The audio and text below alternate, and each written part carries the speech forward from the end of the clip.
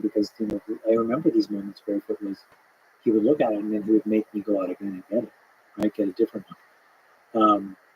Or there was a certain belt that had this kind of belt buckle that stuck out, and you just wanted to make sure that if that was the thing that you were going to get hit by, that it wasn't the buckle facing out, because that really hurt. And so you became hyper aware of which part of the buckle was facing out versus facing in those moments. And there are like hundreds of these little examples, which essentially I would say the through line is that you're just so on edge, right? And you walk into this house and you're just basically trying to get to the point where you leave the house.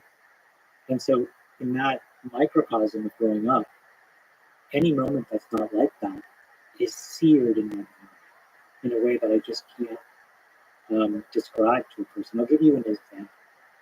I volunteered when I was in grade 5 or 6, I can't remember which it was, in the kindergarten of my school.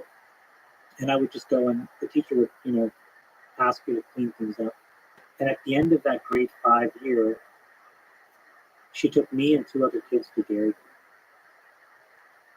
Queen. And I'd never gone to a restaurant, literally, because we didn't have the money. And I remember the first time I tasted this, this Dairy Queen meal. It was like a hamburger, fries, a Coke, and a Blizzard. And I was like, what is this? And I felt so special, because you're getting something that most people would take for granted. Oh, it's a Sunday, or it's oh, I'm really busy, I can go take my kid to. Yo, it's good. Hello. United States. How about you, big dog?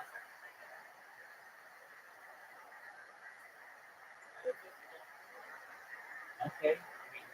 Cool story, bro.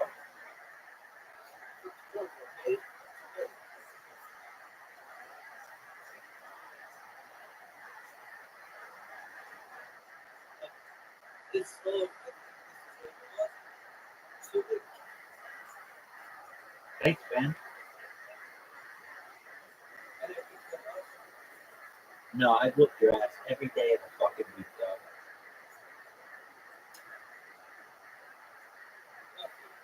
Okay, that's a cool fucking story, dog.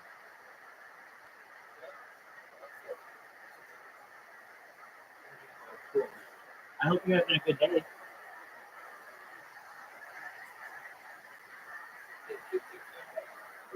All right, is that all you know?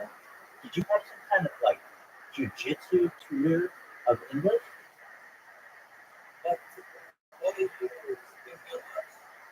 Why not?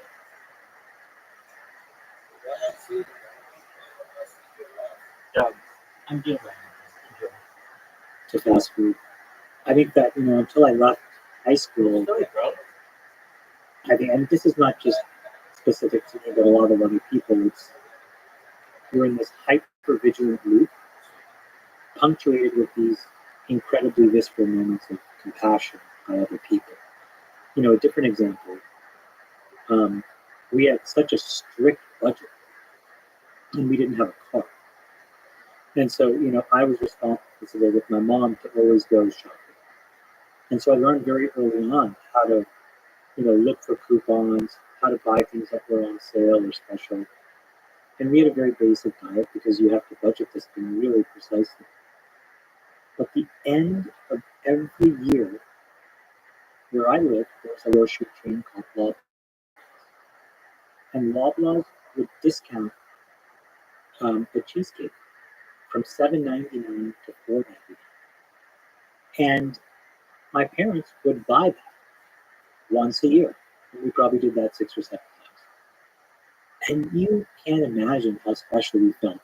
Myself, my 2 sisters, we would sit there, we would watch the New Year's Eve celebration on TV. We would cut this cheesecake into 5 pieces. It felt like everything. So that's sort of how my existence when I was at that age is, for better or for worse, that's how I remember. The hypervigilance loop, is that still with you today? Or what are the echoes of that still with you today, the good and the bad? If you put yourself in the mind of a young child. The thing that does to you is at a very core basic level, it says you're worthless, right? Because if you can step outside of that and you think about any child in the world, they don't deserve to go through that. And at some point, by the way, I should tell you, like, I don't blame them. It was a process to get there. But I feel like they did the best they could. And they suffered their own issues and enormous pressures and stresses. And so, I've really, for the most part, forgiven them. How did you, sorry to interrupt, let go of that blame? That was a really long process where, for I would say the first 35 years of my life, I compartmentalized and I avoided all of those memories. And I sought external validation. Like going back to this self-worth idea. If you're taught as a child that you're worthless, because why would somebody do these things to you? It's not because you're worth something. You think to yourself very viscerally you're worth nothing. And so then you go out and you seek external validation. Maybe you try to go and get into a great college. You try to get a good job. You try to make a lot of money. You try to, demonstrate in superficial ways with the car you drive or the clothes you wear that you deserve people to care about you, to try to make up for that really deep hole. But at some point, it doesn't get filled in. And so you have a choice. And so for me, what happened was in the course of a 6-month period, I lost my best friend and I lost my father. And it was really like the dam broke because the compartmentalization stopped working because the reminder of why I was compartmentalized. And so I had to go through this period of disharmony to really understand and steel man his perspective. And can you imagine trying to do that, to go through all of the things where you have to now look at it from his perspective and find compassion and empathy for what he went through?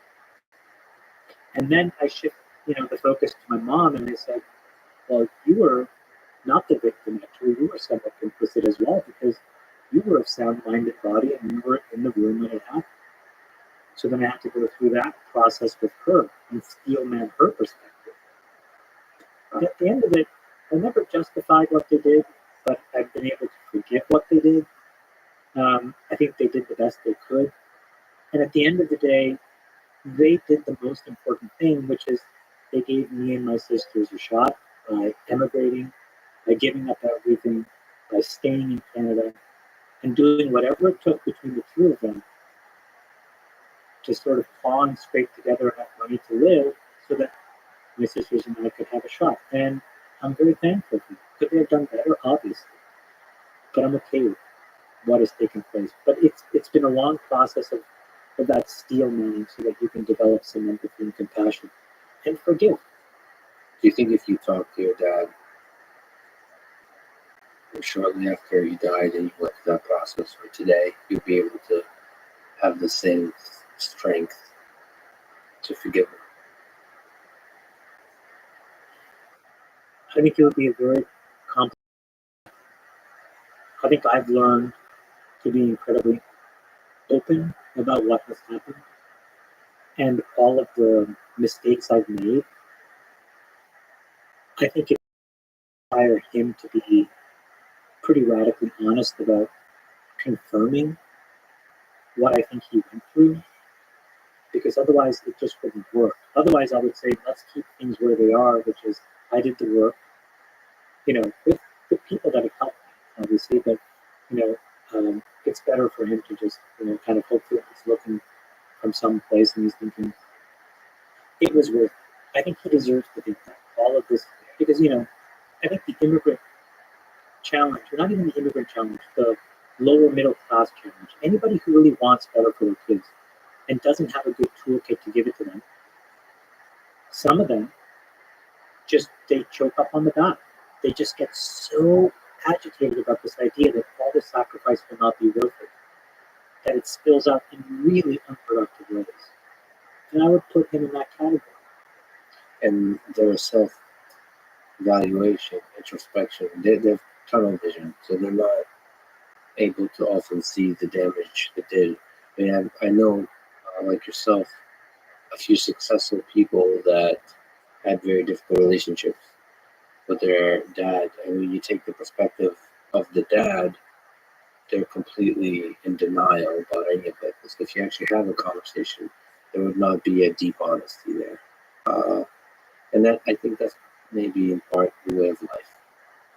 Yeah, and I remember pretty distinctly after I left, and in this, in my middle 30s, where, by all measure, I had roughly become reasonably successful. And my dad didn't particularly care about that, which was so odd because I had to confront the fact that, whether it was a title or money or press clippings, he never really cared. He moved on to a different set of goals, which was more about my character and, being a good person to my family and really preparing me to lead our family when he wasn't there. And that bothered me because I thought I got to the finish line. I thought there was going to be a medal, meaning like I can tell you, Lex, he never told me that he loved me. I'm not sure if that's normal or not. It was my normality. And I thought there's going to be something, some gold star, which never appeared. And so that's like a hard thing to kind of confront because you're like, well, now what is this? What is this all about? Was this all just kind of a ruse? Then I realized that, wait a second, there were these moments where, in his way, again, putting yourself in his shoes, I think he was trying to say he was sorry. He would hold my hand, and he would interlock the fingers, which I thought that's a really intimate way of holding somebody's hand, I think. So I remember those things.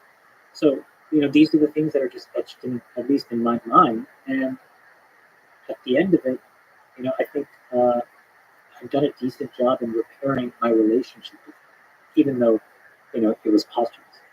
It does make me wonder in which way you and I, we might be broken and not see it.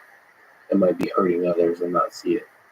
Well, I think that when you grow up in those kinds of environments, there are all different kinds of this kind of dysfunction.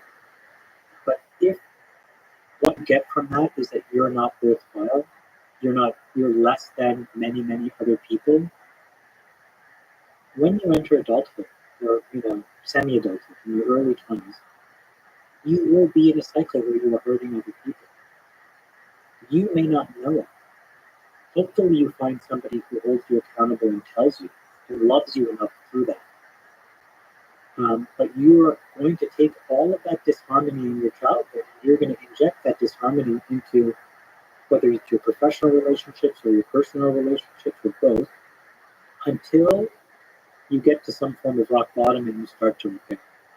And I think there's a lot of people that resonate with that because they have each suffered their own things that at some point in their lives have told them that they're less than, and that they go and cope. And when you cope, eventually those coping mechanisms escalate, and at some point it'll be unhealthy, either for you, but oftentimes for people. Well, from those humble beginnings, you are now a billionaire. How has money changed your life, or maybe the landscape of experience in your life? Does it buy happiness? It doesn't buy happiness, but it buys you a level of comfort for you to really amplify what happiness is. And I kind of think about it in the following way. Let's just say that there's 100 things on the table, and the table says find happiness here, and there are different prices. The way that the world works is that many of these experiences are cordoned off a little bit behind the velvet rope, where you think that there's more happiness as the prices of things escalate. Right? If you live in an apartment, you admire the person with the house. If you live in a house, you admire the person with the bigger house. That person admires the person with, an island, right? Some person drives their car, admires the person who flies, who admires the person who flies business class, who admires the person who flies first, to private. there's all of these escalations on this table. And most people get to the first 5 or 6, and so they just naturally assume that items, 7 through 100 is really where happiness is found. And just to, tell you the finish line, I've tried 100 and back, and I've got like two more hundred to it. And happiness isn't there. But it does give you a level of comfort. I read a study, and I don't know if it's true or not, but it said that the absolute sort of like maximal link between money and happiness is around $50 million. And it was just like a social studies kind of thing that I think one of the Ivy Leagues put out. And underneath it, the way that they explained it was because you could have a home, you could have all kinds of the creature comforts, you could take care of your family, and then you were left to ponder what it is that you really want. I think the challenge for most people is to realize that this escalating arms race of, more things will solve your problems is not true. More and better is not the solution. It's this idea that you are on a very precise journey that's unique to yourself. You are playing a game of which only you are the player. Everybody else is an interloper, and you have a responsibility to design the game. And I think a lot of people don't realize that, because if they did, I think they would make a lot of different decisions about how to live. And I still do the same thing. I mean revert to basically running around asking other people, what will make you like me? What will make me more popular in your eyes? And I try to do it. And it never works. It is just a complete dead end. Is there negative aspects to money? Like, for example, it becoming harder to find people you can trust? I think the most negative aspect is that it amplifies a 360-degree view of your personality. Because there are a lot of people, and society tells you that more money is actually better. You are a better person somehow. And you're factually more worthwhile than some other people that have less. That's also a lie. But when you're given that kind of attention, it's very easy for you to become a caricature of yourself. That's probably the single worst thing that happens to you. But I say it in the opposite way. I think all I've ever seen in Silicon Valley, as an example, is that when somebody gets a hold of a lot of money, it tends to cause them to become exactly who they were meant to be. They're either a kind person, they're either a curious person, they're either a jerk, they're either cheap. They can use all kinds of masks, but now that there's no expectations and society gives you a get out of jail free card, you start to behave the way that's most comfortable to you. So you see somebody's innate personality. And that's a really interesting thing to observe, because then you can very quickly bucket sort where do you want to spend time and who is really, additive to your gameplay and who is really a negative detractor to you. You're an investor, you're also a kind of philosopher. You analyze the world in all its different perspectives on All In podcasts, on Twitter, everywhere. Do you worry that money puts you out of touch from being able to truly empathize with the experience of the general population, which in part, first of all, on a human level, that could be limiting, but also as an analyst of human civilization, that could be limiting? I think it definitely can for a lot of people, because it's an abstraction for you to stop caring. I also think the other thing is that you can very quickly, especially in today's world, become the scapegoat. Just to use a Girardian, like René Girard, if you think about like mimetic theory in a nutshell, we're all competing for these very scarce resources that we are told is worthwhile. And if you view the world through that Girardian lens, what are we really doing? We are all fighting for scarce resources, whether that's Twitter followers, money, acclaim, notoriety, and we all compete with each other. And in that competition, Girard writes, like, the only way you escape that loop is by scapegoating something or somebody.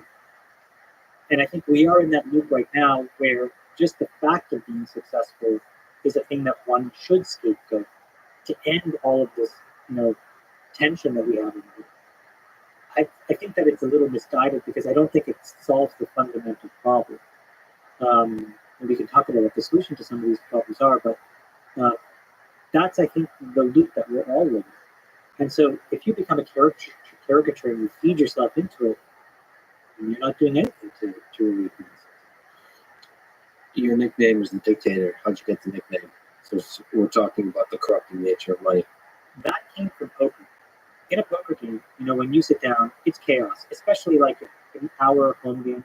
There's a ton of big egos. There's people always watching, railbirding the game, all kinds of interesting folks.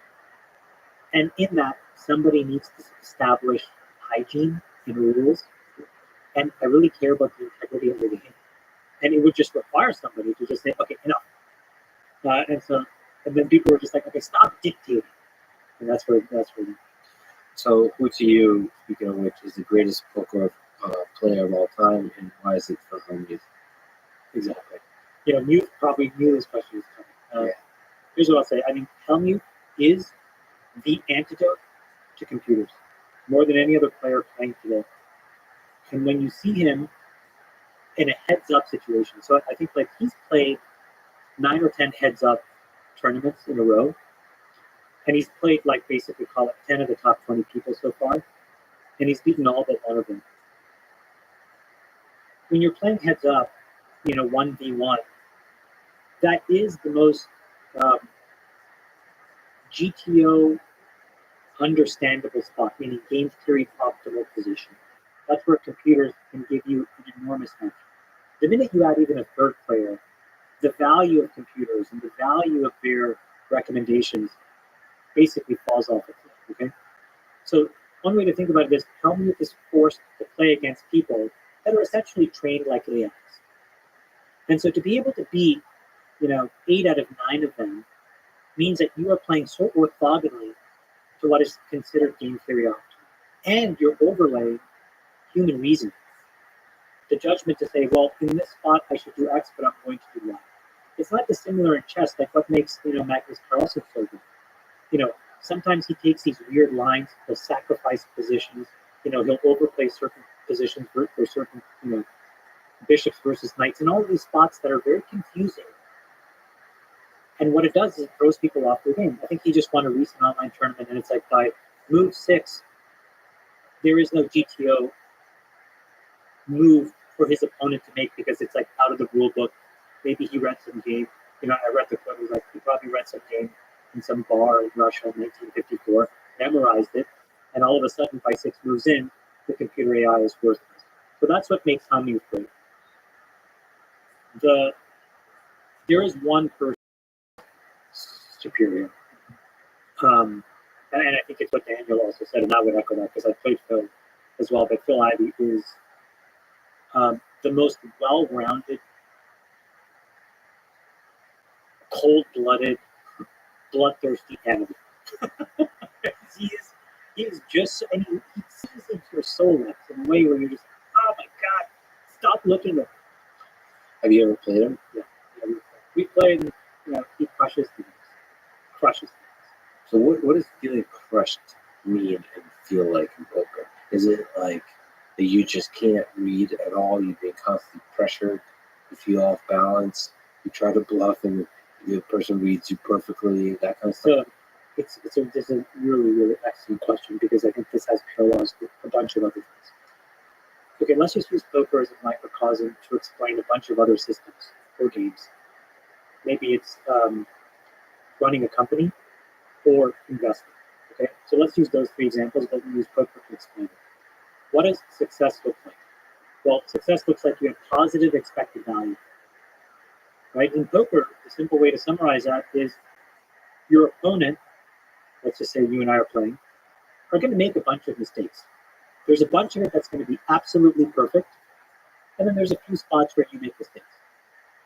And then there's a bunch of places in the poker game where I play perfectly, and I make a few mistakes.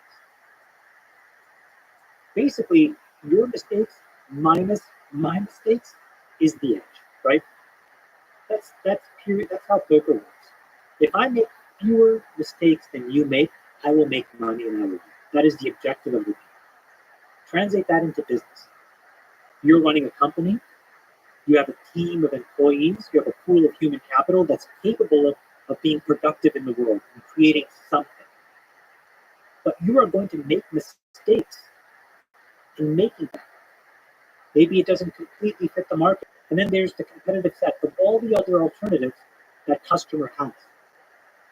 Their mistakes minus your mistakes is the expected value of Google, Facebook, Apple, etc. Okay? Now take investing. Every time you buy something, somebody else on the other side is selling it to you. Is that their mistake? We don't know yet.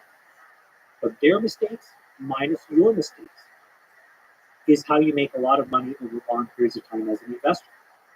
Somebody sold you Google at $40 a share. You bought it and you kept it. Huge mistake on their part, minimal mistakes on your part. The difference of that is the money that you make. So life could be summarized in many ways in that way. So the question is, what can you do about other people's mistakes? And the answer is nothing. That is somebody else's game. You can try to influence them. You could try to subvert them. Maybe you plant a spy inside of that other person's company to sabotage them. I guess there are things at the edges that you can do. But my firm belief is that life success really boils down to how do you control your mistakes. Now, this is a bit counterintuitive. The way you control your mistakes is by making a lot of mistakes. So taking risks You have to. is somehow You have to. a You way have to minimize the number of mistakes. Let's just say you want to find love. You know, you want to find something Go on. deeply connected. Yeah. Do you do that by not going out on dates? Yes. Sorry. You're the only person that thinks that's yes. No, I'm joking. No, but you know what I mean? Like, you have to date people. You have to open yourself up. You have to be authentic, and like, you give yourself a chance to get hurt. But you're a good person. So you know what happens when you get hurt? That is actually good. Okay? And if you are inauthentic, that's your mistake.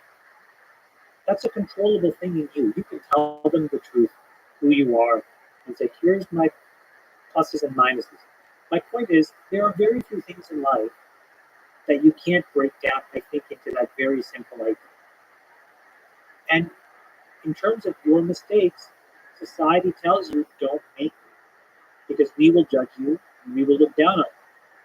And I think the really successful people realize that actually no, it's the cycle time of mistakes that gets you to success.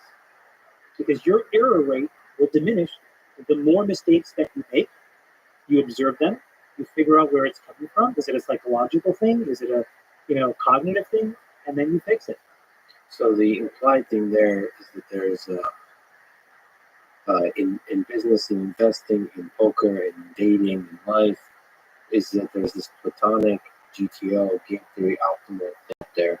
That's when you say mistakes, you're always comparing to that optimal path you could have taken.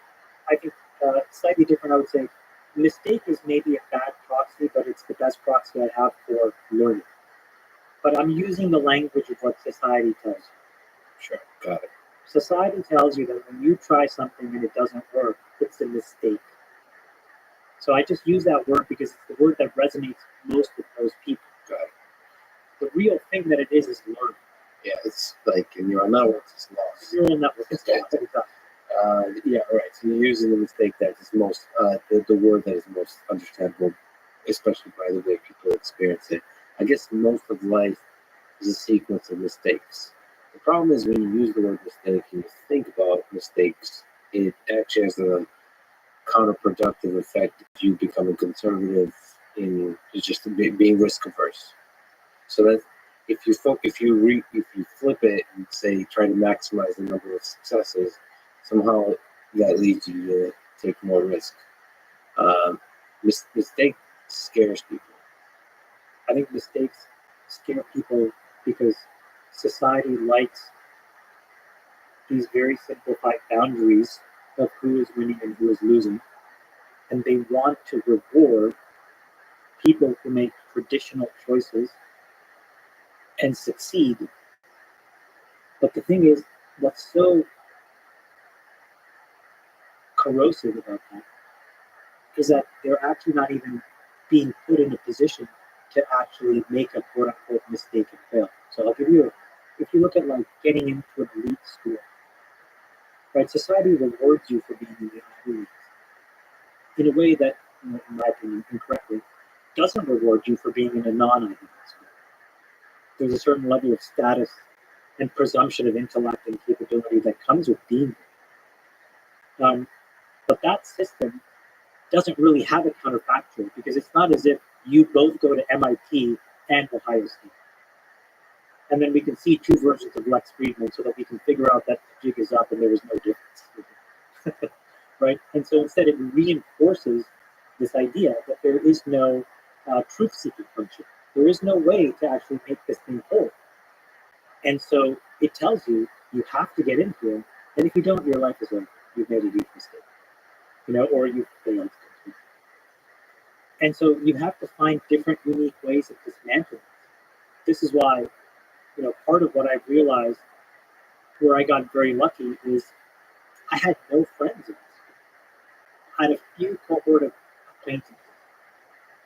But part of being so hypervigilant when I grew up was I was so ashamed of that world that I had to live in. I didn't want to bring anyone into it. I could not see myself that anybody would accept me.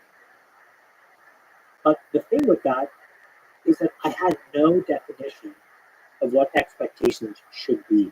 So they were not guided by the people around me. And so I would escape to define my expectations.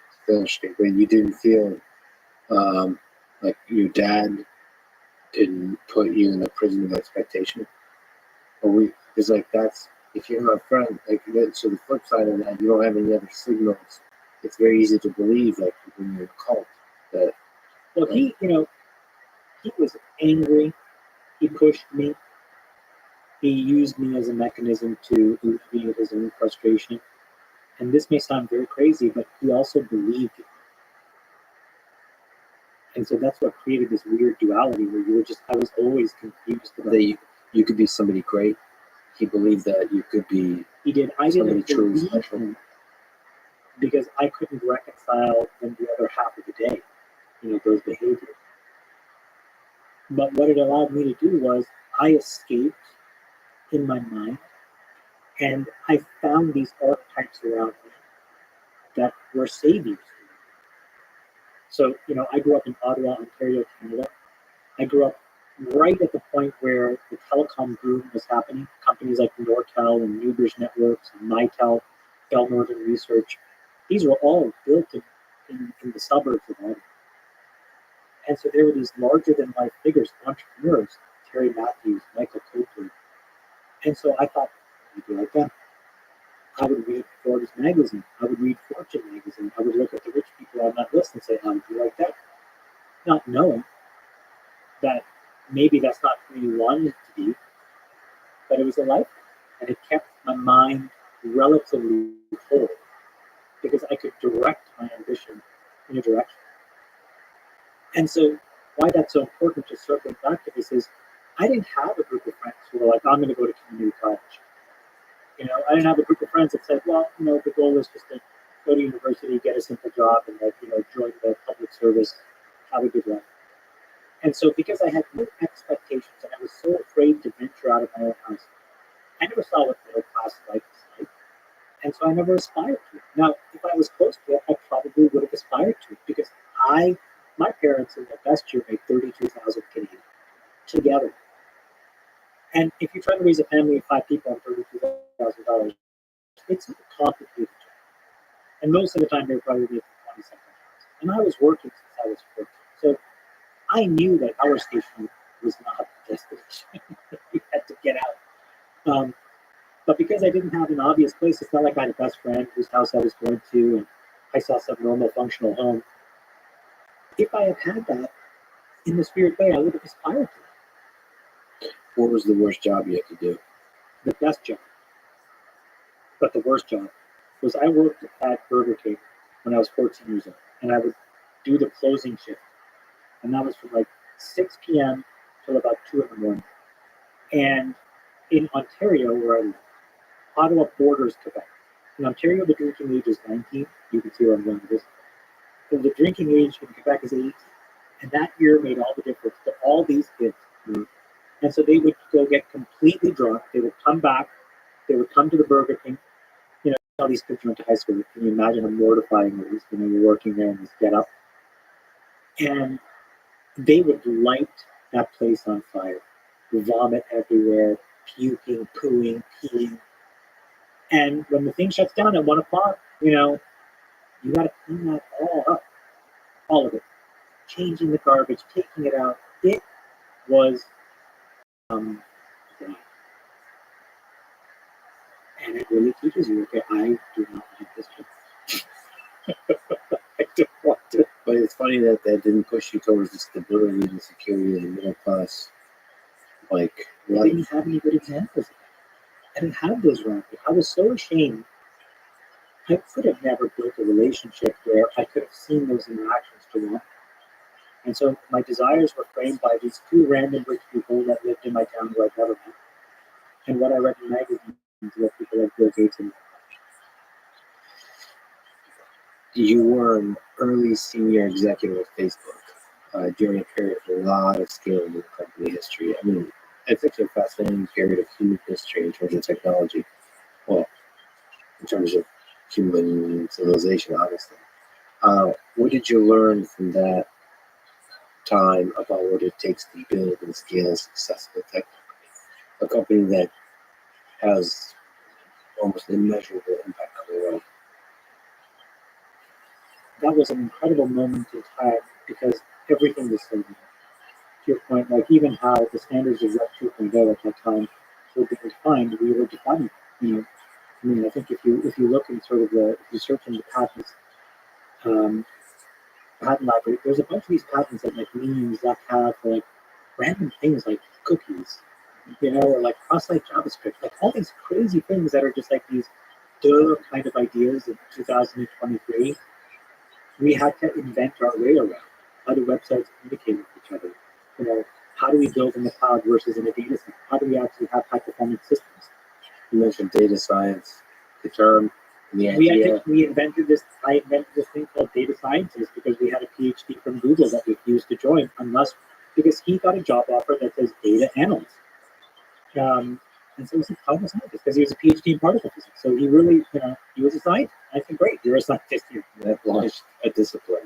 That launched a I discipline. mean, the term, you know, what's a really very other name, but yeah, you know, sometimes words that just launch entire fields, and it did in that case. And you didn't. I mean, I guess at that time you didn't anticipate the impact of machine learning on the entirety of the whole process, because you need machine learning to have both ads and recommender systems to have the feed for the social network. Exactly right. The first real scaled version of machine learning was this thing that Facebook introduced called PYMK, which is people you may know. And the simple idea was that can we initiate a viral mechanic inside the application? When you log in, we grab your credentials, we go to your email inbox, we harvest your address book, we do a compare, we make some guesses, and we start to present other people that you may actually know that may not be in your address book. Really simple, you know, a couple of joins or some tables, whatever. And it started to just go crazy. And the number of people that you were creating this density and entropy inside this social graph with what was some really simple basic math. And that was eye-opening for us. And what it led us down this path of is really understanding the power of all this machine. And so that infused itself into newsfeed, you know, and how the content that you saw could be tailored to who you were and the type of person that you were. So there was a moment in time that all of this stuff was so new. How did you translate the app to multiple languages? How do you launch the company in all of these countries? How much of it is just kind of stumbling into things, using your best, like, first principles, gut thinking, and how much is it like 5, 10, 15, 20-year vision? Like, how much was thinking about the future of the internet and the metaverse and the humanity and all that kind of stuff? Because the news feed sounds trivial. I'll say something But that's like changes everything. well, you have to remember, like, news feed was named, and we had this thing where we would just name things what they were. And at the time, all of these other companies, and if you go back into the Wayback Machine, you can see this. People would invent, an MP3 player, and they would come up with some crazy name, or they would invent a software product and come up with a crazy name, right? And it sounded like the pharma industry, you know, Blocazimab, tag your best friends. Yeah. And you think, what is this? This makes no sense. And this was Zuck's thing. It was like, well, this is a feed of news, so we're going to call it news feed. This is where you tag your photos, so we're going to call that photo tag. I mean, literally, pretty obvious stuff. So the way that those things came about, though, was very experimental. And this is where I think it's really important for people to understand. I think Bezos explains this the best. There is a tendency after things work to create a narrative fallacy because it feeds your ego. And you want to have been the person that saw it coming. And I think it's much more honest to say we were very good probabilistic thinkers that tried to learn as quickly as possible, meaning to make as many mistakes as possible. And if you look at this very famous placard that Facebook had from back in the day, what did it say? It said, move fast and break things. In societal language, that's saying make mistakes as quickly as you can. Because the minute you break something, we don't do that by design. It's not a feature. Theoretically, it's a bug. But he understood that, and we embraced that.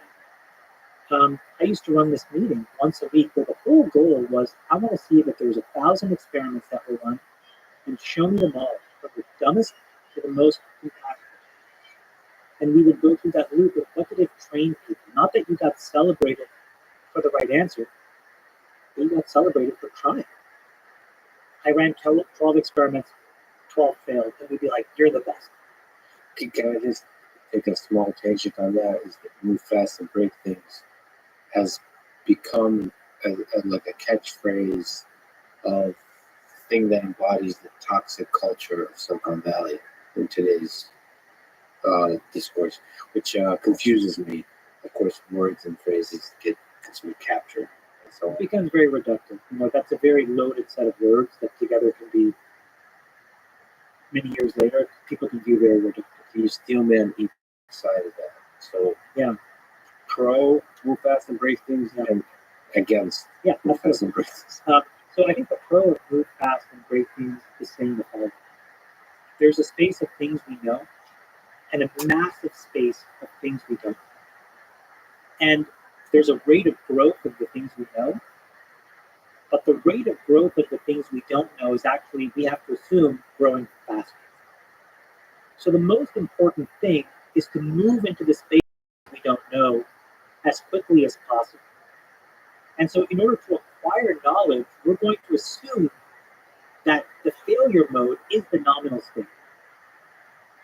And so we just need to move as quickly as we can, break as many things as possible, which means like things are breaking in code, do the root cause analysis, figure out how to make things better, and then rapidly move into the space. And he or she who moves fastest into that space will win. It doesn't imply carelessness, right? It doesn't imply moving fast without also aggressively picking up the lessons from the mistakes you make. Well, again, that's steel manning the pro, which is it's a thoughtful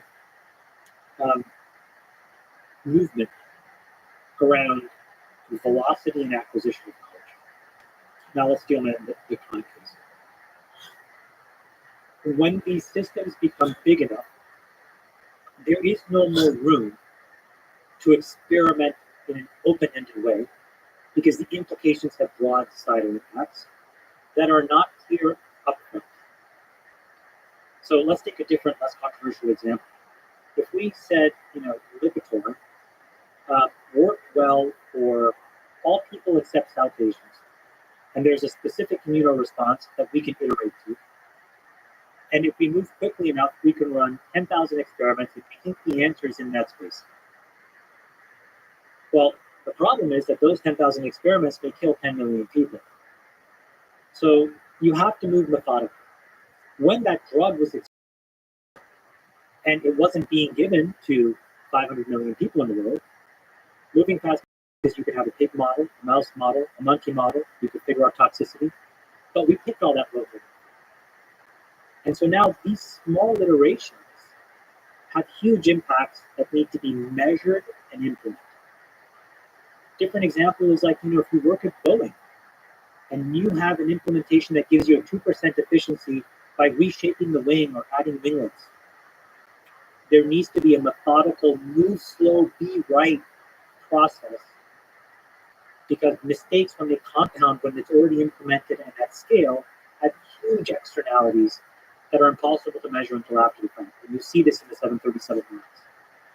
So that's how one would steelman the Kant case, which is that when an industry becomes critical, you got to slow down. This makes me sad because some industries, like Twitter and Facebook, are a good example. They achieve scale very quickly before really exploring the big area of things to learn.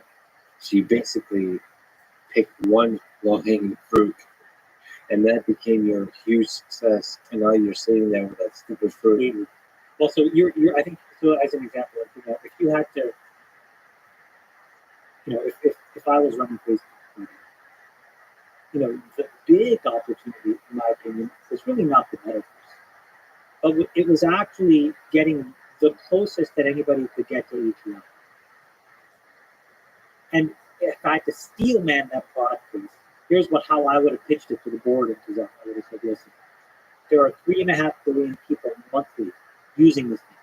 If we think about human intelligence very reductively, we would say that there's a large portion of it which is cognitive, and then there's a large portion of it which is emotional. We have the best ability to build a multimodal model that basically takes all of these massive inputs together to try to intuit how a system would react to all kinds of stimuli. That, to me, would have been a profound leap forward for humanity. Can you dig into that a little bit more? So, in terms of, now this is a board meeting, how would that make Facebook money? I think that you have all of these systems over time that we don't know could benefit from some layer of reasoning to make it better. What does Spotify look like when, instead of just a very simple recommendation engine, it actually understands sort of your emotional context and your mood and can move you to a body of music that you like? What does it look like if, your television, instead of having to go and channel sort of, 50,000 shows on a whole DVI, instead just has a sense of what you're into and shows it to you. What does it mean when you get in your car and it actually drives you to a place because you should actually be there even though you don't know it? These are all random things that make no sense a priori, but it starts to make the person or the provider of that service the critical reasoning layer for all these everyday products that today would look very flat without that reasoning. And I think you license that and you make a lot of money. So in many ways, instead of becoming more of the pixels that you see, you become more of the bare metal that actually creates that experience. And if you look at the companies that are multi-decade legacy kinds of businesses, the thing that they have done is quietly and surreptitiously move down the stack. You never move up the stack to survive. You need to move down the stack. So if you take that OSI reference stack, right, these layers, how you build an app from the physical layer to the transport layer all the way up to the app layer, you can map from the 1980s all the big companies that have been created, right? All the way from Fairchild Semiconductor, NatSemi, to Intel, to Cisco, to 3Com,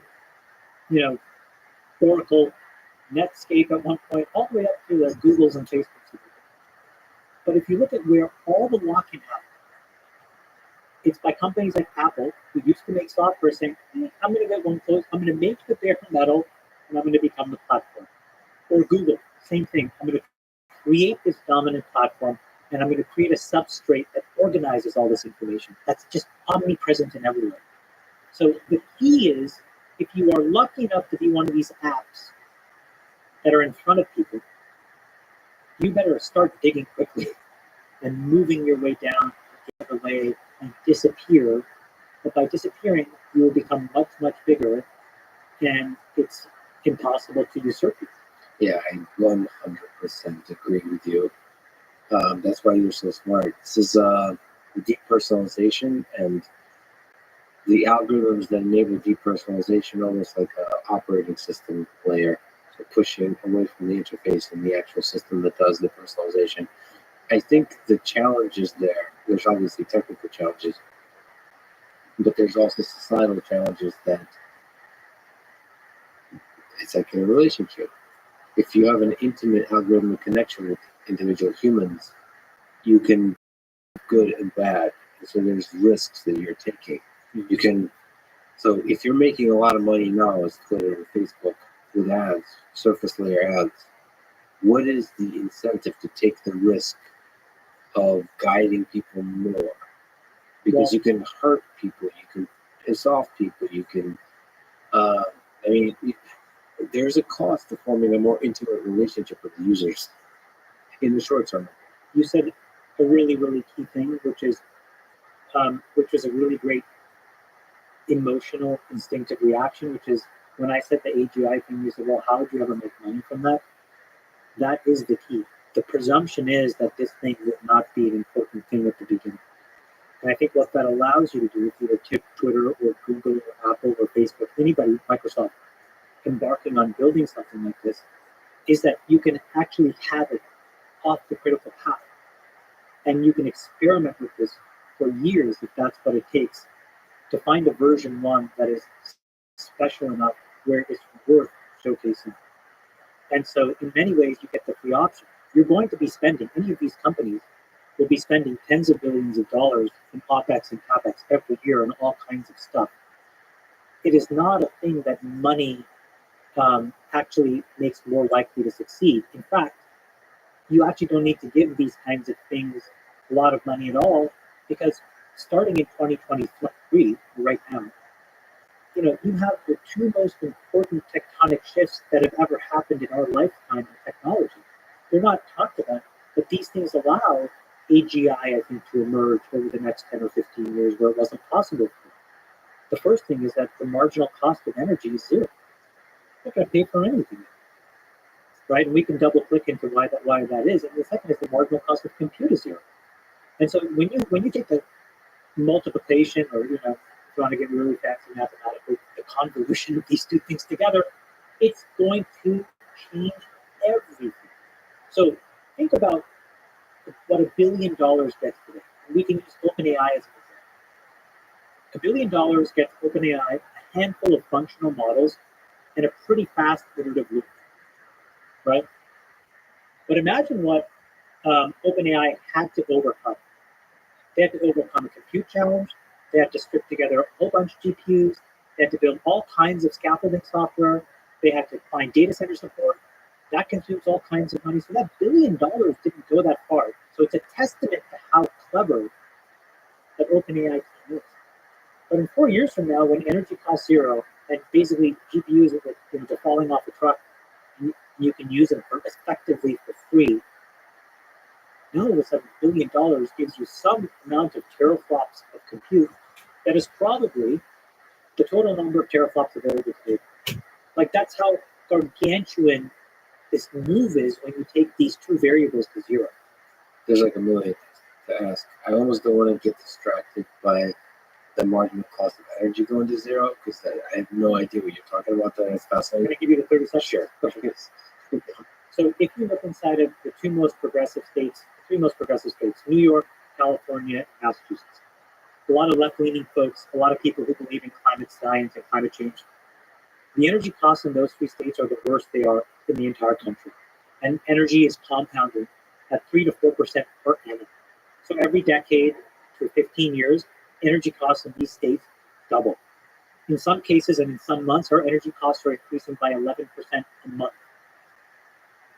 But the ability to actually generate energy is now effectively zero. The cost per kilowatt hour to put a solar panel on your roof and a battery wall inside your garage is the cheapest it's ever been. These things are the most efficient they've ever been.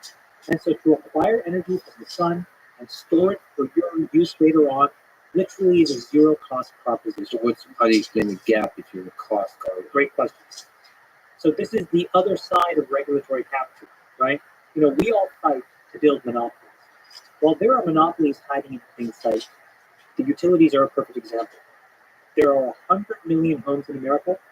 There are about 1,700 utilities in America. So they have captive markets. But in return for that captive market, the law says you need to invest a certain amount per year in upgrading that power line, in changing out that turbine, in making sure you transition from coal to wind or whatever. Just as an example, upgrading power lines in the United States over the next decade is a $2 trillion proposition.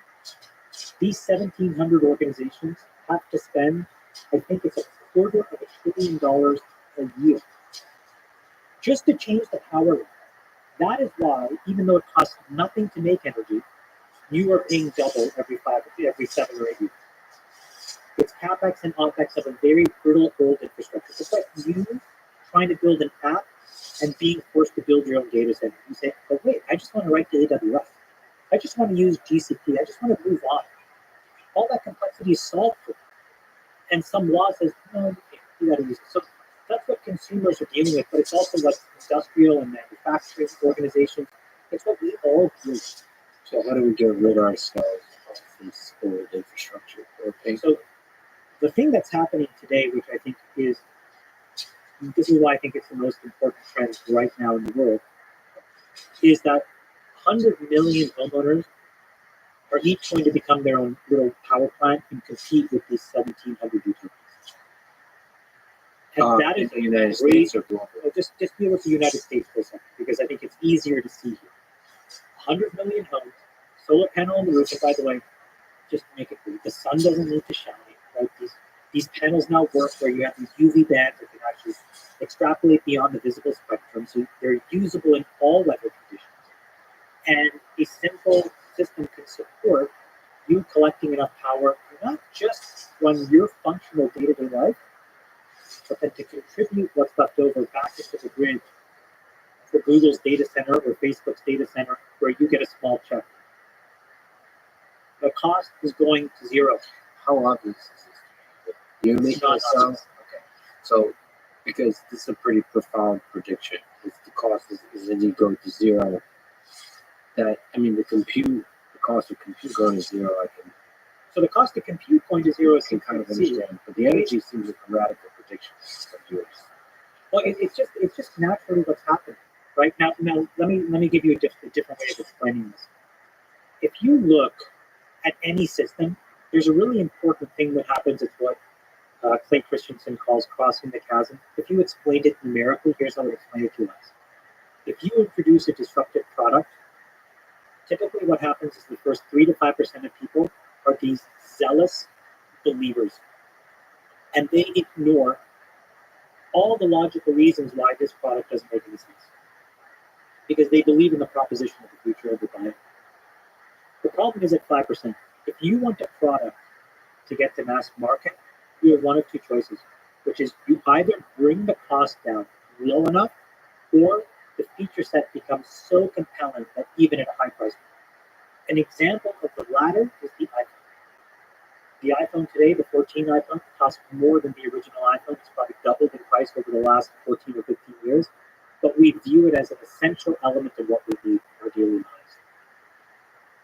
It turns out that battery EVs and solar panels are an example of that, because people like President Biden, with all of these subsidies, have now introduced so much money for people to just do this, where it is a money-making proposition for 100 million homes. And what you're seeing as a result are all of these companies who want to get in front of that trend. Why? Because they want to own the relationship with 100 million homeowners. They want to manage the power infrastructure. Amazon, Home Depot, Lowe's, you just name the company. So if you do that, and you control that relationship, they're going to show you, for example, Amazon will probably say, if you're a member of Prime, we'll stick the panels on your house for free. We'll do all the work for you for free. And it's just a feature of being a member of Prime. And we'll manage all that energy for you. It makes so much sense, and it is mathematically accretive for Amazon to do that. It's not accretive for the existing energy because they get blown up. It's extremely accretive for peace and prosperity. If you take the number of wars we fight over natural resources, take them all off the table if we don't need energy for abroad. There's no reason to fight. You'd have to find a reason to fight. Meaning, there'd be a moral reason to fight, but the last number of wars that we fought were not as much rooted in morality as they were rooted. Yeah, it feels like they were very much rooted in conflict over resources, energy specifically. And then, just the last thing I want to say, I'll keep it with the chips. What people want to say is that, now that we're at 2 and 3 nanometer scale for typical kind of like transistor fab, we're done. And, forget about transistor density, forget about Moore's law, it's over. And I would just say, look at teraflops. And really, teraflops is the combination of CPUs, but much and much less important, and really is the combination of ASICs, so application-specific ICs, and GPUs.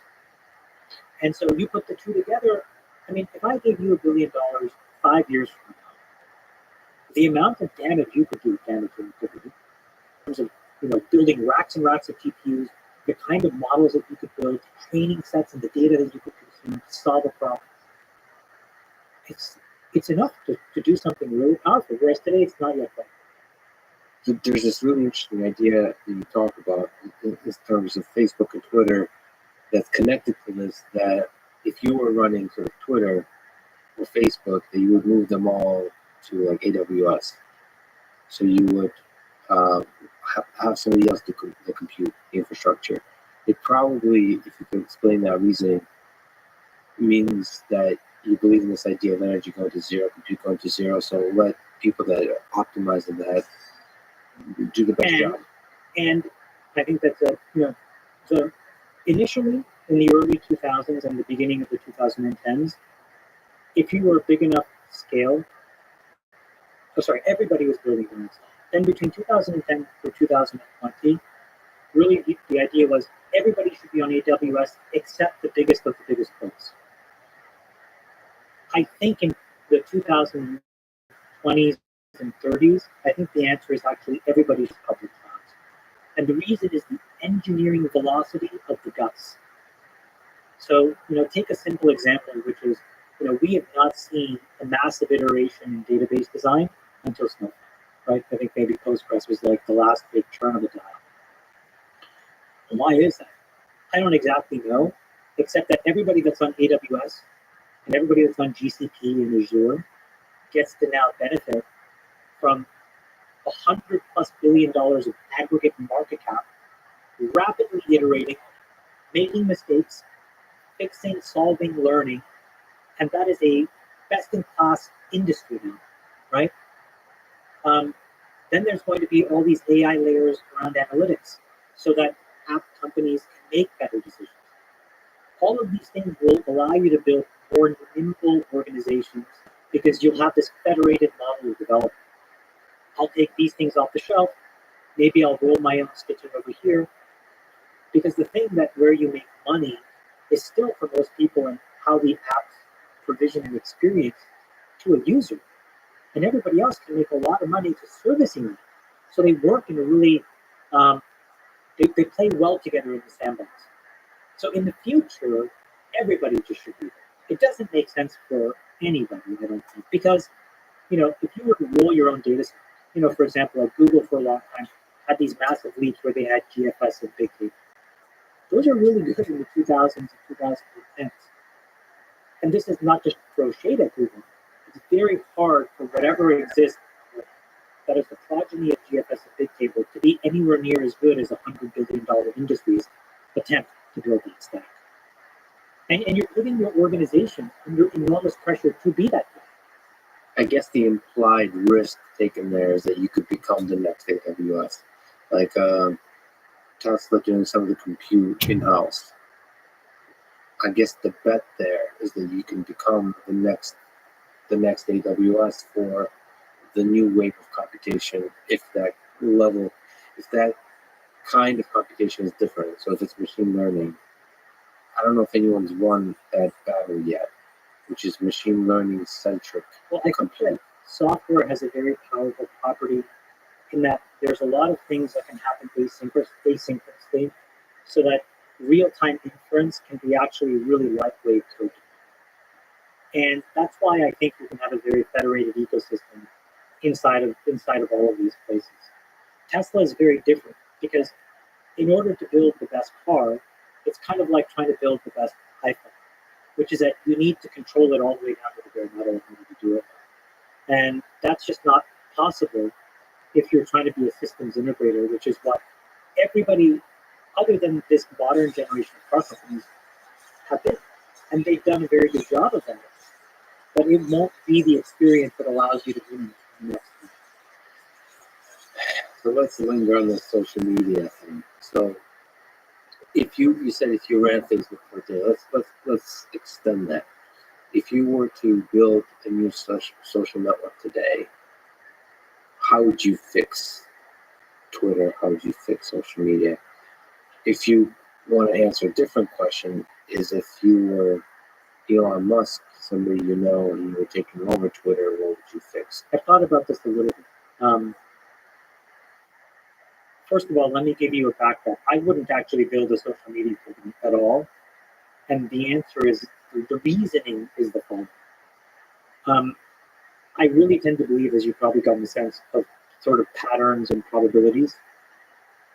And if you said to me, Trump, probabilistically answer where are we going in apps and social experiences, what I would say is we spent the first decade building platforms and getting them to scale.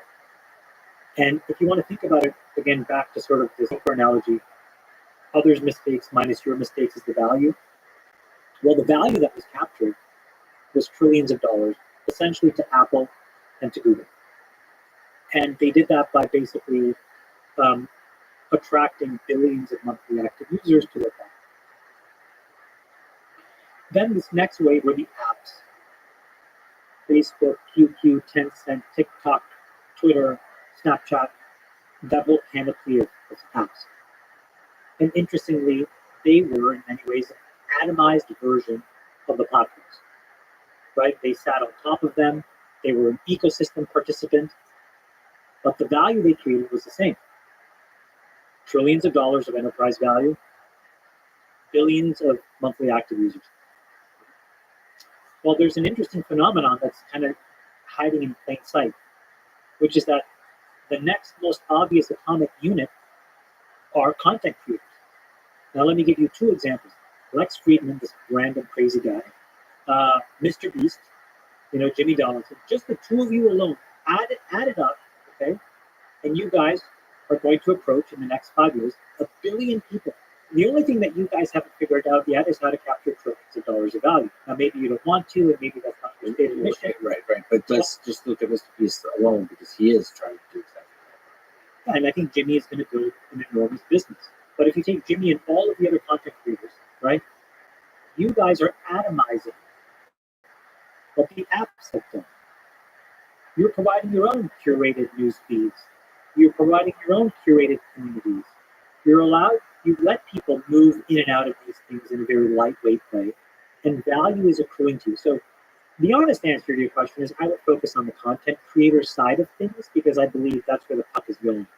That's a much more important shift in how we all consume information, content, and are entertained. It's through brands like you, individual people that we can humanize and understand are the filter. But aren't you just arguing against the point you made earlier, which is what you recommend is to invest in the AGI, the depersonalization? Because they could still be a participant in that end state. If that happens, you have the option value of being an enabler, right? You can help improve what they do. Again, you can be this bare metal service provider, where you can be a tax. Yeah. Right. You can participate in every thing that you do, every question that's asked, every comment that's curated, if you could have more intelligence as you provide a service to your fans and your audience, you would probably pay a small percentage of that revenue. I suspect all content creators would. And so it's that stack of services that is like a smart human being. It's like, how do you help produce this information? You would pay a producer for that. I mean, maybe you would. So back to your question. So what would I do? I think that you have to move into that world pretty aggressively. I think that right now you first have to solve what is broken inside of these social networks. And I don't think it's a technical problem. So just to put it out there, I don't think it's it's one where there are these nefarious organizations. That happens. Brigading XYZ, that happens. But the real problem is a psychological one that we're dealing with, which is people through a whole set of situations have lost belief in themselves. And I think that comes up as this very virulent form of rejection that you try to put into these social networks. So if you look inside of comments on anything, like you could have a person that says on Twitter, "I saved this dog from a fiery building," and there would be negative comments. And you're like, well, again, put yourself in their shoes. How do I steel man their case? I do this all the time. I get people throw shade at me. I'm like, okay, let me steel man their point of view. And the best that I can come up with is, I'm working really hard over here. I'm trying. I played by all the rules that were told to me. I played well. I played fairly. And I am not being rewarded in a system of value that you recognize. And that is making me mad. And now I need to cope and I need to vent. So back in the day, my dad used to drink. He would make me go get things to tip me with. Today, you go to Twitter, you spot off, you try to deal with the latent anger that you feel. So a social network is to be designed, in my opinion, to solve that psychological corner case, because it is what makes a network unusable. To get real density, you have to find a way of moving away from that toxicity, because it ruins a product experience. You could have the best pixels in the world, but if people are virulently spitting into their keyboards, other people are just going to say, you know what, I'm done with this. It doesn't make me feel good. So the social network has to have a social cost. You can do it in a couple ways. One is where you have real world identity. So then there's a cost to being virulent, and there's a cost to being caustic. The second way is to actually just overlay an economic framework so that there's a more pertinent economic value that you assign to basically spouting off. And the more you want to spend, the more you can save. And I think both have a lot of value. I don't know what the right answer is. I tend to like the latter. I think real world identity shuts down a lot of debate because there's still too much, there's a sensation that there'll be some retribution. So I think there's more free speech over there, but it cannot be costless. Because in that, there's a level of toxicity that just makes these products unusable. Third option, and by the way, all these work together. If we look at this, what you call the corner case, which is hilarious, what I would call the human condition, which is, that anger is rooted with the challenges of life. And what about having an algorithm that shows you what you see, that's personalized to you and helps you maximize your personal growth in the long term, such that you're challenging yourself, you're improving, you're learning. There's just enough of criticism to keep you on your toes. There's just enough of the dopamine rush to keep you entertained, and finding that balance for each individual person. You just described an AGI of a very empathetic all-around friend. Yes, exactly. And then you can throw that person, even anonymous, into a pool of discourse, 100%. And they would be better. You're absolutely right. That's a very, very, very elegant thing to say. You're absolutely right. But like you said, the AGI might be a few years away, so that's a huge investment. My concern, my gut feeling is this thing we're calling AGI is actually not that difficult to build technically, but it requires a certain culture, and it requires a certain risks to be taken. I think you could reductively boil down the human intellect into cognition and emotion. And, depending on who you are, depending on the moment, they're weighted very differently, obviously. Cognition is so easily done by computers that we should assume that that's a solved problem. So our differentiation is the reason. It's the emotional overlay.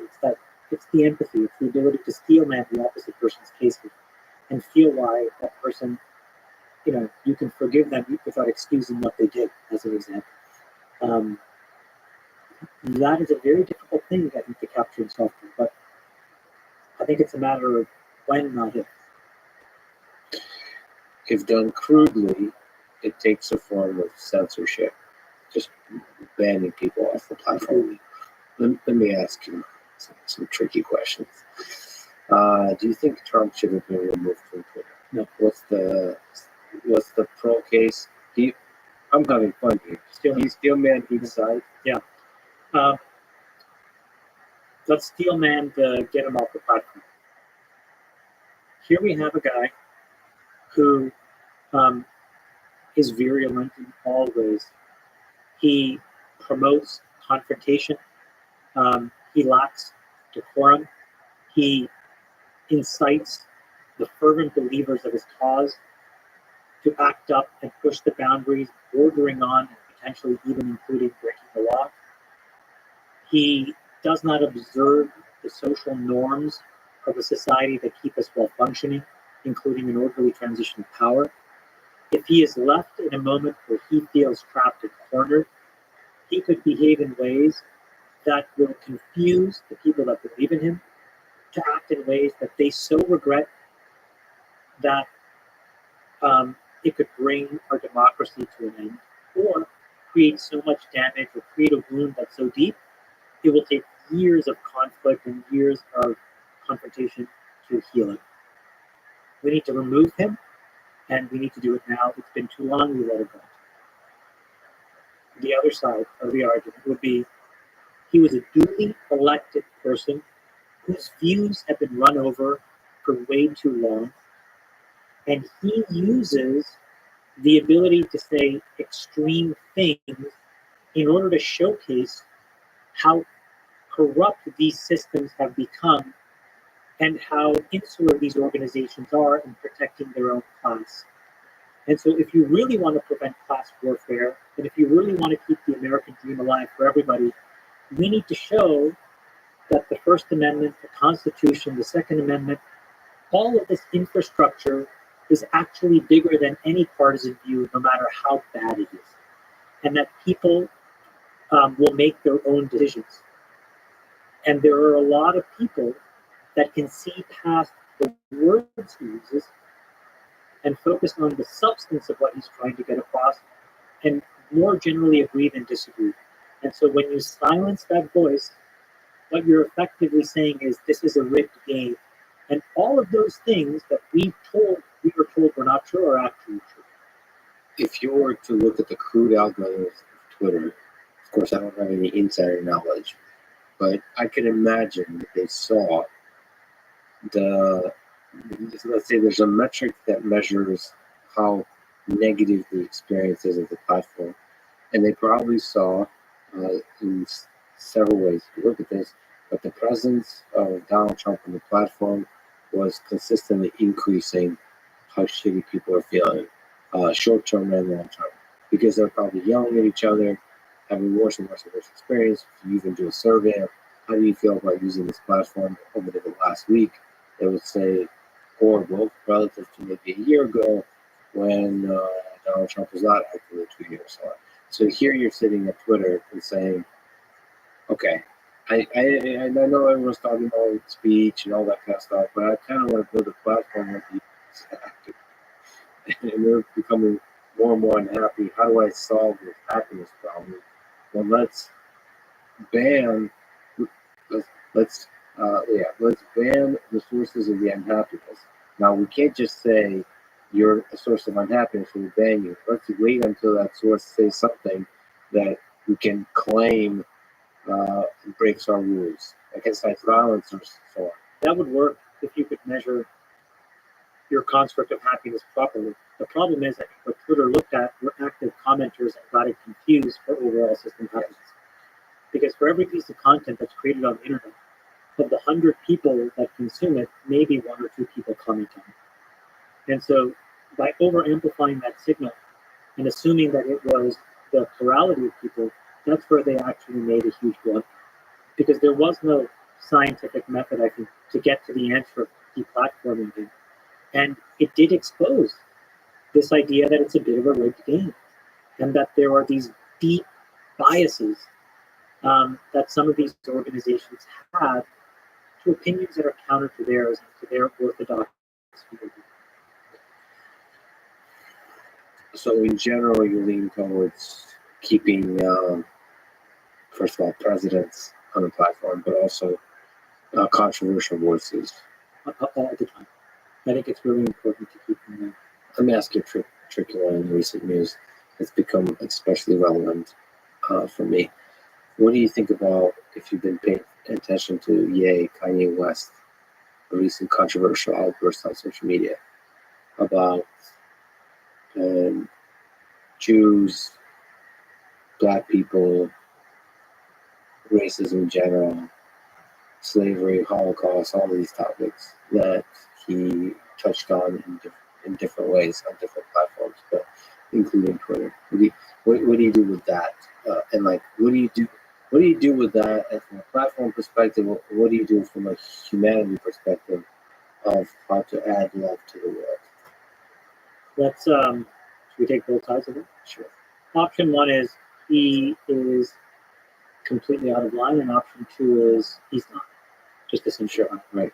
So the path 1 is he's an incredibly important tastemaker in the world that defines the belief system for a lot of people. And there just is no room for any form of racism or bias or anti-Semitism in today's day and age, particularly by people whose words and comments will be amplified around the world. You've already paid a large price for that, and then the expectation of success is some amount of societal decorum that keeps moving the ball forward. The other side would say life, I think, goes from harmony to disharmony to repair. And anybody who has gone through a very complicated divorce will tell you that in that moment, your life is extremely disharmonious and you are struggling to cope. And because he is famous, we are seeing a person really struggling in a moment that may need help. And we owe it to him, not for what he said, because that stuff isn't excusable, but we owe it to him to help him in a way, and particularly his friends. And if he has real friends, hopefully what they see is that. What I see on the outside looking in is a person that is clearly struggling. Can I ask you like a human question? I know it's outside looking in, but there's several questions I want to ask. So one is about the pain of going through a divorce and having kids and all that kind of stuff.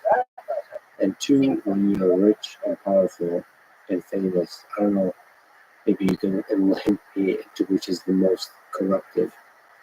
But how do you know who are the friends to trust? So a lot of the world is calling Kanye insane, or like has mental illness, all that kind of stuff. And so how do you have friends close to you that say something like that message, but from a place of love and where they actually care for you, as opposed to trying to get you to shut up? The reason I ask all those questions, I think, if you care about the guy, how do you help? Right. I've been through a divorce. It's gut-wrenching. The most horrible part is having to tell your kids. I can't even describe to you how proud I am of how resilient these three beautiful little creatures were when my ex-wife and I had to sit them down and talk to her.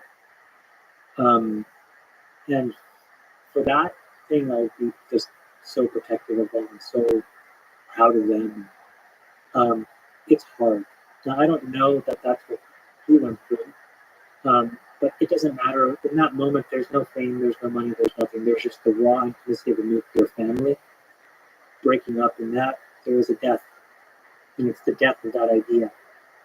And that is extremely, extremely profound in its impact, especially for children. It is really hard, really hard. Could you have seen yourself in the way you see the world being clouded, especially at first, to where you would make poor decisions outside of that nuclear family? So like poor business decisions, poor tweeting decisions, poor I think that writing decisions. if I had to boil down a lot of those, what I would say is that there are moments in my life, Lex, where I have felt meaningfully less than. And in those moments, the loop that I would fall into is I would look to cope and be seen by other people. So I would throw away all of the work I was doing around my own internal validation, and I would try to say something or do something that would get the attention of others. And oftentimes, when that loop was unproductive, it's because those things had really crappy consequences. So, that was yeah. So yeah, I went through that as well. So I had to go through, this disharmonious phase in my life, and then to return. I had the benefit of meeting someone and building a relationship, block by block, where there was just enormous accountability. Where the partner that has just incredible empathy, by accountability. And so she can put herself in my shoes sometimes when I'm a really tough person to be around, but then she doesn't let me off the hook. She can forgive me, but it doesn't make what I may have said or whatever excusable. And that's been really helpful for me. It's helped me repair my relationships, be a better parent, be a better friend to my ex-wife, who's a beautiful woman, who I love deeply, will always love her. And it took me a few years to see that it was just a chapter that had come to an end, but she's an incredible mother and an incredible businesswoman. I'm so thankful that I've had two incredible women in my life. That's like a blessing. So, but it's hard. So it's hard to find a person that has that. A lot of stuff you say is pretty profound. But having that person who has empathy and accountability. So basically, that's ultimately what great friendship is, which is people that love you and have empathy for you, but can also call you out on your mission. She's a LeBron James-like figure. And the reason I say that is I've seen and met so many people. I've seen the distribution on the scale of friendship and empathy. She's the LeBron James of friendship. She's a goat. Well, what's so funny is we have a dinner around poker, and it's taken on a life of its own, mostly because of her, because these guys look to her. And I'm like, whoa. She's thinking her registers are already full. She's doing all kinds of crap with me. But it's a very innate skill, and it's paired with, but it's not just an emotion. Meaning, she's the person that I make all my decisions with. These decisions we're making together as a team. I've never understood that. There's that African proverb like, "Go fast, go alone; go far, go together." And Lex, since I was born, I was by myself, and I had to cope, and I didn't have a good toolkit to use into the world.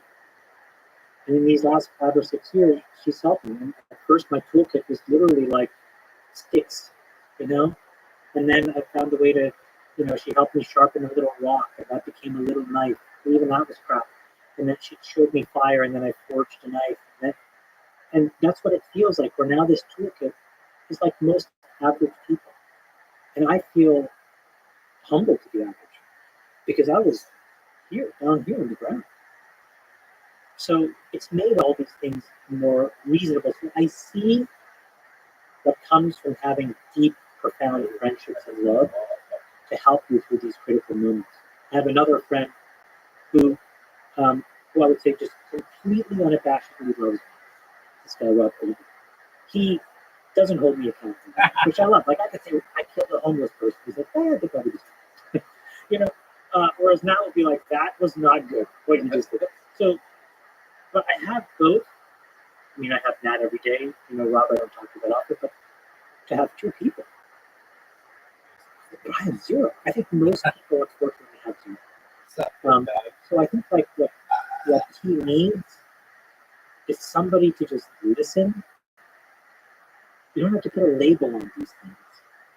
And you just have to try to guide in these very unique moments where you can just like de-escalate what is going on in your mind. And I suspect what's going on in his mind, you have to play armchair quarterback, I don't know, is that he's in a moment where he just feels lower.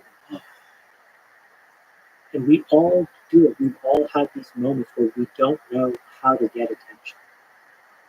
And if you didn't grow up in a healthy environment, you may go to a negative way to get attention. And it's not to excuse it, but it's to understand.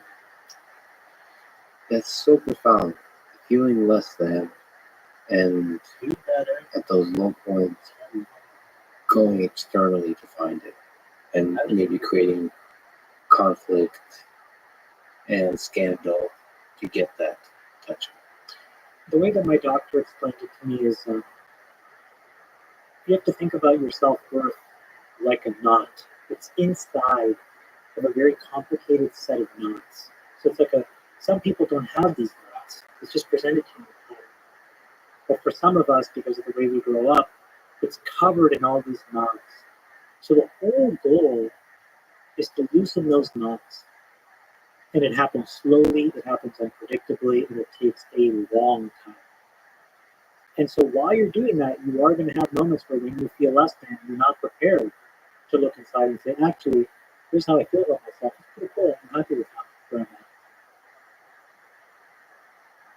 I have to ask, on the topic of friendship, you do an amazing podcast called All In Podcast. People should stop listening to this and go listen to that. You just did your 100th episode. I mean, it's one of my favorite podcasts. It's incredible for the technical and the human psychological wisdom that you guys constantly give, and in the way you analyze the world, but also just the chemistry between you. You're clearly there's a tension and there's a camaraderie that's all on the table. So I don't know if the two Davids that well, but I have met Jason. What do you love about him? I'll give you a little psychological looking. Just my opinion. Yeah. And I love you guys. Would they agree with your psychological breakdown? I don't know. I think that what I would say about Jay Cal is he is unbelievably loyal to no end. And, he's like any of those movies which are about like the mafia or whatever, where like, something bad's going wrong and you need somebody to show up. That's Jay Cal. So if you killed this said proverbial homeless person, he would be right there to help you. Yeah. But he's the one that will defend you in every way, shape, or form, even if it's doesn't make sense in that moment. He doesn't see that as an action of whether it'll solve the problem. He sees that as an act of devotion to you, your friend. And that's an incredible gift that he gives us. The other side of it is that, Jay Cal needs to learn how to trust that other people love him back as much as he loves us. And that's where he makes mistakes, because he assumes that he's not as lovable as the rest of us. But he's infinitely more lovable than he understands. You have to see Lex, like, he is unbelievably funny. I cannot tell you how funny this guy is. Next level funny. Yeah, his timing, everything, charm, the care he takes. So he is as lovable, but he doesn't believe himself to be. And that manifests itself in areas of the which makes it for a very pleasant listening experience. Okay, so what about the two Davids? David Sachs and David Friedberg. David Sachs is the one that I would say I have the most emotional connection with. He and I can go a year without talking, and then we'll talk for 4 hours straight, and then we know where we are, and we have this ability to pick up and have a level of intimacy with each other. And I think that's just because I've known David for so long now. That I find really comforting. And then Friedberg is this person who I think, similar to me, had a very turbulent upbringing, has fought through it to build an incredible life for himself. And I have this enormous respect for his journey. I don't particularly care about his outcomes, to be honest, but I look at that guy and I think, hey, he did it. And so if I didn't do it, I would be glad that he did it, if it makes any sense. And you can see that he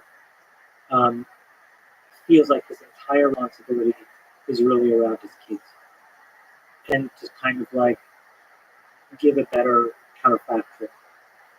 And sometimes I think he gets that right and wrong, but he's a very special man. On that show, the two of you have a very kind of, like, from a geopolitics perspective, I don't know, there's just a very effective way to think deeply about the world, the big picture of the world. He's a very systems level thinker. Like, Yeah, that's a good way to put it. Yeah, Very, very, absolutely. very systems level. So And he's very rooted in, the broad body of knowledge, which I have a tremendous respect for. He brings all these things in. Sachs is incredible because he has this unbelievable understanding of things, but it has a core nucleus. So Friedberg can just basically abstract a whole bunch of systems and stuff. I tend to be more like that, where I try to I find it to be more of a puzzle. Sachs is more like anchored in, the philosophical and historical context as the answer. And he starts there, but he gets to these profound understandings of systems as well. On the podcast, in life, you guys hold to your opinion pretty strongly. What's the secret to being able to argue passionately with friends? So hold your position, but also not murder each other, which you guys seem to come close to. I think it's like strong opinions, weakly held. So I think that's Wait, is that a haiku, or is it? Can you explain that, please? Yeah, like look, today, you and I, what do we steel man like the two sides of three different things. Yeah. Now you could be confused and think I believe in those things. I believe that it's important to be able to intellectually traverse them, whether I believe in it or not. And that's steel man. That's right. That's a really. But we introed those things by saying, let us steel man this position. Sometimes you guys skip the. We skip. You're right. We edit those things out, and sometimes we'll sit on either sides and we'll just kind of bat things back and forth just to see what the other person thinks. So that's how, like, as fans, we should listen to that sometimes. Like, so sometimes, because you hold a strong opinion sometimes. Like, for example, the cost of energy going to zero. Is that, like, what's the degree of certainty on that? Is this kind of like you really taking a prediction of how the world will unroll, and if it does, this will benefit a huge amount of companies and people that will believe that idea. So you really, you spend a few days, a few weeks with that idea. I've been spending 2 years with that idea, and that idea has manifested into many pages and pages of more and more branches of a tree. But it started with that idea. So if you think about this tree, this logical tree that I built, I would consider it more of a mosaic. And at the base or root, however you want to talk about it, is this idea: the incremental cost of energy goes to zero. How does it manifest? And so I talked about one traversal, which is the competition of households versus utilities. But if even some of that comes to pass, we're going to see a bunch of other implications from a regulatory and technology perspective. If some of those come to pass, so I've tried to think sort of this, 6, 7, 8 hops forward, and I have some, like, to use a chess analogy, I have a bunch of short lines which I think can work, and And I've started to test those by making investments, tens of millions over here to 100 millions over there. But it's a distribution based on how probabilistic I think these outcomes are, and how downside protected I can be, and how much I will learn, how many mistakes I can make, etc. And then very quickly over the next 2 years, some of those things will happen or not happen, and I will rapidly re-underwrite.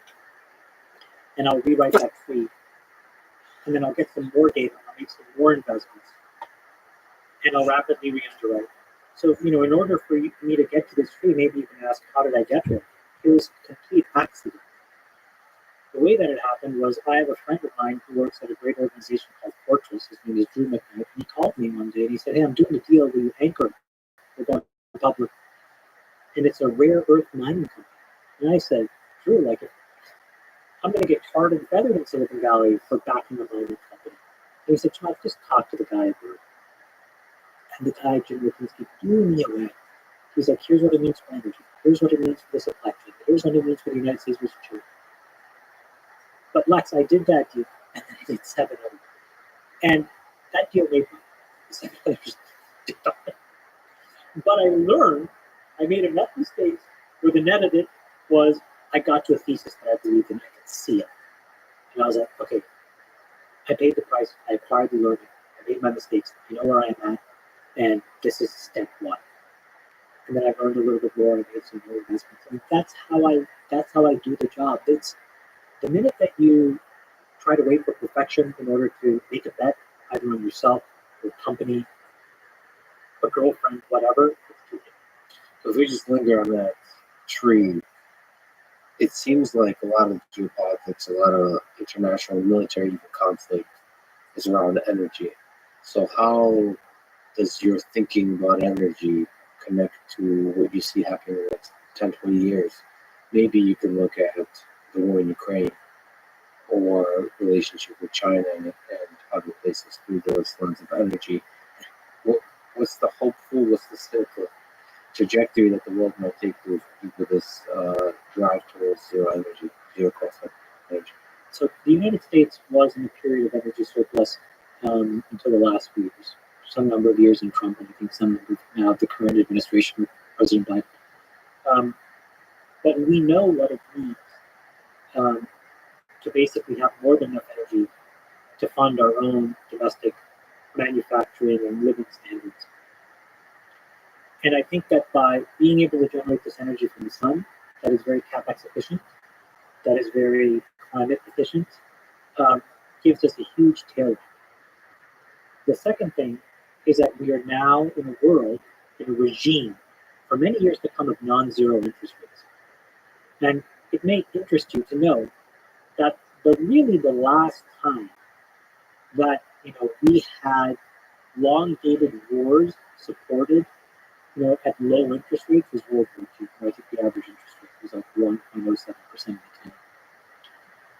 And every other war tends to have these very quick open and closes, because these long, protracted fights get very difficult to finance when rates are non-zero. So just as an example, even starting in 2023, so the practical example for the United States is President Biden's budget is about $1.5 trillion for next year. That's not including the entitlement spending, okay, meaning Medicare, Social Security, right? So the stuff that he wants to spend, that he has discretion over, is about $1.582 trillion, is the example. Next year, our interest payments are going to be $455 billion. That's 29% of every budget dollar is going to pay interest. So you have these two worlds coming together, right, Lex? If you have us, hurtling forward to being able to generate our own energy, and the economic peril that comes with trying to underwrite several $1 trillion for war, which we can't afford to pay when rates are at 5%, means that despite all the bluster, the probabilistic distribution of us engaging in war with Russia and Ukraine seems relatively low. The override would obviously be a moral reason to do it that may or may not come if there's some nuclear proliferation. But now you have to steelman the other side of the equation, which is, well, what were to happen if you were sitting there and you were Putin? Let's steelman setting off a tactical nuke someplace. Okay, I'm getting calls every other day from my two largest energy buyers, India and China, telling me slow down. I have the entire world looking to find the final excuse to turn me off and unplug me from the entire world economy. The only morally reprehensible thing that's left in my arsenal that could do all of these things together would be to set off a power. I would be the only person since World War II to have done it. And it seems like it's a really, really, really big step to take. And so I think that X of the clamoring for it that the military industrial complex wants us to buy into, the financial reasons to do it and the natural resources needs to do it are making it very unlikely. That is not just true for us. I think it's also true for Europe. I think the European economy is going to roll over. I see a very hard landing for them, which means that if the economy slows down, there's going to be less need for energy. And so it starts to become a thing where a negotiated settlement is actually the win-win for everyone. But none of this would be possible without zero interest rates. In a world of zero interest rates, we would be. So you believe financial forces and pressures overpowering I believe in the the human, invisible.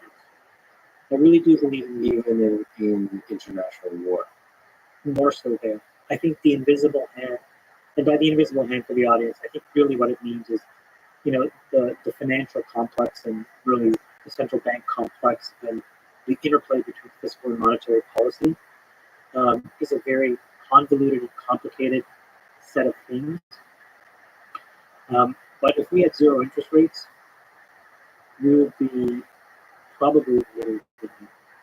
See, there's a complexity to this game at the international level, where some nations are authoritarian and there's significant corruption, and so that adds, from a game theoretic optimal perspective, the invisible hand is operating in mud. Preventing what?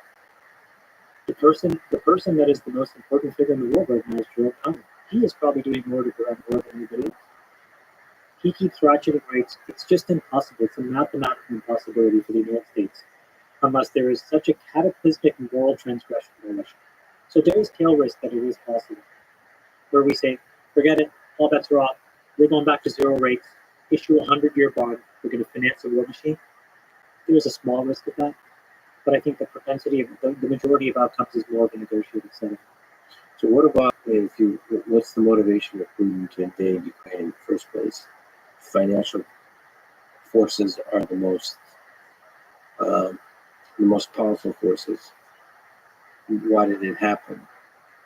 Because it seems like there's other forces at play of maintaining superpower status on the world stage. Yeah. It seems like geopolitics doesn't happen just with the invisible hand in consideration.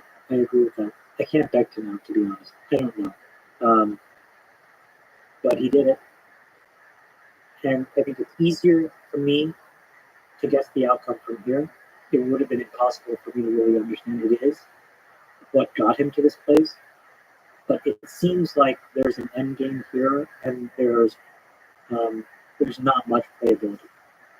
Yeah, I feel like I'm on sturdy ground because there's been so many experts at every stage of this that have been wrong. But there are no experts. Well, on this, There are no experts. on this. Well, let's dig into that because there's some. We just said Phil Hellmuth is the greatest poker player of all time. He has an opinion. Yeah. He doesn't. It would be mistaken. Phil has an opinion. Ivy has an opinion as well on how to play all these games. Meaning, an opinion means here's the lines I take, here are the decisions I make. I live and die by those, and if I'm right, I win. If I'm wrong, I lose. I've made more mistakes than my opponent. I thought you said there's an optimal. So aren't there people that have a deeper understanding, a higher likelihood of being able to describe and know the optimal set of actions here? at every layer.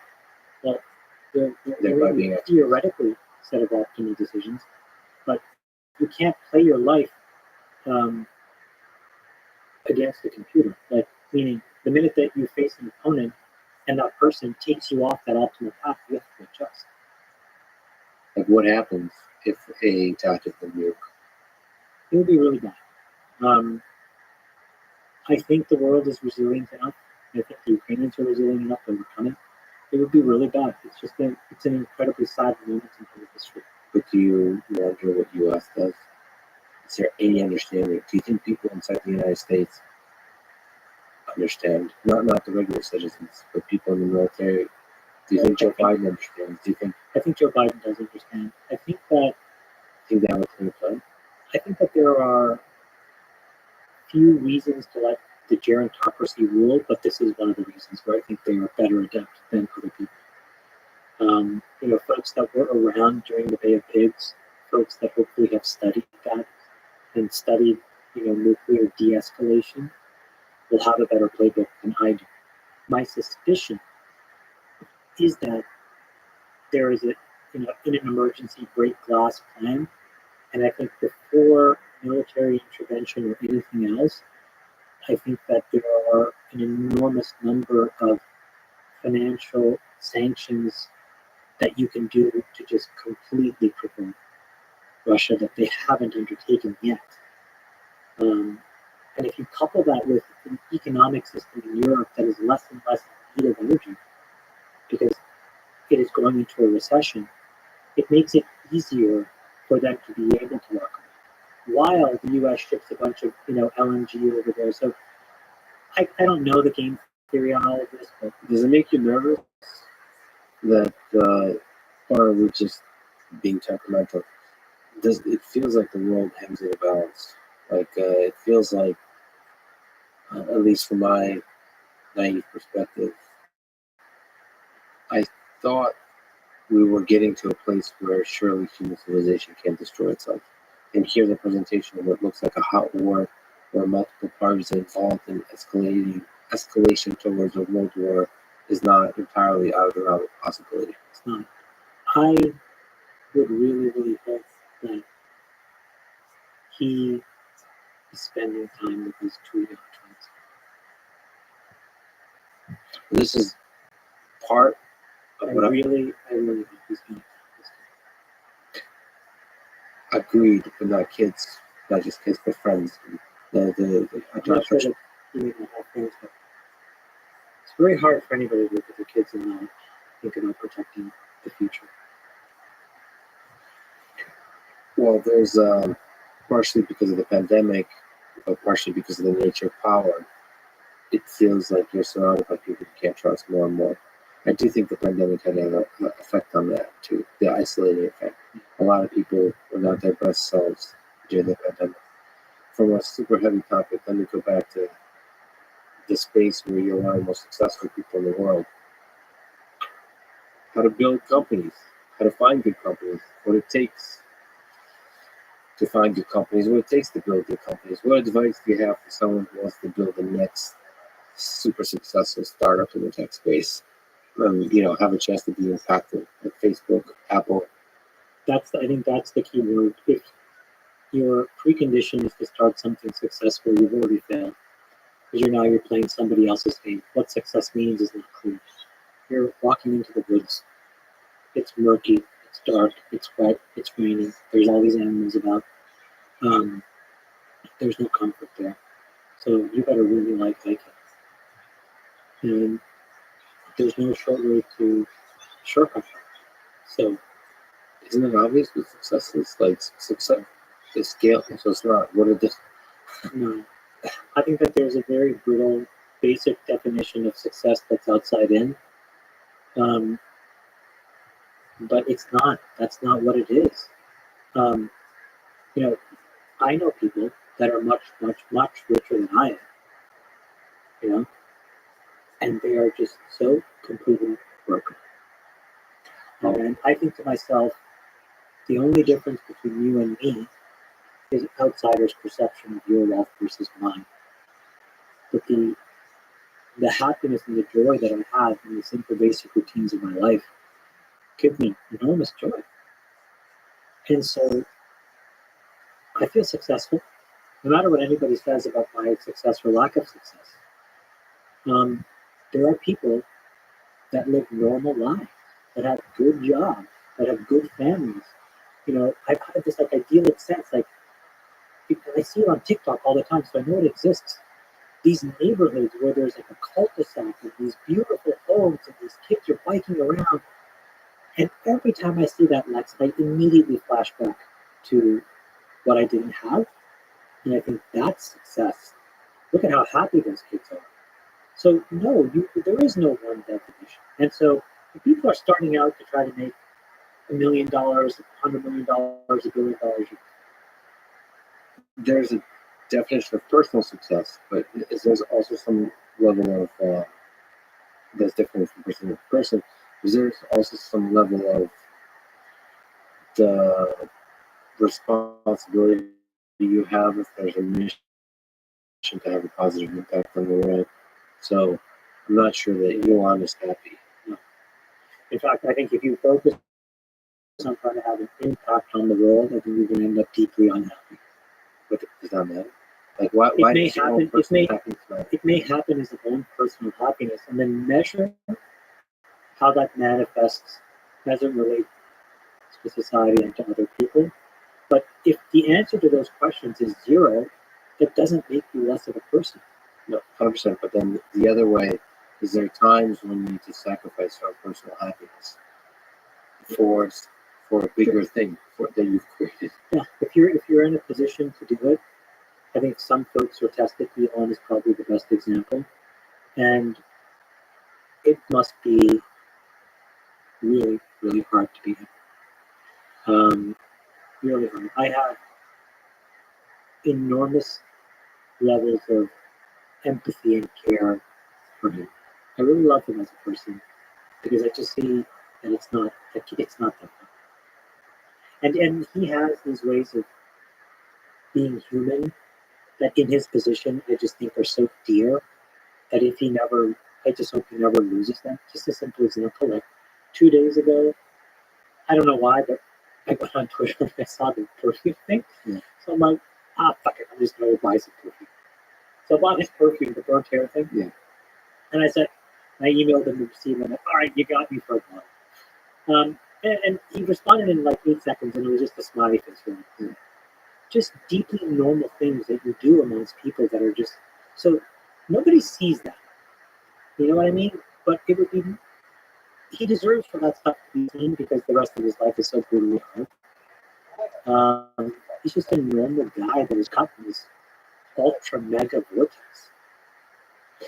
Why do you think there's so few Elons? It's an extremely lonely set of things.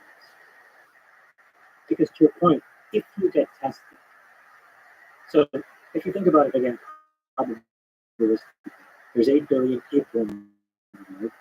Maybe 50 of them get put in a position where they are building something of such colossal importance that they even have this choice. And then of that 50, maybe 10 of them are put in a moment where they actually have to make a trade-off.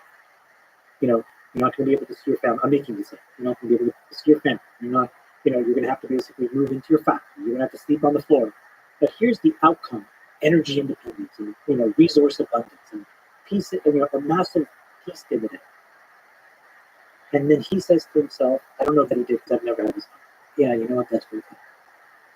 And then you look at your kids and you're like, I'm making this decision. I don't know how to explain that to you. Yeah. You want to be in that position?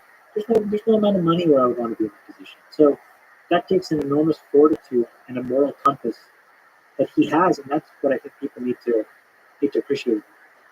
It's also on the first number you said, it's confusing if there's 50 people or 10 people like they're put in the position to have that level of impact. It's unclear if that has to be that way. It seems like there could be much more. There's definitely people with the potential. But think about his journey. His mom had to leave a very complicated environment, moved to Canada, moved to Toronto, a small apartment. just north of Bay and Door, if you've ever been to Toronto. I remember talking to her about this. I mean, it's so crazy because I used to live like around the corner from this and raise these 3 kids and just have. So, how many people are going to start with those boundary conditions? And really grind it out. It's just very few people at the end that will have the resiliency to stick it through, where you don't give in to the self-doubt. And so it's just a really hard set of boundary conditions where you can have 50 or 100 of these people. That's why they need to be really appreciated. Yeah, well, that's true for all humans that follow the thread of their passion, something beautiful in this world. That could be on a small scale or a big scale. Appreciation is that's a gift you give to the other person, but also a gift to yourself. So somehow it becomes like this contagious thing. I went to this.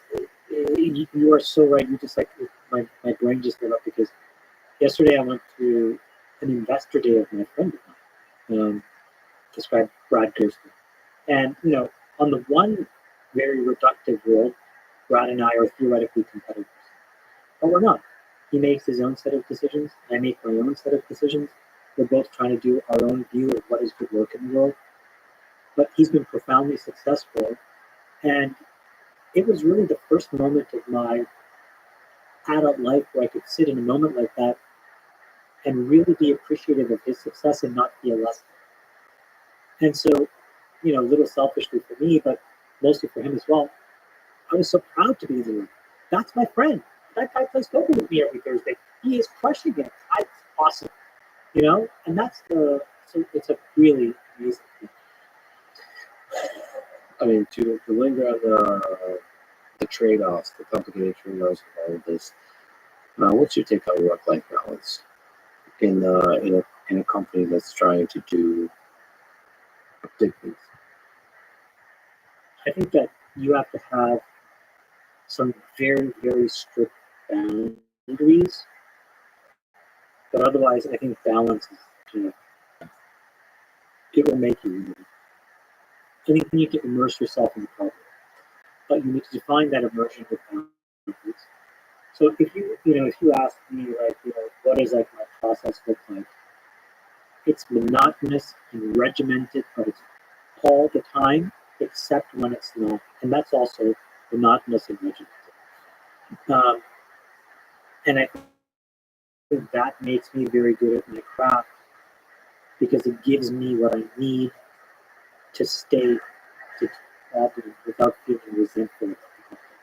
Which part, the monotonous, all that nature of it, or when you say hard boundaries, essentially go all out until you stop, and you don't stop often. I'm in a little bit of a quandary right now because I'm trying to redefine my goals.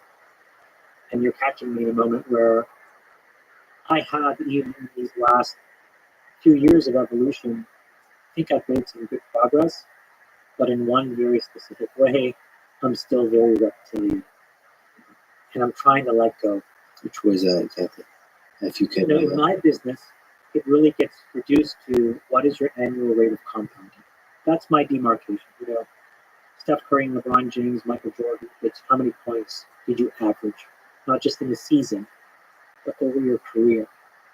And in their case, to really be the greatest of all time, it's points, rebounds, assists, steals. There's all kinds of measures to be, in that pantheon of being really, really good at your craft. And in my business, it's very reductive. It's how well have you compound. And if you look at all the heroes that I have put on a pedestal on mine, they've compounded, at above 30% for a very long time. As have I.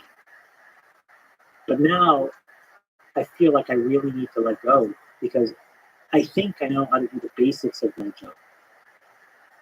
And if I had to summarize like investing challenge or investing, I think really it's, when you first start out investing, you're a momentum person. You saw it in GameStop, just a bunch of people beating each other.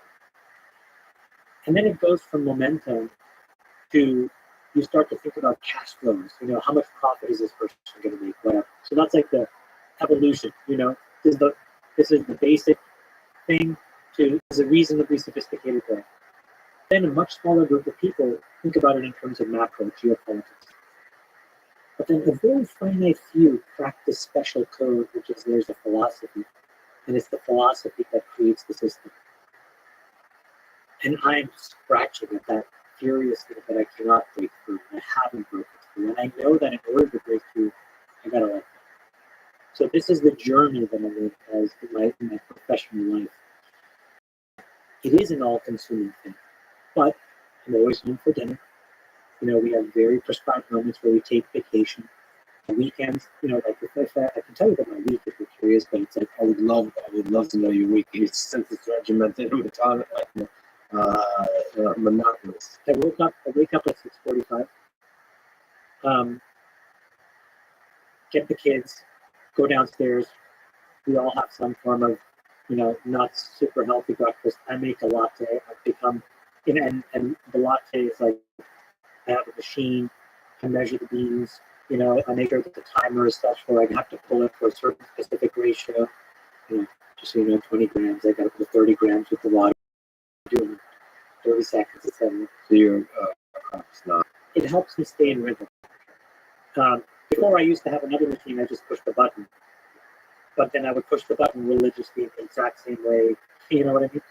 Okay, can I say actually on that topic? The morning with kids can be a pretty stressful thing. Are you able to find sort of happiness? Is that also that morning is a source of happiness? My kids are lovely. They're maniacs. I just see, and maybe I don't know how to speak with this, but I'll just put my words. I see all the things in moments where there was no compassion given to me, and so I just give them a ton of love and compassion. I have an infinite patience for my children, not for other kids. So anyway, we have a breakfast thing, and then I go upstairs, and I change and I work out from 8 to 9, and that's like the first 15 minutes. I walk up on a steep incline, 12 to 14%, 3.5 to 4 miles per hour walk. And then, Monday's a push day, Tuesdays, front of the legs, Wednesdays pull, Thursdays, back of the legs, 8 to 9. Monday, I always start to talk to my therapist from 9 to 10. So as soon as I finish working out, I get on the phone and I talk to her. And it helps me lock in for the week. And I'm just talking about the past.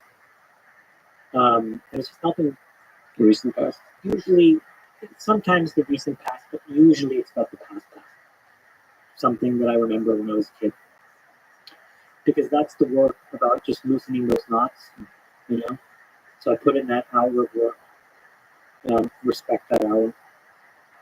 And I'm in the office. And then it's like, I go until 12:15, 12:30, go home, have lunch. Like a proper, go home, sit down, have lunch, with nap, talk. She leaves for work.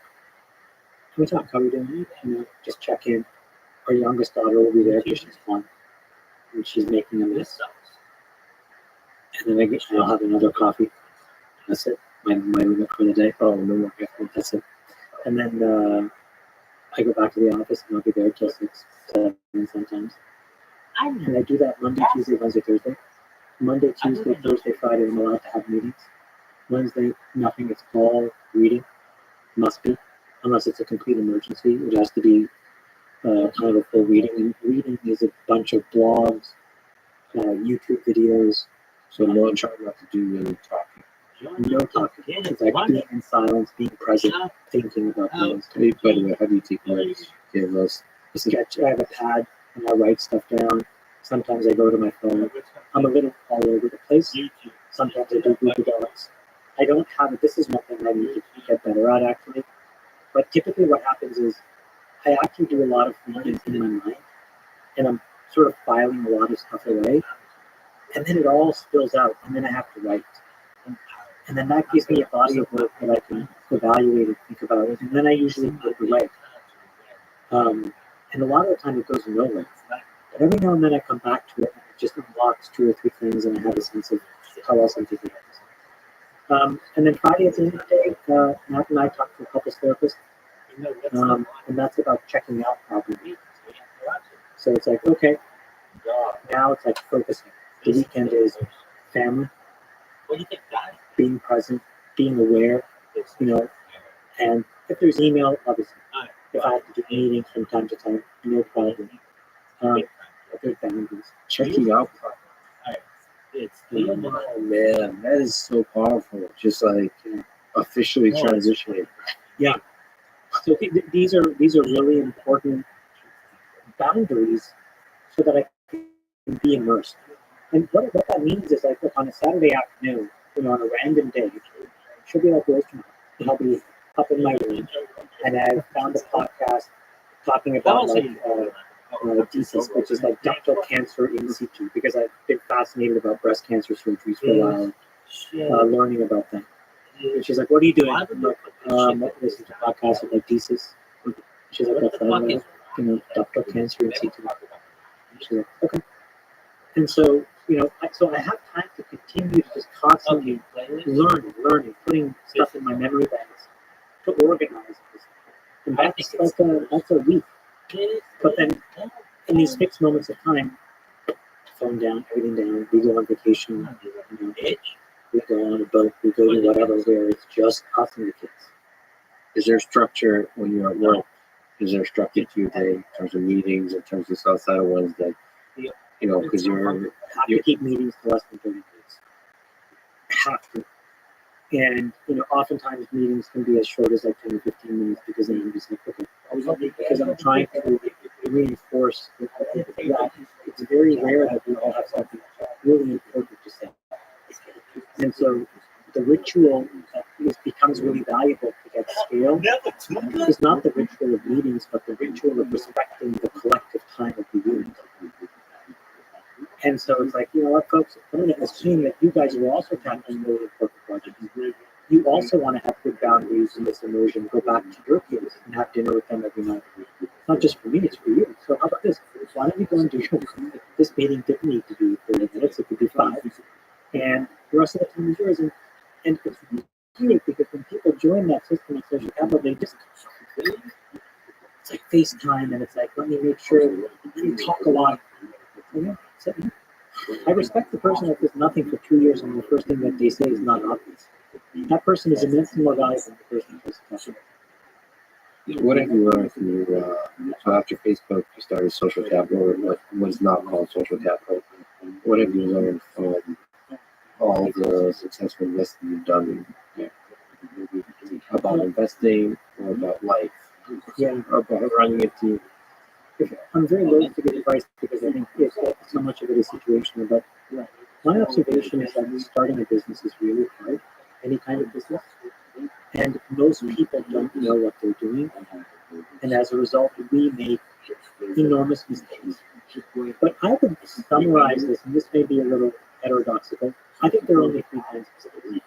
Because if we go back to what we said before, in the business, it's just learning. You're exploring the dark space to get to the answer faster than other people. And the mistakes that you make are 3, or the 3 kinds of decisions. You'll hire somebody, and they're really, really, really average, but they're a really good person. So yeah, you'll hire somebody, and they really weren't candid with who they are, and their real personality and their morality and their ethics only expose them over a long period of time. And then you hire somebody, and they're not that good morally, but they're highly dependent. What do you do with this? And I think successful companies have figured out how to answer those 3 things, because those are the things that, in my opinion, determine success and failure. So basically hiring, you just identified 3 failure cases. But very different failure cases and very complicated ones, right? Like a highly performing person who's not that great as a human being. Do you think that? Well, a lot of people would think it's different person. What is the right answer? I don't know. It's the context of the situation. And the second one is also very true. What about if they really turned out that they were just not candid with who they are, that took you a long time to figure out? These are all mistakes of the senior person that's running this organization. I think if you can learn to manage those situations well, those are the real edge cases where you can make mistakes that are fatal to you. Yeah. That's what I learned over 11 and a half years. Honestly, otherwise the business of investing, I feel that it's a secret. And if you are willing to just keep chipping away, you'll peel back enough of these, layers will come off and you'll see it, the scales will come off. You'll eventually see it. I really struggle with maybe being my therapist for a little bit for that first case, which you originally mentioned. Because I love people, I see the good in people. I really struggle with just a mediocre performing person who's a good human being. That's a tough one. Go to it. Yeah, I think that those are incredibly important and useful people. I think that if the company is like a body, they are like cartilage. Can you replace cartilage? Yeah. But would you if you didn't have to? Okay, can I play devil's advocate? Yeah. So those folks, because of their goodness, make it okay to be mediocre. They create a culture where, well, what's important in life, which is something I agree in my personal life, is to be good to each other, to be friendly, to be good vibes, all that kind of stuff. Known as a good world, just like a good atmosphere, everyone's playing, it's fun, right? But to me, like when I put on my hat of like having a mission and a goal, what I love to see is the superstars that shine for in some way, and do something incredible, and I want everyone to also admire those superstars, and perhaps not just for the productivity's sake or performing or successful company's sake, but because that too is an incredible thing that humans are able to accomplish, which is shine. I hear you, but that's not a decision you make. Meaning, you get lucky when you have those people in your company. That's not the hard part. The hard part is figuring out what to do with 1, 2, and 3. And then you keep demote, promote, fire. What do you do? And this is why it's all about those 3 buckets. I personally believe that folks in that bucket 1, as long as those folks aren't more than 50 to 60% of the company, are good. And they can be managed as long as they are 1 to 2 degrees away from one of those people you just mentioned. Because it's easy then to drag the entire company down if they're too far away from the LeBron James, because you don't know what LeBron James looks and feels and smells, and Yeah. So you need that tactile sense of what excellence looks like in front of you. A great example is if you just go on YouTube and you search these clips of how Kobe Bryant's teammates describe not Kobe, but how their own behavior, not performance, because there's a bunch of average people that Kobe played with, but their behavior changed by being somewhat closer to them. And I think that's an important psychological thing to know for how you can do this and do good team construction. If you're lucky enough to find those generational talents, you have to find a composition of a team that keeps them roughly close to enough of the old. That way, that group of people can continue to add value, and then you'll have courage to fire these next two groups. And I think the answer is to fire those two groups. Because no matter how good you are, that stuff just injects poison into a living organism. A living organism will die. It's most important. So you've invested in a lot of companies, you've looked at a lot of companies. What do you think makes for a good leader? So we talked about building a team, but a good leader for a company. What are the qualities? When I first meet people, I never ask to see a resume. And when I'm meeting a company CEO for the first time, I could care less of it, in fact. And I try to take the time to let them reveal themselves. Now, in this environment, I'm doing most of the talking. But if this were the other way around and you were raising capital and you said, Chamath, I'd be interested in you looking at this business, I'd probably say 8 to 10 words for hours. Just prod. I throw things out, prod, and I let you meander. And in you meandering, I'm trying to build a sense of who this person is. Once I have a rough sense of that, which is not necessarily right, but it's a starting point, then I can go and understand why this idea makes sense in this moment. And what I'm really trying to do is just kind of like unpack where are the biases that may make you, fail. And then we go back to you. The thing that Silicon Valley has the benefit of, though, is that they don't have to do any of this stuff if there's momentum. Because then the rule book goes up the window and people clamor to invest. So one of the things that I do, this is again back to this pugilism that I inflict on myself, is I have these two things that I look at. Thing number one is I have a table that says, how much did we make from all of our best investments? How much did we lose from all of our worst investments? What is the ratio of winners to losers over 11 years? And in our case, it's 23 to 1 on billions of dollars. So you can kind of like, you can see a lot of signal. But what that allows me to do is really like say, wait a minute, like we cannot violate these rules around how much money we're willing to commit in an errant personality. The second is I ask myself, of all the other top VCs in Silicon Valley, name them all, what's our correlation? Meaning, when I do a deal, how often does anybody from Sequoia, Excel, Benchmark, Kleiner, you name it, do it at the same time or after? And vice versa. And then I look at the data to see how much they do amongst themselves. What's a good sign? I'm at 0. You're as virtually close to 0 as possible. That's a good thing. Well, it's not a good thing when the markets are way, way up because it creates an enormous amount of momentum. So I have to make money the hard way. I have to, because I'm trafficking in things that are highly uncorrelated to the gestalt of Silicon Valley, which can be a lonely business. But it's really valuable in moments when markets get crushed because correlation is the first thing that causes massive destruction of capital. Massive. Because one person, all of a sudden, with one blow up in one company, boom, the contagion hits everybody, except the person that was, not. And so now those are like more sophisticated elements of risk management, which is again this pugilism that I inflict on. Nobody asks me to do that. Nobody actually, at some level, when the markets are up, really care.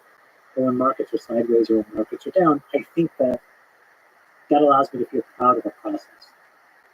But that requires you to think a lot outside the box, slowly. You're taking risks. Also, you're a public personality, so you say stuff that if it's wrong, you get yelled at for being. I mean, your mistakes aren't private. No, and that's something that has been a really, really healthy moment of growth. It's like an athlete. If you really want to be a winner, you got to hit the shot in front of the fans. And if you miss it, you have to be willing to take the responsibility of the fact that you bricked it. And over time, hopefully, there's a body of work that says you generally hit more than you've missed. But if you look at even the best shooters, what are they? 52%. So these are razor thin margins at the end of the day, which is really, so then what can you control? I can't control the defense. I can't control what they throw at me. I can just control my preparation and whether I'm in the best position to launch a reasonable shot. You said that the world's first trillionaire would be somebody in climate change in the past. Let's update that. What's today, as we stand here today, what sector will the world's first trillionaire come from? I think it's energy transition. So energy, the things we've been talking about. Really? So is it, I think the way that I think about it. So this is a single individual. Sorry to interrupt. You see their ability to actually build a company that makes a huge amount of money, as opposed to this distributed idea that you've been talking about. Yeah, I'll give you my philosophy on wealth. Most of it is not you. An enormous amount of it is the genetic distribution of being born in the right place and blah, blah, blah, irrespective of the boundary conditions of how you were born or where you were raised, right? So, at the end of the day, you and I ended up in the United States. It's a huge benefit to us. Second is the benefit of our age. It's much better and much more likely to be successful as a 46-year-old in 2023 than a 26-year-old in 2023, because in my case, I have demographics working for me. For the 26-year-old, he or she has demographics working slightly against them. Can you explain that a little bit? What are the demographics? In the case of me, the distribution of population in America looks like a pyramid. And in that pyramid, I'm wedged in between these two massive population cohorts, the boomers and then these, Gen Z and millennials. And that's a very advantageous position. It's not dissimilar to a position that Buffett was, where he was, packaged in between boomers beneath him and the silent generation above him. And being in between two massive population cohorts turns out to be extremely advantageous, because when the cohort above you transitions power and capital and all of this stuff, you're the next person that likely gets handed it. So we have a disproportionate likelihood to be, we are lucky to be older than younger. So that's an advantage. And then the other advantage that has nothing to do with me is that I stumbled into technology. I got a degree in electrical engineering, and I ended up coming to Silicon Valley. And it turned out that in that moment was such a transformational moment of change that was at my back, right? So the wealth that one creates is a huge part of those variables. And then the last variable is your direct contributions in that moment. And the reason why that can create extreme wealth is because when those things come together at the right moment, it's like a chemical reaction, and it's just crazy. So that was sort of part number one of what I wanted to say. The second thing is, when you look then inside of these systems where you have all these tailwinds, right? So in tech, I think I benefit from these three big tailwinds. If you build a company or a part of a company or a part of a movement, your economic participation tends to be a direct byproduct of the actual value that thing creates in the world. And the thing that creates in the world will be bigger if it is not just an economic system, but it's like a philosophical system. It changes the way that governance happens. It changes the way that people think about all kinds of other things about their lives. So there's a reason, I think, why database companies are worth X, social companies are worth Y, but the military-industrial complex is worth, as much. And I think there's a reason why that if you, for example, were to go off and build some newfangled source of energy that's clean and hyper-abundant and safe, that what you're really going to displace or reshape is trillions and trillions of dollars in worldwide GDP. So the global GDP is, I call it 85 trillion. It's going at 2 to 3% a year. So in the next 10 years, we'll be dealing with $100 trillion of GDP, right? Somebody who develops clean energy in 2035 will probably shift 10% of that around, $10 trillion. A company can easily capture 30% of the market, $3 trillion. A human being can typically own a third of one of these companies, $1 trillion. So you can kind of get to this answer where it's like, it's going to happen in our lifetime. But you have to, I think, find these systems that are so gargantuan and they exist today. It's more bounded because price discovery takes longer. In an existing thing, it's more unbounded because you know what it is. You know the tentacles that energy reaches. Right? Of that $80 trillion of worldwide GDP, I bet you if you added up all the energy companies, but then you added up all of manufacturing, if you add up all the transport, you probably get to like 60 of the 80. Do you have an idea of which energy, which alternate energy, sustainable energy, is the most promising? Well, I think that we have to do a better job of exploring what I call the suburbs of the periodic table. So, we're really good in Seattle, in the upper Northwest. Yes. We're kind of good in Portland, but we're non-existent in San Diego, and we have zero plan for North Carolina for food. Yeah. And so is that a fancy way of saying nuclear should be part of the discussion? I think nuclear, room temperature semiconductors. I'm not convinced right now that the existing set of nuclear solutions will do a good job of going beyond bench scale. I think there's a lot of complicated technical problems that make it work at a bench scale level, even partially, but the energy equation is going to be very difficult to overcome in the absence of some leaps in material science. Have you seen any leaps? So promising stuff like you're seeing the cutting edge from a company perspective. Yeah, I would say not yet. But the precursor, yes.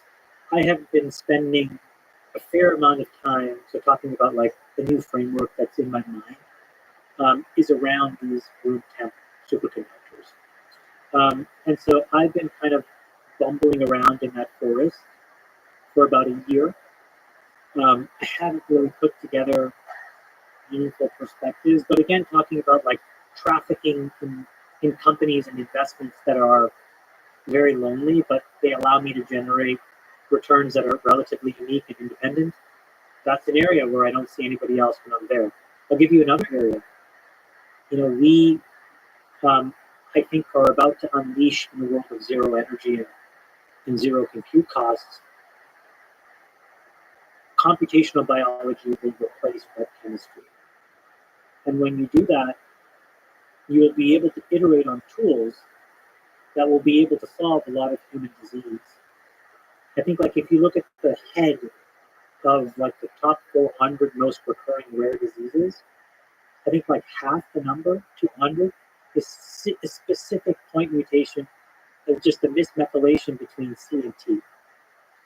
That's like, whoa, wait, you're telling me in billions of lines of code? I forgot a semicolon, right? That's causing this whole thing to miscompile. So I just got to go in there and it's all done. It's a crazy idea. I was C++.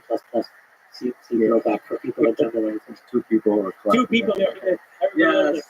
This is not a fight. What are you talking Makes perfect sense. But so couldn't that be a source of if you look at the competition biology on what's on the obviously medicine is begging for the thing with energy though is that the groundwork is well laid. And talking about sort of like the upper bound is well defined. The upper bound of medicine is not well defined because it is not the sum total of the market cap of the funding history. It is actually the sum total of the value of money. And that's an extremely ethical and moral question.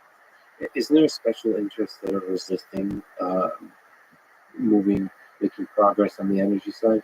So like governments, and you break through that. You have to acknowledge the reality of that. I think it's less governments. In fact, like I said, I think President Biden has done a really incredible job. Well, Chuck Schumer really has done a really incredible job because. So just to give you the math on this, right? Like back to this. So 3% of everything is of a market of zealots. But when you get past 5%, things tend to just go nuclear to 50, 60%. The way that they wrote this last bill, the cost, I'll just use the cars as an example. The cost of an average car is $22,500. The cost of the cheapest battery car is $30,000. And lo and behold, there's a $7,500 credit. And it's like, to think the invisible hand didn't know that math was right, I think is kind of a little bit malarkey. And so the battery EV car is going to be the same price as the thing that's going to go to 40, 50%. So we're already at this tipping point, so we're kind of ready to go. In these other markets, it's a little bit more complicated because there's a lot of infrastructure that needs to get built. So, the gene editing thing as an example, we have to build a tool chain that looks more like code that you can write to. Facebook is written in, I think, PHP, originally PHP, which is I'm still a big fan of. sometimes you have to use the ugly solution and make it look good versus trying to come up with a good solution, which would be too late. But let me ask you, you consider a run for governor of California and then decided against it. What went into each of these decisions? And broadly, I just have maybe a selfish question about the Silicon Valley. Is it over as a world leader for new tech companies? As this beacon of promise of young minds stepping in and creating something that changes the world? I don't know if those two questions are connected.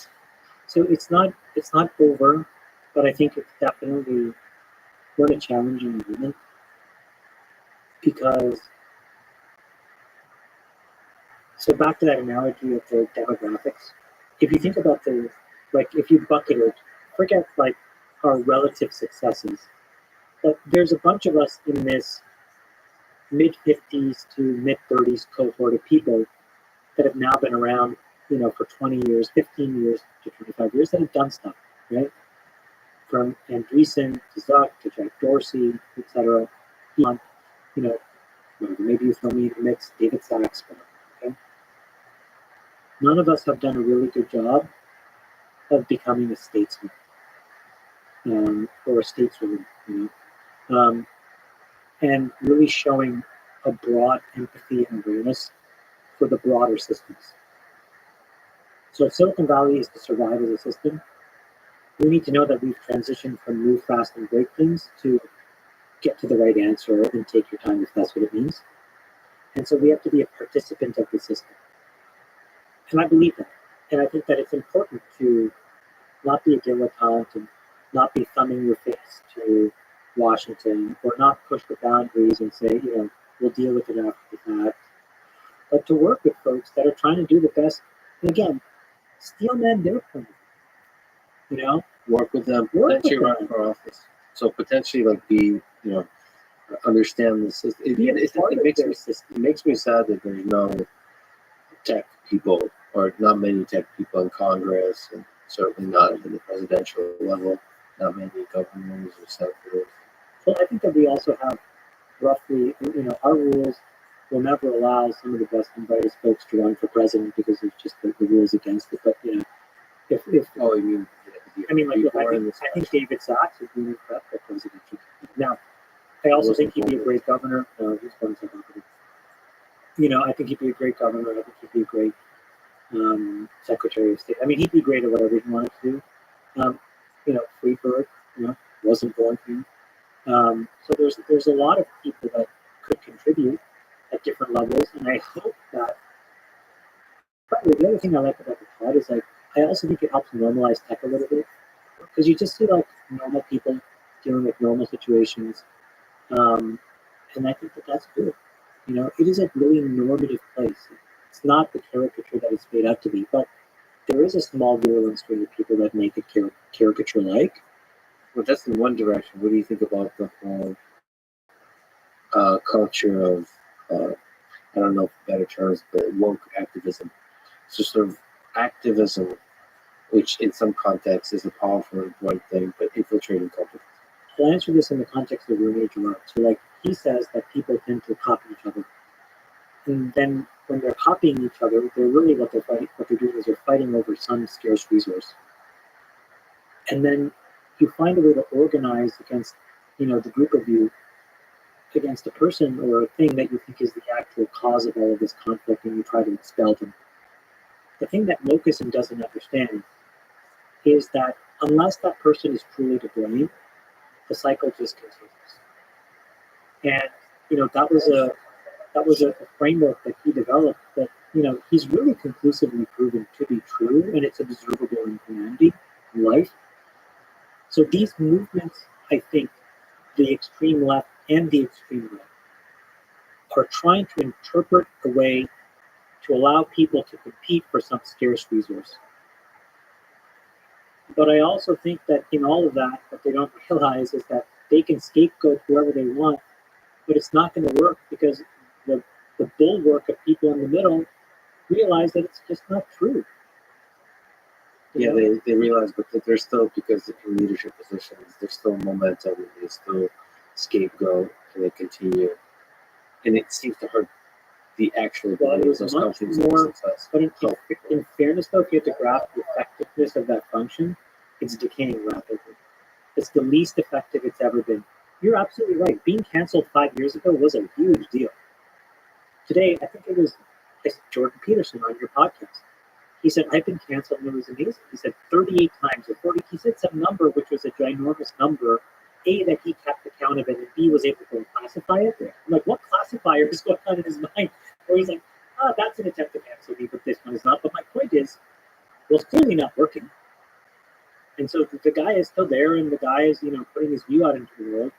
And so it's not to judge whether what he says is right or wrong. It's just to observe that this mechanism of action is now weakened. But it's weakened because it's not the thing that people think is really to blame. Yeah. You've been canceled on a small scale a few times. Well, that's sure it didn't feel small. Actually, it wasn't small. I'm trying to remember this. Did that psychologically hurt you? Yeah. It was tough. In the moment, you don't know what's going on. But I would like to thank a certain CEO of a certain well-known company.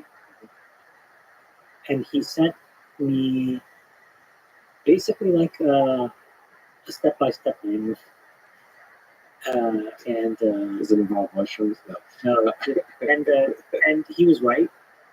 The storm passed and life went. Is it, I don't know if you can share the list of steps, but is the fundamental core idea is that just life goes on? The core fundamental idea is like, you need to be willing and able to apologize for what is in your control, but not for other people's mistakes. Your mistakes, yes. And if you feel like there's something, then you should take accountability of it. But to apologize for somebody else, for something that they want to hear, isn't going to solve anything. Yeah, there's something about apologies. If you do them, they should be authentic to what you actually want to say versus what somebody else wants to hear. Otherwise, it doesn't mean it. Yeah, and people can see through that. People can see through it. And also, what people see through is not just the fact that, your apology was somewhat hollow, but also at the same time, majority of people now walked away. The mob was like, okay, thanks. Yeah. And then people are like, oh, so you didn't care. This was like, and so then it reflects more probably on them. Yeah. I know you said you don't like to give advice, but what advice would you give to a young person? You've lived an incredible life from very humble beginnings, difficult childhood, and you're one of the most successful people in the world. So what advice are a lot of people look to you for inspiration? Kids in high school or early college that are now doing good or are trying to figure out basically what to do when they have complete doubt in themselves. What advice would you give them?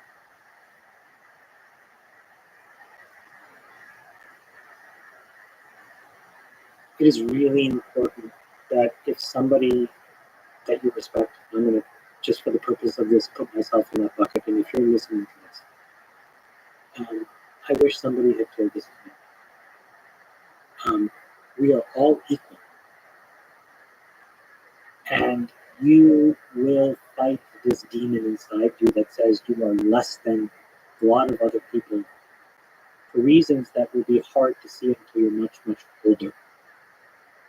And so you have to find either a set of people far, far away, like what I did, or one or two people really, really close to you, or maybe it's both, that will remind you in key moments of your life that is true. Otherwise, you will give in to that beast. And it's not the end of the world, and you'll recover from it. I've made a lot of mistakes, but it requires a lot of energy, and sometimes it's just easier to just stop and give. So I think that if you're starting out in the world, if you've been lucky to have a wonderful life and with wonderful parents, man, you should go and give them a huge hug because they did you such a service that most folks don't do to most kids, unfortunately. And it's not the fault of these parents, but it's just tough. Life is tough. So give them a kiss, and then figure out a way where you can just do work that validates you and where you feel like you're developing some kind of mastery. Who cares what anybody else thinks about it? Just do it because it feels good. Do it because you like to get good at something. But if you're not one of those lucky people, you can believe in your friends or you can just believe in me. I'm telling you, preserve optionality. How you do that is by regulating your reactions to things. And your reactions are going to be largely guided at moments where you think that you're not the same as everybody else, and specifically that you are less than those people that you're not. So just save this part of this podcast, play it on a loop if you need to. But that is my biggest learning, because I am equal. I'm the same as all these other people.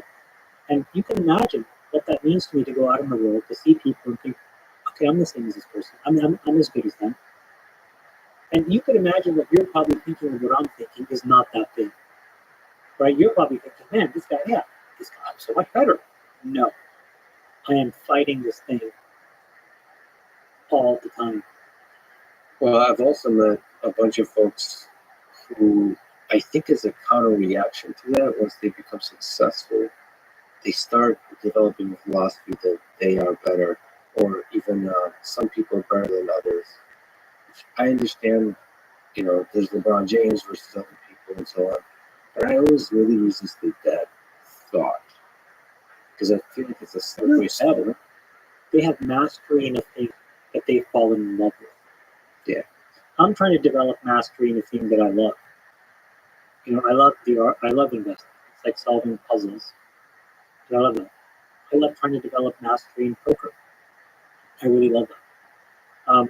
I'm learning how to be a parent to a teenager because I finally have. It's all new stuff to me, and I'm learning. That's what it's all about. Yeah, so you don't want to think you're lesser than, and you don't want to think you're better than, because those both lead you astray. I've never thought I was better than. I manifested better than because I was trying to compensate for feeling less than. My goal is just to feel like everybody else feels, on the presumption that everybody had like a normal life. Given your nickname is the dictator, do you trust yourself with power? Like if the world gave you absolute power for a month? No, because I think that I'm still riddled with bias. I don't deserve that position. I would not want that weight on my shoulders.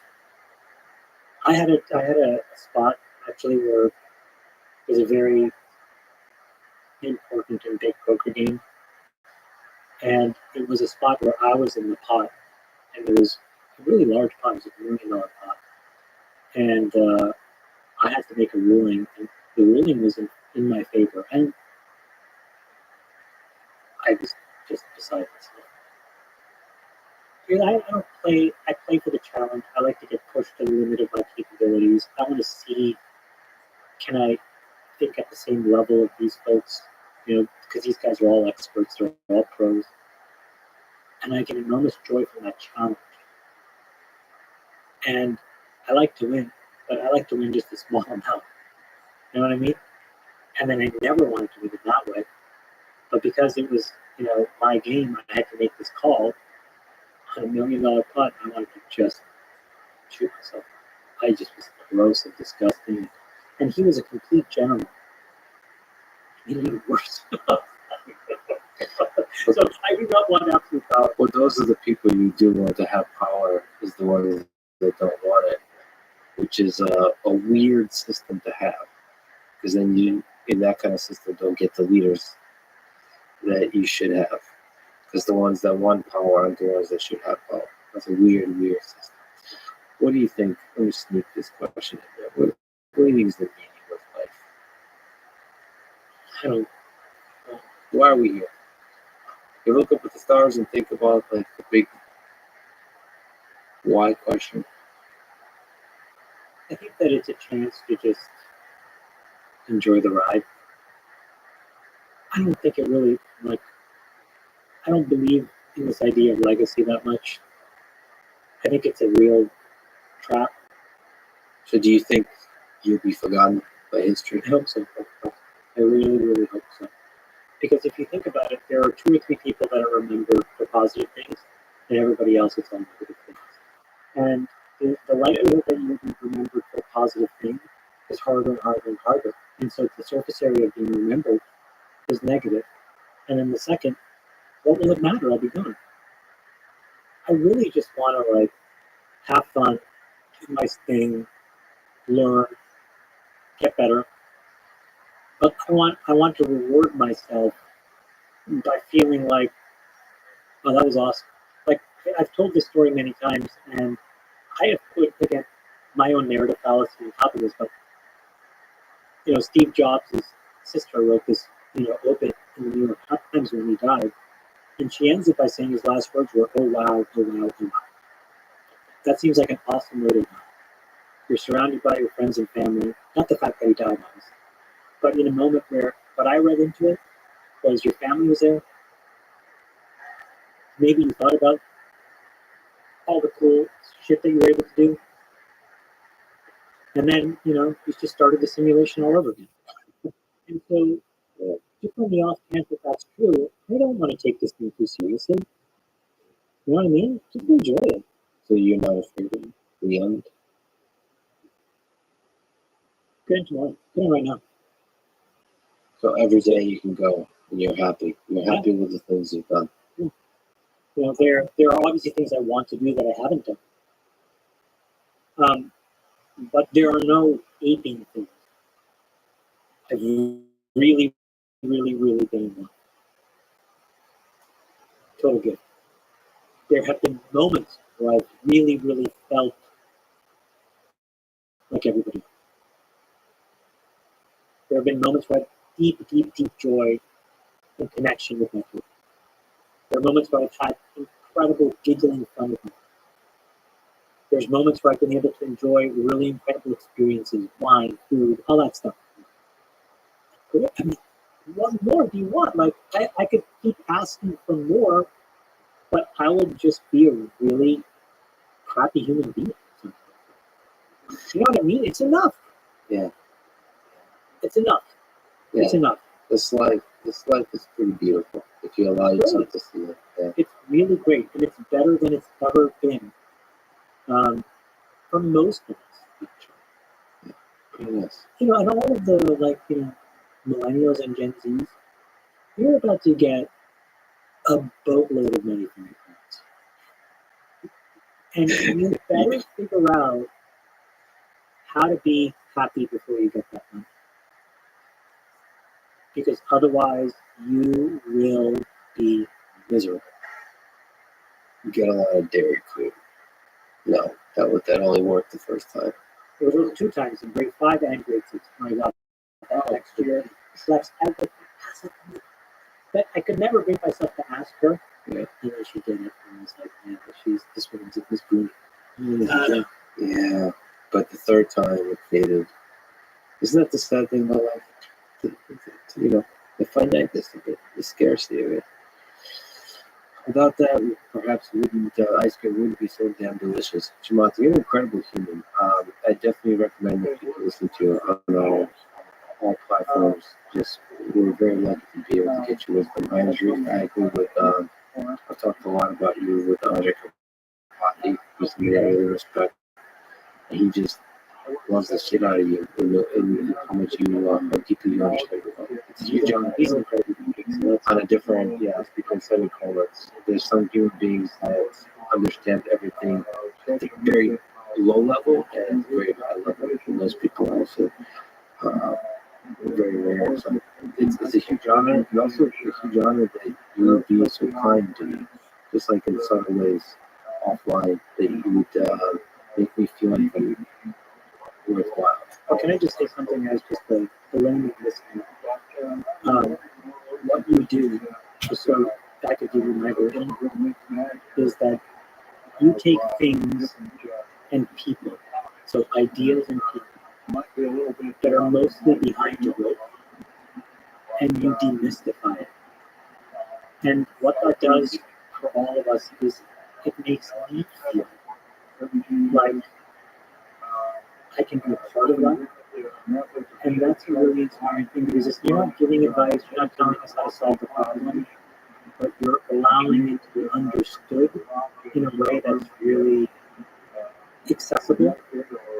And then you're intellectually curious in ways that some of us would never expect that we were, and then kind of end up in this rabbit hole. And then you have the courage to go and talk to people that are really already in that. Like for example, I saw your Jordan Peterson example. Like you went there, like you talked about Nazism, and I was just like, man, this is a complicated argument these guys are going to tackle. It's really really impressive. So I have an enormous amount of respect for that. It's very hard, so consistent. And so I look at you as someone I have great respect because it just shows somebody who's immersed in something who's very special. So thank you for that. I want to play that into myself privately over and over. I feel low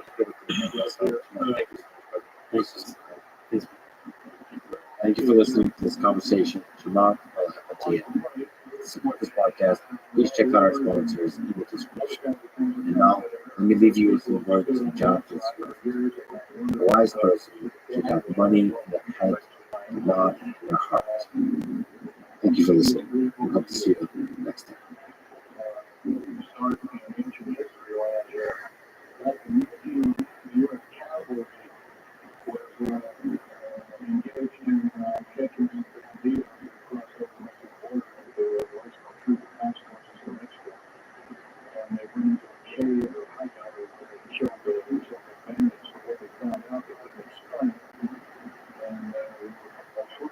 If you have a democratic style of governance, you are entrusting people with one of the most awesome and radical responsibilities. And that's saying that you're going to pick the people that are going to make some of the hardest decisions of all the industry. If you're going to trust people to vote correctly, you have to be able to trust them to have an open, honest dialogue with each other. Whether that's Nazis or KKK people, whoever talking, you have to believe your people are going to be able to rise above and make the correct determinations when they hear these kinds of speeches. And if you're so worried that somebody's going to hear a certain political figure and they're going to be completely radicalized instantly, then what that tells me is that you don't have enough faith in humans for democracy to be a viable institution, which is fine. You could be anti-democratic. I don't think you can be pro-democracy and anti-free speech. Following this conversation with Stephen Guinness, also known online as Dustin. He's a video game streamer, political commentator, one of the early pioneers of both live streaming in general and live streaming political debate. Politically, he is a progressive, identifying as either left or far left, depending on your perspective. There are many reasons I love to talk to Stephen. First, I just talked about Shapiro, and many people have told me that Stephen is the Ben Shapiro of the left in terms of political perspective and exceptional debate skills. Second reason is he skillfully defends some nuanced, non-standard views. At the same time, being pro-establishment, pro-institutions, and pro-Biden, while also being pro-capitalism and pro-free speech. Third reason is he has been there at the beginning and throughout the meteoric rise of the video game live streaming. In some mainstream circles, this community is not taken seriously, perhaps because of its demographic distribution skewing young, or perhaps because of the sometimes harsh style of communication. But I think this community should be taken seriously and shown respect. Millions of young minds tune into live streams like Destiny's to question, to try to understand what's going on over the world, often exploring challenging, even controversial ideas. The language is sometimes harsher, the humor sometimes neither, but I, Grandpa Lex, put on my rain boots and went into the beautiful, chaotic muck of online discourse, and have so far survived the time of care. With a smile and even more love in my heart. On top of all this, we were lucky to have Alina Orenser, a popular streamer and world traveler, join us at the end of the conversation. You can check out her channel on twitch.tv/Melina, and you can check out Steven's channel on youtube.com/Destiny. This is the website and podcast. Support it. Please check out our sponsors in the description. And now, dear friends, here's Dustin. I don't know if you watched me watching your EA interview. I'm so curious. When you're navigating a conversation like that, how intentional is the thought process between like building rapport and pushing and giving a little like Zero attention. I was watching, and thank you so much. It was very kind of you to review that conversation. It meant a lot that you complimentary parts on the technical aspects of the conversation, but no, zero. And I'm actually deliberately trying to avoid, I think you've called it debate brain, which is just another flavor of thinking about like the meta conversation, trying to optimize how should this conversation go. Because I feel like the more you do that, the better you get at that, the less human connection you have. Like the less genuinely you're actually sitting there in the moment and listening to the person, you're more like calculating what's the right thing to say versus like feeling what is that person feeling right now? What are they thinking? That's what I'm trying to do is like putting myself in their mind and thinking, what does the world look like to them? What does the world feel like to them? And so from that, I'm truly trying to listen. Now I'm also learning, especially because Rogan and others have been giving me shit for not pushing back.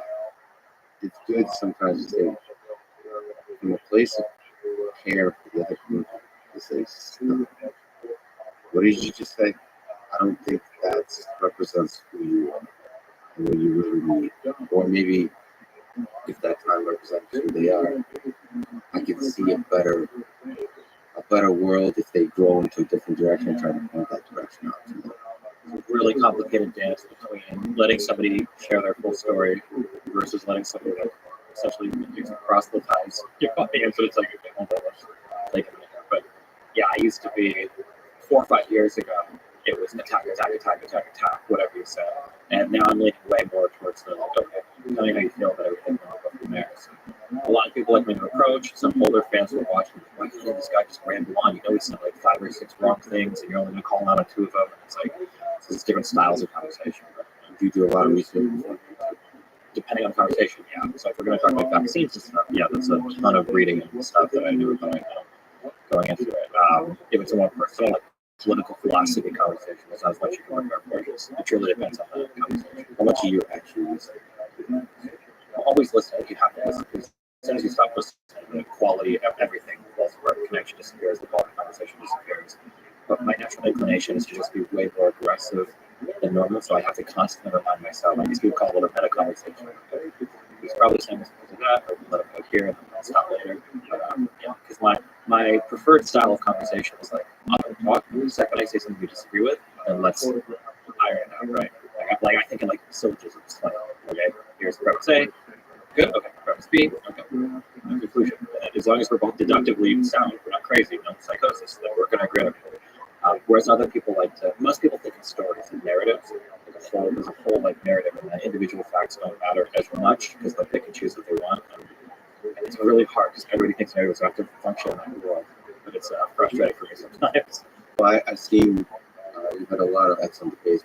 One of them I just recently last night watched is on systemic racism, and it's the first time I've seen you completely lose your shit.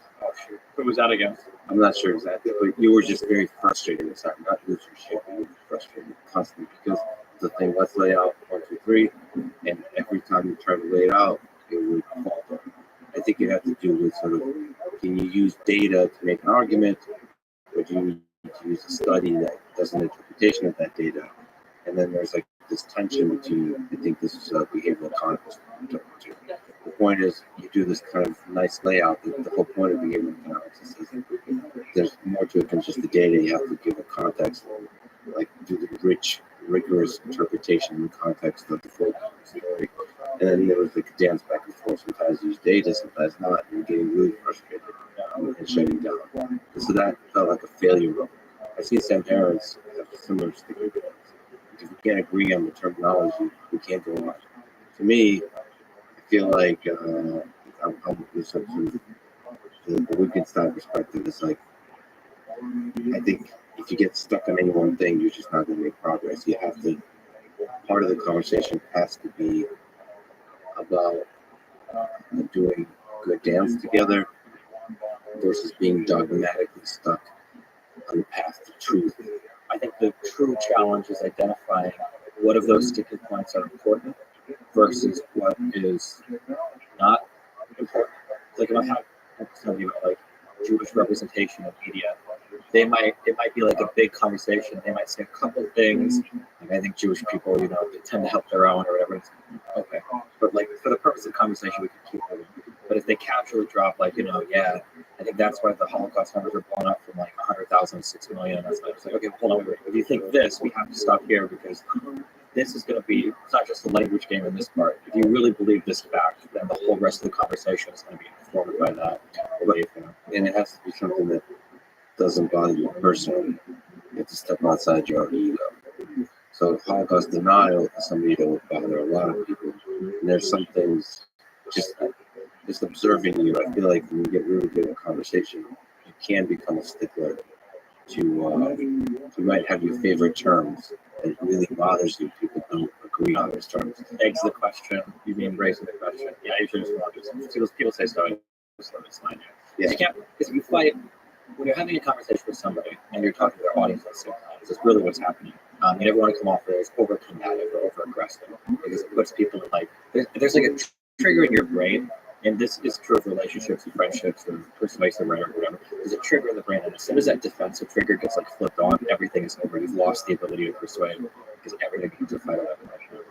Well, I want to talk to you because I heard somewhere that you refer to as the Ben Shapiro of the left, and since I'm talking with Ben as well, I wanted to sort of complete spiritually this Platonic political philosophy puzzle in my head. You are a progressive, but a progressive that maybe understand progressive views. And you had a heck of a fascinating journey through all of that. Like I said, I think you argue with passion, sometimes excessive amounts of passion, but almost always with good faith and with seriousness.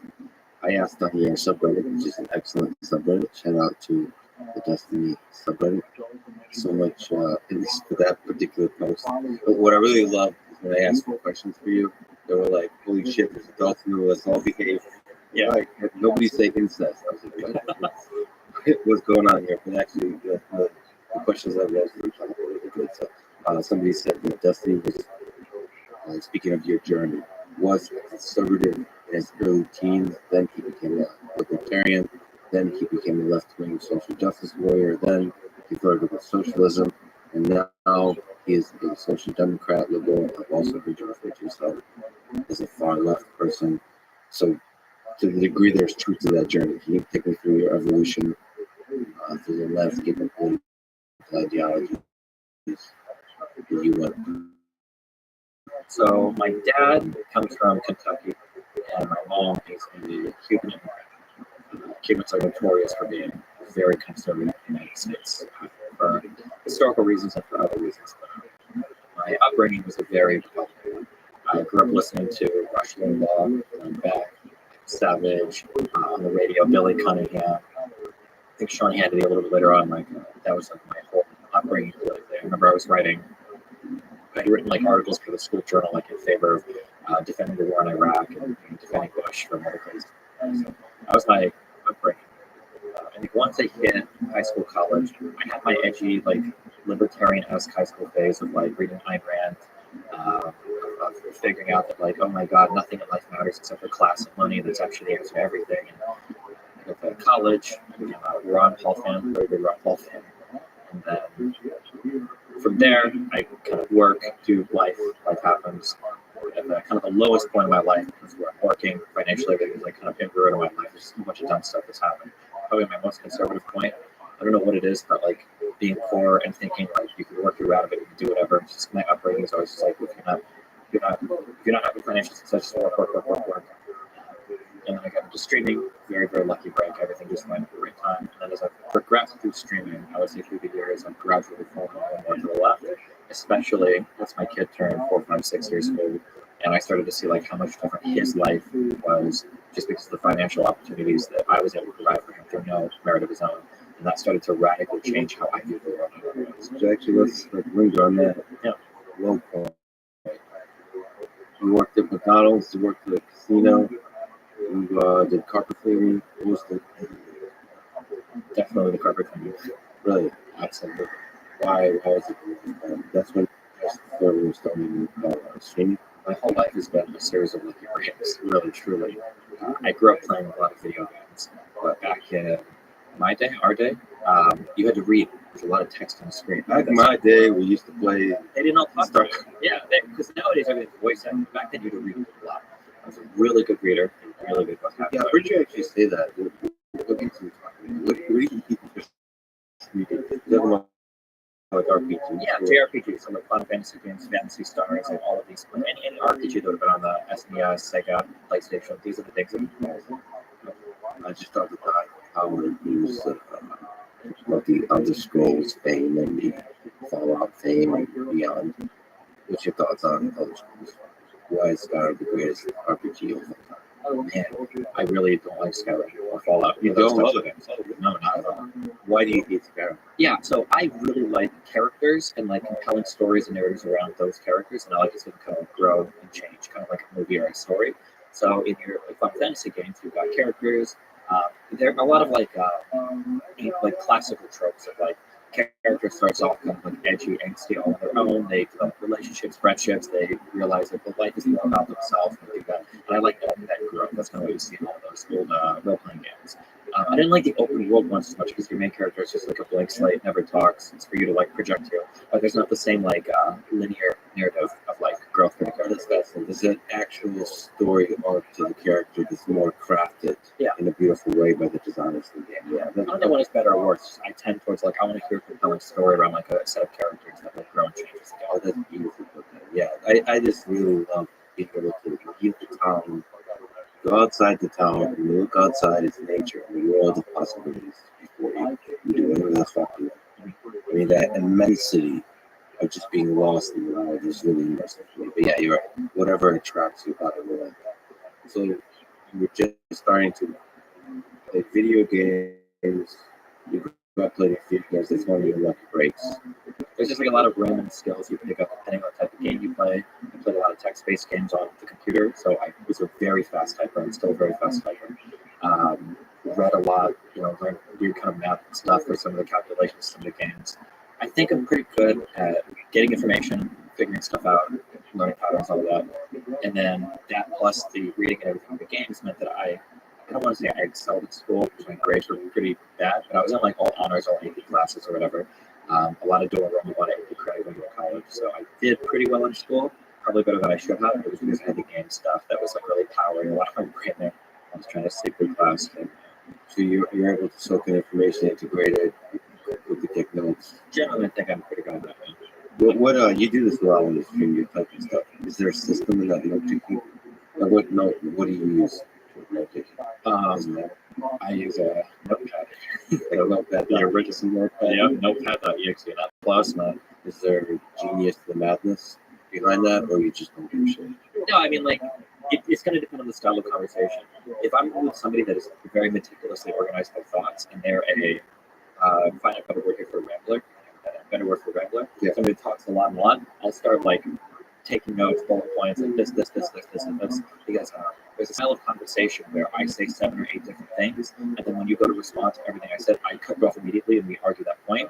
But if somebody's going to do that, I usually say, hold on, you just said these 8 things. I'm going to respond to every single one. I've written them all down, and then you can go. If you want to go one more time, you can.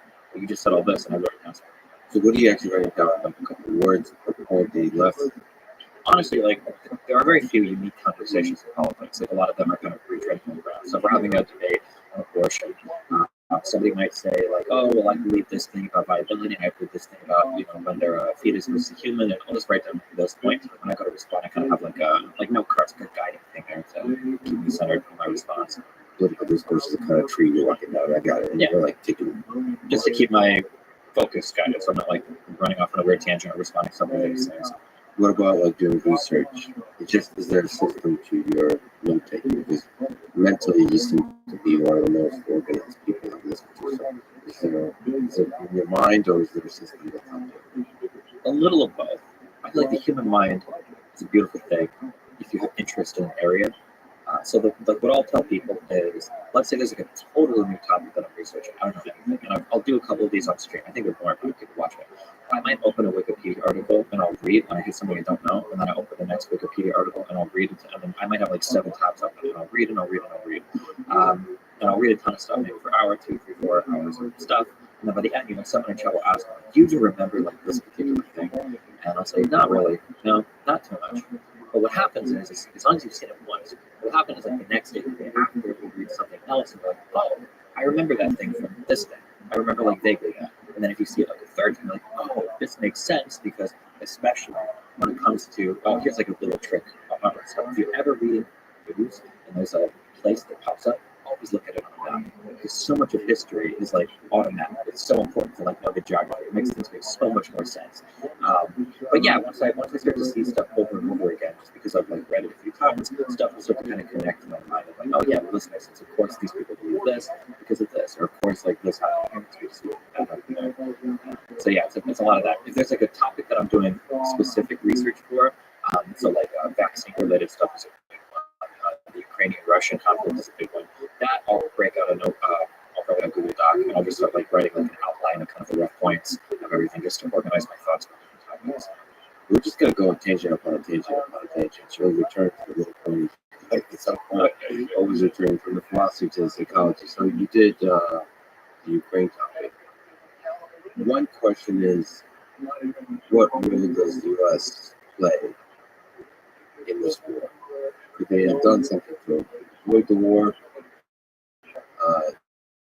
They have a role to play in forcing other people's hand? Do they have a role to play in de-escalating the war towards peace agreement?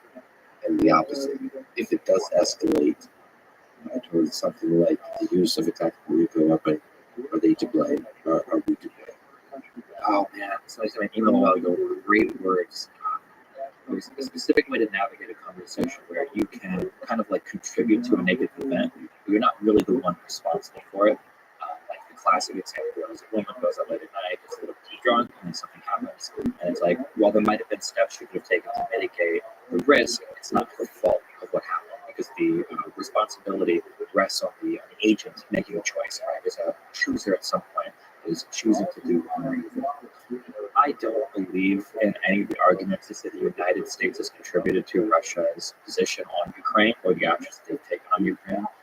There are several arguments that some people, some even political scholars are putting out there to say that the United States is to blame, but I find it completely unconvincing. I think that when you ask the question of like, what is the United States role, or what is our role then, I think it's really important for us. I don't think we even agree as a country on what our role should be, which I think is a hard way, because we've got this kind of, there's this growing populist movement in the United States, might be the far left and the far right. I think populists tend to have this kind of isolationist view of the world, where the United States should just be our own thing. We shouldn't be telling anybody what to do. We shouldn't be the world police. And then kind of more in these like center right positions. And then across the Europe, you've got, okay, the United States is kind of like the big kid on the block.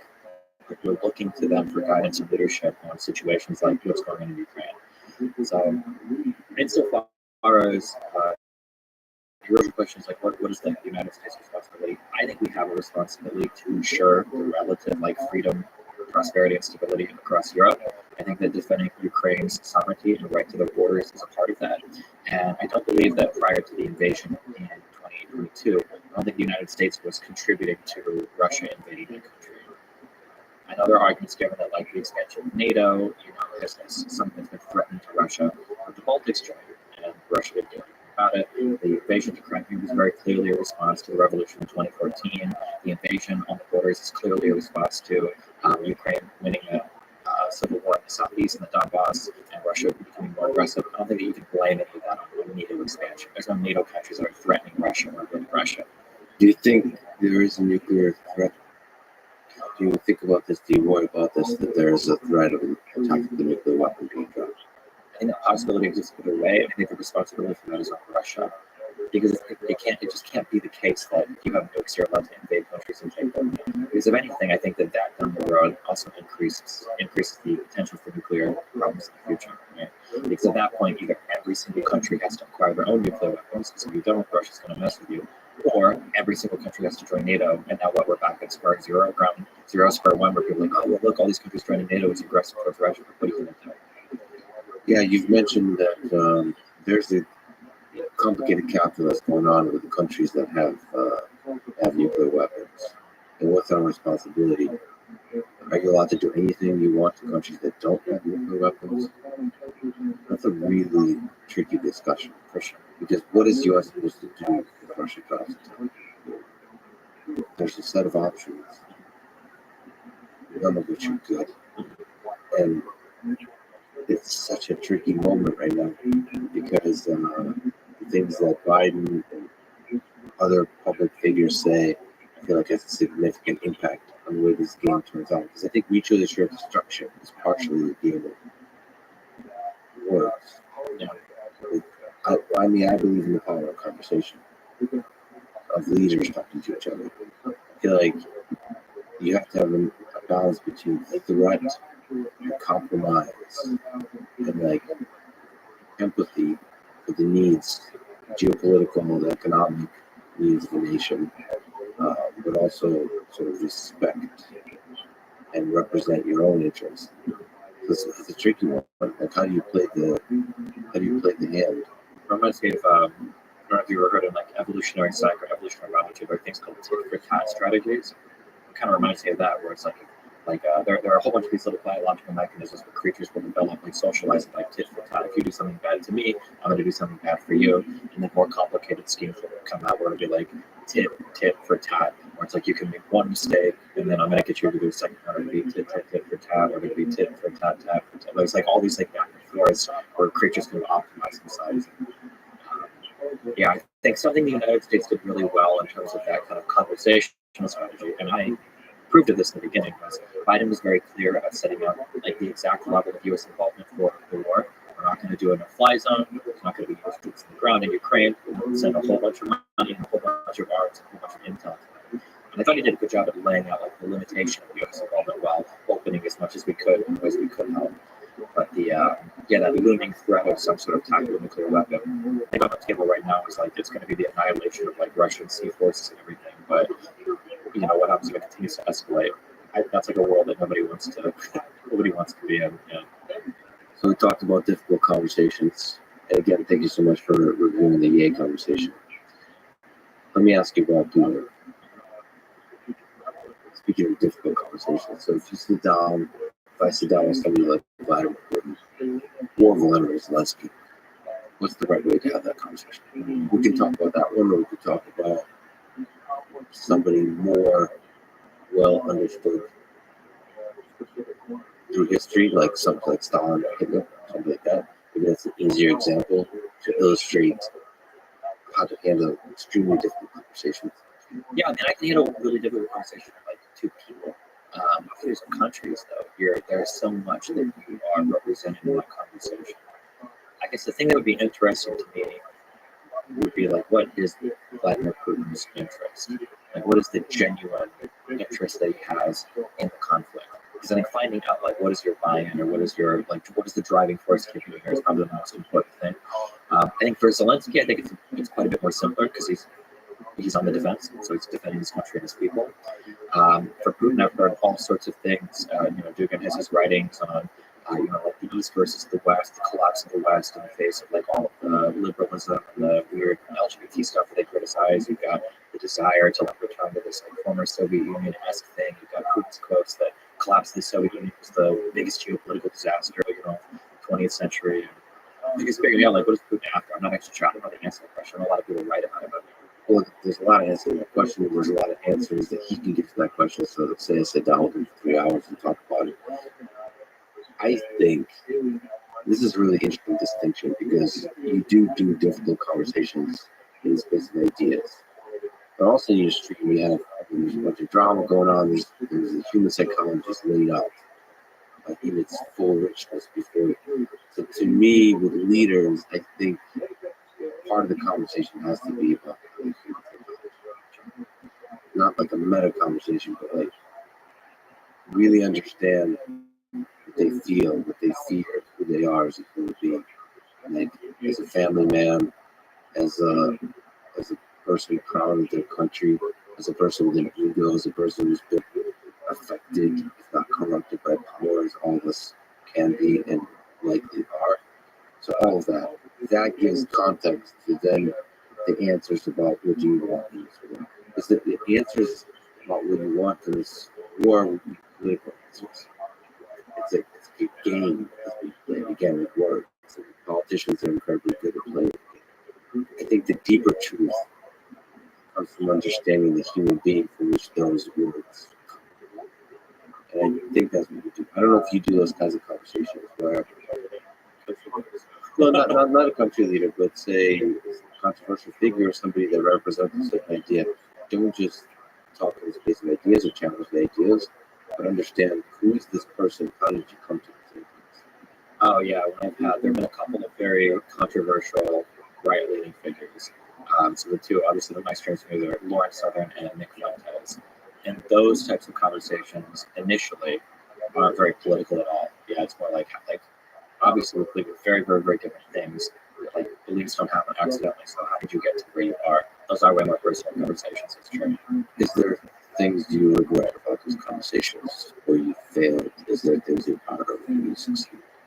For things I'm proud of, I feel like I'm really good at attempting to understand people without judgment.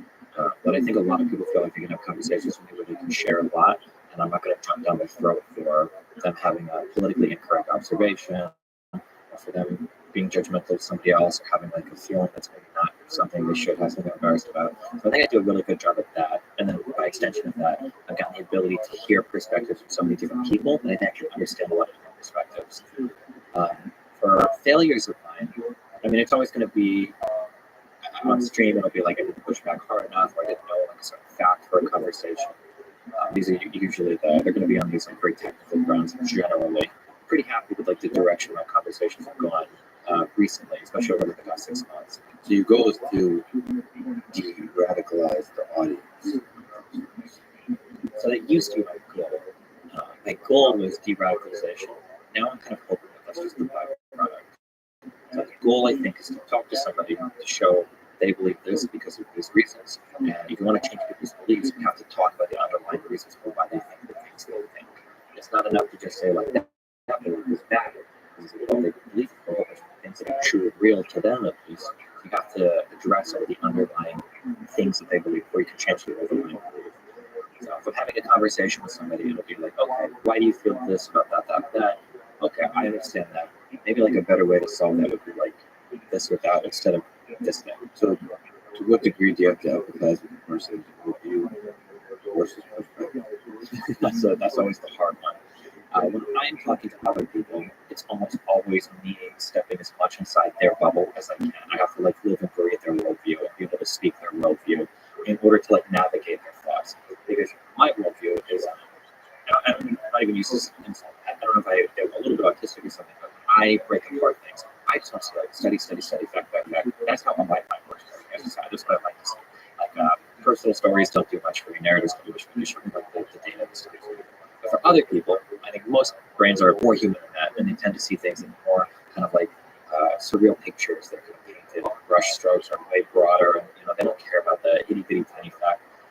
So if I'm talking to somebody else and I'm trying to get into their head and I'm trying to change their mind on things, I'm going to be stepping into their world, and I'm going to try to be working through that framework. A really good example might be, we'll say like when it comes to trans issues for minors, okay, 16 or 17-year-old ones on puberty blockers. The way that I want that debate to play out is let's look at all the data, let's see what are the outcomes, let's see what are the processes for identification, and then we'll evaluate that, and then we'll go with whatever like, points more favorably. But that's wholly unconvincing to most people, right? So as a parent, if I'm having that conversation with another parent, the easiest way for me to have that conversation is like, hey, we both have kids. Imagine how horrible it would be if we felt like our kids needed help and the government was trying to get between us and their doctor in that conversation. That might be how that talk plays out, which I think is a really good argument. Because I think there probably are times that the government should get everything. But I'll have that conversation because now I'm in a world where they understand what I'm saying. I'm resonating with the way that they feel about things. And I can make progress with the way that they're kind of viewing the world because I'm talking in a language they understand. So on this particular topic of trans issues, is that the reason you were banned from Twitch? I'm not sure. I don't know. They just said hate speech, but I don't use like slurs or anything, so it's hard to know exactly. So I think you made the claim that trans women shouldn't compete with cis women within the women's athletics. Can you make this case and can you streamline the case against it?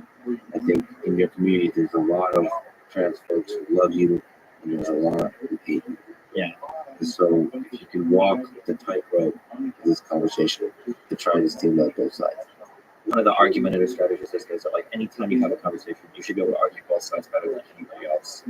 So for the my side, the genuine belief side, it feels like overwhelming. All of the data is showing that trans women, even after I think 3 years on some sort of like HRT or estrogen stuff, they're still maintaining these advantages from their male puberty over cisgender women. And if that is the case, we are going to draw these distinctions around our sports between women and men. It feels unfair to have a category inside the women's sports that are maintaining advantages that are coming from a male puberty, regardless of the amount of time they've spent on hormone replacement therapy. So that would be my argument on that side. So it's unfair from a performance enhancement aspect. In the same way you ban performance enhancing drugs that involve increasing of testosterone. That's the only way it would be unfair. Essentially, yeah. So what's the case? So the case in favor of them competing together is that realistically, there's not going to be a trans sports category. Realistically, trans women aren't going to be competitive with cis men because they've gone through these huge, like hormone changes by medication they take. And then when we look at how sports are kind of done anyway, there's a whole bunch of biological differences between people within sports categories that are determining their placement in the professional world. So, for instance, somebody like me is probably never going to go far in the NBA because I'm not tall enough. I think the average height in the NBA, don't doubt yourself. Don't doubt myself. I want to say it's like 6'6" or something. They're huge people. Or you look at like Michael Phelps as a classic example. The guy whose torso is like so long, his body is built for swimming. And I think there are some trans people that will look at that, or some PD advocates in this position will look at that and go, okay, realistically, the way that Michael Phelps' body processes the acid, the shape physiologically of his body is going to put him in a level of competition that so many men are never going to reach just because of biology. How is it fair that you would have these biological outliers competing in these categories, but then when we come to like sports categories like trans and cis women, you're going to take trans women and say that they can't compete against cis women? Can't you also just say that they have some level of biological difference there? Like, is it really going to be that great of a difference than what Michael Phelps has versus the average swimmer, or an NBA player has versus like the average height man? Yeah. Do you think we're going to get into some tricky ethical territory as we start to be able to, through biology and genetics, modify it? Absolutely. I feel like those things are coming sooner than oh man, dude, the AI, have you seen the AI art? That's an AI person. Oh, okay, then yeah. That's always been like what's gonna happen when robots can do art better than humans? LOL. Like, oh, we'll see in 20 years, and now you have AI art winning competitions, and it's funny because robots are essentially The robot. robots are really good at Careful what you say. Okay, I'll be careful. That's not like one of the Chinese ones with the gun on it. We'll see depending on what you said. Yeah. Robots are really good at showing the limitations of the human mind in categories that we didn't believe we were limited before. I think that humans have this idea intrinsically that we have like some type of like innovative, creative drive that is just outside of the bounds of physical understanding. And with a sophisticated enough program, we see that maybe that's not actually true. That's a really scary thing philosophically to deal with because we feel like we're very special, right? We planet, we make computers, and the idea that you can start to get these robots that can do things that's like, okay, you can do math, fine. Okay, you can do calculations, fine. But you can't do art. That's the human stuff. And then when they start to do that, it's like, oh shoot. And that terrifies you a little bit, like losing the human species losing control of our dominance. So I don't think it's necessarily losing control of our dominance. I mean, I guess like a Skynet that can come in at some point. But I think it brings us to this really fundamental level of like what does it mean to be human? What is it that we're good at? What should we be doing with technology? We never really asked that question in the Western world. It's always technology is like normative in that technology equals good and more technology equals better. That's been like the default assumption. In fact, you ask a lot of people, how do you know civilization has progressed in the past 100 or 200 years? They don't say we have better relationships, we have longer marriages, we blah, blah, blah. They'll say technology is improved. We've got crazy phones, we've got crazy computers. The idea that more technology might be bad has never even crossed anybody's mind, unless it's used for like a really bad thing. So. Well, it's interesting. We kind of think as more and more automation is happening, we're going to get more and more meaning from things like being artists, doing creative pursuits. And here's like, oh shit, if the art, if the creative pursuits are also being automated, then what are we going to do meaningful? What are the activities from which we get meaning? You know, my whole life I've been working on artificial intelligence systems. There's been different revolutions. One of them is the machine learning revolution. And it's interesting to go look at intuition and destroy that intuition about what is and isn't solvable by machine. I think for the longest time I grew up thinking Go is not, the game of Go is not solvable. Because my understanding of AI systems is ultimately that it's fundamentally a search mechanism that is fundamentally going to be brute force. There's no shortcuts. Like if it can't solve the travel and salesman problem, it's not even going to be able to give you an approximation. So most interesting problems are giant travel salesman problem, and so of course it's not going to be able to solve it. And then the deep learning revolution made you realize, holy shit, these large neural networks with a giant number of knobs is able to actually somehow estimate functions that can do a pretty good job of understanding deep representation of a thing, whether that's a game of Go, or whether it's the human natural language, or if it's images and video, or audio and actions, and different video games and actions, different bodies. And then you realize with diffusion models, different generative models, you start to realize, holy shit, you can actually generate not just interesting representations or interesting manifestations of the representations of forms, but it's able to do something that impresses humans in its creativity. It's beautiful in the way we think of art is beautiful. Like it surprises us and makes us chuckle and makes us sit back in awe and all those kinds of things. And yet the thing that it seems to struggle with the most is the physical world. So that's counterintuitive. We humans think that it's pretty trivial to being able to pick up a cup, being able to like write with a pen, like in the physical space. We think that's trivial. We give ourselves respect for being great artists and great mathematicians and all that kind of stuff, and that seems to be much easier in the physical space. Bodies are really cool. Yeah. There was a, I don't know, probably Asimov. So there's some science fiction writer that had a short story. It was like an alien that had landed on Earth, and he was describing our bodies from a totally alien perspective. And when you think about all the things we could do, it's pretty cool. We could, climb through a whole multitude of environments. We can exist at a multitude of temperatures. We can manipulate things just with our hands and the way we can interact with things around us. Yeah, we're very capable on a physical level, even though, like you said, we think about ourselves like, oh, we human beings have really big brains. And we do. We're really intelligent as well, but our bodies are pretty cool. And it's a fascinating hierarchical biological system. Like, we're made up of a bunch of different living organisms that all don't know about the big picture of our body.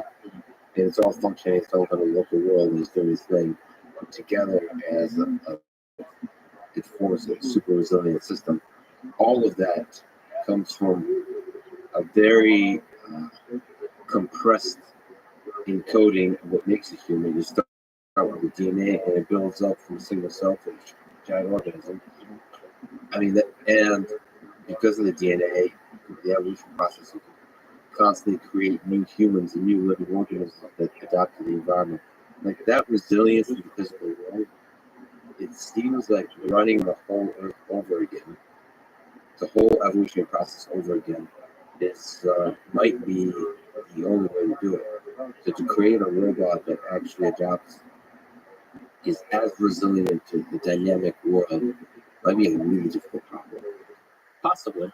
Well, I was going to say, like in a programming environment, you can do things on time scales that are impossible in the real world, right? Like the benefit to AI computers is a computation where they can compute so much data so quickly.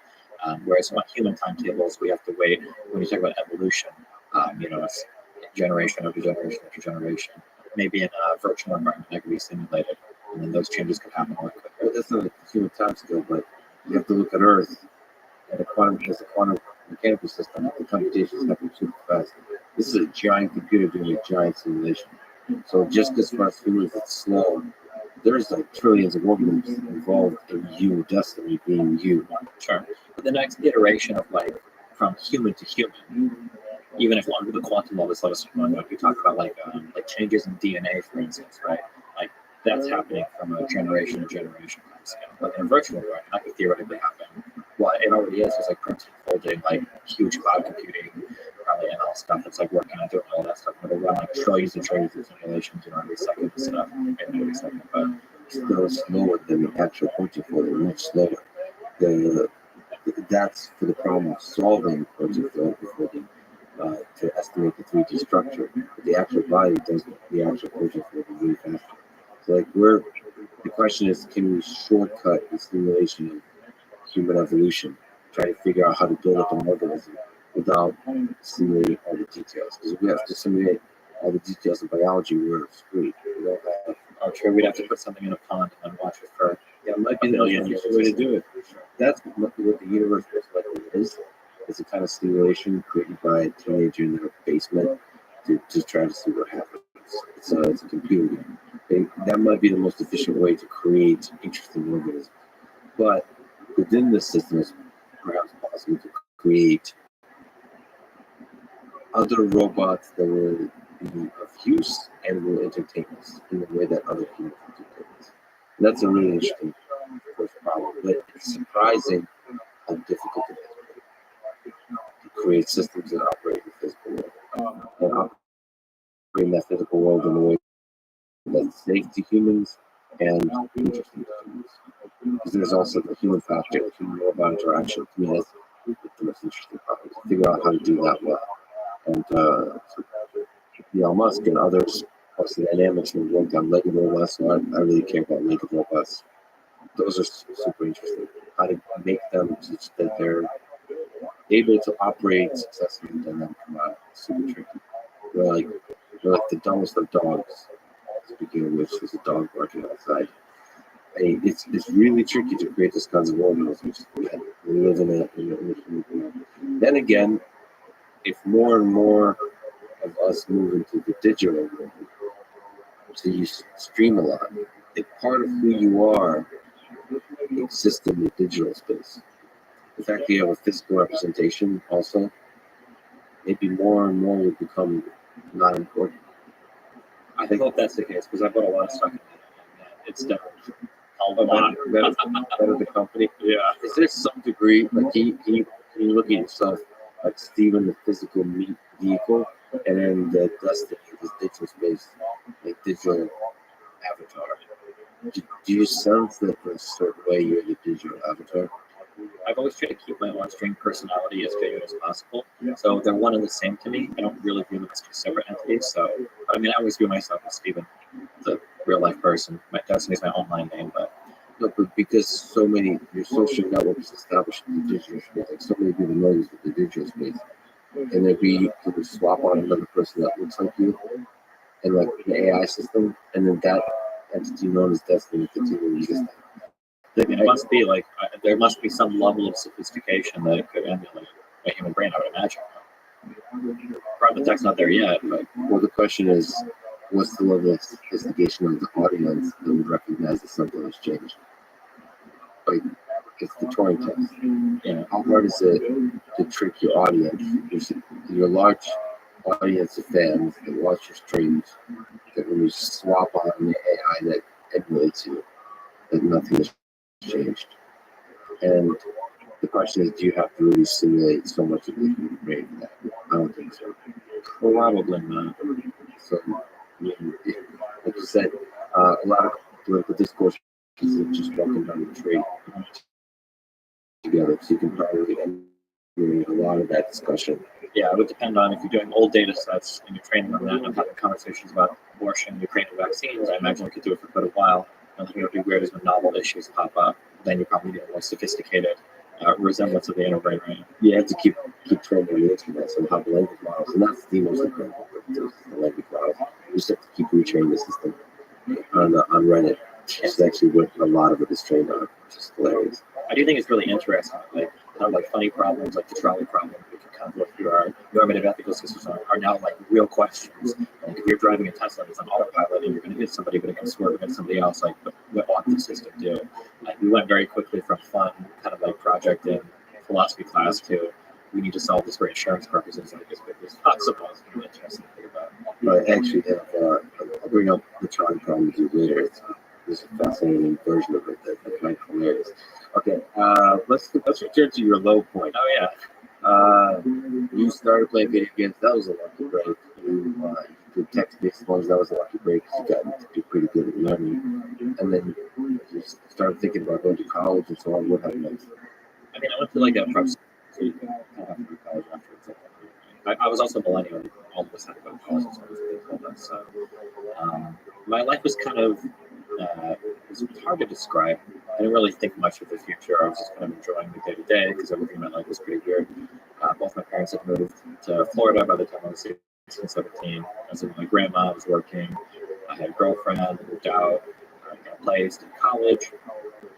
By the time I got into college, I had transitioned from working at McDonald's to I was like working in a casino restaurant basically, and I was really good at that job. So high level of patience for drunk people and insane people.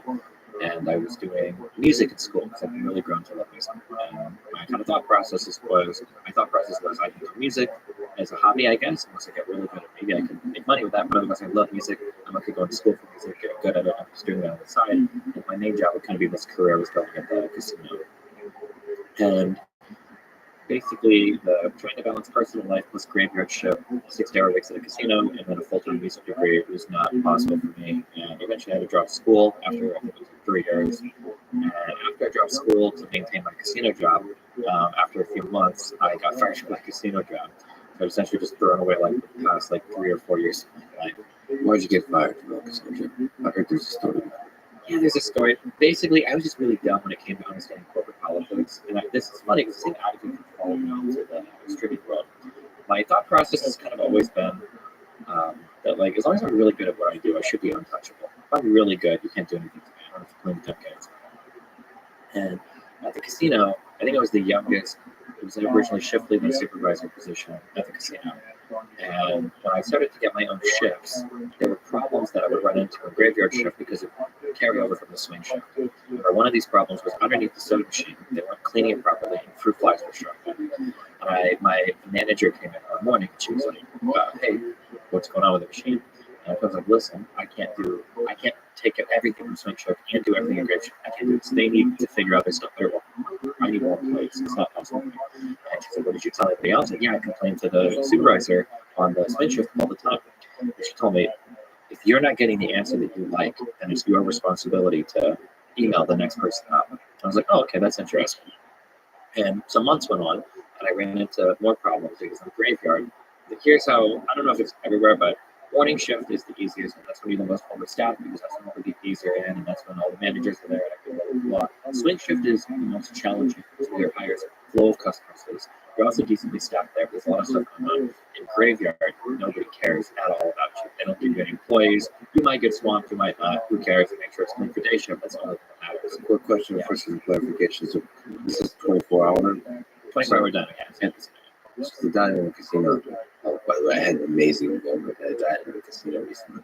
It's a special place. The dining casino is a place of magic. There's a lot of, I don't want to say magic, there's a lot of otherworldly stuff going on. There's characters, I had an interaction with a waitress. There was the sweetest waitress in the world. And I was just like, I don't know, made me feel less alone. It was cool random hours. So graveyard begins when... For me, my shift was 10 p.m. to 6 a.m. Or sometimes I get called in early, so it'd be 8 p.m. to 6 a.m. That's no well for that shit. No, especially not trying to do school at the same time. Absolutely. But yeah, basically, long story short, I ran into a problem where I didn't have enough employees on my shift. VPs were coming in the morning. They said, "Hey, the diner's kind of dirty." And I'm like, "You've cut all my employees past 4 a.m. Like some nights, I'm literally cooking and doing front of house, all on my own. I can't do this. And my manager Pam told me, "Well, you got to figure it out." And so I remember her advice. So I emailed the VP of Food and Beverage and I CC'd her. I said, I'm not getting the help anymore. Now, I didn't know at the time that I was basically completely throwing her under the bus because of that email. But retroactively, when I look back on things, or retrospectively, I see that was the moment that I got like marked for deletion. And I didn't really understand it, even though in her terminology, the pay grades me out the door. But after that point, I started to get written up for like a lot of little random things. I'll come like I missed one day of work in my 3 years at the casino, and I started to get written up for like showing up like 1 or 2 minutes late. It's kind of weird, so whatever. Or written up for random ways about filing paperwork. And then eventually there came a situation with another employee where they were, it's complicated, it has to do with like call out stuff. But basically they wanted to call out, and I told them if they called out, they would get fired because they were at like 10 points, they were at 9 points and 10 points firing, blah, blah, blah. Camp told me, you can tell her that she's going to get a point, but you can't tell her she's going to get fired. I don't know what that meant. And then I told her that if you call out, you're going to get, you're fucked, you're going to get fired. Or you're going to get 10 points. And then I got called in early, like 3 days later, and Kim was like, you inappropriately communicated with an employee because you said the F word in a text message. And I'm like, really? There's no shot. And she's like, well, you also tried to fire the employee. I was like, no, I told her she was going to get 10 points. She's like, well, you used the F word. And this is insane. And just because I was such a high-performing employee, so there's no way I'm getting fired. And I did. And I was like, yeah.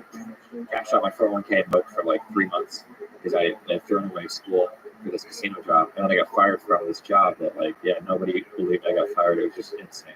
So if you look back, if you were allowed to not just to look back to your own memory, actually watch yourself, like somebody recorded video that whole time, do you think you would be surprised? You would notice something potential, not having self-awareness, not having like social, like a civility and social etiquette display in human relations. Yeah, absolutely. So is that a core of that? Yeah, I think so. I mean, it follows me even to this day. There's a lot of, I don't know if you're recording or not, but when we spoke earlier about like meta conversations, I have to think a lot sometimes about meta conversations because the way that I want to drive a conversation will sometimes be way different than what is like the best way to have a conversation. Whereas I just want to like go really hard on like some itty bitty, like some idiosyncrasy, some fact or figure or whatever, but that's not like the human conversation anytime. So you got fired / left the job, and that took you to the job that would be the lowest point. Yeah. It was a huge downgrade in pay. I went from getting like, I think at the casino, because I worked so much, I was doing like 2250. And this is back in 2008, 2009, as like a college student. Like, it was amazing pay. I had benefits, like everything was good. And the carpet cleaning was like, I was probably getting my paycheck like every other week. It was maybe $1,500 or $1,000, and I'm working 13-day stretches. Like, I had every other Sunday off, and it's so many hours. Like, I have to show up at the shop at like 7 to 6, and then I go home at like 8 or 9, depending on what my jobs are throughout the day. Are you doing businesses or residential, or what are you doing? Everything. Are you working for a company that's covered? Yeah. Okay, so like there's a scheduled thing you have to go to it. Yeah, but so like, this is why the schedule is stuck. Because sometimes I show up at, I think I had to be in the shop at, I think it was 7 a.m. You show up at the shop at 7 a.m. First job might be at 8 or 9, and that job might be like a 1 hour job. So I might show up at 7 a.m. and have a job from 8:30 to 9:30. But my next job might not be from until let's say 11. So from 8:30 to 9:30 I'll do one job, and then I'll get a job from like 11 to 12 or something. Then I might have like a decent job from like 5 to 8. But like my whole day is destroyed. And I'm doing like 3 smallish jobs, so I'm getting like $30 maybe for being in the shop or at my job like 10 or 11 hours. I'm just like horrible. So you're somebody that seems to be extremely good at thinking and conversation, and so have a bit of an ego, perhaps, in both the negative and the positive sense of that word. Was there some aspect of working at McDonald's and then working at the casino and working for the as a carpet cleaner that was humbling? No, never. I had The ego burned right through it all. Or no, yeah, you can push back on the ego. Yeah, no, I understand. I totally get what you mean. I had a really close friend growing up whose name was Chris, and I think we probably met when he was like 4 or 5. I think he lived behind me, and I grew up with him, and I'd always been kind of an outsider to the world that I was in once I got to high school for sure. Because all of those kids were incredibly wealthy. Corvettes and Mustangs when I was 16. It was a prep school. and I was doing they have like a work study program there where you can stay after school from 2:30 to 5 every day to kind of like work to pay for your tuition. So I've been working like throughout all of high school. I got another job at McDonald's when I was 18, worked at the like I've always been doing that kind of work. I never really viewed it as like beneath me or anything. It's not like I don't have like a family of doctors and lawyers or anything. And then me and my other friend, Chris guy, we'd always make fun of everybody else for being kind of like prepping kids and everything. So there's some pride to that sort of hard work. Yeah, I guess a little bit, yeah. Yeah, looking especially my dad, like the solution to every problem is just throw more hours of work at it, basically. So that was always my go-to. So what was psychologically the low point?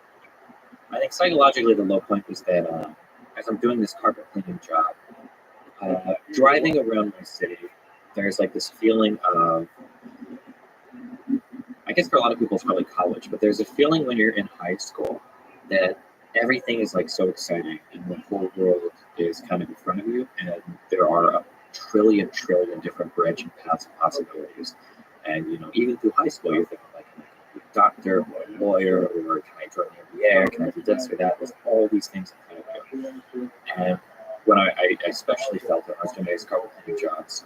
I think it was in the fall. I'd be outside some of these houses and I just kind of look around, and I recognize a lot of these neighborhoods that I drive around with friends in, or you're walking through. I ran cross country, sometimes I'd be running through these neighborhoods, and it was just kind of like this feeling of looking around, and it was like when I was here in the past, this is like kind of like a transitionary phase of my life where I'm doing this, it's fun and exciting, and then I'm gonna move on to something else, and it's gonna be fun and something awesome, and then 2 years later, my whole life has collapsed. Like I'm in a house that I can't afford anymore. My ex that I hate is pregnant with my kid, and I have no money. I got no upward mobility. I failed college. My job is horrible. Like it's every single out. Like this is like all of those. The wave function had collapsed into one thing, and that one thing was the worst thing that could have possibly been at the time for me. Like everything was gone and awful. So yeah, that was the feeling I had here. I thought about thinking about it, but I've just never been that kind of person. So.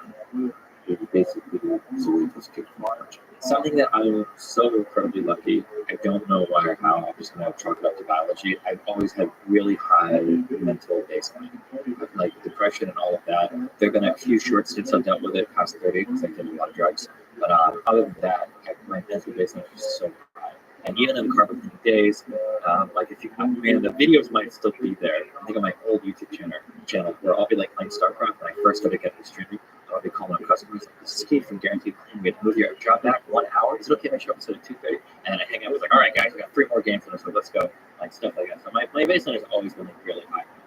So even like this, is there anything you can give by way of advice for people that when the wave function collapses, as it does for many of us? Like, holy fuck, the world is not full of opportunity, and you're kind of a failure. Like I don't know. It's rough because like I usually ask for compassion from people that have it better off. Because like once you're down there, like the only reason I say I got lucky, but it wasn't even really lucky. Or it was lucky, but it was more lucky. It wasn't just lucky that I got restrained. It was lucky that I was into computers at an early age. It was lucky that I played video games at an early age. It was lucky that all the tech came up at exactly the right point in time. Like I was a pretty smart guy, but it was definitely preparation meets opportunity. And that opportunity was like at the exact precise moment of my life.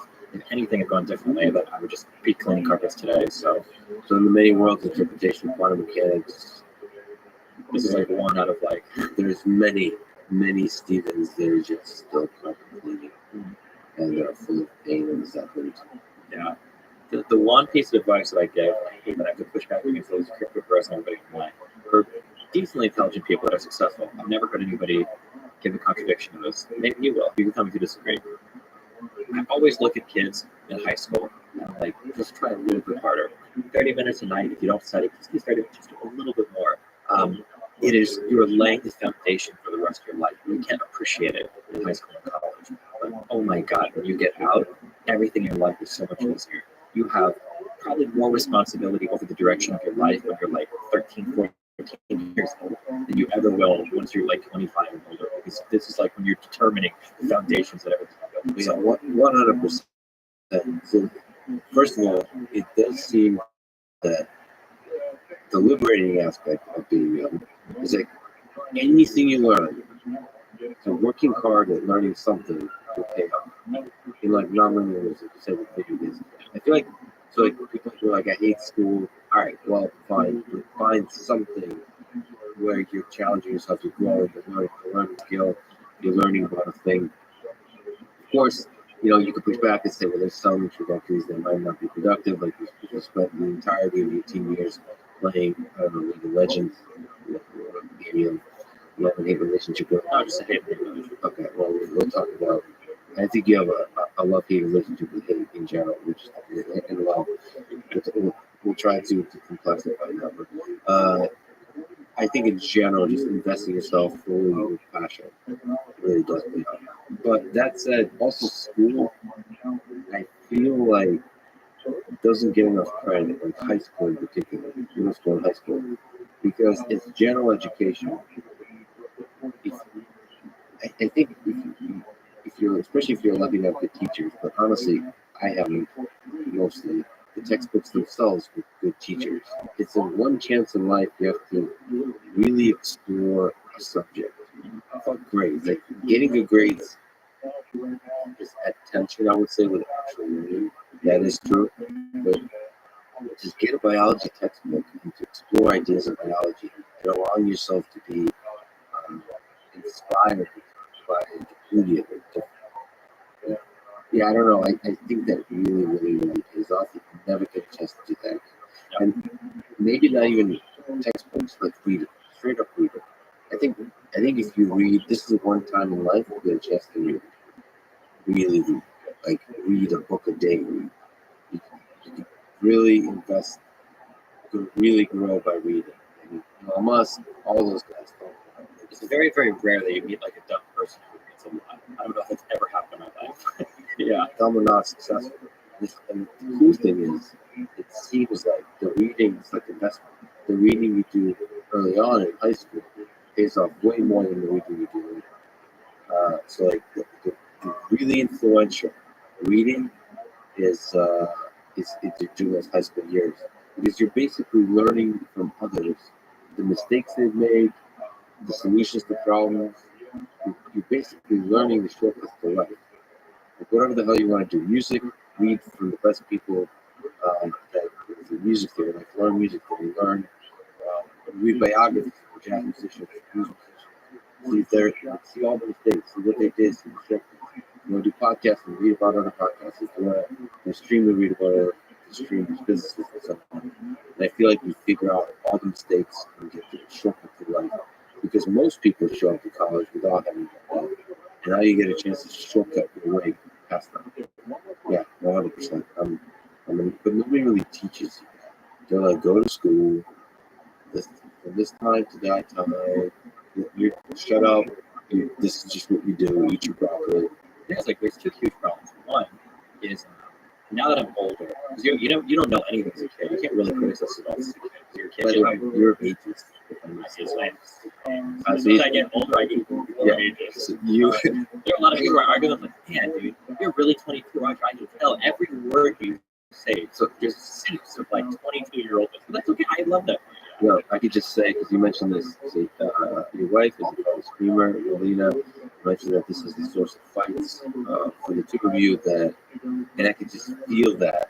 There is truth to what you're saying. It's just like, all right, you're saying that because you're 22. Just wait until you're 25 and you won't be saying that anymore. Now, that is the most annoying thing for people to hear. You can't ever say that. Because it's actually usually true. Because we do go through phases in life, and you can understand that most things are phases. So, just in general, you can say, just wait, You won't see this. You won't feel this way again. I can say that to you. You can say that to yourself. Just wait. Whatever you're feeling like, just wait. 5, 10 years, you'll be a different person, and you will laugh at the things you take seriously now. That cause you pain, all that kind of stuff. But people hate here. I think the joke that I always say is that, like, if I could literally step into a time machine and I could come back out and see myself as a 17-year-old, and I would say, hey, I'm literally you from the future. You see the time machine, and I would look at me and I would see the time machine, and I would give myself the best advice in the world, and the most successful person. I would ignore all of it, even knowing it came from myself. this guy sold out. This dude doesn't know what the fuck he's talking about. Like, nah, I'll figure it out better. Like, he must have made some. That's what I would think is simple. Even I knew it was myself in the future. I would just 100% never believe it. And knowing that is very frustrating. But I keep that in mind when I deal with young people. That's why, like, I always see on stream when I'm talking to, like, there's good stuff like Sneeko, there's another girl on stream called Lana. When I see I see the mistakes they're making.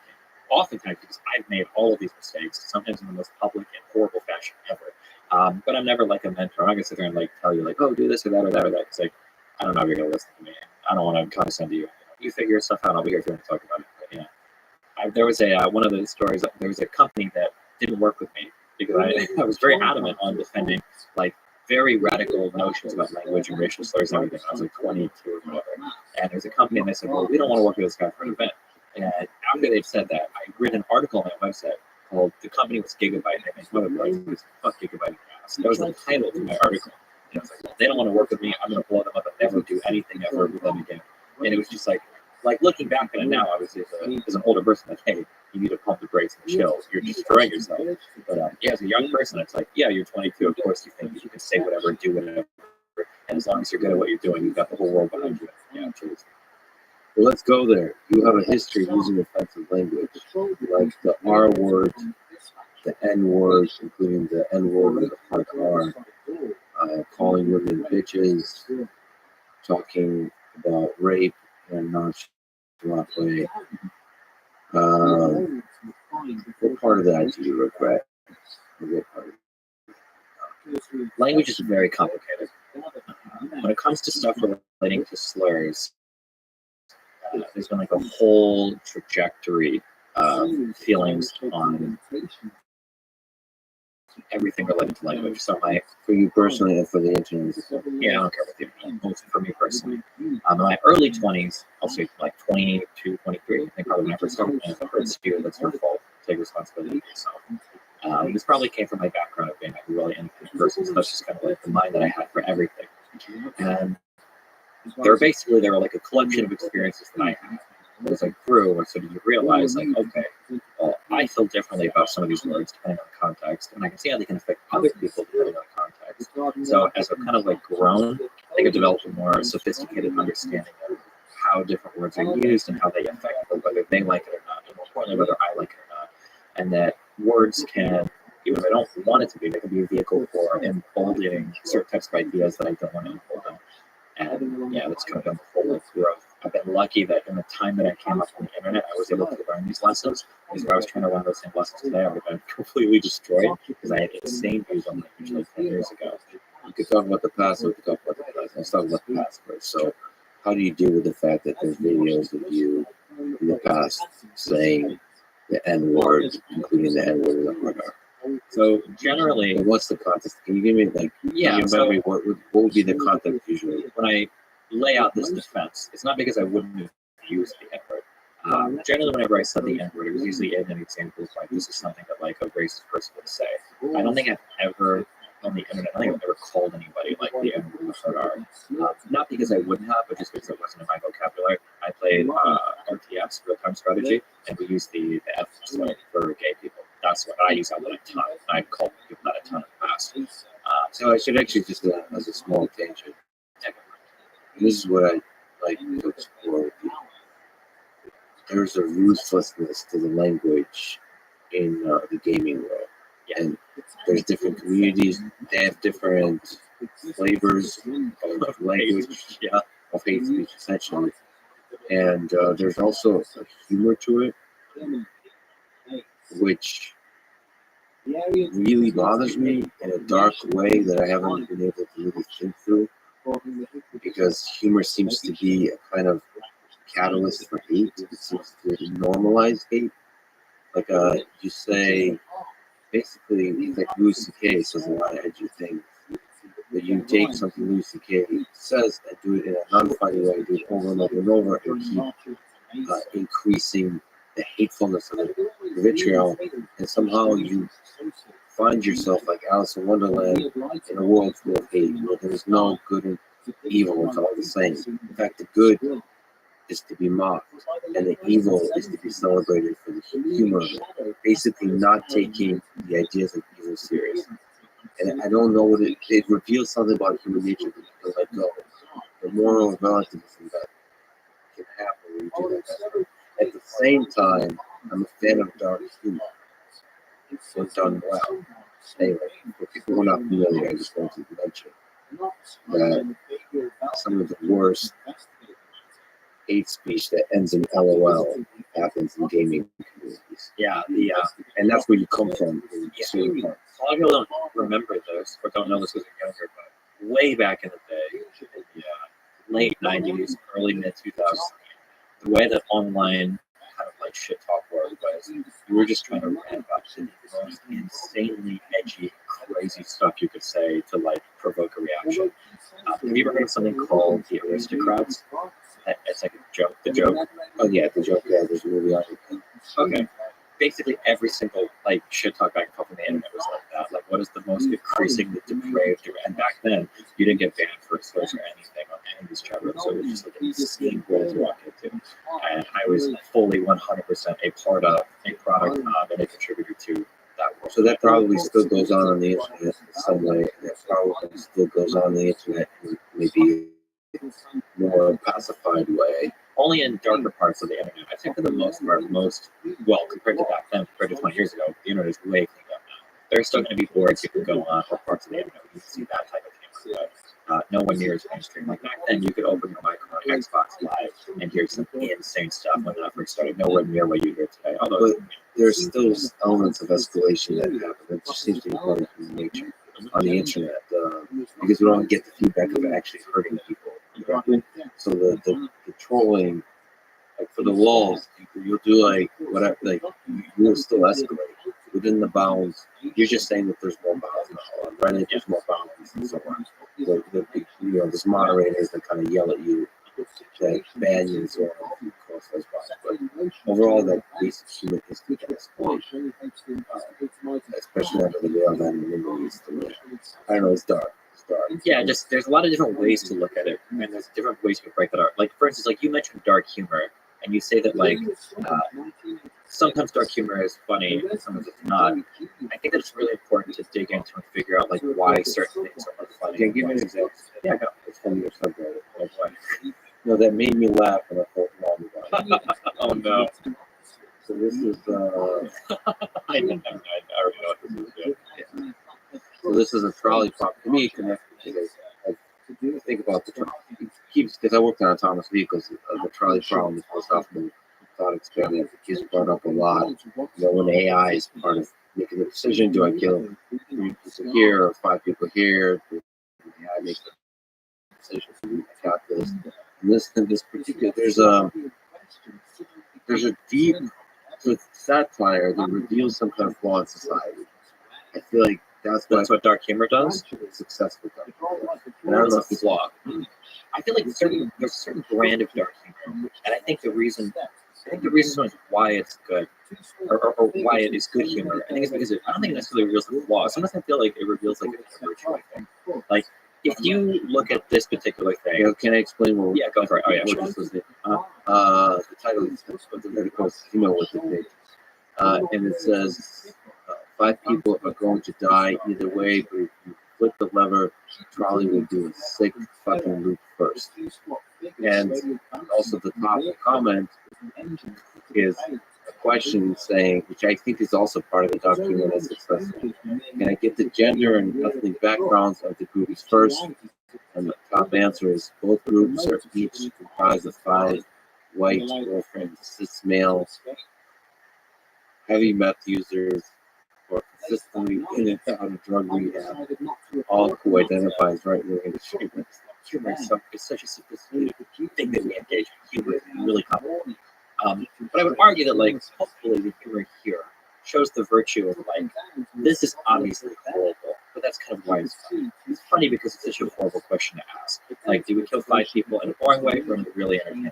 It's like, that's funny. And then when you ask them more, like, what are the ethnic backgrounds? Like, that's even worse to say that, you know? So I feel like that's, like, the type of, there's a way that you can engage with dark humor where it's like, oof, like, it's funny because it's so wrong and so taboo. Well, we all know that it's wrong and taboo, and that's kind of where the sheer laugh comes from. So for me, the question that asking the diversity question is a sophisticated way of revealing the absurdity of asking about diversity when it's talking about human life. Oh, interesting. Because the way that I took that was, I think it reveals the absurdity of how people will weigh different ethnic backgrounds so differently when it comes to value of human life. Like, I'm actually thinking of that in terms of like an immigration-related question, where people are really keen and quick to dehumanize like black or brown people. So like the question is like, well, 5 of them are brown, 5 are white. Well, I know which one I'm going to pull the lever for. That's how I read But that. it's satirizing that. Yeah, exactly. Yes, of course. But that's what I mean. That's the flaw. To me, it shows that humanity or social networks that are easy to be outraged and love the outrage and chaos, that Twitter and social networks would pull that lever. Like they would always try to maximize the fun. And there's this sick aspect to all the atrocities, all the tragedies that happen in the world that we kind of always lean towards the outrageous narrative leads around the one that leads to sort of the most clicks, to the most attention, to the most outrage, to all that, all that stuff. So that's almost like a satire of society. When they are faced with tragedy, they will maximize. I'm trying to think of a word that's not fun, but Entertainment. maximize the entertainment. This is a big criticism I give, especially to conservative crowds. Left wing, everybody does. I don't like when people blame the media for the state of it today. I very much believe that everything in society is a feedback loop, and that if you're really unhappy with the state of the media, I think that the media is a reflection of what people want to see. Because there is a room right now in the United States where somebody can start a company where all they do is completely factual reporting. They don't have a political slant. They're not giving you these like sensationalist narratives or stories, and that media company would fail in 2 weeks. Because people don't want to see that. Generally, we really want to see that. Like, show me the guy that really believes in what I say, who calls the other guy an idiot, the guys that are screaming on TV or on the radio. This is what I really want. And people will engage in that, and that feedback loop will continue for generations. And then all of a sudden, like, why is the media so biased? Why is the media driving so many narratives? It's like, well, this is exactly what we want to see. And that's frustrating for me. That's one of my big kind of when I defend establishments, or when I talk about like the interplay between citizen and all these institutions we have, that the institutions are very much a reflection of the population, at least in democratic societies. And I think that people very much try to elude the personal responsibility or the country's responsibility for why some of them look the way they do. That takes us back to the N word with a hard R. Sure. Why? For the particular examples that I was giving, for the particular conversations that I was having, if you're going to have challenging conversations around certain words, I think you should probably be able to say them. Otherwise, it feels really ridiculous to me. That's like you still do. Yes, and not like calling people things, but I'm having conversations about those words. Obviously, that I speak. But don't you think, as you said, that using those words actually gives motivation and strength to people who have hate? I think depending on the context of what's going on, I think that's going to be a big driver in terms of how people are going to perceive or take it. So in a conversation about the N-word, I don't think I would normally say the N-word. You just talk about the word much the same way that like in a movie, like in Django, people use the N-word. Should that be censored in that movie? Or in the context of that movie, is it being employed in a way where these aren't good people, you're not supposed to like them? And that's what the audience walks away with. Yeah, but that context is different than conversation. It's like in conversation, you using that word normalizes it. And that normalizing that word is going to make it easier for people who use that word in a hateful way to use it. Same with the F word. If you use that casually, normalize it in a way that's not hateful. If you use it in a way that's not hateful, the side effect is that it normalizes it, then people who do use it in a hateful way will be more likely to use it. Therefore, mathematically looking at the equation, the number of times the N word or the F word is used throughout the world, it increases the number of times it's used in a hateful way. Yeah, I think that you're part of that problem, Steve. I don't agree. I understand the thought process, but I don't know if using certain words within different contexts is going to necessarily normalize like the hateful use of the word. That is an argument that I've heard people use. Somebody will say like, okay, hold on, that should never be used ever, because by virtue of you normalizing it, even in an inoffensive environment, you increase the proclivity for people to use use it in a potentially more offensive environment. And my argument is always that, like, no, I don't think that crossover exists. But if you did want to take that argument, and maybe you do feel this way, I think that you get really problematic when you run into communities that do use certain words that people say, well, they should be able to do it. So, for instance, if you think that any utterance of the N word at all is highly problematic and might increase hatred, then like the entire rap industry has to dramatically change the damn case of the N word. And obviously, a lot of people that criticize people use the N word are going to turn to rappers and say, well, you guys can't say it either. No, it's cool. It's just uses the N-word. It's not. So it's not just the word. It's the. It is context dependent. But I would say that you, as a white person, having conversations, the context there is the kind that would lead to. You think N-word should be censored in the dictionary? No, I believe there's a Wikipedia page on it. It's not censored. Yeah, no, I think it should be in the dictionary. I think the context of casual conversation, like I said, I just believe that on the internet, having humor, having fun conversations as you have on your streams, that leads to the normalization of the word without any education about it. Yeah, I would agree with that. I think I would agree with that. No, each side. So there's a difference between F-slur and N-word. Both, I think, should not be used in a fun way. But the F-word was used in a fun way for the time. And I'll tell you something that bothers me about streams. Your streams and basically every other stream is the casual use of the R word. I don't know if I'm able. I don't even know. This is complicated. I'm not like virtue signaling here. No, it's well, able to use it for it's a legitimate. Like I get emails from fans that say like, hey, like I deal with this particular issue. Every time you use this word, it kind of goes like you're attacking me. Like so, it's not. It's a valid concept. It's just something cuts wrong for me. Like for example, I'm not bothered by. I am bothered by the excessive use of the word fuck, but not moderate. What is it? I'm curious. When somebody calls somebody an R word, what is it? What is the feeling that you get when you feel that?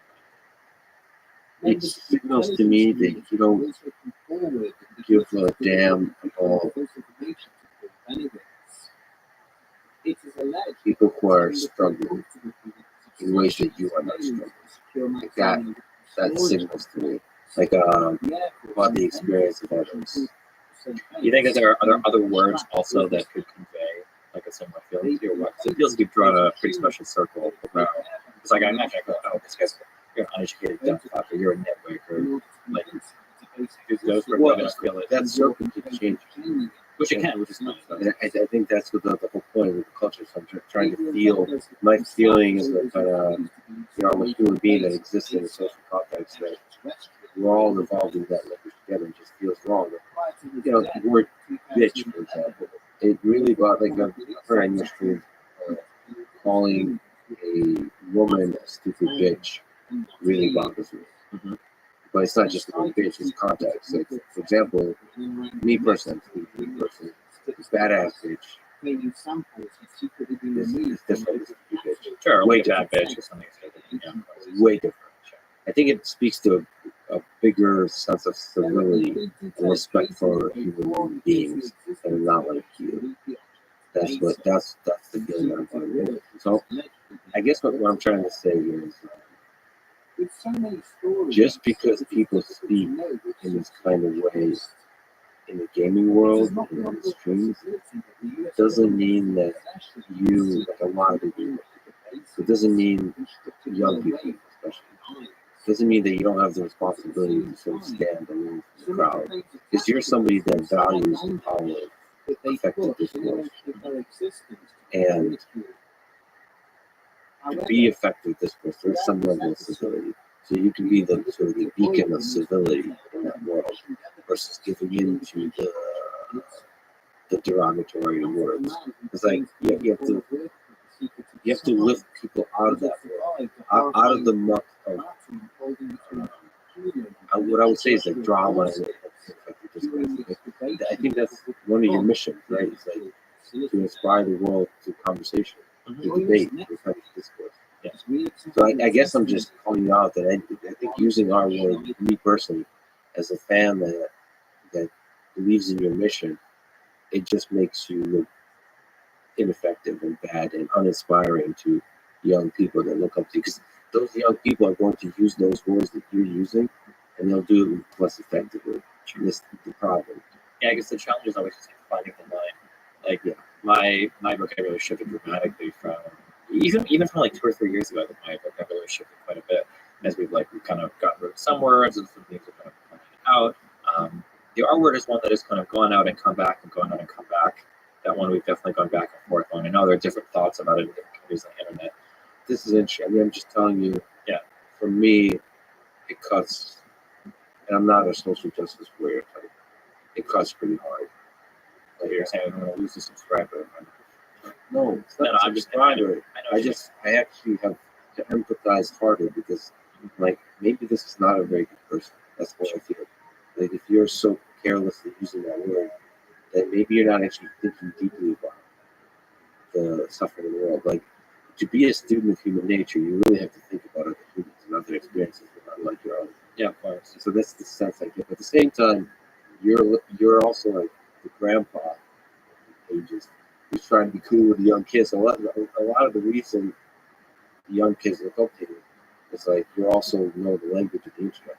Yeah, but I mean, it's not an excuse to use words where I shouldn't be. I guess the question that I would have, because it's always a struggle, and to some extent it's kind of happened, is let's say that like 3 years ago, I would have said I'm no longer saying the R word. I'm just going to get rid of that in my vocabulary. Like, is there a chance that today we would be having a conversation about like why do you call people dumb fucks? Like, is that really appropriate? Like, just this attack at the core of like somebody's like level of intelligence, education, opportunities in life. Like, is that really you don't think so? I think that's as the kids say, cope. You really think so? I think Because the words have Hey, definitely come. moved in a way where it's like this was okay, now it's not. This is okay enough. So you're standing your ground by using. Listen, we could, but I think it's better to use those words if you want to defend the ground or to stand on, to use them rarely and deliberately, versus how you currently use them, which is to express an emotion. Like I'm going to be honest, you use our word not when you're at your best. And so that's not. Yeah, that's generally language with a lot of No, but like you know that our words, you know, and there's part of it is like you tell yourself that you're still kind of fighting political correctness by using it a little bit when you say it. No, I don't think so. I think I'm trying not to think in terms of like where is the virtue word. Like there's a whole bunch of arguments for why some words are okay, some words aren't okay, or whatever. And I try to like think more along those lines rather than. But like there's gonna be like a lot of phrases where like if the R words come out, conversations over. Like I know that like my brain is shut down. The person I'm talking to. But there's a lot of words also in terms of like. Like if you ever hear me say like fucking moron in a debate, it's like it's done. Like this conversation is over. There's no way that anything productive has happened past that point. I think fucking moron is not. I think it's ineffective. It's not civil, but it's not. It doesn't bother me in a way. It's basically when you speak in a way that I know that the group is going to be hurt by that. Not only do I think about the hurt that group experiences, I think of you as a lesser intellectual. Like it's a lesser person who's thinking about the world. What bothers me the most is just what kind of mindset that inspires you in young people. Sure, especially when you're a public figure and a lot of people look up to you. So I definitely don't think this idea, the R word is not the battleground of expanding the origin window of discourse. Okay, like I don't think it'll lead to dumb fuck being canceled 2 years later, unless that word is hurting people's experience, which I don't foresee that happening. I think legitimately our word, hustler and calling women bitches, context matters here too, of course, but just the way I've heard you use it, it is not, it's from emotions, it's from frustration, and it ultimately is rooted in disrespect. I think it's ineffective. And of course, like, who gets to say, I don't know. But I'm saying, somebody who I admire effective conversation. And I admire great humor, dark humor, wit. to me, oftentimes the use of the R word and the way you've used the voice and the community use it is none of those things. It contributes not at all to the humor and so on. Now, I could see it might contribute to the camaraderie of that particular community, especially when they normalize the use of that word. You kind of take some of the edge off, but you forget that there's a large number of other people that you don't have the chemistry with, don't hear the music of the friendship you have, the relationship you have. And instead they hear the normalization of people. And it ultimately has an impact on people. And then people like me who show up, I haven't watched much of this stuff. It turns me off from a couple of times the content came for me, and I listened to it a little bit. It turned me off completely. I didn't understand how good your heart is. I didn't understand how your mission of actually de-radicalize people, help people, and increase the level of good faith discourse in the world. I didn't understand any of that. It's like what I was hearing is pretty rough, like the R word type of stuff. And I just feel like the benefit cost analysis is heavy on the cost. Gotcha. That's so I just have to sort of call this out. And I think it, and I straight up think it's wrong. But that's why Why do you think it's wrong? Because it's hurting people without any benefit to you whatsoever. When you say hurting people, do you mean the person using it, or do you think there's No, talking about the effect of person? It's good feedback, right? I always consider everything, especially I respect you a lot. You're really smart guy. Something that I always kind of like fight over in terms of like language and like who do I talk about, who time to do, is that it's very hard to draw like what boxes are okay to insult people on versus not. So, for instance, if I call somebody like a Nazi with a lot of vitriol, I am okay with every single Nazi being negatively affected by that because that category intrinsically calls upon at some level of more condemnation, right? Whereas, like, if I'm out there, I try not to do like image-related jokes, right? I don't want to be like, oh, you're a fat fucking loser. Because there's a lot of people that are fat or overweight, where I don't want them to feel bad. I don't want them. I'm not trying to call you out or like insult you. So there's like a lot of you say cost benefit. I like a lot of collateral damage from a word like that, where there's no purpose.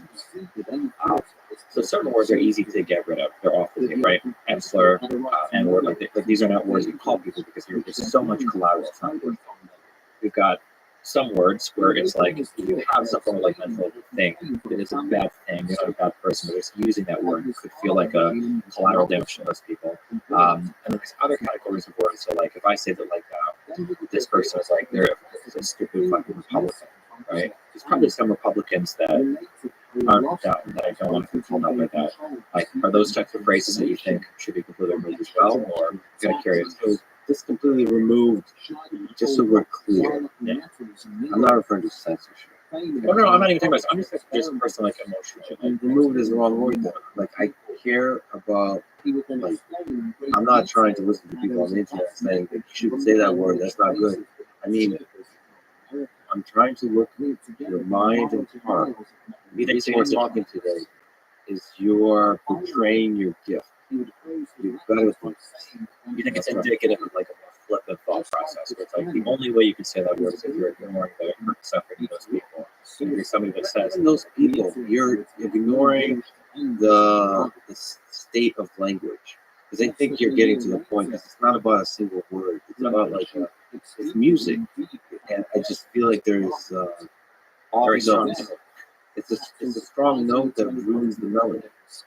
And I don't think I can say, you shouldn't use the R word or whatever. I'm just speaking to, I'm just listening to music and reviewing the final result. It's not necessarily, maybe one use of the R word strategically or part of an actual, like, when you built up a camaraderie that's sandwiched in some love, but then you just try to reveal their. I guess you're talking about a lot of drama. You have friends with warring and stuff, and they're all a little bit beautifully insane. And you said that you are becoming more and more insane. It's beautiful to watch. It's the human condition made before us. Wonderful. And some of that is swearing and so on. So it's a tricky thing. But the whole skill of discourse, just like it is with dark humor, is walking that line. And I just feel like it's overuse of the R word, and I don't want to die that now because I don't think it's that much. Like, there's certain things like that. It feels like it ruins the music.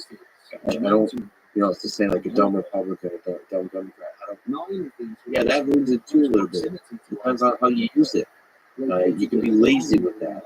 Like even overuse of the word, I think bots is used for people who don't think or something. I don't know the definition. I'm offended on behalf of robots. And That might be a compliment. right, Yeah. exactly. But I guess bots means you don't think. Yeah, you're like an NPC. Again, I'm offended on behalf of NPCs. There's a sense if you say bots too much that you're just dismissing. Like everything I say is right, and anyone that disagrees with me is a bot. That's lazy too. Sometimes it's funny, sometimes it's effective. Basically, it's saying a lot of people in the mainstream media or something like that are bots. Okay, that's a little bit of that is effective, but too much it becomes ineffective. And I'm trying to speak to that. Yeah, And just the reason we're highlighting clear examples, like Joe Rogan. I think it's ineffective. It makes you less effective. But like you've talked about many times, language is a tricky one. it's always hard because you talk about like constructing a melody. There's not one melody that sounds good to everyone. But there are probably certain notes that, like, if you got rid of them, everybody's still going to like it about as much, and you don't really lose a whole part of an audience that might be more willing to listen. Yeah, of course. And it's not about losing the magic of that melody. You know what I do, you know that. I just feel like there's stuff that doesn't need to be there. Yeah, for sure. It's that. But then again, the other thing that people should understand that might be listening to this, you're streaming many times a day for many years. I don't think 11. So one of the things that people can do is just clip out anything. You're going through the full human experience of emotion, anger, fear, frustration, all of it. So of course it's going to be wonderful. You're not the best version of yourself. Anything else to say about the language? It's complicated. I'm still always trying to figure it out. There are opinions that I have that have changed throughout the years. It's possible that the R word has always been the next one on the chopping block that we're kind of looking at, but people are always worried about that treadmill. But it's possible in a year or two I'll have a different view on it, or I'll change the way some of the words I use. Yeah, it's definitely it's always like a work in progress. There's always like different communities that feel different words. Yeah, but do you acknowledge that there's people out there that are never going to talk to you? They're never going to think of you as a good man because you use the N word. In the past, I mean, yeah, those people exist, but I mean, there are some people that are beyond my reach, which I'm okay with. Like, there's going to be some people because of things that have evolved, or even ideas that I have now that might make them beyond my reach. Something you said earlier is very true. I think the goal is to like identify what are the elements that you can cut out that aren't integral to your message, but could be alienating to more people, and those are probably the things that you identify. But I think that you can get lost in yourself, or lost in the internet, or lost in in the outside of yourself, and you're trying to appeal to every single person. It's just never going to be the case. And I like that I've had a journey that I've had on the internet that you can find me saying and defending a lot of stuff 10 years ago, because I think it shows like a level of progress. And I think I do get a lot of respect and buy-in in certain communities where it's like I'm not just some random dude telling you that like, oh, you shouldn't say, the F word or the N word. Like, I'm a guy that's been there, that's done it, that's defended it. You see my whole past, my whole history is laid bare for you to watch every thousands of hours of it. But I can show that like there's growth and evolution and change. Yeah, and you're honest about that growth. It's a tricky thing. People just bring up stuff in your past. For sure. I hope we figure out as a civilization a mechanism to clearly say this was me 2 years ago. This was me years ago. I'm a different person. Because Twitter doesn't care about that. These social mechanisms that pick stuff up doesn't care about that. It's like one stupid thing you say becomes like a scarlet letter. And I don't know how to fight that. It's tricky to fight that. You've seen Men in Black? Yes. He came there on the bench and he says, a person's smart, but people are stupid, dumb thinking, animals or whatever. There's something that changes for human dynamics when there is a group of people that make it so hard to control. Like, I think one-on-one, anybody can sit across from something. into some horrible stuff. I used to be I abused my husband when I was 20, and now I'm 35, and I see it's wrong. Or I did this. I was addicted to whatever, and I made these mistakes. One-on-one, it's always easy, but in group environments, that in-group, out-group, tribalistic thing of like identifying one thing and then coming to destroy a person's life is like it's such a huge like impulse we have, and I think probably when we were like hunter-gatherers in the forest, probably good because you really want to push weird people out or anything like that. But now on the internet, we can hunt for any dissenting opinion and just with ruthless precision destroy somebody's life. It's a really scary thing. I think one of the mechanisms that could fix it is make it super easy for each individual person to analyze all the stupid shit they themselves have said or have, like a full recording. Because I think people are just honestly painting a very rosy picture to their own brain of who they have to empathize. Yeah, of course. We can have empathy for the fact that we say stupid shit or was drunk, the ridiculous things you say, the offensive things you might have said, the offensive things you might have done. I just feel like that would give us the ammunition to have empathy for others. And you're like, okay, yeah, this guy 5 years ago said this. Maybe that doesn't represent who we are any more than stuff I said 5 years ago represents who I am today. I feel like technology can actually make it. Maybe. So you're talking about more recording and more stuff that people are already very it's a double-edged sword. I think there is going to be more and more recording. You have to figure out how to do that in a way that respects people's privacy and gives them ownership of their data and so on. I've looked at the search history I've done on Google, which for most people is available, like your Google search history. And it's fascinating to watch the evolution of the human being. Like, it doesn't seem like the same person. It's like a different person, for sure. It's weird. It's also hard too with the internet today. It's going to be ages ago. But like now all of the people are thrown together, whereas like I don't want a 27-year-old judging like a 15 or 16-year-old. Like obviously he's in high school. Like there is that story that came out. Yeah, there was a kid that saved the recording. I think it was like some white girl. I think that she like got her driver's license. She's like, I can drive now, N-words with an A or whatever. Dumb shit set up. I think she was like 15 or 16 when she TikToked this or whatever. And he wanted that recording, so she applied and got accepted to college 3 years later, and then he released it. He ended up college. Everything that I had ever said as like a 15, 16-year-old was like immortalized on the internet. I like where it would go. And those are insanely high standards. Not that like obviously you shouldn't be saying those, you shouldn't be saying certain words or whatever, but you have to be able to make mistakes. And it's like everybody does. We all did. Everybody did it growing up. Why do you think there's so much misogyny in the streaming community? And how can you fight it? Because you've shown a lot of interest in fighting it, trying to decrease or eliminate misogyny. I think it's really difficult. I think that eliminating racism is easier than eliminating misogyny. Because on the internet, on anywhere. Because I think fundamentally, I don't think there's that much difference between like white people, black people, and brown people, and Asian people, whatever. We're in different cultures and stuff, but at the end of the day, we're all people. But I think there are differences between men and women, like throughout all of history and time, and then even today in every culture. And when real differences do exist, it's harder to account for them in a way that can we have conversations with each other without it becoming very gendered in a negative way, right? Negative way of generating something in a misogynistic way. Of course, it's unclear to me that it's so difficult to avoid the negative gender versus the positive. Because there's a lot of positive to the tension and dance between the different genders. Maybe in this particular moment in history, it's not. But it's not trivial to me that racism is huge. That's an interesting hypothesis. Just because there's more biological difference between men and women, it was harder to eliminate. But I don't know if this is true. I hear this a lot. I feel like I read this, but I need to get a better source from repeated. I've heard that like in the U.S. military, for instance, they've gotten exceedingly well. They do an exceedingly good job getting different people of different races to integrate, and it's like not a huge problem once you're through basic training. There's a problem the military hasn't figured out. And I should look like, what's the military doing? Because if something was solvable, like if we sleep for 4 hours and not be healthy, we could. I bet the military would know. So I kind of look somewhere and see their integration. It might be that there are other issues there. Yeah, it feels like the military is a very particular kind for sure. Yeah, the actual task at hand might bias the difficulty of the process. Potentially. Yeah.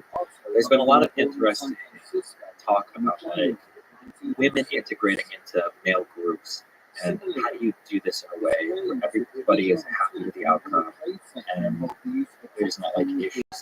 I think Jordan Peterson spoke about this a little bit. Workplace culture speaks about this a bit. Would you happen to remember?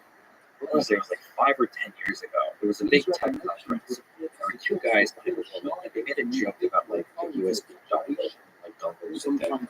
And this woman turned around, she tweeted pictures of them, spoke about like misogyny, and then that blew up into a huge ordeal. That like, there was this interesting phenomenon that in a less misogynistic and more inclusive workplace environment, some women might end up feeling worse because in a more misogynistic environment, you feel like, okay, that's a woman. She doesn't get our humor. I'm going to treat her in a very indifferent, very dispassionate, cold way, whatever. And then I'm going to have my boys over here. And then you've got like these environments where they're a little bit more warmer, and it's like, oh, cool. We're going to bring this woman into our environment, and we're going to make all the same types of like crass jokes we did before.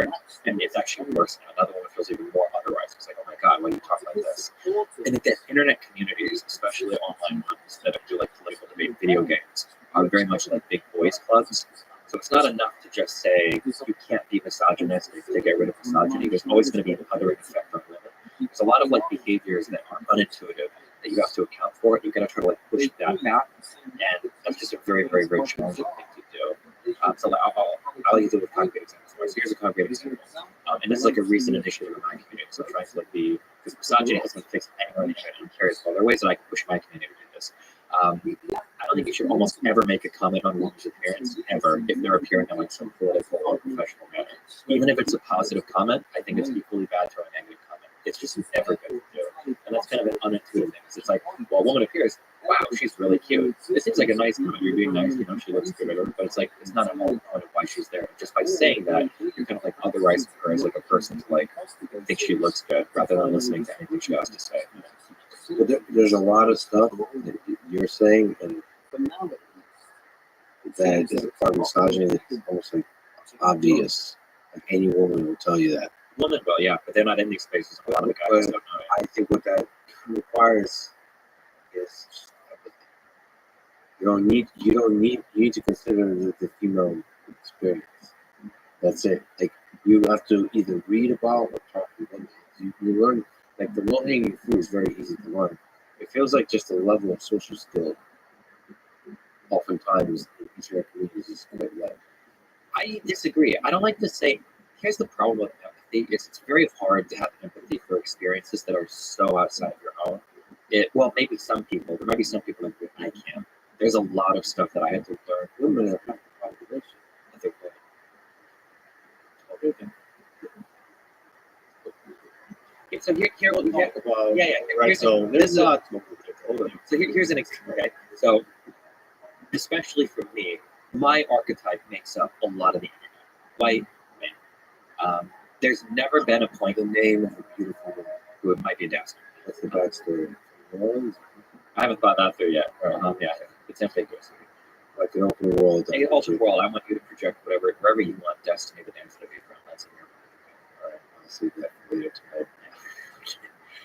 As a white guy, I don't know if there's ever been a spot that I've been in where I've been made to feel like I don't belong there just by virtue of who I am. I actually don't.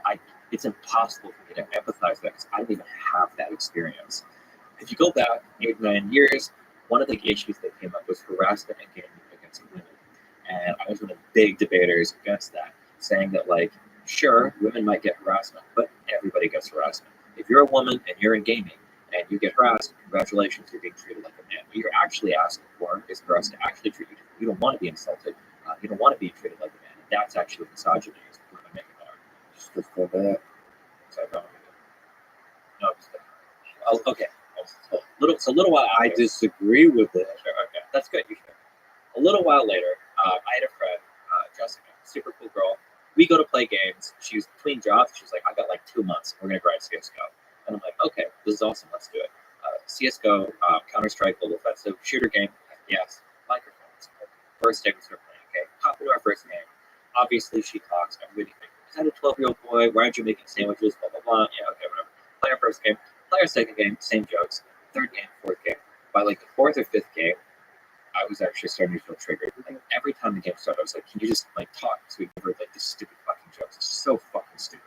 And you hear the same fucking joke every single time. And it took one day of that experience for me to realize it's not about being insulted. It's like this othering feeling that you don't belong. And I've never felt that because I'm a white guy. Like it's not to be like virtuous, but like there's no place. It's like you're white, you don't belong here. You're a guy, you don't belong here. Like I've never felt that not inclusion. And playing with her, there's a different feeling when it's the same types of jokes coming from a group of people to make you feel like you don't belong there. Where I was like, damn, this actually feels really bad. And it feels bad in a different way where it's like if you call me like an F slur or any other type of swear word or insult, like, yeah, you can call me that, but at the end of the day, like, we're all kind of the same. We're all white dudes and we call each other names. But like, this is a woman and this is not her place and she doesn't belong here. Kind of the analogy that I would make, because I after getting these experiences, I would love this afterwards. If I tell you that there's another guy in a room and you need to think of the worst insults ever for that person without ever knowing anything about them or meeting them, if I tell you that it's like a white straight guy and you have to write insults, you're fucked. Maybe you can do like school shooter. There's not really much you could say at the end of the day. But if I tell you it's a woman, well, there are so many different jokes to make. It's a black person, so many different racist things we can say. You sure? In terms of stuff that is just intrinsic to him being a white guy, Like there's really? wait a minute. What are you talking about? There's a lot. The internet has sharpened that sword. In terms of like jokes that are targeted at his sex, or Incel, virgin, weak. some of the incel virgin, maybe, yeah, that's getting there. Sure. That's for sure. It's recent though. Sorry, I'm older.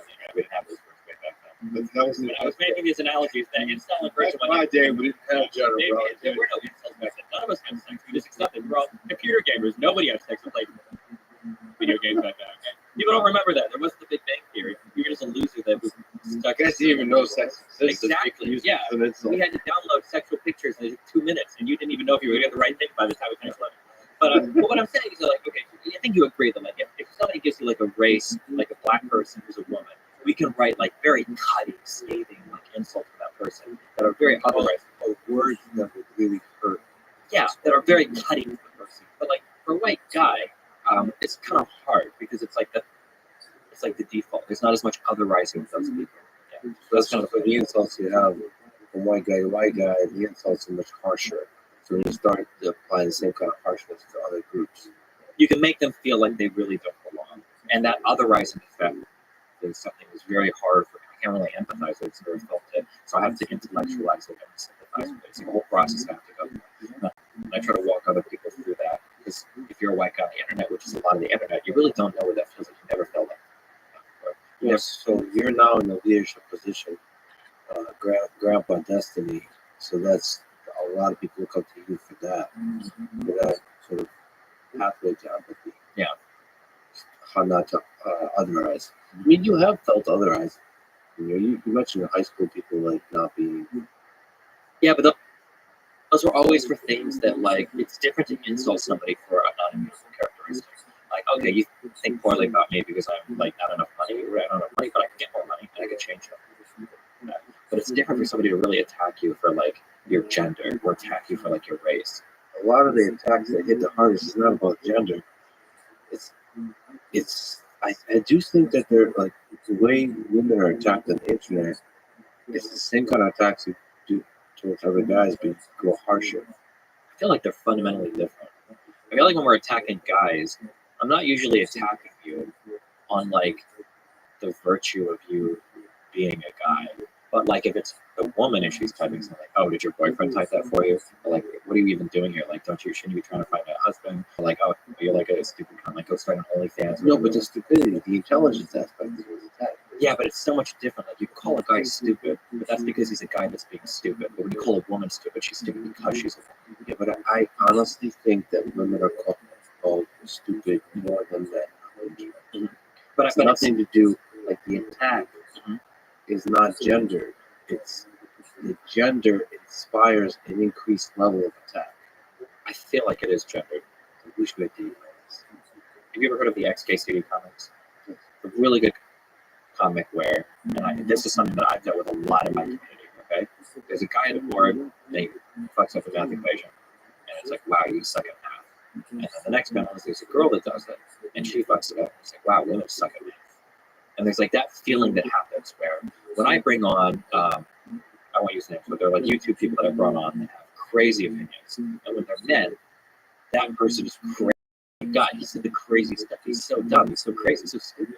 But when it's a woman, it's like, oh my God, why do you always bring dumb women here? Why do so many women on the internet have crazy opinions? There's a different like minority character that has to like stand and like represent like their whole group, where like white men don't typically have to. Speaking of groups versus individuals, yes. But then what I feel happens is then another person from that group comes, another woman comes, and people before she says anything will already feel like they're ready with that attack. For sure. But they're ready for the attack because she's a woman. They're going to call her she's stupid because she's a woman, not because she says something, but just because she's a woman. So like the group in their brain accumulates all the negative characteristics of the individuals they've met.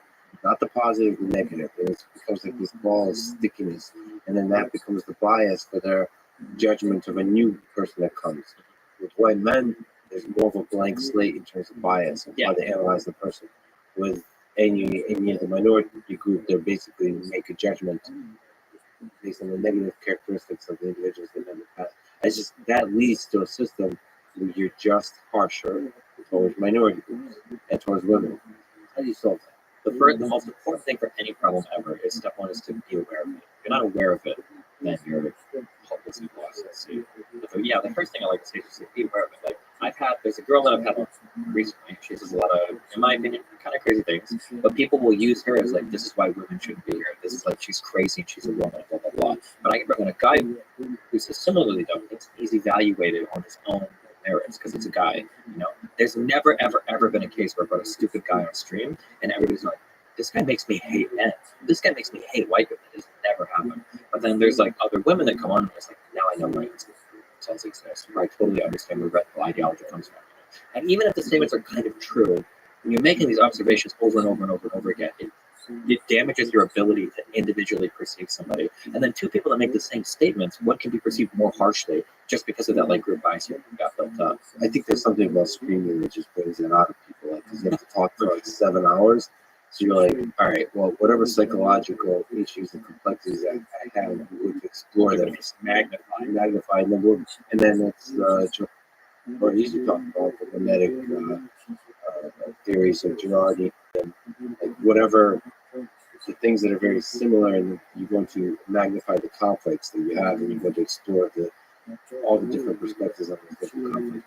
And I mean, I don't know if it's just anecdotal, but it's nice to have women on stream. I think the dynamic that you guys have is wonderful. It's really interesting. So it's just a female voice in general. I mean, in the podcast, the female voice, I feel like is underheard on the internet. And I love the internet to be a place where women feel safe to speak. All right, given that you're, like we talked about, a progressive with non-standard progressive views, so you're very pro-free speech, pro-capitalism. So given that, it's very interesting that you're also pro-establishment and pro-institutions. So right now, if you look at the world, there's a significant distrust of institutions, at least in sort of public intellectual discourse. What is the nature of your support for government and institutions? Can you make the case for and against them? broadly speaking, there is a synergistic effect when two humans come together. If I can speak very broad in terms of, we'll say, utility, okay? My happiness with one person might be 10. Happiness with another person might be 10. When they come together, it's like 50 between the two of them. There's like the synergistic effect when humans work together, that the sum is greater than all the individual parts. Whatever. There's like an emergent thing that happens there. There's a possibility of that. Yeah, a possibility, sure. Things could go really wrong. There could be a cannibalistic tribe that all eats each other. Sure. For the purpose of this, There's other failures. okay, sure, yeah. Well, I think broadly speaking, are you going to be the actually guy? Okay, if you want to okay. Well, actually, sometimes cannibalism, yeah, there is more of a Holocaust true. Yeah, sometimes things do go. But I think broadly speaking, the fact that you're sitting here in clothing that you didn't make, and I'm sitting here on an airplane that I don't know how to fly, or build, like, right, there's a lot of cool stuff that happens when people come together. together and they make civilizations.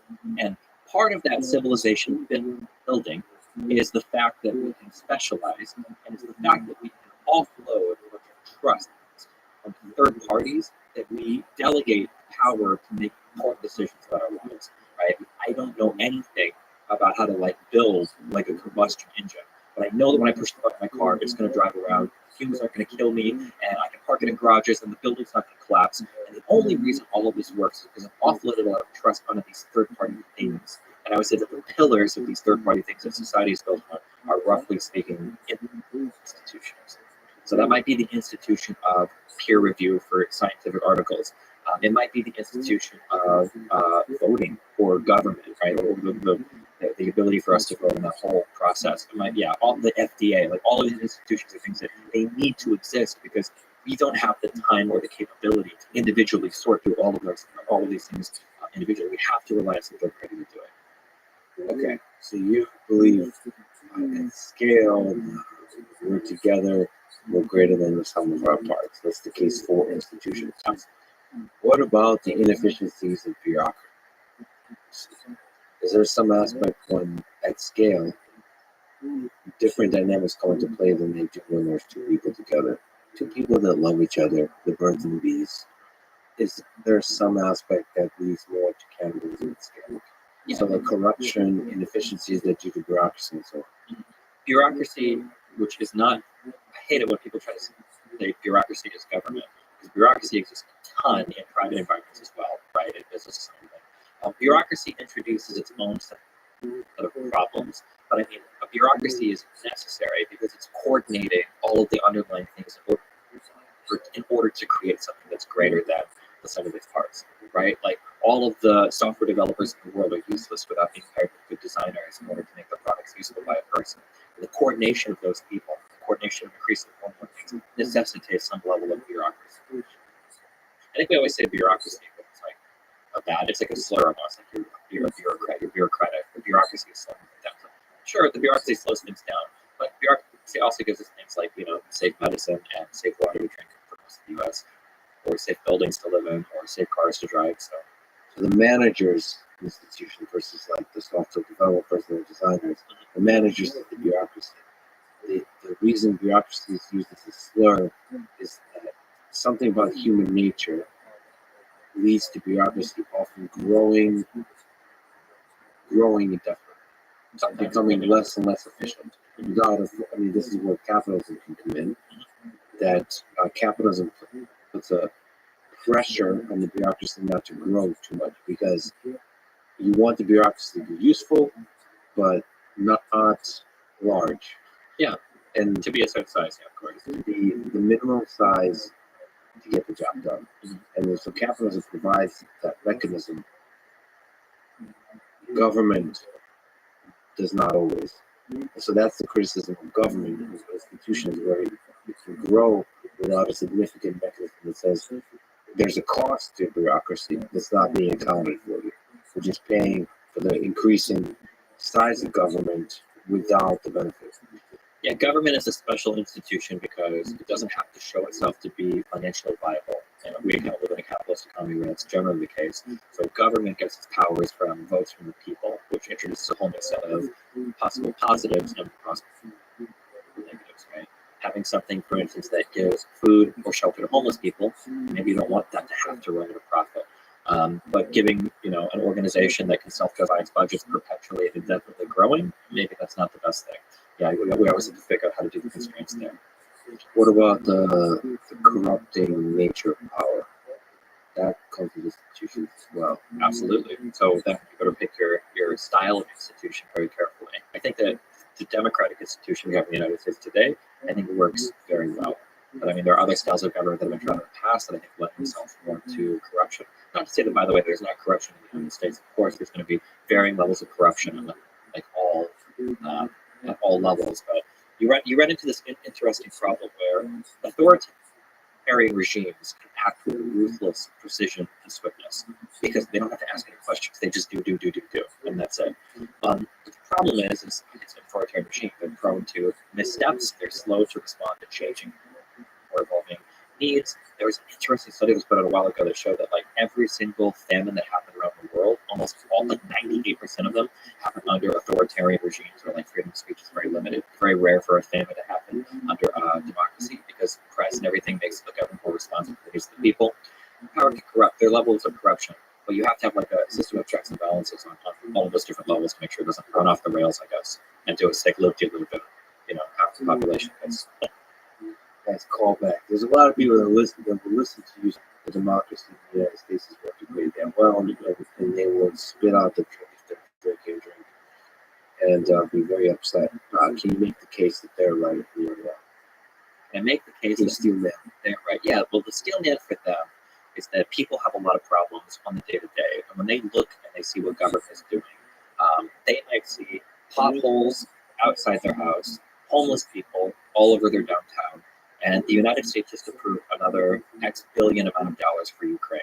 Or they might be living in a city where half the factories are shut down, a lot of their people are out of work, but the president's on the TV talking about how to find jobs for immigrants coming in from Mexico. And for these people, they have problems that exist in their lives. Some of them are paying taxes to alleviate these problems. And then when they listen to the government talk, it feels like the government is not responding to the needs that they have. And then that's one problem. And then on top of that, you've got all of these people who are working in alternative media that can show you, well, look at this politician wasting this much money, or look at him double speaking here or there. Look at Hillary Clinton saying she's got a private position or a public position. Look at how all of these politicians have family members that are getting rich because of their relationships with people in Congress. Look at the revolving door between capitalist companies and the government. How can you look at all of that, take into account that the government's not responding to your needs, and then really feel like it's a government by the people and for the people? Yeah, this was very good. Good steel man and a good question. How can you tell that they're not just politicians that care more about continuously winning the elections versus being running government effectively? They should care about winning the elections. That's the first misconception. A lot of people say this guy only cares about getting voted in. This guy, like, he doesn't even believe in fracking or abortion. He just changes his opinion to get voted in. Anytime somebody says that, you should say that's really good. You want them to change their opinions so they get voted in. That's the whole point of democracy. You don't want them to remain obstinate. You don't want them to say, I'm not changing my opinion about what the people want. You want them to evolve and adopt new opinions based on what the population and constituents are voting for. Yeah, but the cynical take is that on the surface they're changing their opinion, but that there's a boys' club or boys means the elite that in the smoke-filled rooms, in secret, they actually have their own agenda. They're following that agenda, and they're just saying anything publicly to placate the public based on whatever the new trends are. Yeah. So here's cynical take. yeah, I understand. Somebody asked me this question, and it flipped. I 180 completely. I was a Bernie Sanders supporter in 2016, and my single issue voting thing was lobbying. I thought that lobbying, the government was corrupt. They weren't responding to these people. It was completely destroyed my faith in government and everything.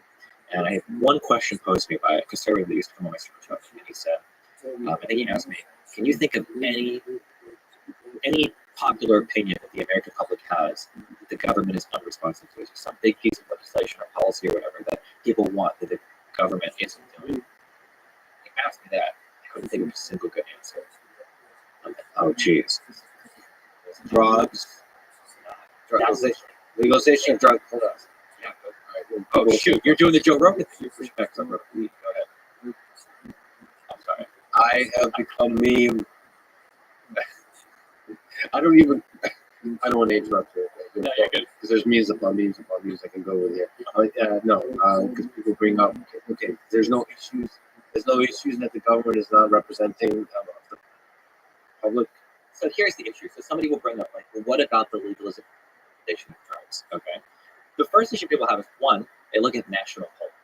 Very few things are decided on the national level. So that's the first huge mistake. Arguably, a lot of BLM made mistakes in this arena where they're saying, like, why isn't the government doing anything about policing? Federal government can't do anything about policing. That's going to be something's going to be your stake. It's going to be your local city government. But people that elect like your chief of police, your police commissioner, that's coming from your mayor, right? So you've got people looking, one, at the wrong parts of the government to even figure out the solution problem. Two, oftentimes for polling, questions are vague enough that you can pull very high. When you get into the weeds on things, no pun intended, you start to realize, like, oh shoot, this is more complicated than I thought. I don't know the numbers in particular for legalization of marijuana, but this is what I'm going to guess is the case. If you poll and you say, should we legalize marijuana? That number would poll at like 65, 70%. But that's including people that are in favor of medical marijuana. If you were to poll like, should we decriminalize recreational use of marijuana? That number might drop to like 52%. And then if you poll like, should we completely legalize, not just completely legalize recreational use of marijuana? That number might drop to like 40%. There's like all these different ways you can poll around issues. Like, oh no, we broadly agree on this topic. You really think, okay, well, do you really agree, or is it just about consensus around things that are going to show up in a piece of legislation? A really good example, one example I do know was socialized healthcare. I think if you poll, there was a time a few years ago where if you poll America, do you think every American citizen should have access to like free healthcare? I think that answer, that poll like 74% yes.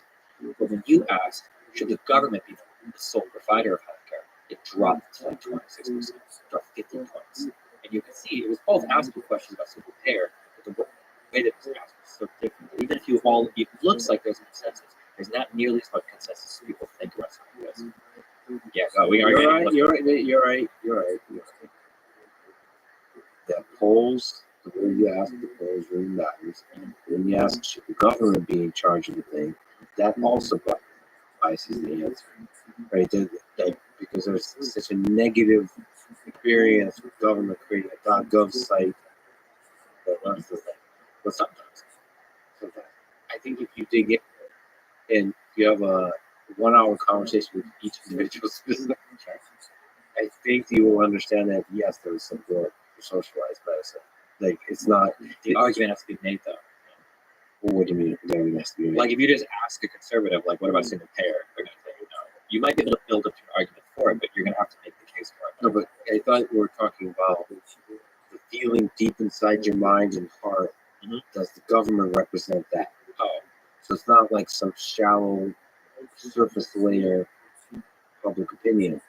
Does the government effectively represent what the people want? Not a shallow survey, but deeply what they want. Yeah, I'm not actually that familiar with the debates about healthcare. But let's maybe look at an easier one. Sure. Maybe it'll save harder. War. war is a really good example where the government was very responsive, I think, to the people. You think so? So Iraq, Afghanistan, the government didn't manipulate public opinion. There's an argument to be made that they did in terms of like WMD and everything, but after 9/11, were you in the United States after 9/11? After 9/11, I legit It was like, what were you in that?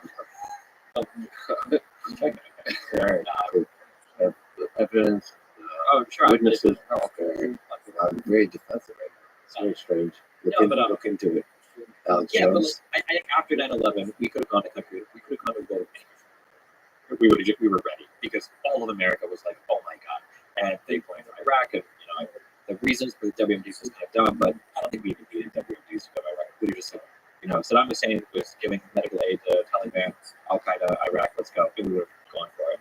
But post Iraq, Iraq was for a while popular, and then became obviously deeply unpopular. Iraq and Afghanistan. And I think you can see that influence other foreign policy that the United States had. For instance, we opted more towards like drone warfare than troops on the ground for places like Yemen.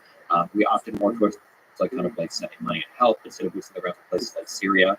And I think that a lot of that was kind of in response to how unpopular the Iraq stuff became. And when you looked at a lot of elections afterwards, even for Obama, like one of the defining characteristics of a lot of campaigns where they come to close Guantanamo Bay, I'm going to get us out of foreign wars, even up to Trump. I'm not going to stop doing all this weird stuff with FDs. But they didn't still withdraw from Afghanistan. They didn't withdraw, but they definitely like tapered off and weren't like as aggressively pushing those types of conflicts because they knew it was unpopular. But I think if you also consider perfect information or good information, if you ask a lot of people, are you okay spending this amount of money for this purpose? So military conflict in Iraq and Afghanistan. I think almost from the very beginning, they would say no. After 9/11, I feel like maybe like a few days after 9/11. Like I remember what freedom. was We were so mad at it. well, there's some memes and so on, yes, but the nature of the public support for the war, was there public support in 2003, which is when the invasion happened? I feel like initially there was a lot. I remember seeing it on, but then I also lived in a Republican household, and I was not very like media savvy. That's And I don't know if the nature of that public support had to do with WMDs or with another level. This the It weird. came about WFDs. But I wonder what is the if you would poll people and let's say hypothetically there was about 50% support for the war, what would be the nature of that support? And to what degree is the government actually representing the will of the people versus some complex mechanism like the military industrial complex is manipulating the narrative with controlling public opinion. And then there's the media that gets a lot of potential by being divided, how they're shaping the narrative through the mechanism of division. So what? There's a lot of complicated things happening. Yes. It's not just like the people and then the government. And that's yeah, for sure. I agree that there are going to be different elements at play. But And how much of those elements that lead us astray can be attributed to the largeness of the different systems, so and the different institutions, like the media institutions and government, the institutions that have a monopoly on violence. it's complicated. There's definitely going to be different institutions at play. But I think that like all I would say is like in reference to my original point, when there becomes like broad consensus around a thing, I think the government will usually follow. It's not going to fight. It's going to follow more often than not. But I think that a lot of times I think Americans think that there's more consensus around certain issues than there actually are. So like a really good example, we're on that war point too. What caused like the lowest dip in Biden's approval rating? I'm pretty sure it was right after we pulled out of Afghanistan, which I think if I would have asked people like a year before, like, let's assume that we could pull out of Afghanistan. The government's probably going to collapse after we leave because they just don't have the will to fight. They don't have to support them, whatever. This just not going to work. But like, no Americans are going to die. Maybe a couple of people, but no Americans are going to die. We're going to have to support that. I think broadly speaking, I think like more than 60 or 70% of Americans are like, yeah, that would be fine. And then when it actually plays on TV, when people are on the planes, when you see like helicopter embassies and before the politicians, and now it's like, oh my god, this is horrible. It was so botched. It was so like it could have gone so much better. It could have gone better. Maybe, maybe not. But I mean, it seems like you can have consensus around a certain opinion, but the way that things play out and the way that people actually feel, it's actually way, way, way more complicated. And there's not usually this broad consensus. Yeah. I'd like to believe that. I mean, just to lay my cards out on the table, I have faith in the power of effective government. I just have a lot of concern about what happens as institutions grow in size, For sure. and I just have a lot of worry about the natural corrupting influence on the individuals and on the system as a whole. Like the boys club nature of it. I don't know, there must be a better term. But basically they agree to the game and they play the game, and there's a generational aspect momentum to the game, and they more and more stop being responsive to the people that they represent. I just feel like there is that mechanism. And I think the nice thing, democracy, elections are a resistance to that natural human mechanism. Also, the balances of power is a resistance to that mechanism. In some ways, the media that reveals the bullshit of politicians is also a resistance to that mechanism. It's hard to be full of shit as a politician because people will try to catch you on it. So there's a honesty method there that keeps you honest to some degree, but it still feels like politicians are going to politician. Yeah, they definitely play their games. That is true. There's probably always going to be that meta narrative for like governance that just develops as like you have to form relationships and play games to like get legislation passed and everything.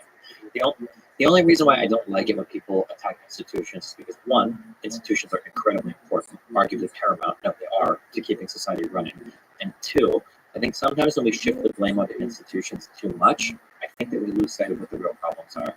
So, for instance, in the United States today, people might be very critical of the government not getting much done, and then everybody turns their eyes to the government for being ineffective. But what I would argue is I would say the government is actually incredibly effective in showcasing the will of the American people really well right now, which is we are historically more divided than we have ever been. If I were to just look at the people and I were to say we have a historic divide that is getting like rapidly blown apart. part by things like the internet and media, right? If that exists, well, what would I expect that government to look like? I wouldn't expect the government to be governing very effective. I would expect the government to show that legitimate divide in people. Do you think that divide, you have a perception of a large divide between left and right? Do you think that's a real divide just in this country? Narrow the language. What do you mean by real divide? Do you think there is that divide in ideology? That there's a large number of people that believe a certain set of policies and another different set of policies? I think it's that, just the perception of the no, I think there is a large divide in terms of belief. I don't think there's very much divide in people in terms of like what they like on the most fundamental levels want in terms of like human beings. But in terms of like Democrat versus Republican right now, I think there's a huge divide in terms of the direction they want to see the country go and what they believe, really what they believe is reality, right? Unfortunately, that's where we've gotten to. Can I just speak about the mechanism of the left and right here, maybe on the mimetic rivalry aspect? Is there some aspect to the left which you're a part of that attacks their own for ideological impurity more than the right does? Is it the bigotry of small differences? There's a concept where when you're near somebody who's very slightly different than you want to destroy it, but when you put somebody that's way different than you don't. I think the left does it, but I think the right does it too. I didn't realize it until I started dipping more into conservative communities, but oh my god, people from the Daily Wire and the people from Turning Point and the America First, but all these different groups of people hate and fight each other so much. They hire and fire sometimes employees, they talk smack about each other.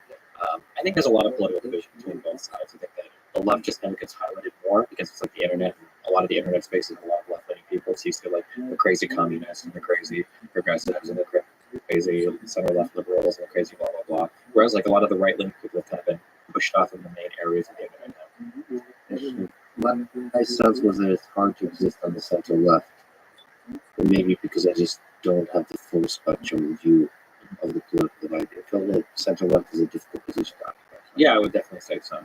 I don't know if it's that difficult to be center right. It's very difficult to be center right. I think actually maybe even more difficult because a center right person might be somebody who's like conservative but not a fan of Trump, and you're like over. Like look like Liz Cheney, right? You've had politicians that are just like they didn't back the Trump stuff and now they're caught. Or you might be like center right, like you don't think the election was stolen, and now you're like half the Republican Party is looking at you, you're like you're crazy, you know. That's true. Yeah. That's true. I think Ben Shapiro I'm talking with. I think he publicly spoke against Trump, right?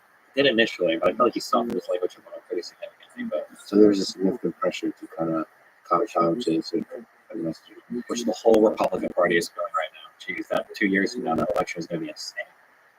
It's just hard. Okay, so to generalize, it's hard to be in the center.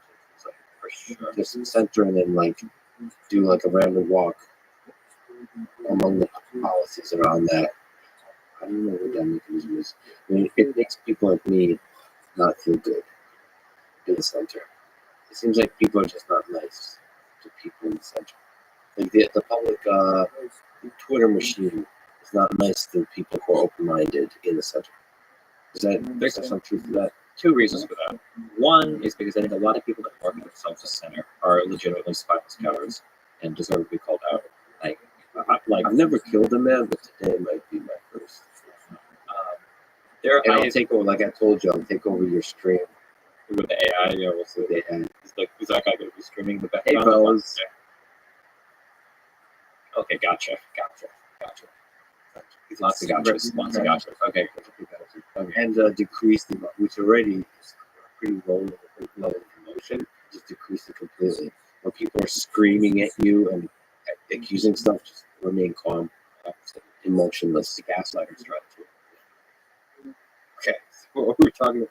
So I don't ever identify as anything because it's got such a bad reputation. So fuck that. I stand center with spine. It's called being open-minded. And it's not center, left, and right. Those are just labels. Here's a really good quote my mom said to me when I was really young. She said, "Stevie, don't ever let your mind be so open that your brain falls out." And that's what I find that a lot of center people do. It's not what you're doing. It's not it. So why do you like this? Sorry. Okay, I'm glad I can write that. I'm glad you feel like this is safe. Like I said, people are not judgmental. If you want to talk about fuck my mom, you know what? You're totally within your rights. I didn't say that. that. Okay? You said that. I support that. She's a beautiful woman. Her husband probably would be too happy about it, but you know. I didn't say there's any sexual relations. It was just a conversation. But you projected that. That says more about you than me. Anyway, go ahead about spineless center.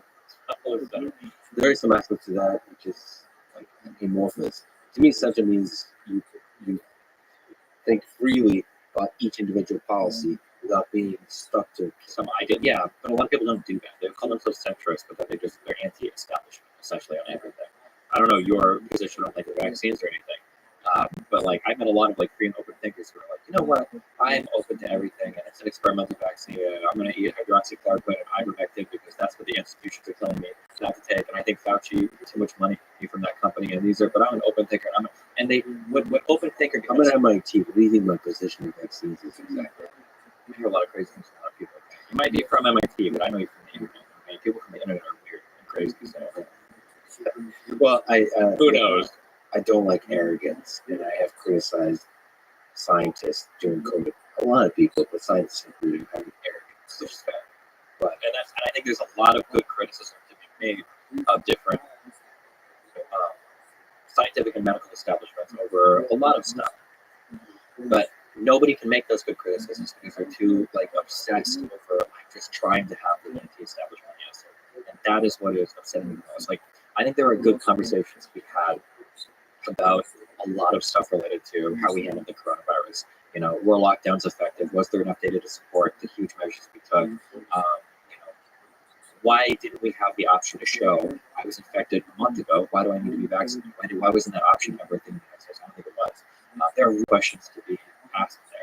But all the people asking the questions are also trying to tell you that ivermectin and monoclonal antibodies are the way to go for everything, and the vaccine is evil, and it's going to turn you gay like the frogs. Yeah. And it's like, Jesus, like there's like no place to reasonably criticize from, because all of the people that are criticizing aren't doing it with an open mind, or they're not reading studies or doing anything. It's like I do my own research, which means they listen to whatever the last guy Joe Rogan said, and now they're parroting that opinion. Easy now. Easy now, bro. The last guy on Joe Rogan, not Joe Rogan. That Robert Malone guy on Joe Rogan got me real. That's one guess. People see him as like mRNA technology. What do you mean, people? Which people think that? Joe Rogan fans. I run into these boys. They're arguing and they start saying, "What about?" I'm a Joe Rogan fan, and I appreciate that. See, that's good. But there's definitely. So, but you said there's a type. What's the type? What's the type of Joe Rogan? Anti-establishment. I think that's not Joe Rogan. That's a general public discourse. This is a default anti-establishment. On the right and the left, that's the default easy thing to go to. I think Joe Rogan fits exactly a certain type of anti-establishment. Like I could guess the Joe Rogan fit. Like if I were to do general population versus Joe Rogan, who's more likely to be anti-vaccine? Do you have data on this? Or are you just guessing? Yeah, just guessing. Yeah, I think you are actually judging. I am. I think you're judging because I think you're also. The beautiful thing about podcasting, it could be similar to streaming, is you can large number of people that just listen. Like, what does it mean to be a Joe Rogan? I don't think you just listen. I think people listen to information. I would say that the Joe Rogan fan base is as divided as the general public. I don't know what they are. I'm sure somebody's got to have done it out there, but no, but you're basically revealing the fact that you have no data. You use your own judgment for sure. Based on how he's had conversations about how his experience with the coronavirus, and based on the guests that have come on that have talked and echoed a lot of like anti-vax talking points like that, completely unchallenged, and then based on statements he's made about like myocarditis and vaccine as well. So it's the level of challenge or not that he's doing it. Well, yeah, and then what his true positions are, and the types of guests he typically chooses to bring when we talk about the vaccines. Okay, but that represents somehow a deep anti-establishment feeling versus just the vaccine. I mean, I've seen the vaccine and other things being a thing that broke people. All the coronavirus, that whole 1 or 2 years broke a lot of people. There's a lot of emotion, and emotion quickly solidified into an opinion that almost had nothing to do with like thinking through and updating your knowledge. It's all just made up mind. Yeah, but I think a lot of it comes from that anti-establishment place. Like, the vaccine represents the ultimate of establishment. It's a huge private company backed by a huge public government, and there's Fauci, and there's Biden, and there's Pfizer, and there's all these countries locking us up in our homes, telling us to do things. Like, the vaccine was like the ultimate, like, submission tool to like show you that the government owns you. Not only are you going to get injected once, it's a series, and you got to get boosters, and it's like they're going to keep you under their thumb, and that's the control. I feel like that vaccine became like the ultimate rallying cry. Like, do you support? Are you a sellout that is going to believe whatever the government tells the sheep to take, or are you going to be like the guy that stands against the crowd and gets fired from his job, pulls his kids from school because they're not going to let the evil Fauci medicine, jab them in the eye? And the funny thing is, the crowd that stands against the institutions, not largely the crowd of sheep. There's like one sheep standing there. Sure, yeah, or it feels that way sometimes. One vaccinated sheep. Okay. What's the defense of institutions? How do you regain the trust of institutions? Like, first of all, do you think that there's ways in which a WHO, CDC failed? And do you think there's criticism towards Pfizer and the big pharma companies that's deserving? Yeah, the pharma companies, I'm not sure. The CDC and WHO, so here's a criticism that I have of all of academia, and I feel it's stronger and stronger every day. I don't think it's enough to be a researcher or to be correct by issues. Academia needs to increase its ability to communicate. It is just an unbelievable, unmitigated failure that academics are unwilling to wade into the complicated topics that exist today because other people are. First you call me spineless, and then you call me a bad communicator. But no, look, you're here, you're doing it, so you get props. But they're like something. But I'm sure that you must have heard of another fellow academic, fellow colleague express some amount of frustration about, like, in their specific discipline, they know something is true, and they know that like a lot of the messaging is like wrong or bad on the public about it, but they're never going to step out and say anything because either one, they're very measured and careful with their take, which they feel is compatible with what people want to hear, or two, they're really worried that they might be incorrect, so they're going to be cautious while everybody else is going out and hardcore. And they also don't have the support of institutions for them to go on and limb. Yeah. So like to take risks. For example, I've heard that with lab leak theory. I've had a lot of biologist friends that are like, yeah, it's obviously early on. Oh, maybe. Okay. Sorry, Okay, let's go. No, keep going. We can fight over this. Well, like I should sort of backstep and say, like, that's like you talk about shooting shit you haven't really investigated because your gut. Like, this doesn't make any sense. Through the public advice. Mostly because you're saying, like, what they would all say is, like, we want to see data. Yeah, which would be good, which is fine. So they're going with, like this is too many coincidences in that place. That's the logic. But they don't want to say anything because there's no data. You need to have evidence. You need to have actual evidence to say one way or the other. There's that. But there's also, just like you said, I mean, effective communication. You're a fan of Sean Carroll. One of these. He's like one of the only people on this whole planet that I like. So I love Sean Carroll. Anytime Sean Carroll's brought up as evidence, there's a smile that comes over your face of like joy, of like a little kid thinking about Santa Claus. Okay, I love Sean Carroll. I love Sean Carroll because and I hate this divide between, like, you're either STEM or you're like philosophy, arts, and all that other stuff. The two worlds come across. I love that he was so good at physics, but like explores and pays attention to all the like sociological stuff too. It's so rare to find that quality in person. He's legit. One of the really specialized, but you don't have to be a Sean Carroll. You can be just better educated. Another person in the medical and the health space is somebody named Andrew Huberman, a friend of mine from Stanford. He's an incredible educator. There's the kind of process in science that you should call it review or survey papers, where you basically summarize all that's going on, integrate it, draw wisdom from it, also project it. Where's the discipline heading? And Andrew does that basically on all these subcomponents and different stuff going on in neuroscience and biology, neurobiology, all that. He's able to, he does a podcast called Human Mind, where he just summarizes all of it and is able to explain what does that actually mean for your life in terms of protocols of how to make your life better. I feel like people should be able to do that more and more. But with virology, boy, that's a tricky one. That's a really tricky one. I wish that people could have honest conversations. Like, I attack a lot of people who do the level 3 stuff. But truly, we should be able to have that conversation publicly. It just always feels like the people that are having the conversation don't ever really want to have the conversation. I'm not being honest. Like, I'm a guy that like does his own research. It's so boring. Studies, a lot of it I can only do abstracts, and like there's so much toward, but I'll never ever say that about myself. I'm a guy that does his own research because every time I hear somebody say that, they don't do any research. When they say they do their own research, what that means is they've seen one podcast and their opinion on this podcast is not definitely not mine because it was mine. I can be criticizing anything. But yeah, so like lab leak is another one. It's like, well, how do you know it's lab leak? How do I know it's lab leak? Because Fauci lied and Hunter Biden lied to innocent. It's really interesting research that shows it's a really strong study that shows that there's like a high degree of certainty that it came from the web markets. Very, very high degree of certainty. And there was an article that came out recently where it's like said it concludes that virus actually came from the Wuhan virology lab. And that whole article, if you actually read it, it never says that. I don't know why they tweeted about that. But yeah, it's to back up on something. I think we should have good. Yeah, I'm not sorry. Actually, I get to rant here. Okay, I'm here for a long time. I rescind my apology.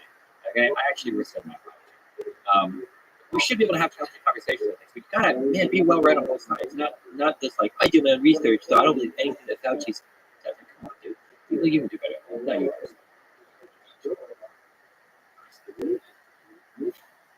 So for people who don't know, that's the catchy. Gotcha. Through all tragedy and triumph, through all the roller coaster of life, your response to it is gotcha. It's election. Let me jump to that before I continue with political discourse. Psychologically, you are in a lot of heated debates, and you're usually super calm under fire until you're not. That's you completely. Very rarely. That's like your opinion, man. Let me ask you about your psychology. What are psychologically your strengths and weaknesses? I think I'm very non-judgmental, so I can entertain a lot of different thoughts without agreeing with them. I think that's a really big benefit to me. For whatever reason, I seem to be like pretty calm in dealing with annoying people. It's why I got promoted to the casino so fast. I could deal with like drunks or whatever. Like it just didn't affect me that much. What percent of the population? Depends on how you're engaged with it. Well, most people aren't really annoying. If That's you're what I doing like mean. political debate, what percentage is annoying? I guess it depends on who I'm debating and what the topic is. But I guess I'm trying to point out the fact that sometimes you can say that reveals something about you if you think a large percent of people are annoyed. Well, I would say working graveyard shift when alcohol most of all, that percentage of people goes very, very, very quickly. Or to be more fair, actually, it's not a high percentage truly, but if you're a server, one bad customer can ruin the rest of your shift. So you only need like one or two people acting in that manner to just like totally very well. And you're able to, at least these days, not allow that one customer to throw you off. Yeah, very much like I noticed, especially after we had my son, there's something about like 6-year-old kids or whatever, where it's like, if they get mad, they're never going to be mad for that long. Like, don't get mad. Like, that's my mentality. I'm like 6-year-old. Like, I might be mad at my son, but I'll get over it in like 30 minutes or an hour. I'm pretty good about not carrying that through. It's very rare that I'll like hold a grudge against anybody or like be angry about something or really disaffected by something over the long term. That almost never happens to me. What are your weaknesses? I still have a problem with projecting. I think we all probably do, but like my mind onto others. If I understand this and I've said this, you should understand it. If you're not, you're done. That's like an issue that I still have that where I project too much. What about like I never hold grudges. I'm like the least grudgy person ever. It's kind of a meme in my community because anybody can always like come back as long as they're acting different. what about them? As long as they're acting. You see, I mean, all right. The reason why I say that is because, so for instance, nobody likes to I have a strong sense of apologies, and I hate that. I don't ever want to hear an apology. I don't care about them ever. They don't mean anything to me. If you did something bad, as long as you've like fixed the behavior and you're not doing anything, that would generally show. Or there's been a lot of people that have been involved in weird stuff with me, but then like they go off to do the thing, and they come back and it's like, okay, as long as you don't do it again. I'm sorry you feel that way. It's not your fault, Steve. You said plenty of negative stuff, positive stuff, negative stuff about this. This is my podcast. So I get to force you to stay positive. Like, what do you love? I'm all about love. Go back to grilling me on the R-word stuff. We're just gonna make a compliment of Hassan. This is gonna be a harder conversation. All right. We're gonna get you to feel emotions. So he's for people who don't know, he's another popular streamer. I think you've had as the kids call it, a rich burning over Bernie Sanders. I don't know. My research is very limited on this, but what do you respect and love most about him? He puts in a lot of work. When he was like growing his stream from 2,000 viewers to 15,000, he was streaming like it was like 12 hours a day, like every single day. So that was a lot of work. He does seem to be pretty good at networking and like socializing and making the correct friends and connections. What about him as the I know you don't think highly of him on that regard. Really but I think that's good. something. Yeah, fair. I honestly want to push back on him because I have zero respect for him. There's not going to be almost anything. So you I can't- will say I admire the fact that through no actual capability or ability of his own, he manages to wind up at some of the credit series just because he's going on. So it's good job for him on that. He's got a lot of correct opinions, just he has no idea why. So I think that's undeserved. I think it's too harsh. The reason I bring that up is I feel like there is a deep grudge in there somehow. So you're the father now, so since you're so old, the grandfather of the political debate on this last stream. So there could be some grudge about that split that happened, and not enough credit given or all that kind of stuff. I just think he's somebody that has a left-leaning ideology that's different than yours. He's a Bernie supporter, right? Because we're not. Can you explain to me what the division is? he exemplifies everything that I absolutely hate about Which is what? which is shallow engagement, heavily ideologically driven. And you're not ideologically. Absolutely. That's what we're talking about, like the free thinker and that word. Yeah, so let me qualify. Issue by issue. Let me qualify what I mean. I spent a lot of time, unfortunate time, delving into the boring world of philosophy. I spent a lot of time thinking about like what are my ethical positions? How do I feel about myself, the people around me, and how that relates to the world around me? And then from all of these positions, I think you might have used the phrase first principles earlier. From these kind of like first principles, out of that is what all of my political positions are built out of. Like full stops. So if you ask me a question like, how do you feel about like the right to own a firearm, or how do you feel about social health care? Like we can walk through, well, this is how I feel about it as I can think from the government, this is where the government gets its power, this is ethically how groups of people are supposed to function, this is morally how we relate to each other, personally this is how I like I'll be able to do every single political thing back there. It's not like I'm telling you, like if I were to ask Hassan, what do you feel about this political topic? He's going to tell me what progressive politics are supposed to say. I don't know what he thinks about it. I don't know what he Don't thinks. you think that's a simple thing? Why is he just because his views coincide with the mainstream narrative, mainstream viewpoints of progressive thinking? I mean, why does that mean he's not thinking? Because his engagement with every subject is incredibly shallow, 100% predictable. Like I could probably program a script to like give you every single potential answer you could have to any single question you could give. Again, I think that's a pretty simple thing. Okay, it could be the case that his brain perfectly aligns with every single No, but mainstream. I don't know if you know this perfectly aligns. Because I think you're just taking a very select, just like streamers do with each other, a very select slice that represents the perfect alignment, as opposed to looking at a person struggling with ideas and thinking through ideas, and then giving them a pass, like a lot of people, like I give you a pass on just the fact that you say a lot of crazy shit on stream for drama, like which is I don't say things for drama. It might be dramatic, but I mean, you've evolved as a fish evolves legs. You've evolved a mechanism which creates controversy. sure. That you could say it's not intention, but it happens. I think Okay, sure. the extremists kind of learn that thing. So I'm sure Hassan does the same kind of stuff. And so, like underneath it, there's still a thinking being that's contending with political ideas. You don't think so? Does a really good job at that. There are other political figures that I really don't like that I wouldn't say the same thing about. So, like, I don't know if you have watched with him. Like, okay, if that's a person that he also split out of my community group or something, and now he hates me, and he's an anti-fan community, and they all hate him. Tell me something you love about. I say a lot of things about Vosh. I think Vosh legitimately thinks through a lot of his political positions. I admire or did admire that he has like his own like positions that he would take someone's contrary to people further left than him. He's got some positions that don't fit his ideology kind of at all. Like he's his own independent thinker. Rhetorically, he's very effective. He was willing to sit down and do research for like his debates and everything. He would spend a lot of time practicing like his rhetorical effectiveness and navigating conversations. He intentionally and purposefully built like a community that exemplified his values. Yeah, I've got a lot. We are completely split and hate each other now. But like, Why hate? First of all, hate. Why the hate? okay, I don't hate him, but he hates me because we had a couple of really big debates. Well, one had to do with whether or not you should live your values. And can you give me the story that's charitable interpretation? I always do. You don't. You I don't. absolutely do. You don't. Wait, name one. 5 minutes ago, you talked about this on. Everything is about that. There is no stealing. Okay. Not charitable. I'm sorry. If you can prove it wrong, I would love for you to do it. Okay. I'm using my gut instinct. Usually, when somebody feels strongly about another person in that way, it's not coming from a place of data and reason. It's coming from a place of emotion. It's coming from a place of resentment and grudge and all that kind of stuff. Yeah, I can There's understand. deep. There's emotions deep in there. So the gotcha is hiding.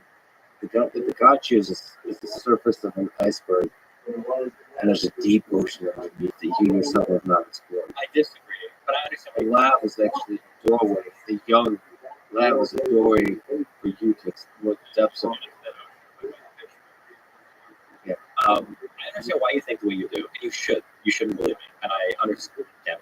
Because if somebody told me the same thing, I think I probably really don't like this person for a reason. I understand why you think that way. The reality is, though, for any political person that I disagree with, like, I can give them a fair shake. It's one of the few things I think I do exceedingly well in this film. Even with Hassan, there's been drama that he's been involved in, and I've, like, when I'm involved in drama, he'll always know us. But when he's involved in stuff, always like, oh, like, I think Hassan was right here, or I think that he meant good.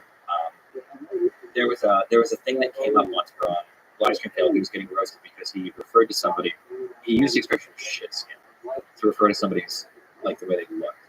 And I have only ever heard that in the context of 4chan people talking about like Indians, like white people. Like it's a racial thing. But I could tell the context and everything that he was saying. He was insulting some guy. I think he was calling incel virgin. He was going for like acting. I think that's what he meant when he said it. And there were a whole bunch of people that were insulting, like, "Oh my God, did he just say racist?" I don't think he was racist. I think he was like he was just reaching for us, and that's what came out. So like that's an example of the thing. Sure. Okay, but didn't you criticize him for something? I was trying to like Google why the hell you guys split up because I thought your friends you should be like. Still more Kamala Harris video, but go ahead. Oh, is that right? Is that the so I feel like you criticized him for something, and okay, this is very vague memory, but you criticized him over something, and I felt that criticism was a turn. Was it Pete Buttigieg stuff? Yeah, Pete Buttigieg. Yes. Yeah, so I've said this a million times, but there's no amount of context or no amount of nuance is ever said over there. I don't think Hassan is homophobic, but I think the comments made about Pete Buttigieg were really that's what he said. Yeah, and there were a lot of people making a lot of comments that made me really uncomfortable about Pete Buttigieg. That was insane. Spurred by conflict. No, but it was an environment of progressives. All the progressives were attacking Pete, and I felt like his gayness became like the subject. Yeah, but why throw this on? He was jumping along with all of those types of like insults. You don't think you've done the same kind of stuff? If I do, call me out. That's what the Hollywood was about. No, that's a good call out. No, but like your friend, like you should privately tell him, right? Like, hey, Well, no, by then we were sworn. so that wasn't the No. It was over Kamala Harris. sworn enemy. He hates me. Listen, for all of these people, I will accept them back into my life. If they want to come back in and put them, but usually they're the ones. If they correct themselves. No, I'm not expecting them to be curious. So here's the deal with Washington. These are like we're the three guys on that. None of us will talk to each other. Hassan because he won't give clout to anybody, and Vosh because he thinks in bad faith. And then neither of them will talk to me because they both. You guys should go like a camping trip together. It's like go back on but three-way and just like rejoin, refine. Yeah, that could be a thing for each other. Honestly, just from nature perspective, for me as a just stepping into this world, there's some aspect to which you have a responsibility. You have an opportunity. I wish you guys would kind of be the beacon of like forgiveness and friendship and camaraderie. Yeah, I agree. And even if we disagree, it would be really good content. Yeah, like shit talk, like friends shit talk, versus not like the fact that you guys don't talk to each other. Like I would love for you to shit talk publicly, with the camaraderie. Like, there's love in the beginning, love in the end, but you beat the shit out of each other in the middle, and that's what last year is for political discourse. So that's great political discourse. Versus, I think what underlies some jealousy and so on. You get this many football. I just want to make sure you're clear. Everybody has, to your audience, I'm sure you have flaws, and I'm just not in this dynamic. Your only flaw is you're too modest. Yeah. So why'd you guys put up? Because I would love it, honestly. Just let me just put that idea out there for you guys to make up. Yeah, it's out there. Of course, as everybody talks. Bosch and Hassan, it's crazy that like the three largest like political debate left-leaning people online like can't do any type of content or collaboration at all. It's so stupid. Yeah. What was the reason you guys put up the So Hassan's entry into kind of like the Twitch political debate world was in 2018. I think he did a debate with Charlie Kirk, and he reached out to me to kind of like review that debate, to like go over it on stream. And he came on, we went over it, and then we kind of friendship developed really on our life. I think when I came to LA, I think I sat on his couch, we would play with his dog, we were like kind of friends. And as time went on, I mean, he was a little bit more. He was farther left than anybody. So like I was a social democrat, he was a social democrat. But back in those days, like 2018, when people said they were a social democrat, they really meant socialist, but they just didn't want to say it. He was farther left than me. We had a lot of deep divides in our approach to politics. Whereas like I was very much like a first principles, this is my whole political position, and he was very much kind of like this is like the political that you're involved in, and this is kind of like the field that I can navigate in. So there were a couple of instances where these divides would be laid very bare. One was when it was either him or the Young Turks. I think it was him. There was a shooting in a neighborhood where a very young black child was killed by a white shooter. And they did a video about like hate crimes and how hate crimes are on the rise and racism. White people are evil, blah, blah, blah. Not that, but like white people commit hate crimes against black people. And I remember saying to him, I was like, hey, we don't have all the data yet for this. It feels really bad to make videos about this beforehand, because this is the same type of shit that happens at airports. Is there a thing going on? Is it a brown person? Are they Muslim? Is Islamic extremism? We see this played out so many times in recent history. Probably not a good idea to jump to conclusions. And he's like, well, no, you don't understand. Like, it's not that big a deal, whatever. And obviously, as the story goes, tales of its time, the data comes out. It was just an errant shot. There was like gang violence. Shot goes out of nowhere. It's a kid in a car. It wasn't like a hate crime. The guy was trying to kill a kid. But yeah, basically, we bump up against a few kind of political disagreements like this. And an annoying thing is happening in my community where Hassan is like the serious political figure because he's from the Young Turks, and I'm just kind of like, I do politics, but I also game. Anytime I criticize Hassan, people are like, Destiny, you need to be more respectful. He does this full time. If you're going to bring criticism, you need to be like really well read and researched because he's got a more serious whatever. Which I thought was ridiculous. So by the way, if people don't know, he worked at the Young Turks, which is the largest left-leaning YouTube channel probably, or at least at the time, yeah. So finally, he did a video on, skip ahead to some more minor details. He does a video on Kamala Harris. He does a couple of Harris. And it's like 7 or 8 horrible things about Kamala Harris. And I'm like, oh, okay. I know at least 1 or 2 of these things are not fully accurate. So I'm going to do all the research and have all the sources. Have a long conversation about it. So that now when I provide criticism to him, it's not going to be like this horrible, like just me saying something flippantly or whatever. It's going to be like substantial criticism. So I was on a plane ride. JFK to Orlando, whatever, flying to Sweden with my wife. And on the plane, I review all of the video, all the data, do all the research, right? And say, okay. I get to my wife's dad's house, and I'm at the table, we're having a conversation. Hey, we should talk about the Kamala Harris stuff. It's like, okay, let's do it. And we go over it, and I'll leave to the audience to watch the video. Enough people says I feel pretty common sense. I was pretty reasonable, pretty measured, pretty calm the whole time. And I think he started to get increasingly irritated that I was levying like more and more serious criticisms at like the quality of work that he did. Probably because he felt a little bit intimidated, I think, by my willingness to like dive through political stuff. There've been a couple of awkward blows where like there's like a show called The Raj Right Now, where sometimes politics would come up and someone would kind of try to explain something, and there was another person one time who showed them the joke. It's like, instead of Hassan taking 10 minutes to explain this, could Destiny just come here and explain it in 30 seconds? He like exploded at us. So fucking mad at that. So yeah, I think that when I made that kind of call out or critique of him with the Kamala Harris stuff, He's probably feeling like increasingly irritated, threatened, agitated, and that's kind of what began the huge split. So you don't think they were addicted? I don't think so, that conversation. Especially given that, like, at that point, because this is still 2018 or 20, this might be 2019, I'm still known at that point as being very aggressive towards conservatives and social democrats. Yeah, so, and with lefties, is what I call them, I think I'm being very general. Like, my conversation with conservatives, like, you're so dumb. Like, that's how I'm like doing. So, like, with him, I'm like, don't you think that, like, this is like a little bit of like an inconsistent presentation? I'm like, I feel like I'm being nice. But I always leave to the audience, they can go and watch that Kamala Harris video, Destiny Son, if they think that I was being great. But a lot of people watch this, I was being great. Well, let me say, as a new fan of this space, I hope you guys make up and I hope you guys fight it out in the space of discourse and ideas. Me too. And also with empathy, understanding what the strength of the other person is, what their buttons are, and there's like an unspoken rule that you don't press the buttons. Unless you're doing it mutually and it's fun, because you get fun with each other out. So that's kind of like what friends do. You don't cross a certain line, but then other than that, you fight it out. Okay, let's step back. One other super interesting aspect of your worldview is you're a big supporter of Biden.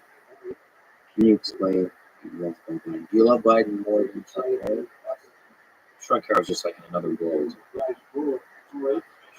I feel like I'm culturally appropriating you by saying gotcha. But it's so convenient. You were. You're just. We're on the same wavelength. Okay, we're synchronizing. I mean, it is really interesting because even people that support Biden usually don't say they don't support as strong. Ideologically, philosophically, the reason why I like Biden is because he's really committed to this bringing the left and right together, which is something we so desperately need in the country. And his statements over and over again, like I'm not a Democrat president or Republican president, I'm the president of the United States. His desire to bring Republicans together to work on things like the infrastructure bill, that's so incredibly needed. And I have a huge amount of respect and admiration for him for trying to push through on that message. Do you think then it's unfortunate that he made that comment about MAGA Republicans? Yeah. I mean, I forget what the comment was, but MAGA Republicans are not good people. I watched the full video, and he's right. There is this toxic aspect, and it's hard to call out because they're always going to say, "Oh, he's not." You watch the quote; he's very specifically calling out like this group of people that think that the election was fraudulent. Is it clear? It is what he meant by. But I remember watching our stream. He said it. Yeah, that's bad. You probably like YouTube, MAGA Republicans, Biden. But like, it feels like it's pretty clear he's talking about the people that are like election denied. Too much of this idea is not normal. Donald Trump and the MAGA Republicans representing extremism. The very foundations of the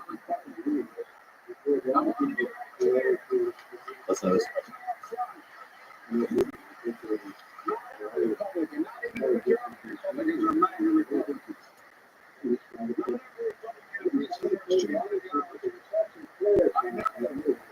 Because I've been able to work with these mainstream Republicans. But there's no question. The Republican Party today is dominated, driven, and intimidated by Donald Trump and the MAGA Republicans. And that is a threat to this country. I just heard that he didn't really say extremist ideology. He didn't say people that Donald really. I mean, that's Donald Trump.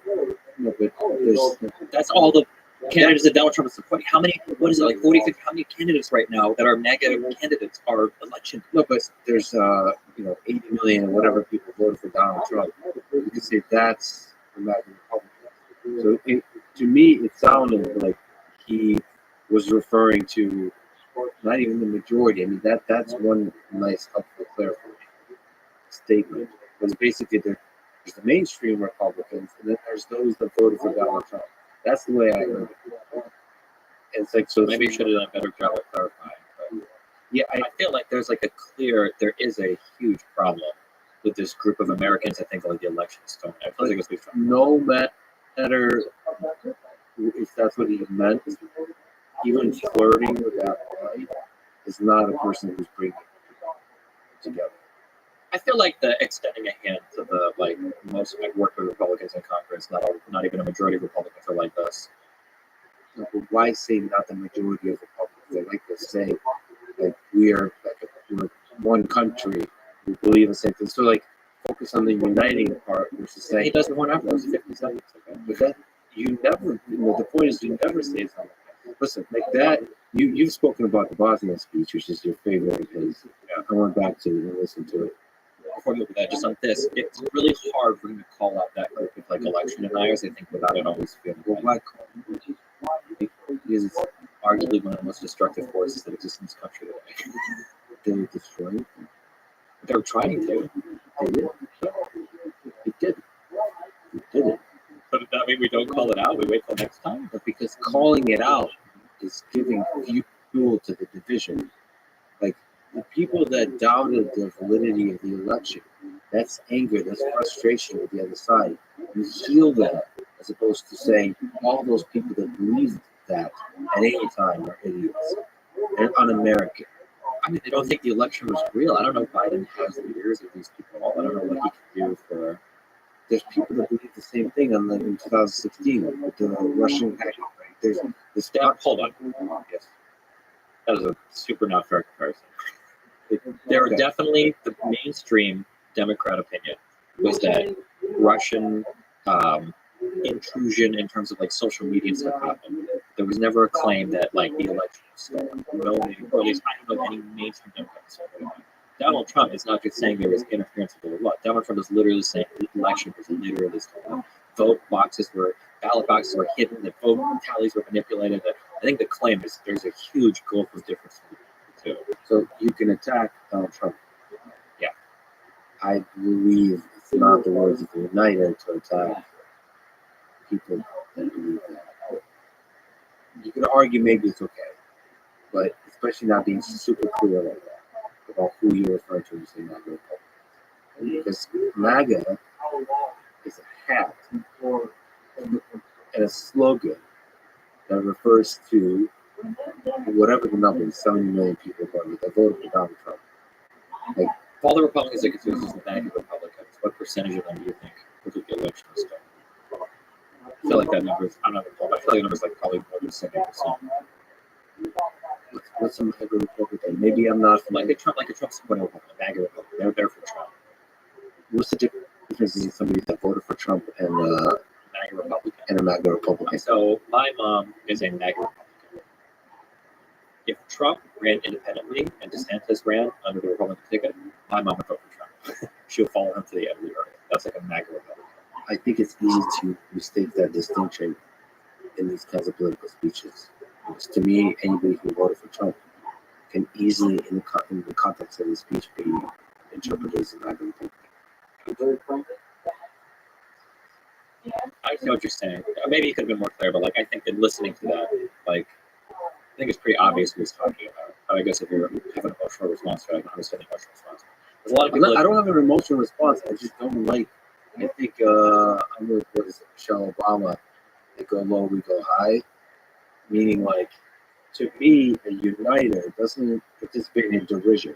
Sure, a uniter might not, but a leader has to be able to accurately assess the situation beforehand and make people aware of what's going on. You mean all the impeachment trials, all the censoring from social media, all of that didn't do the job? That's not his job. I don't know No, about but that mechanism. His job is to inspire a nation to unite a nation. How can he do that when half the people don't believe that he was even legitimately elected? Like, I think he's done a good job at working on legislation and doing stuff that hopefully benefits all Americans. But I think it's important to recognize that, like, there is a contingent of Americans that don't even believe it. Like, this is really crazy. Plenty of people that recognize that and are fighting that and are constantly screaming that from the rooftops. His job is to be the inspiring figure that makes the majority of Americans be proud for him to be a president of the nation. And that's what the uniting aspect is to remind people that we are one, we love this country, we love the ideas that it represents. He does that. Another person that speaks. So it's 10-minute speeches. But that's a fuck up. You just don't participate in that division. Anyway, I understand. I just wanted to push back on the saying one of his strengths is that he's uniting. But yes, that that is an ideal. That is a goal. Is a great one. He is one that espoused that goal. For a long time. Do you think? What else? So from policy perspective and so on. I thought the way he's handled Ukraine and everything thus far has been almost perfect. He did a really good job at the political maneuvering and bringing other countries into the fold, at establishing clearly like what our mission was in relation to Ukraine. I thought he did a good job there. I admire him for pulling out of Afghanistan. It was a little bit rough around the edges, like we got out, gone, organized a loss. The domestic policies passed more major legislation than I think anybody thought possible. The New Hampshire stuff for the last bill, the infrastructure bill, a lot of the coronavirus relief I thought was really good, especially the extension of the child tax credit. So from a policy perspective, foreign and domestic, I think he's been successful. Rhetorically, I think he's generally been above board in terms of like not attacking people being too divisive. He's trying to bring people together and work on them. What do you think about the sort of popular media criticism of his mental decline? Do you think he's experiencing? He's an old guy. What do you think? Yeah, maybe a little, but he's still done a good job. So not from a speech perspective, from a positive. Yeah, I'm analyzing it as a judge. Yeah, from a speech perspective, maybe not the greatest, but yeah, he's definitely was 81 pounds. I lose track after so many years. Yeah. But you did say that he's probably going to run in 2020. Did I say that he's probably going to win? No way did I say that. He's probably going to run. Who knows who will win? But I think I feel like the incumbent advantage is so strong. You're really going to throw it away. Like, I think it's been like one or two times in history in the U.S. right where like the non-incumbent the parties put something else up. Yeah, I mean the concern is like the just the age and not the decline, just the wear and tear of the campaign, all that kind of stuff, all the speech you have to make, the debates, and all that kind of stuff. Well, the least excited. I mean, 2 years from now is a long time. At his current mental state, Yeah, he could run and do it. He could do it past 2 years. And I don't know. I've seen videos of Bill Clinton recently. It's looking pretty rough. Biden is looking a lot more rough, worse for wearing 2 years. And maybe they actually do have to dig out another person for running analysts. what do you think about Trump when he won in 2016? I think is when you came to fruition, politically speaking. So, what do you think his win with the 2016 election represents? So for me, Trump, the reason why I got into politics was Trump was like this new epistemic force in American politics that like you kind of have to like flirt with facts before, even if you want to be non-factual. Super didn't care. Lying was like the first language to him, just like in speaking in terms of like the way that he used language to just say to you what he felt like you needed to hear to support him and not care at all about what is going on about. Yeah, that's what Trump represented to me in terms of like things that I cared about. He also represents a lot more, obviously. That there was this undercurrent of American opinion that a lot of people didn't know still existed, and it did. He got elected. That the Overton window was misidentified by a large amount of the Republican Party.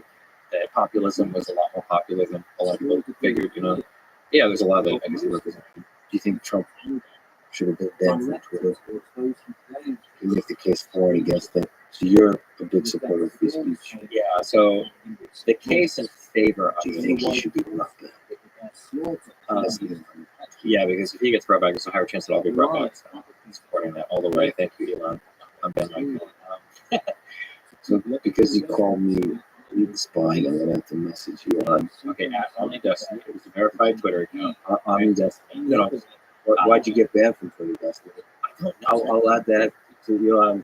I saw that there was a screenshot of you referring to the rape of somebody. Okay, that was on an older Twitter account, and that was a bad tweet. You have multiple Twitter accounts. You're trying to go around the bans that you keep getting.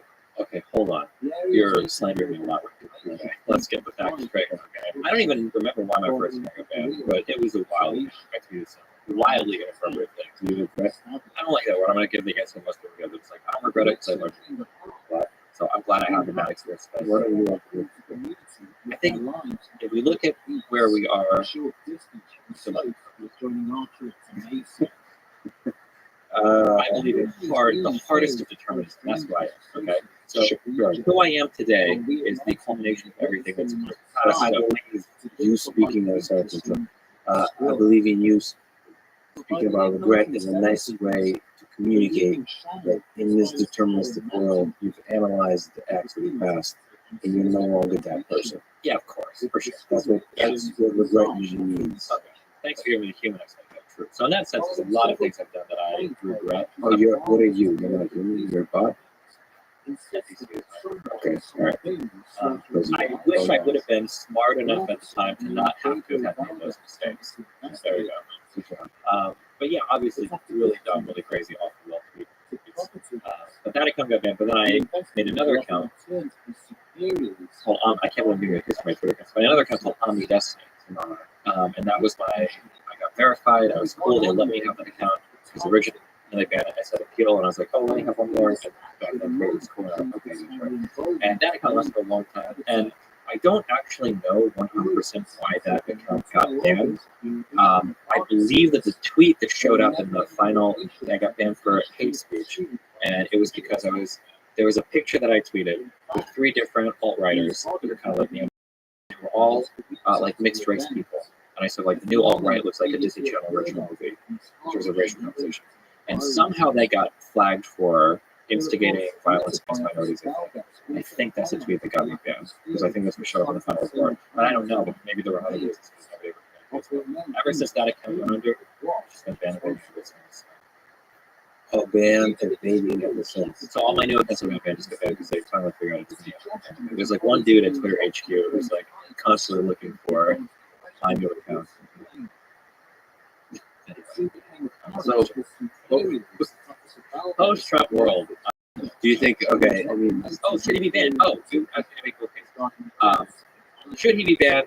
I mean, damn, dude. When you're tweeting out shit that's arguably leading stuff like January 6th, I can understand why. Because it's like, what else is Paul going to tweet out? Like, is he going to start getting other violent events? So I'm sympathetic towards it, like, okay, we can't just be here saying stuff like this. That's insane. We're going to ban it. I'm sympathetic to instigating. Yeah, you're instigating. Violence. Yeah, like if I would tweet stuff like that, I would get banned. On the flip side, this is the president of the United States. It seems like he's like doing presidential decree by social media sometimes. Like, is it really right that one public or private, I should say, one private company can like erase the president of the United States words from the eyes of a lot of Americans that are using these social media feeds? And one big one, which I for sure am against, is permanent ban. Yeah, I don't like that. I hate that. Even in my community, if somebody comes back in like a year, and I mean, you just compare yourself to the president of the United States. No, I compare myself to Twitter banning the president of the United States. Let me put it this way: I banned Donald Trump in my chat room. I didn't ban him. A year? What's the process for banning Donald Trump? What would he have to do? Usually, people send me an email. They're like, "Listen, I did this stuff. I'm sorry, I was dumb." Okay, fine. But a year, what if they send an email? Usually, I won't ban him. That's usually my fault. I ban pretty quick on my community, but if you ever ask me, You're a big software. yeah, usually. I'm very well because I used to be the worst type of internet person, and I think I'm a little bit better than I used to be. So Not that you're over there. now that I'm mature, of course, age bestows a wisdom that just can't be gotten any other way. What's your sense in general? Is there something interesting you could say about your view on free speech? It seems like one of those terms that's also overused to mean a lot of different things. What does it mean to you? If you have a democratic style of governance, you are entrusting people with one of the most awesome and radical responsibilities. And that's saying that you're going to pick the people that are going to make party decisions that are all history. If you're going to trust people to vote correctly, you have to be able to trust them to have an honest dialogue with each other. Whether that's Nazis or KKK people or whoever talking, you have to believe that your people are going to be able to rise above and make the correct determinations when they hear these types of speeches. And if you're so worried that somebody's going to hear a certain political figure and they're going to be completely radicalized instantly, then what that tells me is that you don't have enough faith in humans for democracy to be a viable institution, which is fine. You can be anti-democratic, but I don't think you can be pro-democracy and anti-democracy within reason. So what's the within reason? So I mean, not where people try to get you over stuff, or like direct calls to violence. Should we we're going to meet up tomorrow and go blah, blah, blah, blah. So do you think it's okay to allow racism and anti-Semitism and hate speech? Hate speech, yes, because that's to be very broadly defined. I can understand there being some basic rules of like no slurs on like a platform that gets into like an accepted false moderation or like excessive harassment and bullying. I can understand, but past that, when the moderation becomes ideological, I get a little bit nervous because there's a whole other. Yeah, there's of course it's all a gray area, but when it feels like ideology is seeped into the censorship, Not good. yeah, which it's so fascinating to think, especially now that about Twitter, how do you engineer a system that prevents ideology from seeping in, and nevertheless is able to create a platform that has healthy conversation. Because if you have one guy who's just screaming nonsense nonstop, it has this effect of the quiet voices at the back of the room are silenced. Yeah. It's like that's what you usually don't talk about. Like if you let one annoying loud person in, that's actually censoring the voice of a lot of people that don't want to say, people that don't get a chance. That's one of the things, especially around like trans discourse. I have to constantly do that, like reminder for my audience. So like when I'm dealing with these types of internet, a lot of them might seem really crazy. A lot of these types of people might seem the same. But like in the real world, outside of like the crazy Twitter activism, like the vast majority of people you're meeting from LGBT communities are like the coolest, noblest people. All they want is to like to live their life the way they want to and to be like unobstructed and like people will get this impression of like an online activist, like a vegan or LGBT person or whatever, and they think that every single person in real life is like that, and it's a really negative stereotype. And then even the other people in that group. Oh, Julian. Oh yeah, I see. Okay, Malia just joined us. What were we talking about? Is it interesting? You were saying that you were going to talk to Elon about getting at Omnidestiny, the verified Twitter account on ban. I said, that's so Sounds like a lot. that's so gracious of you. I can't believe you would do that. And then you admitted that you tried to evade the ban. That's the time, which I'm sure you did very So I heard that in Norway, in their prison system, they don't actually punish people trying to escape jail because that's like a natural human thing to do. I don't know if they don't punish because of course you're trying to be free. That's all I'm trying to be on Twitter. I'm just trying to be free. That's the not sort of Yeah, that's the natural human course. You're not a destructive force. You're No, I'm a positive force for good. That's why all my accounts don't get banned for bad things. I don't get banned for bad things. It's kind of progressive show. I'm like far left. I love like progressive basketball. I show that from a place of first principles, not from a mindless AI coding. So you're a free thinking guy. Yeah, exactly. All right, cool. Well, I'm sure we'll return to some politics. That's beautiful. Can you tell us about yourself? You also tell us. Yes, nice to meet you. I know it, but I don't do the politics. I do like travels, I talk about relationships, talk to my audience basically. You're from Sweden. Yeah. Did you just get That was Norway.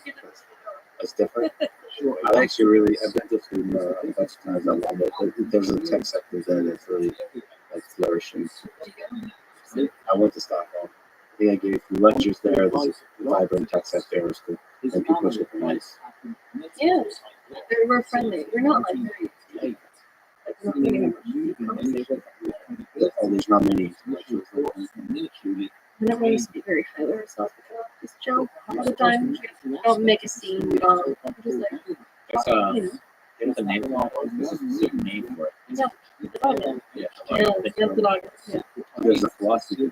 So you're part of like Sweden or Norway. You don't talk too highly of yourself because it seems kind of like rude. Like think of like America as the exact opposite. You don't even really want to like. You don't want to make yourself into addicted too much. You don't want to be too much of anything. You're just like sticking to the group. Don't make a big scene about yourself. But that said, you came here and you put yourself in front of the camera. Yeah, do you understand how weird it is for like? You I just didn't talk about myself and just like make a big deal about myself for hours every day. Was that like satisfying to your anxiety? Oh, because I don't see them, but then I come back and So what do you feel like when you actually stream? You feel like you're just like one-on-one type of thing? no, I see the chat. I'm thinking, oh, they're like little fairies. They're not really real. They're just like out there. I don't know what they look like. I just see little babies, so they're just cute. These colors. You're talking to little fairies inside. Yeah. Is that how you feel about chat? They're demons. Okay, my Are they so is chat a source of stress or happiness? Like, is there No, for me it is a source of I've been very intentional with like construction. how are you able to actually have deep political discourse while playing the video game at the same time. I have a really good general of like the way that people engage in conversations. Like I was one of the earliest people to embrace the philosophy of like I am in total control of what people watch me think. That like I have a high level of responsibility for how they conduct themselves, and if I conduct myself in a certain way, I can expect a certain level of conduct from them. For the most part, it's like worked pretty well for the past, about 10 years. Yeah. What about the actual playing of the game? If you're able to parallelize the brain, Oh, like it seems like Factorio seems like a super complex game. yeah, I don't actually think that's possible. I don't think nobody does agree with this. If you see me playing a game, usually what's happening is the conversation is like, I've had it a million times, so I'm not thinking about it, I want to that. Or if the conversation is very challenging, then if you watch, if you really watch what's happening, I'm not just Because with Factorio, it looks like a lot of stuff is going on. it's not empty. So it's hard for a person who hasn't played the game to detect that you're not actually. Or does it come off as like he's not interested in this conversation at all? Yeah, there's a coolness to it, like when you're not paying attention. Like if you're looking elsewhere, like you're checking your phone, you're too cool for this conversation. There's a sense. Yeah, the reality is though, if you watch, it was easier to see in Minecraft because in Minecraft there was a challenging conversation. If you watch me play, I'm literally just running around. So I have to think about the conversation. I get real complicated as or like the people always joke in my chat, like, oh no, the notepad came out. It's a really challenging conversation. I'll get rid of the game and I'll bring out a notepad and start writing stuff down. So what kind of stuff do you use? Advice? Yeah, like either I talk to chat or I travel around, basically. Like have a conversation for we like go to countries. I've been to like Italy, I was in Italy for like 1.5 months, just like traveling around the home, going to cities, like having like my camera with me for hours. Where's the Ever probably New Zealand. And, after this, probably gonna be quick setup history. also the history of New Zealand was also beautiful. It was both natural beauty and historical beauty. Yeah, for sure. I think I just really like the Polynesian sort of culture. I think it's very interesting.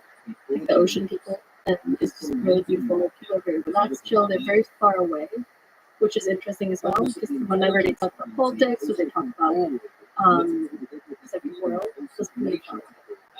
So where's home for you?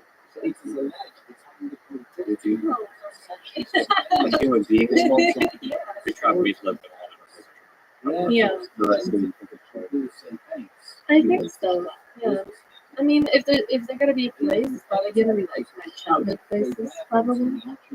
Like my old country house or something like that. We don't have it anymore, but like that's like home. So how'd you guys meet? You're currently married. Yes. to each other.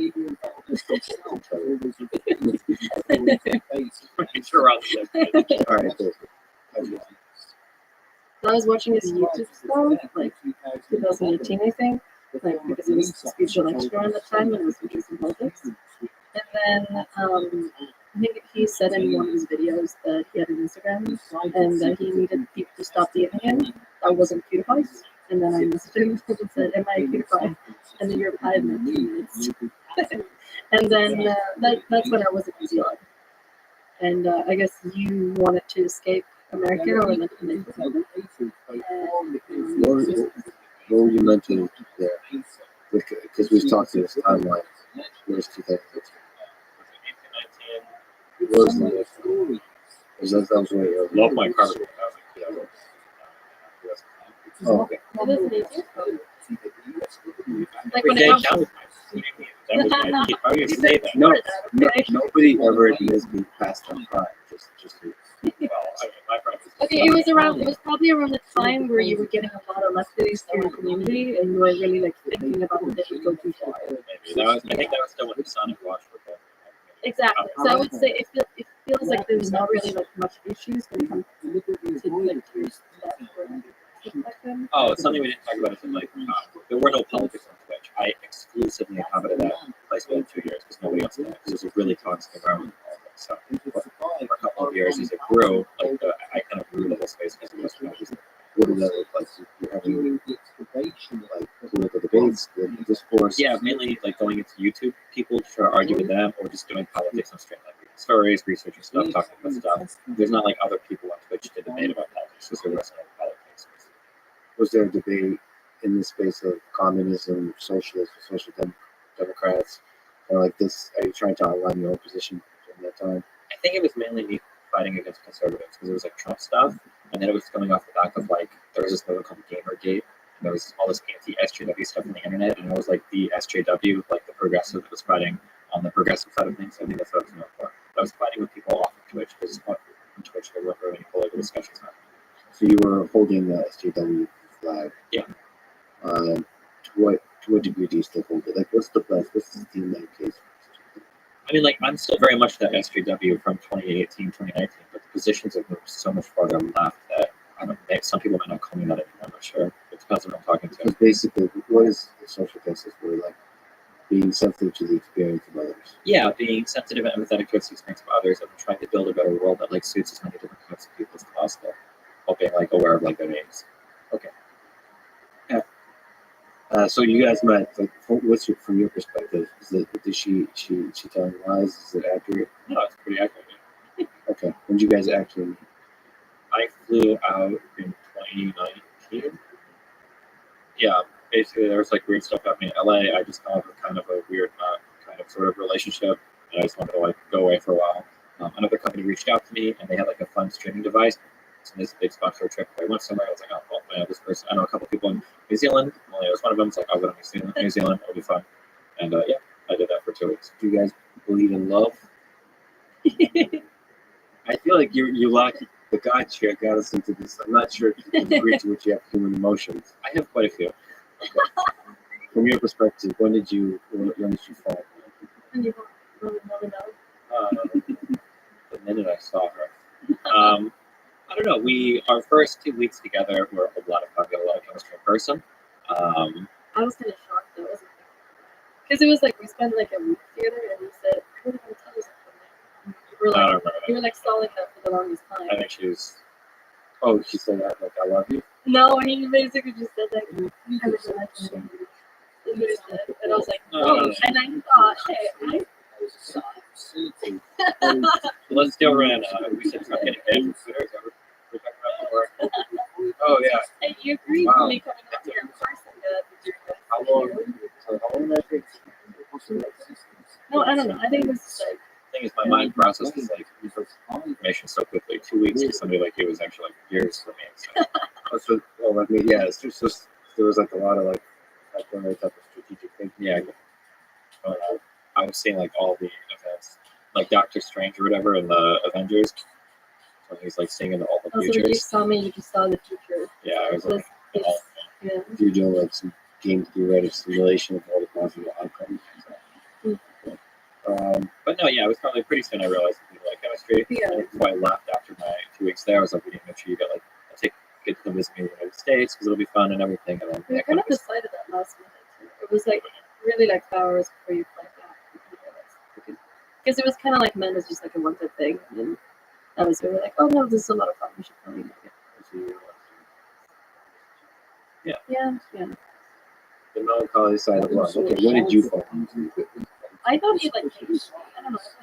Not hated me, She's still thinking. but no. No, I remember like when he said that he really liked me. I was kind of shocked about that because I don't know. There was a lot of like random things happening in New Zealand. There was a lot of fun, but it was definitely like very interesting things that happened.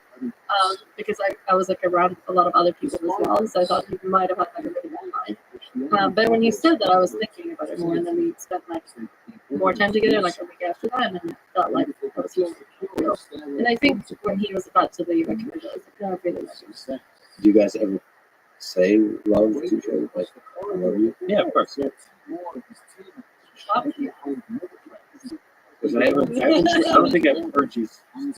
The only time I've heard Steele talk about love is when you're like criticizing the Netflix community, saying that they don't ever talk about love. Almost all the time I'm giving criticism of people, like I said, I'm kind of stepping in. I'm very disconnected with my own emotions. I'm trying to talk with them there, so it's pretty rare what I'm talking about. What is your own? I'm blunt, I guess. There's a lot. Okay. I mean, what's deep in there? Is this just who you are genetically? I think I have a pretty good understanding of myself. A lot of people will make that accusation, but This is just who you are. just my It's not childhood stuff like trauma. it's all sorts of them. You figured it all out Yeah. in your old age. As I grow every year, I figure out more and more. You did mention, I think I heard this somewhere, that this is the source of fights. I felt the ages throughout this whole conversation. I gambles like with time and just like I think she will be good later, and then just like Like an investment. yeah. When this treasury bond matures, I'll be able to cash What do you out for think so far? Is the stocks going up or? It's like Bitcoins. No. Yeah, like Bitcoin. All right. If you guys don't mind, one interesting aspect of your relationship is you're in an open relationship. What's that like? From a game theoretic simulation perspective, what went into that calculation? And like, how does that? Like how it started. How that's not? The only relationships I've ever done has been open relationships since I was like in high school, because I didn't really understand like why wouldn't you be able to like do other things with other people, but I would just like have a big partner basically. So what is an open relationship? Yeah. That means you have one Like main partner. not a monogamous relationship. Like you're somehow allowed like in different ways. You can see other people sexually. Sexually, but like there's one main. Yeah, or it doesn't have to be the other people, but like I think it's probably easier and we probably don't really have time or the energy for like more than like one person to like really. What about like emotions? It's really complicated. There's a lot of complicated stuff going on under the hood there. I think broadly speaking, you've got like polyamorous relationships, and you've got like open relationships where polyamorous is like, oh, I've got like 3 different girlfriends, and we all hang out, or sometimes even live together, or 3 boyfriends, whatever. And then you've got like open relationships, which is like, oh, you know, like you can basically hook up with other people, and then you've got like European relationship, and that's it. I think ours is probably somewhere in the middle of that. So we're like, we've got like long-term friends, some of them we hook up with, and that's kind of how we, it's a delicate dance that explodes every 6 months on itself. You guys fight over it? We fight over some things. And things happen, yeah. I think it's mostly because a lot of people can't handle it, and they agree to something and they realize that we're way too cool, and then they get really obsessed and they think that they can like get in there like it's really dramatic. Have you figured it out? Like, I feel like we figure out things more and more, like when it comes to like what's a good person for us to hang out with, what's not a good person for us to hang out with, or like I probably have more opinions on like he hangs out with because he likes cyclists. yeah, so you like this one. He like the not like the crazy ones, like the baby trips. That's the ones, and I don't like that because that That affects your game theory. yeah. Right. You like to surround yourself, but in general, you're talking about crazy people. I say crazy, and I really should. It's just humorous. It's like, yeah, It's very unstable. very, can be unstable. But people that are very unique. Like when I meet this person, that's like, Not boring. yeah, not boring. And you said that you're progressively becoming not boring yourself. No, I think I'm pretty stable. I don't know. So you don't think they like you're If I said that, I said it. I think I've got my stuff like really well figured out. It's what allows me to engage with people like this so easily because I can engage, I can make them listen and heard, and then if it gets insane, I can cut off and make people chill. Like very few things affect me in the long term. you guys experience jealousy? Usually, like whenever I think he's not spending the amount of time that I'm asking for, and he spends it on his video games or his stream, or like he sees someone else like more than he sees me or something like that, that would like not be good because then it affects like our relationship. Do you have a good sense of like, is it literally time or is it the energy put into the? It's probably like if he's with me, that like the intention and the time like when he hangs out with me, and then there's also probably the time. So if I feel like something else is distracting too much, like it could be work or it could be a friend or it could be anything. Like if I feel like it starts to take away from like me, then I'm having an issue with it. I don't think he really cares much. I guess the only goes that you experience probably when you feel like if I get upset about him seeing someone too much, and then I go see someone more, and he's like, why can't I go see my friend more? Like, as much as you do. So, like, that's the sort of, like, thing that we're trying to navigate on, I guess.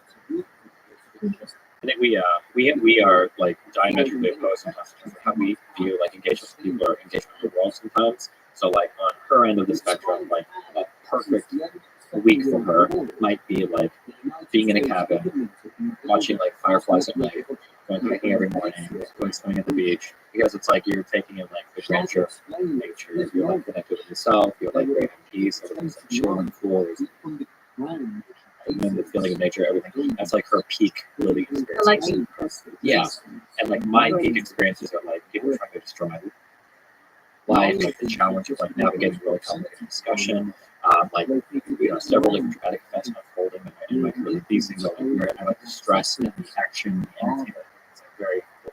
So when we're together, she generally wants me to be like more chill. And if I don't feel like I'm being like stimulated a lot, then it's easy to walk my back along. So yeah, that's kind of very different. So how can you find happiness in these things? I feel like if we're just like aware of it, and we're trying our best, like whenever we like we're supposed to do something. So let's say that we want to go to New York, and like we should just like go out and do this one specific thing. We try to find something that we're doing, like now that we're texting, we can go shooting or do something fun that he enjoys, that we can do it. And then I think like just like for me also to be aware, but like when he spends lots of time with crazy people, it's not because he like loves them or wants to meet them. It's just because he likes being like having his life destroyed, like you said, which I don't really do. It's a completely different thing. So like for me to like understand more like how I was thinking, it's so different from mine, and for him to understand how I'm thinking about things and like what I prioritize in my life, I think that's like how we navigate. But I think it's good. I think the differences can be good, like when we're finding a way. Well, I think you're beautiful. More of it, you. No, I'm definitely very difficult. Like I always tell people that like you're dating me for like more than 2 years, like you get like First round, you get surprised. You're like a veteran, you get medals and stuff. and it's always like I think there's probably been like 6 different. I don't think she says it anymore, but there are like 6 different times in our relationship where she's like, "Is it always like this?" It's just like, Yes. and like every next year, I it's was like, in the beginning of that. Like you were lying about that. well, she got You more. were not. You were like, no, it's just like right now I'm having a huge argument online about a thing that I'm going to private. It's just going to be like this, and I'm going to be streaming 24 hours a day. And I'm like, when are you going to go to bed? Did like league content into this? A little bit, but Oh, yeah. I'm clean of league like 6 months right Yeah, now. what do you I never The got. humans. Well, speaking of which, my participation in the league involved on the robot side. That's an improvement. Because with the StarCraft 2 and OpenAI and DeepMind both participated in creating bots. I was a professional super player, so I remember when the AI started to play. It's interesting types of restrictions because you have to put on like a gaming robot to make it like functional and not totally unfair to the other side. Right? Yeah, to make it human-like. Yeah. Was that interesting to you to see AI be able to play those individuals? I think in some ways people think things are more complicated than they actually are, and I think video games is one of those things. Where like, oh my god, there's like a million possibilities in every second, and it's like no, there's like 3 or 4 things going on at any point in time, and I'm willing to bet that like an AI can probably solve some of these games like pretty easily, especially if there are no constraints on something. Yeah, talk to you. We already have. So. Yeah, I know, but more generally speaking, we didn't get a chance to talk about the. Well, first of all, what is the? I'd love to get both of your opinions on this. I know you're probably not as like probably not you like as much as you, but I do have it. you do. But usually don't like speak out too much on it because I feel like there's like a language. That's why I don't do politics. Because, yeah, Sorry, you have to know a little bit like that. you know how to use derogatory terms at the end of sentence so they understand it, right? I don't know anything about that. You need like a good, like you need to be able to like speak really well for people to take you seriously. I think, and like that's the thing. Like if I don't have like the words and I don't have the like, I can't pronounce things correctly, and Be I'm a not gonna say. salesperson searching for words that are specific. Essentially, that's what people do. Podcast that should be listening to. Wait, what's your first language? But I speak both languages. I'm not like, there's definitely a big disconnect between my brain and my mouth. Like, I'm not able to generate the thoughts efficiently. like the things you're able to do, like the stuff like that. It's very, very common. Plus, there's huge amount of anxiety and social interaction that I have, which makes speaking even harder. Yeah. It's tough. Gotcha. Actually, yeah.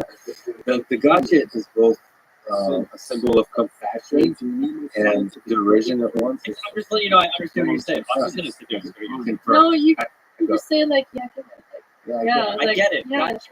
Gotcha sounds no so short. It's I like got you. say it longer sentence. I understand you. That's good. That's like not chills. You know, you get chills, so you understand me. Yeah, I hear you. I hear you. And like if you just like hold the other person's hand, and she's like, You gotta put in some emotion there. Show that you have. what do you gotcha. What do you think about right now? What was Yeah, the red pill community, obviously, is the matrix reference. The red pill that you take is when you realize what dating standards really are important. That men are providers, and it becomes a great thing to hunt and attract, the women who are just kind of there floating around looking for people to give them the most resources. It's like coming to a realization of what the world of dating really is, broken away from the Hollywood standards and the romantic stuff when they're trying to sell you. so there was kind of maybe kind of educated notes. But red pill used to be associated with just maybe anti-establishment views. I don't know. Maybe Republican conservative viewpoints. People use right? Yeah, they use red pill a lot in like different communities. Like, when you say the red pill community, Yeah, that's then usually but a lot of people say, "Oh, Trump is the red pill." You read some of the politics. and then there's like the manosphere, all this and stuff. And NUT is somebody that represents kind of the figurehead. The manos are like the red pill stuff. Yeah, I would say so. I'm pretty sure. All right, cool. So, what are some ideas that they represent? What do you think? I think they do a good job at speaking to disaffected young men who feel like the rest of the world is kind of left behind or isn't willing to speak to them. And they do identify some true and real problems. It feels like on the left, we have a really hard time doing like self-improvement or telling people how to better themselves. We focus too much on like structural or systemic issues rather than what can an individual do to uplift or empower themselves. And it also feels like they do a good job at speaking to some of the positive aspects of masculinity, that it's okay to be like strong and brave and a soldier and a warrior and provide for your family and blah, blah, blah. So I feel like those are like positive messages, like self-improvement and everything. What's the negative? I think the analysis on how men and women interact is way too transactional. All of like the romanticism and love and chemistry is totally sucked out of it. Everything is very like sex based. Like, how do you basically have sex with the most amount of women possible, and that's going to make you happy. And then I think people's motivations sometimes are just spoken about in such a shallow, derogatory way that I don't think is always reflective of reality. Like, a woman only wants you if you make six figures and you're tall, and a guy only wants you because he wants to have sex with you. Like, it feels like there's a lot of that going on. Yeah, and that misses some fundamental aspect about relationships, about meaningful relationships and so on. I don't think I've never heard red pill people ever talk about like meaningful relationships. It's always just like getting around on sex, really. What bothers you about some of that? I feel like the people that are like medical people, I feel like their solution is something that doesn't actually work out. It works out for some people that makes a lot of money, is like really successful in that sort of way. But it's not going to help most men out there. So I feel like it's just like a pointless like speech to give to these like really lost guys, and they really do believe that they can become successful. They can get money, and when they get all these things, they can get girls. But most of them is not going to achieve that ever. To get the money part of the success. Just become a billionaire. You know, like you'll get all the girls, which is true, but not everyone can do that. So I feel like when these guys are speaking to these men, there's like, we just care about these men out there. You know, they need to hear this. It doesn't really help a lot of them. And it doesn't inspire them to develop compassion towards the opposite sex, which is probably something required to have a meaningful relationship. And also, like they seem to complain a lot about women. Like only wanting men that have money and it's tall and these things. And they complain about that, but that's like also kind of what they're trying to make the men try to do for themselves. So they kind of like fall into the same sort of behavior and the same sort of, kind of unaware of that as well. They're just playing a part of the game instead of trying to find a woman that doesn't look for those things, and they're looking for not those things. Yeah. I actually would love to have straight up data. People in that world versus not in that world, how often they get laid. Like, literally, so I think for sure people in that world have fewer meaningful long-term relationships that are fulfilling, actually help them succeed in life, that help them be happy and content and all that kind of stuff. But just even in the straight up, the shallow girls getting laid, I wonder, because it's very possible that like just the roughness with which they treat intellectually women, that might lead to lower success, not higher success. It's very adversarial, which I think is always disappointing. Anything that talks about men and women, I think it's good to acknowledge differences. It becomes like adversarial, especially when you talk about sex. Sex is something that men are getting and something that women are giving, and that type of like trade. Often when we talk about it, it's like, yeah, assess people against each other in a really toxic way. How do you talk to people in the red pill? Like, would you ever talk to like somebody like Andy Tate? Oh, yeah, I've had the chance. I've been on the Fresh Info podcast a few times, and I've got a friend, Sneeko, who's like very red pill, that stuff. If I'm trying to talk to them, usually it's kind of like approaching it like a scared cat. The first thing you have to do is like be very gentle and say like, I understand your issues, I understand your complaints, I know that I'm scary because you're going to say like toxic masculinity and feminism, all these scary words at you.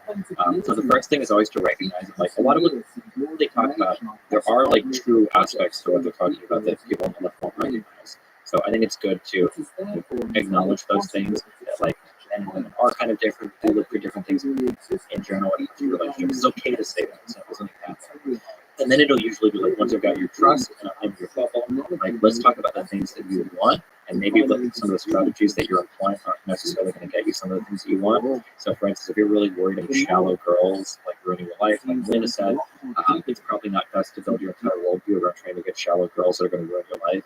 Like if your way of attracting a girl is to go to the gym, get a whole bunch of money, and try to like flaunt your wealth as much as possible, you're going to be attracted to the very same type of women that you're here like decrying on your stream. I think we talked about that. Like, you probably want to have a woman that's going to be there if you lose your job. It's still there, like that cares about the things that's not just your job. And also, I don't help you become a great man, a great like grow. Like I feel like a great friendship and partnership. Like it helps you make you a better person. Some of the most successful people I know, I mean, they have families, and there's clearly a dynamic there that's like that makes them. They wouldn't be that without. They're not an island. Yeah, and the kids actually are a big part of that too. Like for most people, if you're like a good parent, they make you step up somehow in life. You have to take responsibility for getting your shit together and excelling in ways that I guess the philosophy of Red Pill does not quite get to. That's always interesting. I think I've asked it a couple times, but it's like, would you let your daughter date Andrew Tate? And it's always funny to watch them kind of like squirm around those answers. But see, if they don't have a daughter, like I don't have a daughter. I think your whole philosophy changes once you have a daughter. Sure. Like you can but even at philosoph- that, like they know that what they're answering, they feel a little bit worried about it. It's funny to watch. Like they know. Well, they might say like I want my daughter to date like a high value male, right? To the degree that he's a high value male, yes. But like I don't think you feel that way. The definition of high value changes completely. Certainly, the stereotypical measures the value contribute to the calculation, but it's so much more than that. I think the chemistry is bigger. You also mentioned body count. You guys both have a high body count. Does body count matter? Or it depends. Like you said, it's low in some people's eyes. It's high in other people's eyes. Does body count matter in a relationship? Does the past matter? Well, the past matters. I don't think body count. That's the way I don't Not just the opposite. I mean, it can be. Yeah. Well, the past is who you are. Like somebody tells me like they have a 200 body count and they're 16. Something's probably going on with it's not good. I was thinking about that too. Like, if there could be like really young people that are having some sort of like mental Yeah, it could be. going on. Or somebody's like Yeah. 45 and they've like never had sex before. There's probably something going on there. So Yeah. it could be indicative. But if somebody's like in their 20s and they've had sex with 100 people or 50 people, whatever, it's There's more experience. Can be good. Okay, so that that just represents you like sexually. So it doesn't necessarily mean any kind of. Not necessarily. It could though. The number alone doesn't mean anything. Well, you could meet a guy that's like really you can meet someone like that. The body count doesn't matter, but like where it comes from. Like yeah, like why have you stuck in a good relationship? Yes. Does it hurt like the romantic aspect of the relationship? Knowing that there's a lot of people in the past. I don't know. Not for us. Is a part of the relationship finding out the romantic? For us, yeah, For I'd us, say so. Yeah. What? God, it's such a cold person. No, I was just in my head thinking I wanted to just say gotcha right there.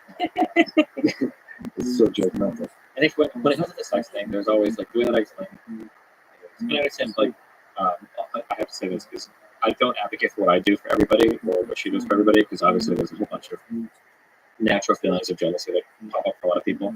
But when people ask me, you know, it's always like, oh, like isn't this like horrible that you guys are doing this? You don't love each other.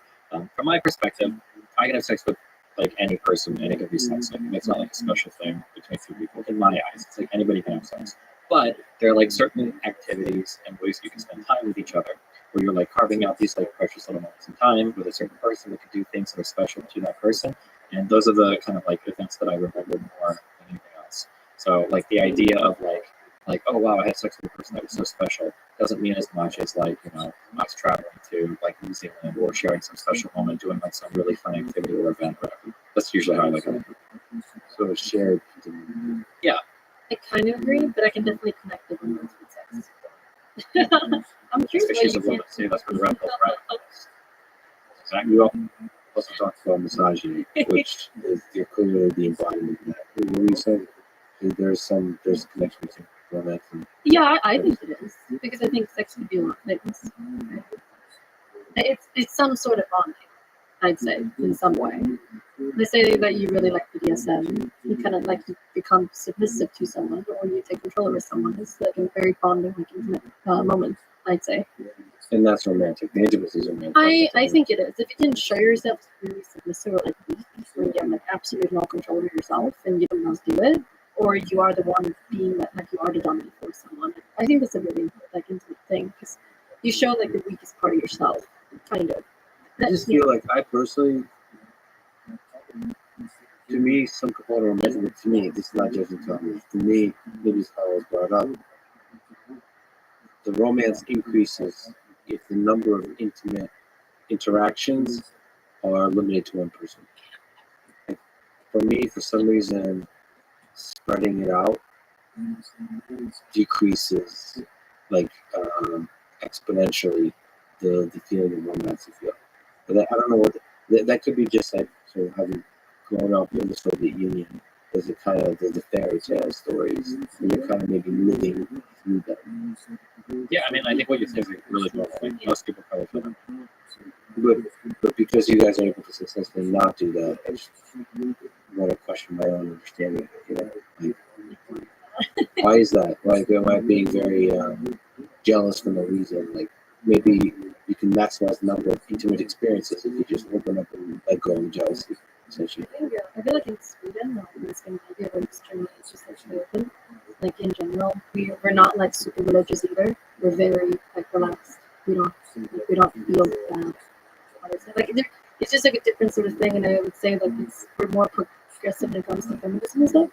So it's more common they will meet women with a higher body count than like when I meet like American girls. All of them are like vaginismal, like super suppressed, like sexually, and they have like What did you just do? they have like issues to like they can't relax from sex, which is gross for them. Oh yeah.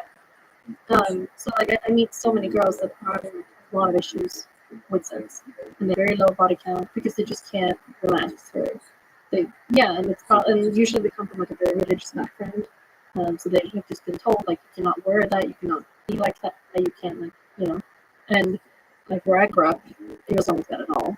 We just see it as more like a casual thing. So then you could just maximize the awesomeness of the experience. Yeah, I guess I You don't have like how control over it. exactly. the important thing I think everybody to realize is there's always pros and cons to everything.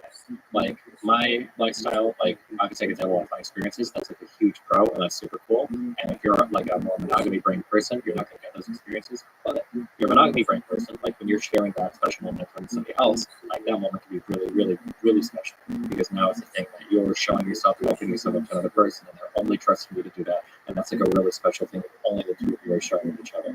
So I mean, like there's always like pros and cons. Like I think we both would say like doing ultimate relationships probably not too, like we would not recommend it. Yeah, no, I think we would. Yeah, I recently fasted for 3 days and I ate a chicken breast at the end of that, and it was like the most delicious food I've ever eaten. So like, there's some aspect of fasting and scarcity as well, but you have to figure out what food else what's the best. It's good to be able to board and like not do something So, because you can just enjoy the time when you're doing something more fun. It's more fun and it's just gonna get more in general with everything. Yeah. yeah, I personally just never get bored. Like, I guess the boring thing is exciting to me. It's just, You're like me. Everything I like is boring. I gotta ask you. We talked about massaging. Just trying to battle it out. What's your sense as a woman about the level of misogyny on the internet, in the streaming community, and how to fight it?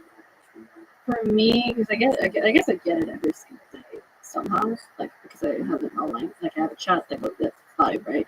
And but I have like mods moderating all the time, so I don't really need to see much of it. I think it's just pretty annoying because you get to like see it all the time. And Become like background noise. yeah, a little bit. And it's like the same comments over and over again.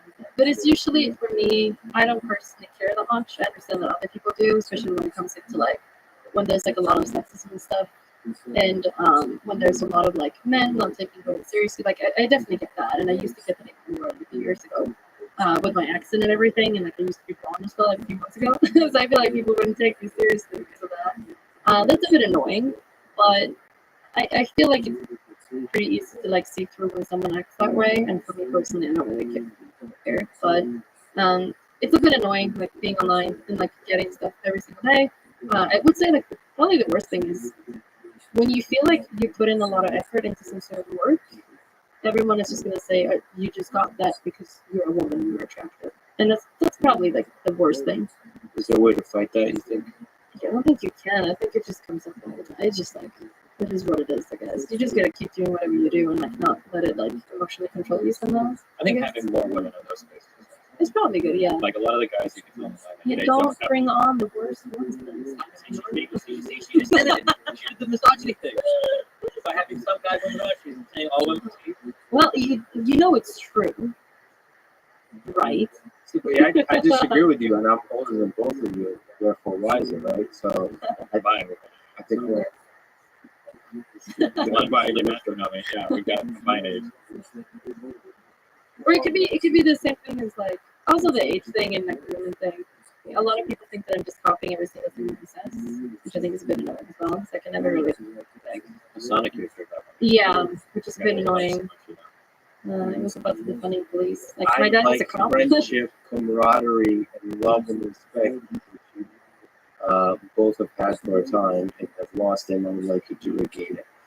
Let's try to increase, not decrease, the amount of love in this space. What do you think about some of the harshness of this language which we talked about? R word in the past when we used N word, all that kind of stuff. I mean, No, like, what do you think about it? Like, you give advice? to not speak in a certain way. No, like a little more stability. I was just trying to get a second opinion on this. Like an opinion I about. mean, people, not internet people, are way more extreme.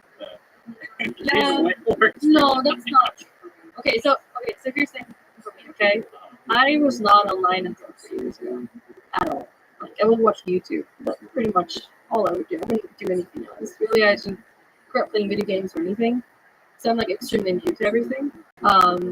So when I came into this world and I started seeing clips from him in the past, I don't think I really had much of an opinion because it just sounded like it was just a different like words that we used, but it didn't mean anything. That's what it feels. It was just like if you're saying the R word, it's because you just want to call someone stupid, but you want to like do a little bit more. Like, but it's not like it didn't feel like it was like it's not like racism or like it's not. Agreement on this side. So like if you were saying the F word because it there's just like a word to like insult someone, and he was like, I don't think he was ever homophobic back in the day or anything like that. But I think it was just like a way to express yourself maybe back then. I don't know. I didn't do it. There's no videos of me or anything because I wasn't even blind back then. But Yeah, so my case was I definitely don't think Steve is homophobic or racist or any of those, obviously. So there's a good heart there, and a good mind. I was just saying, he it's just not. likes being. Well, there is some, you lose yourself and forget the bigger picture that he's pushing for more effective discourse on the internet. He's like an inspiration to a lot of people, especially now, of like how you can use effective conversation to make for better world to direct class people and so on. And then you lose some of that power by using yourself in like the language is more language is emotion versus effective communication. I would But say, it's a gray area. I would say like something that he's probably recently done in that case because he's been joking about women a lot. Like it's women's fault for that. Like it's been like a lot of jokes when it comes to misogyny, I guess, in your community, and I think it's actually turned people really well. That's why we've done the research. Yes, so that I guess that's actually true because I don't think it was clear enough. I don't think it actually was. I think you did that mistake. But I think back then I was even saying like you should probably not like you probably should not do that. Because it actually is pretty hard for me because whenever I come into his chat, people are just gonna spam it's like a woman moment. It's a woman moment whenever I say something. And it's kinda like yeah, it's getting pretty annoying, as I said. It's just annoying when you see it every single day. And There you go. Wisdom from somebody younger than you. Wisdom comes from Okay. That people. is. Yeah, of course. Just sometimes in very limited quantities. It doesn't age. You learn something from anybody. What advice would you give to young people, both of you, that you have both audiences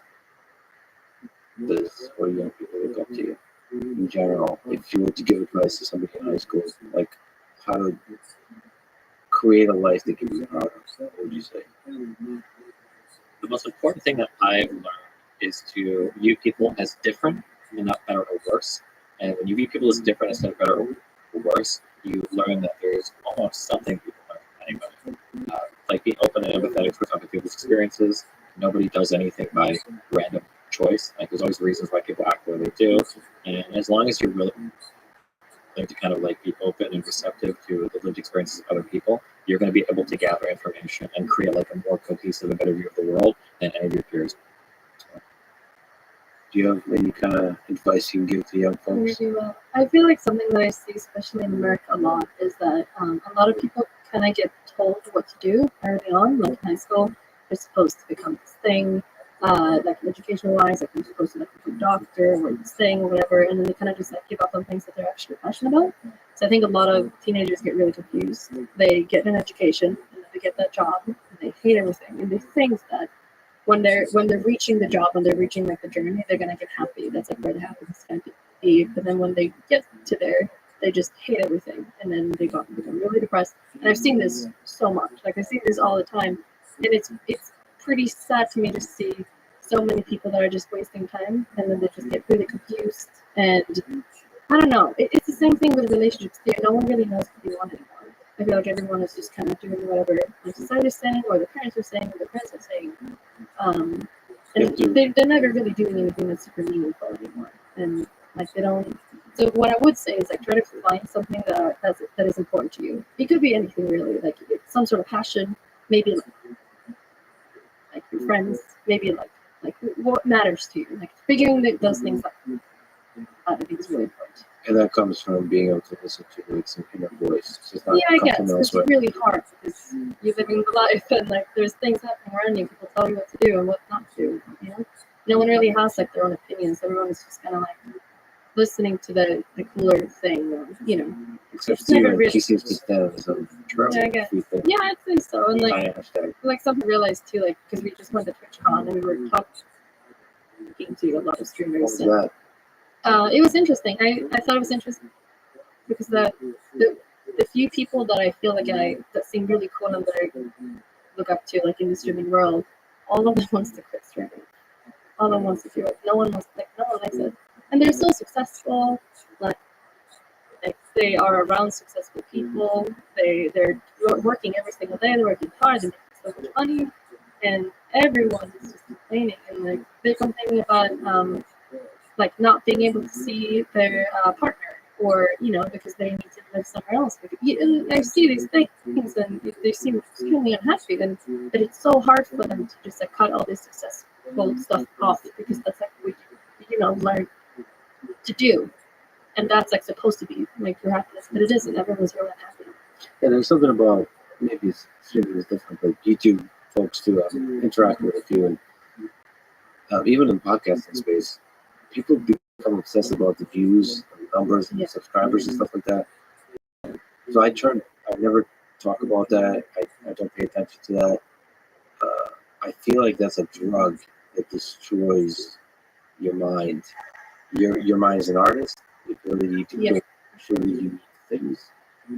Also, your mind in terms of the anxiety, the ups and downs of the attention mechanism, and then also being just if something that you make is not popular, but you meant a lot to you, you will think of it less. Yes. Because it's not popular. Yeah, that's a really dangerous thing, and because everyone around you is reinforcing. Like I'll get messages like, "Wow, this thing got this many views or something. Great job." Like, no, you don't get it. Like that's not.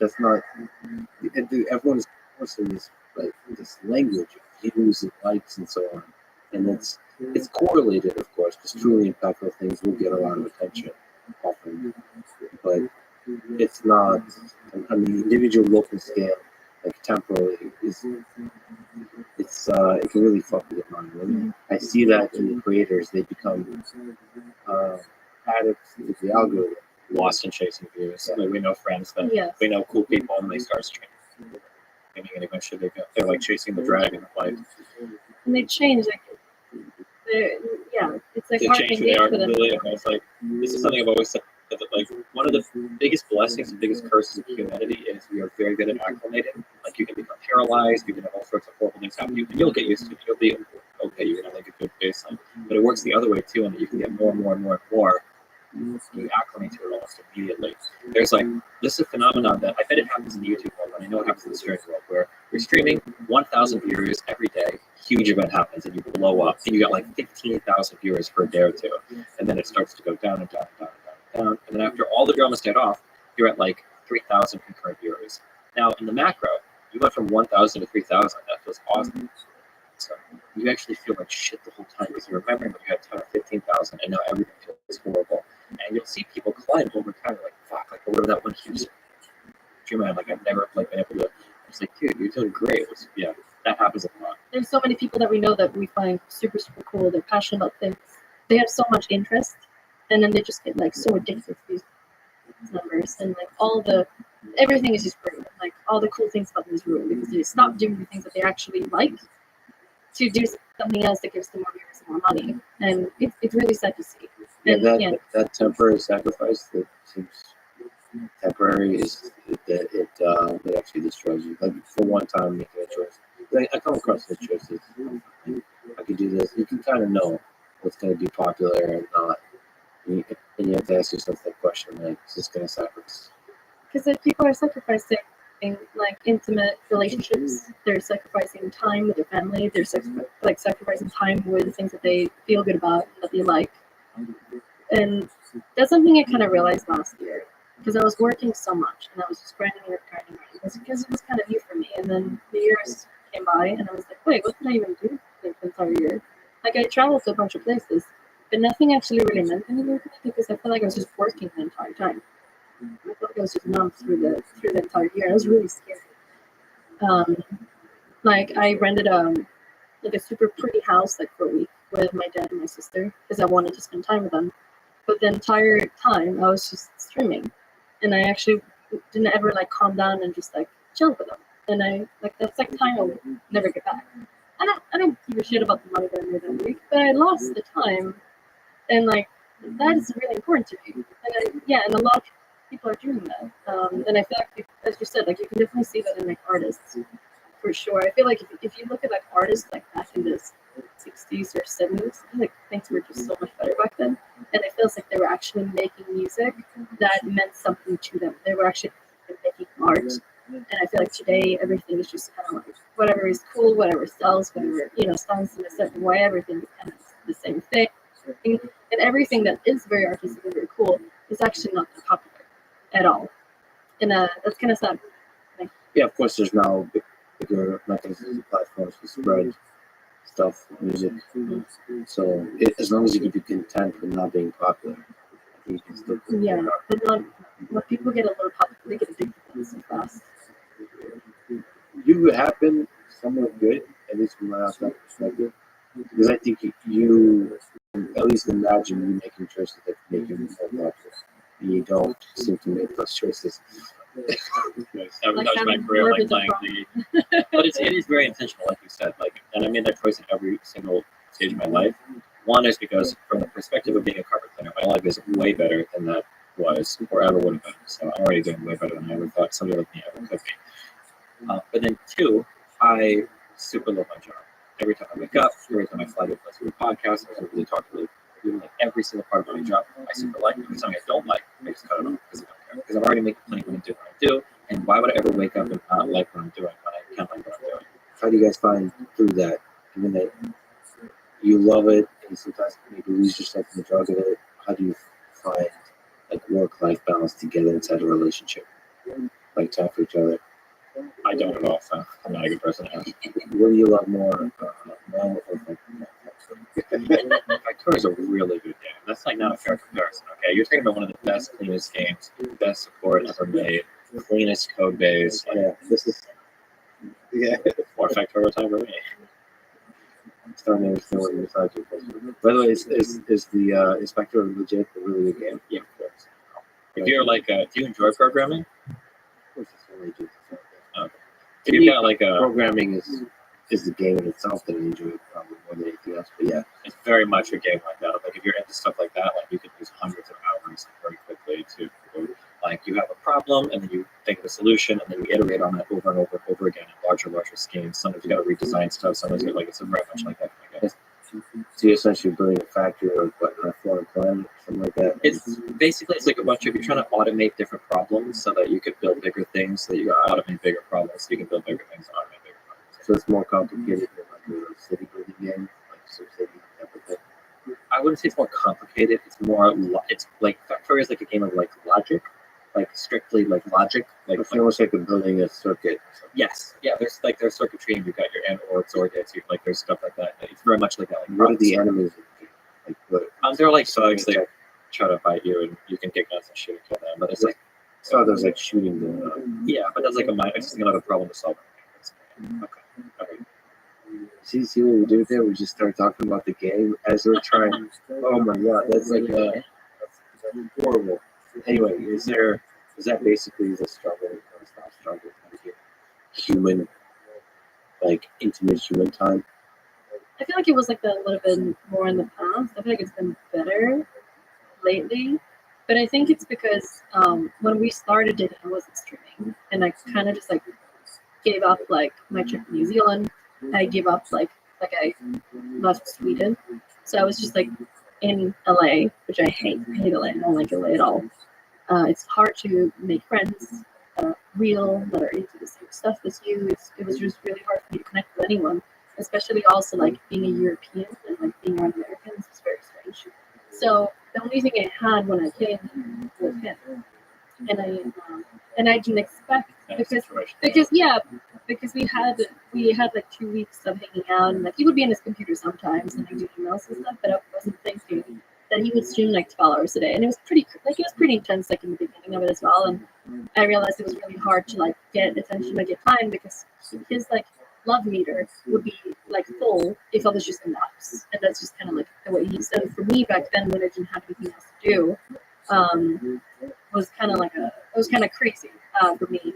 I feel like right now, because I do work as well and I have things going for me and I have other friends now that I'm made, I feel like it's a lot easier because and I can definitely like enjoy just like being in separate rooms and just like hearing in the background is really nice. I can sit and paint and like in my room and I would do that for hours while I'm just like hearing this room in the background. It's kind of like comforting that he's just there. It feels nice. I like it. Because to you, that's the sound of happiness. Yes, because I know he's right there. Yeah, it's nice, and he'll come in and check on me sometimes, and it's kind of like it's actually very comforting. It's very nice. I like it. I think that's kind of what a relationship is. Like you do fun things together, you share movies together, but also just like having someone like around you is really, really nice. And I think that's probably maybe it's me growing up. Maybe that's what it is. Like I started liking like the kind of. I feel like we're like an old couple, like we're like 80s, we're just like around. We don't really have to talk much. It's nice. To just And that fills your love meter. I think I like need this terminology. both. Love I need both. I mean, okay, you're making it sound like that I'm like craving like. I haven't said crazy anything. time. I'm not saying anything. I haven't said anything at all. Yeah. I know exactly what you're There's doing. something going on. There's no judgment.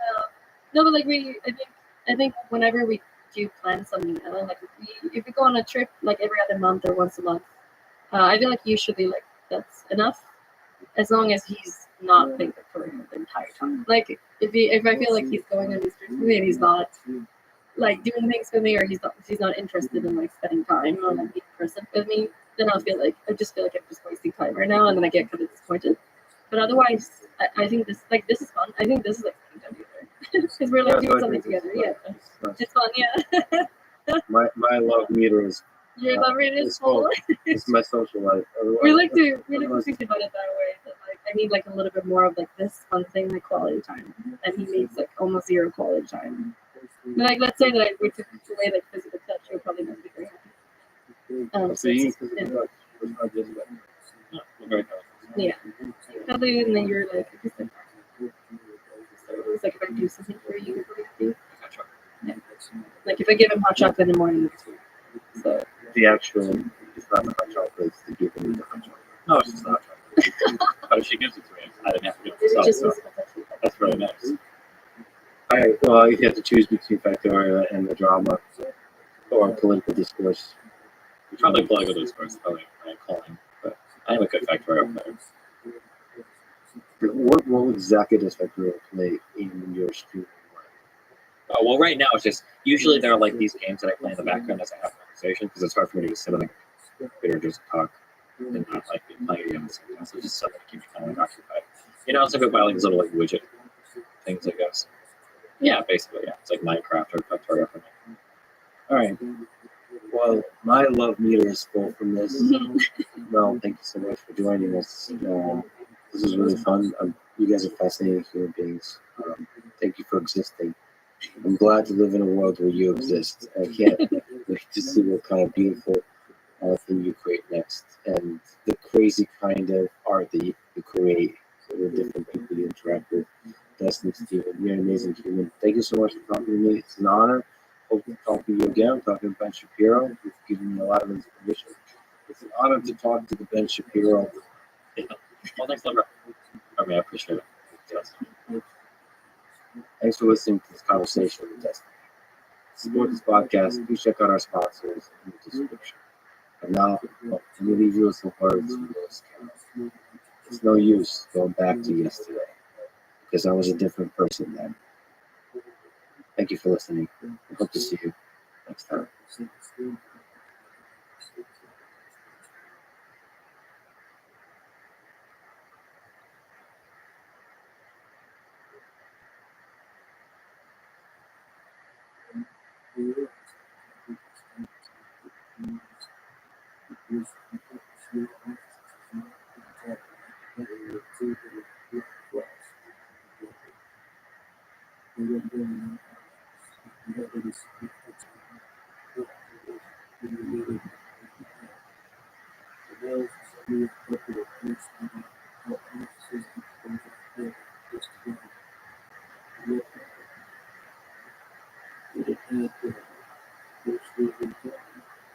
The great lie we tell ourselves that people who are evil are not like us. They're a class apart.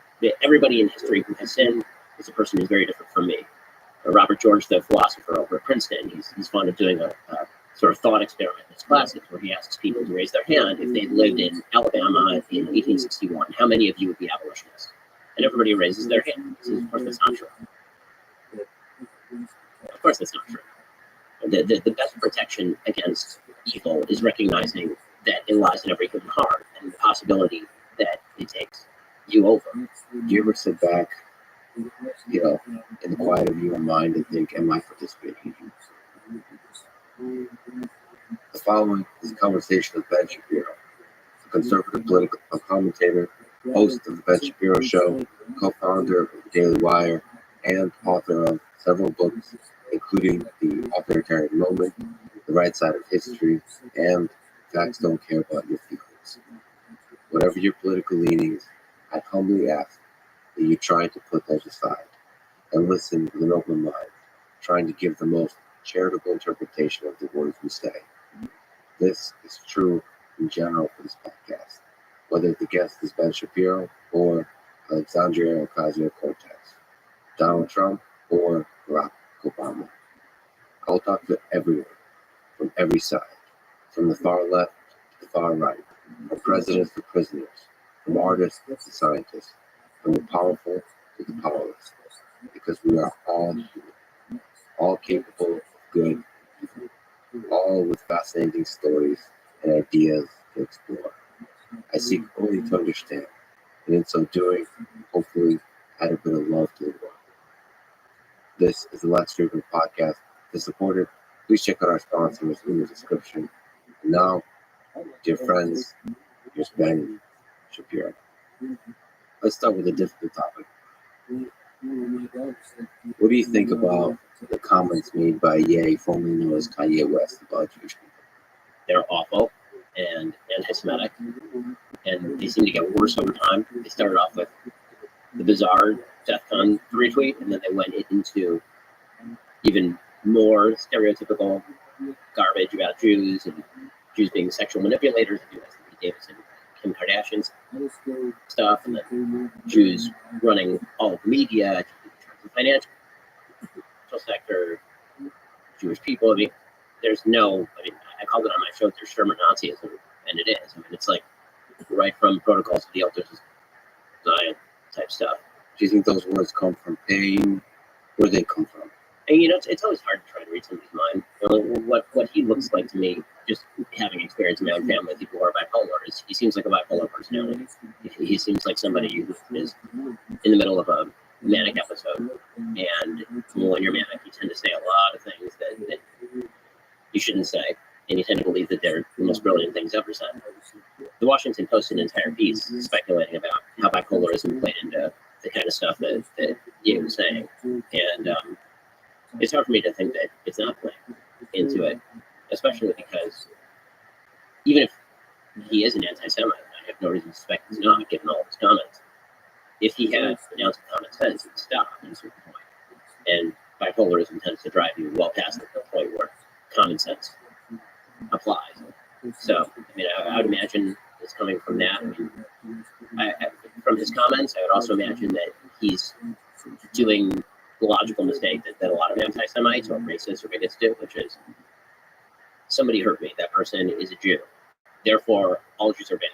And that jump from a person did something I don't like, who's a member of a particular race or class, and therefore everybody of that race or class is bad.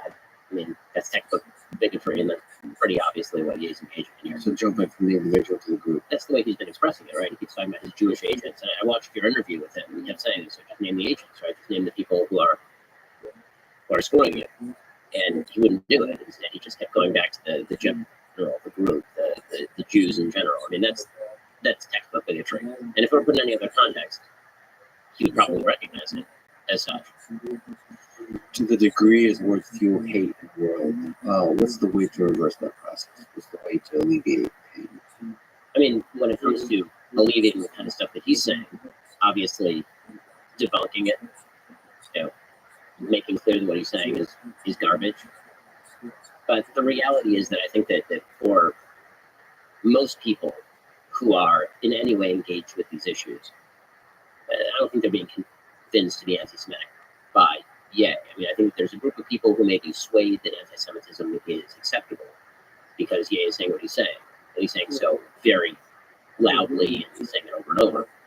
But I think that, for example, there are these signs that are popping up in Los Angeles saying Ye is right. Well, that group's been out there posting anti-Semitic signs on freeways for years. And there are groups like that posting anti-Semitic signs where I live in Florida that have been doing that for years, well before you were saying this sort of stuff. It's just like the latest opportunity to kind of jump on that particular bandwagon. But listen, I think that people do have a moral duty to call that stuff out. So there is a degree to which it normalizes that kind of idea that Jews control the media, Jews control X institution. Is there a way to talk about a high representation group like Jewish people in a certain institution like the media or Hollywood and so on without it being a hateful conversation? Sure, of course. A high percentage of a higher than statistically represented in the population percentage of Hollywood agents are probably Jewish. A higher percentage of lawyers generally are probably Jewish. A higher percentage of accountants are probably Jewish. Also, a higher percentage of engineers are probably Asian. Like the statistical truths are statistical truths. It doesn't necessarily mean anything about the nature of the people who are being talked about. There are a myriad of reasons why people might be disproportionately in one arena or another, ranging from the cultural to sometimes the genetic. I mean, there's certain areas of the world where people are better long distance runners because of their genetic adaptations in those particular areas of the world. That's not racist, that's just fact. What starts to get racist is when you are attributing a bad characteristic to an entire population based on the notion that some members of that population are doing bad things. Yeah, there's a jump between, it's also possible that record label owners as a group have a kind of culture that F's over artists, doesn't treat artists fairly. And it's also possible that there's a high representation of Jews in the group of people that own record labels. But it's that small but a very big leap that you will take from the group that own record labels to all Jews. For sure. And I think one of the other issues also is that anti-Semitism is fascinating because it breaks down into so many different parts. Meaning that if you look at sort of different types of anti-Semitism, if you're a racist against black people, it's typically because you're racist based on the color of their skin. If you're racist against the Jews, you're anti-Semitic. Then there are actually a few different ways that breaks down. Right? You have anti-Semitism in terms of ethnicity, which is a Nazi-esque anti-Semitism. You have Jewish parentage, you have Jewish grandparents. Therefore, your blood is corrupt, and you are inherently going to have bad properties. And there's sort of old school religious anti-Semitism, which is that the Jews are the pillars of Christ, or Jews are the sons of pigs and monkeys, and therefore Judaism is bad, and therefore Jews are bad. That's sort of in the way to get out of that anti-Semitism, historically speaking, is masochism, which most anti-Semitism for a couple thousand years actually was not ethnic. It was much more rooted in this sort of stuff. Right? If you converted out of faith, then the anti-Semitism was quote unquote alleviated. And then there's a sort of bizarre anti-Semitism with political anti-Semitism, and that is members of a group that I don't like are disproportionately Jewish, therefore all Jews are members of this group or are predominantly represented in this group. So you'll see Nazis saying the communists are Jews. You'll see communists saying the Nazis are Jews, or you'll see communists saying that the capitalists rather are Jews. And so that's the weird thing about anti-Semitism. It's kind of like the Jews behind every corner. It's basically a big conspiracy theory. Unlike a lot of other forms of racism, which are not really conspiracy theory, anti-Semitism tends to be a conspiracy theory about believers in power being controlled by this shadowy cadre of people who are getting together behind closed doors to control things. Yeah, the most absurd illustration of anti-Semitism, just like you said, is Stalin versus Hitler over Poland, that every bad guy was a Jew.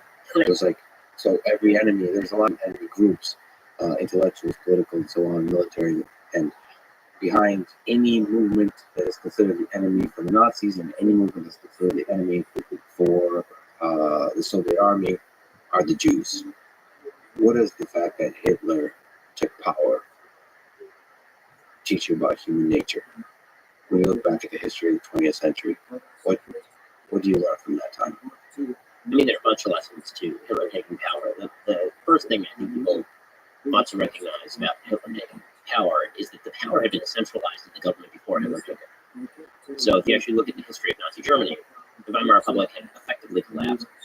The power had been centralized in the chancellery and really under Hindenburg for a couple of years before that. And so it was only a matter of time until someone who was bad grabbed the power. And so the struggle between the Reds and the Browns in Nazism, in pre-Nazi Germany, led to this kind of up spiraling of radical sentiment that allowed Hitler in through the front door, not through the back door. Selected. So you think communists could have also taken power? I mean, there's no question communists could have taken power. They were serious forces in pre-Nazi Germany. Do you think there was an underlying current that would have led to an atrocity if the communists taken It power? wouldn't have been quite the same atrocity, but obviously the communists in Soviet Russia at exactly this time were committing the whole lot of murder. And so it was there were very few good guys in terms of good parties. The moderate parties were being dragged by the radicals into alliance with them to prevent the worst case scenario from the other guy, right? So if you look at, I'm sort of fascinated by the history of this period because it really does speak to how does a democracy break down. I mean, the 20s Weimar Republic was a very liberal democracy. How does the liberal democracy break down into complete fascism and then into genocide? And there's a character who was very prominent in the history of that time, named Franz von Papen, who was actually the second to last chancellor of the Republic before Hitler. So he was the chancellor, and then he handed over to Schleicher. And then Schleicher ended up collapsing, and then ended up handing power over to Hitler. It was Papen who had stumped for Hitler to become chancellor. Papen was a Catholic Democrat. He didn't like Hitler. He thought that Hitler was a radical and a nut job. But he also thought that Hitler, being a buffoon as he saw it, was going to essentially be usable by the right forces in order to prevent the communists from taking power, maybe in order to restore some sort of legitimacy to the regime because he was popular, in order for Papen to retain power himself. And then immediately after Hitler taking power, Hitler basically kills all of Papen's friends. Papen, out of quote-unquote loyalty, stays on. He ends up helping the Anschluss in Austria. Now, all this stuff is really interesting, mainly because what it speaks to is the great lie we tell ourselves that people who are evil are not like us. They're a class apart. People who do evil things, people who support evil people, they're not like us. That's an easy call. Everybody in history who has sinned is a person who's very different from me.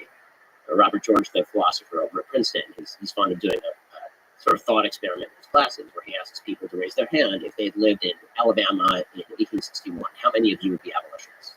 And everybody raises their hand. He says, of course, that's not true. Of course, that's not true. The best protection against evil is recognizing that it lies in every human heart and the possibility that it takes you over. And so you have to be very cautious in how you approach these issues and the back and forth of politics, the sort of bipolarity of politics, or the polarization in politics, maybe a better way to put it, makes it very easy to kind of fall into the rock'em sock'em robots that eventually could theoretically allow you to support somebody who's truly frightening and hideous in order to stop somebody who you think is more frightening and hideous. This is kind of language, by the way, now predominate almost all over the Western world. My political enemy is an enemy of democracy. My political enemy is going to end the republic.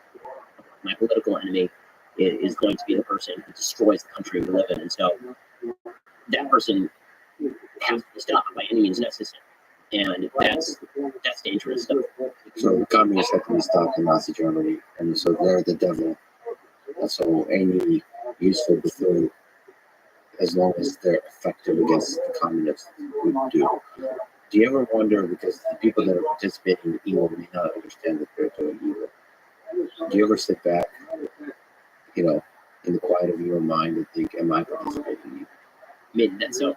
My business partner and I, one of our favorite memes is from, there's a British comedy show that name escapes me, of these two guys who are members of the SS, and they're dressed in the SS uniforms and the black uniforms, and skulls on them, and they're saying to each other, one says to the other guy, you notice the British, the symbol is something nice, and it's like an eagle, but no, it's a skull with crossbones. You see the Americans, the blue uniforms, that are very nice and very awesome. Yeah, are we the baddies? And that's it. And the truth is, we look back at the Nazis and we say, well, of course they were the baddies. They wore black uniforms, they had jackboots, and they had this and that. And of course they were the bad guys.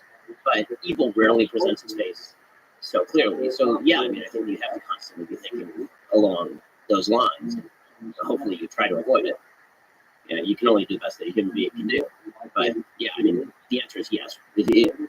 I would say that I spend an inordinate amount of time reflecting on whether I'm doing the right thing. And I may not always do the right thing. I'm sure a lot of people think that I'm doing the wrong thing on a daily basis. But it's definitely a question that has to enter your mind as a historically aware and hopefully morally decent person. Do you think you're mentally strong enough to realize that you're on the wrong side of history, to switch sides? Very few people in history seem to be strong enough to do that. I mean, I think that the answer I hope would be yes. You never know until the time comes and you have to do it. I will say that having heterodox opinions in a wide variety of areas is something that I have done before. I'm the only person I've ever heard of in public life who actually has a list on their website of all dumb, stupid things I've ever said. So where I go through and I either say this is why I still believe this, or this is why what I said was terrible and stupid. And I'm sure that list will get a lot longer. Yeah, look forward to new additions. Thanks. Yeah, it actually is a super long list. People should check it out. And it's quite honest and raw. What do you think about? It's interesting to ask you, given how pro-life you are, about Ye's comments about comparing the Holocaust to the 900,000 abortions in the United States a year. So I was thinking through two angles. As a pro-life person, I actually didn't find it offensive because if you believe, as I do, that unborn and preborn lives deserve protection, then the slaughter of just under 1 million of them every year for the last almost 50 years is a historic tragedy on par with a Holocaust. From the outside perspective, I get why people would say there's a difference in how people view the preborn as to how people view, say, a 7-year-old who's being killed in the Holocaust, like the visceral power and evil of the Nazis shoving full-grown human beings in small children in the gas chambers can't be compared to a person who, even from a pro-life perspective, may not fully understand the consequences of their own decisions, or from a pro-choice perspective, fully understands the consequences, but just doesn't think that that person is a person. But that's actually different. So I understand both sides of it. I wasn't offended by Ye's comments in that way, though, because if you're a pro-life human being, then you do think that what's happening is a great tragedy on scale that involves the dehumanization of an entire class of people, the preborn. So the philosophically, you understand the comparison. I do. Sure.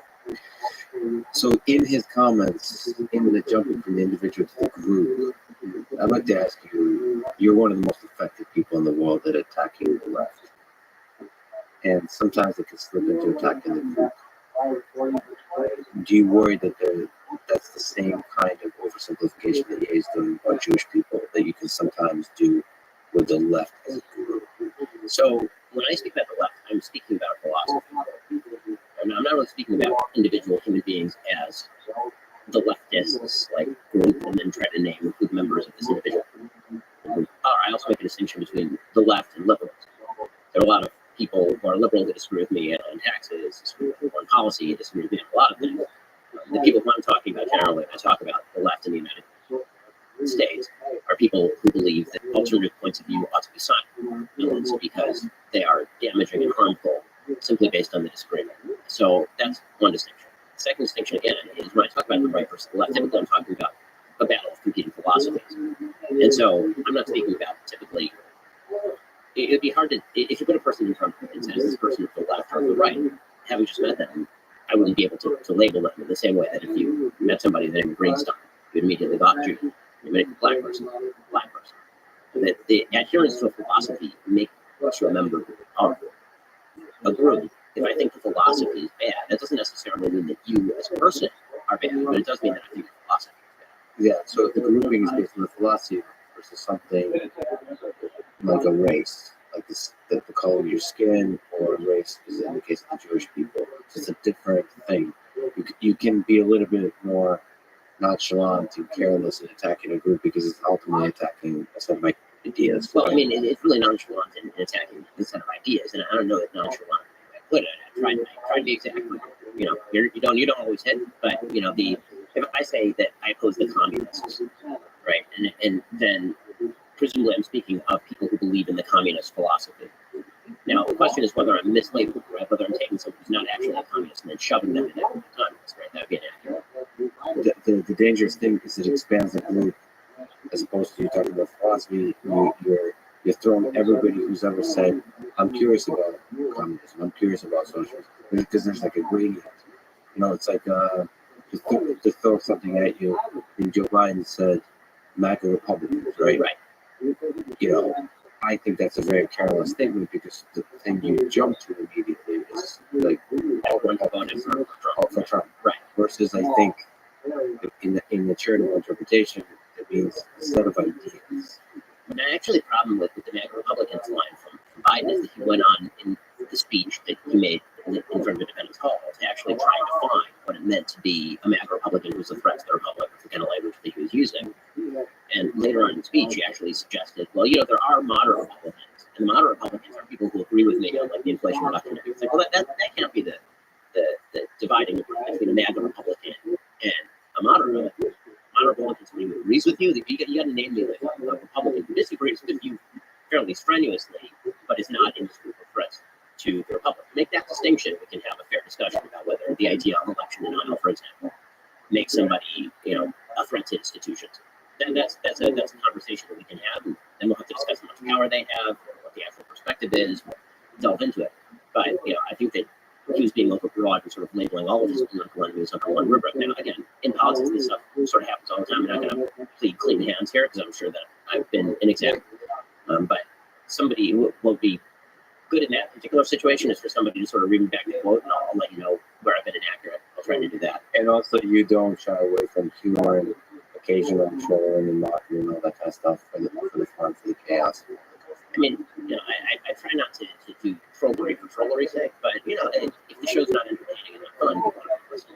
And so, you know, if you can't have fun with politics, the truth about politics is we all take it very seriously because it has some serious ramifications. Politics is deep, it is not House of Cards. The general rule of politics is that everyone is a moron unless proven otherwise, that virtually everything is done out of stupidity rather than malice, and that if you actually watch politics as a comedy, you'll have a lot more fun. And so, the difficulty for me is I take politics seriously, but also I have the ability to sort of flip the switch and suddenly it all becomes incredibly funny. Because it really is. If you just watch it from a pure entertainment perspective, and you put aside the fact that it affects hundreds of millions of people, then watching, you know, President Trump being president, I mean, he's one of the funniest humans who's ever lived. Watching Kamala Harris be Kamala Harris talking about how much she loves Venn diagrams for electric buses. I mean, that's funny stuff. So if I can't make fun of that, then my job becomes pretty morose pretty quickly. Yeah, it's funny to figure out what is the perfect balance between seeing the humor and the absurdity of the game of it versus taking it seriously enough because it does affect hundreds of millions of people. It's a weird balance to strike. It's like I am afraid with the internet that everything becomes a joke. I totally agree with this. I will say this. I try to make less jokes about the ideas and more jokes about the people in the same way that I make jokes about myself. I'm pretty self-effacing in terms of my humor. I would say at least half the jokes on my show are about me. When I'm reading ads for Tommy John and they're talking about their no wedgie guarantee, I'll say things like, you know, that would help me in high school because it would have. I mean, just factually speaking. So if I can speak that way about myself, I feel like everyone else can say that as well. Difficult question. In 2017, there was a mosque shooting in Quebec City. 6 people died, 5 others seriously injured. The 27-year-old gunman consumed a lot of content online and checked Twitter accounts a lot with a lot of people. But one of the people he checked quite a lot of was you, 93 times a month into the shooting. If you could talk to that young man, what would you tell him? And maybe other young men listening to this that have hate in their heart in that same way, what would you tell them? You're getting it wrong.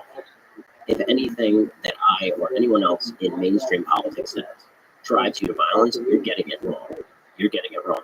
Now, again, when it comes to stuff like this, I have a hard and fast rule that I've applied evenly across the spectrum, and that is I never blame people's politics for other people committing acts of violence unless they're actively advocating violence. So when Bernie Sanders shoots a congressional baseball game, that's not Bernie Sanders' fault. I may not like his rhetoric, I may disagree with him on everything. Bernie Sanders did not tell somebody to go shoot a congressional baseball game. When a nutcase in San Francisco goes and hits Paul Pelosi with a hammer, I'm not going to blame Kevin McCarthy, the House Speaker, for that. When somebody threatens Brett Kavanaugh, I'm not going to suggest that was Joe Biden's fault because it's not Joe Biden's fault. We can play this game all day long, and I find that the people who are most intensely focused on playing this game are people who tend to oppose the politics of the person as opposed to actually believing sincerely that this has driven somebody into the arms of the god of violence. But I have 4.7 million Twitter followers. I have 8 million Facebook followers. I have 5 million YouTube followers. I would imagine that some of them are people who are violent. I would imagine that some of them are people who do evil things or want to do evil things. And I wish that there were a law that we could waive that would prevent those people from deliberately or mistakenly misinterpreting things that are called violence. It's just a negative byproduct of the fact that you can reach a lot of people. And so, if somebody could point me to the comment that I suppose, quote unquote, drove somebody to go and literally murder human beings, then I would appreciate it. So I could talk about the comment, but I don't.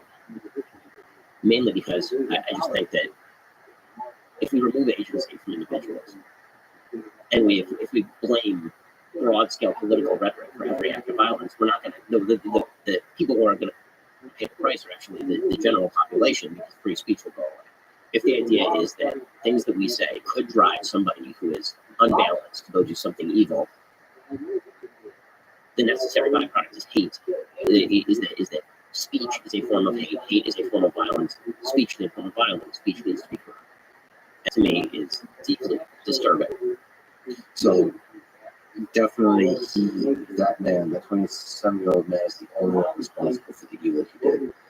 But what if he and others like him are not nutcases? What if they're people with pain, with anger in their heart? What would you say to them?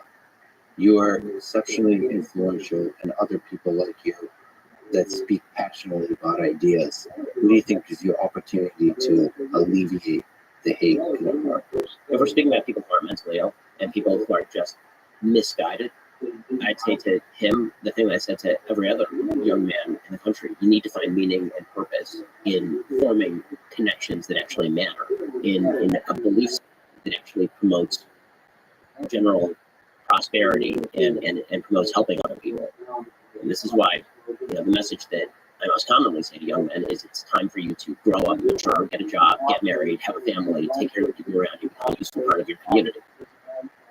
I've never, at any point in my entire career, suggested violence as a result to political issues. And the whole point of having a political conversation is that it's a conversation. I didn't think that we were worth trying to convince people of my point of view. I wouldn't do what I do for a living. So violence doesn't start. No, it doesn't.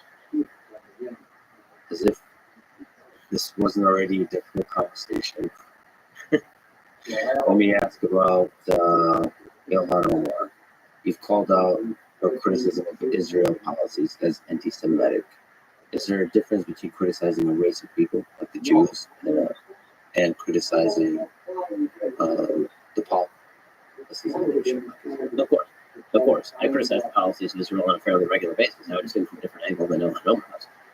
But yeah, I criticize the policies of a wide variety of states.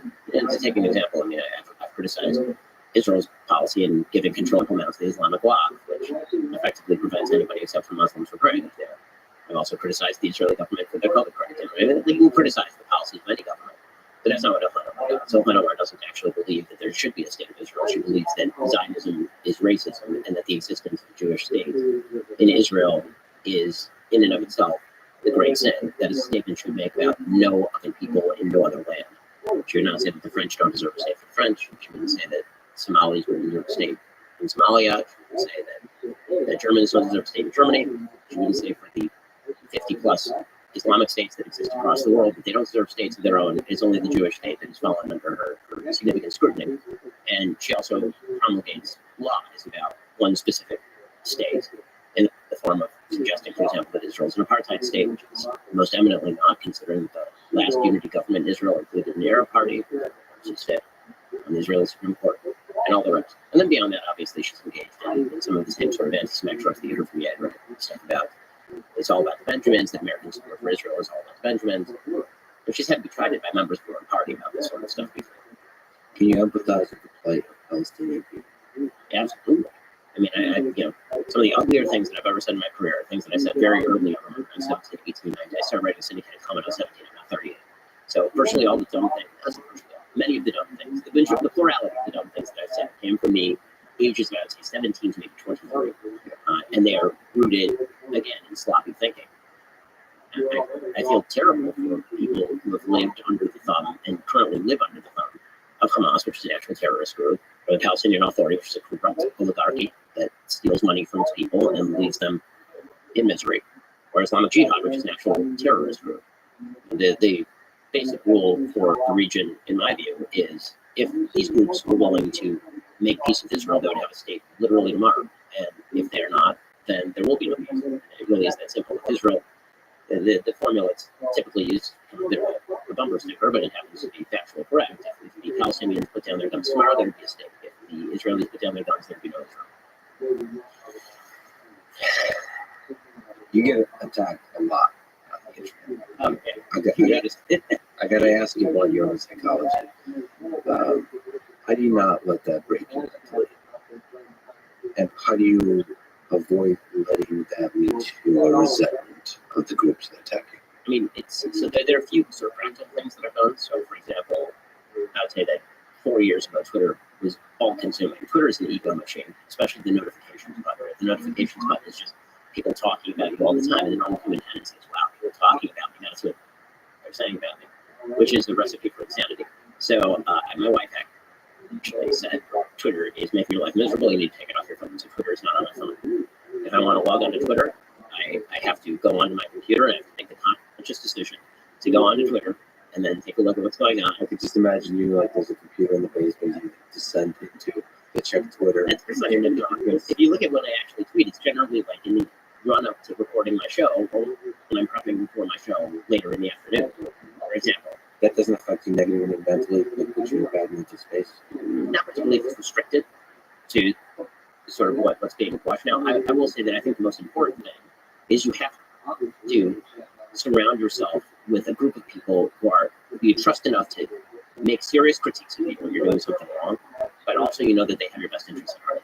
Because the internet is filled with people who don't have your best interests at heart, who hate your guts, and so you can't really take those critiques seriously, or it does right. And the world is also filled with sycophants, right? The more successful you become, there are a lot of people who will tell you you're always doing the right thing. I'm very lucky. I got married when I was 24. My wife was 20, so she's known me long before I was famous or wealthy or anything.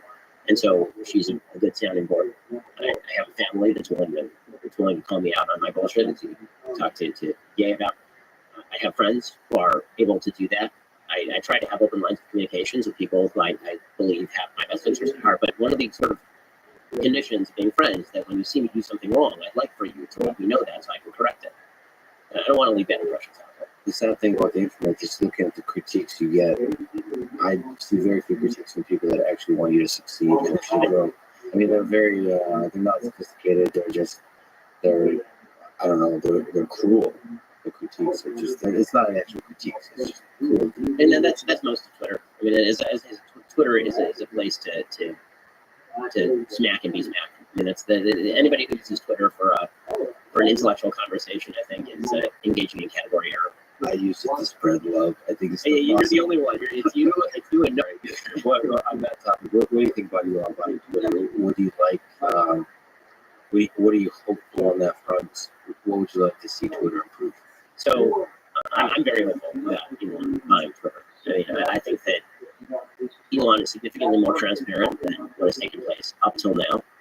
He seems committed to the idea that he's going to broaden the Overton window to allow for conversations that simply were banned before, everything ranging from efficacy of masks with regard to COVID to whether men can become women and all the rest. A lot of things that would get banned on Twitter before without any sort of real explanation. It seems like he's dedicated to at least explaining what the standards are going to be and being broader and allowing a variety of perspectives on the outlet, which I think is wonderful.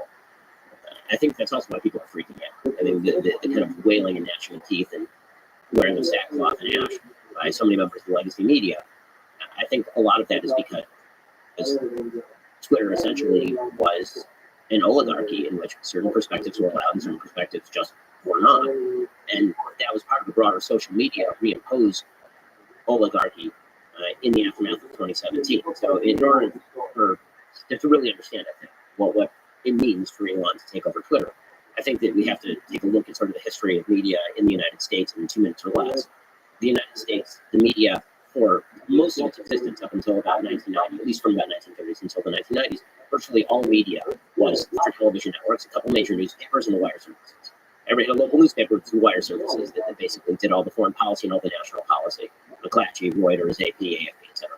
So that monopoly or oligopoly existed until the rise of the internet. There were sort of pokes at it in talk radio and Fox News, but there certainly was not this plethora of sources. Then the internet explodes, and all of a sudden you can get news everywhere. And the way that people are accessing that news, you're, I believe, significantly younger than I am, but we used to do this thing called bookmarking, where you would bookmark a series of websites and then you would visit them every morning. And then social media came up.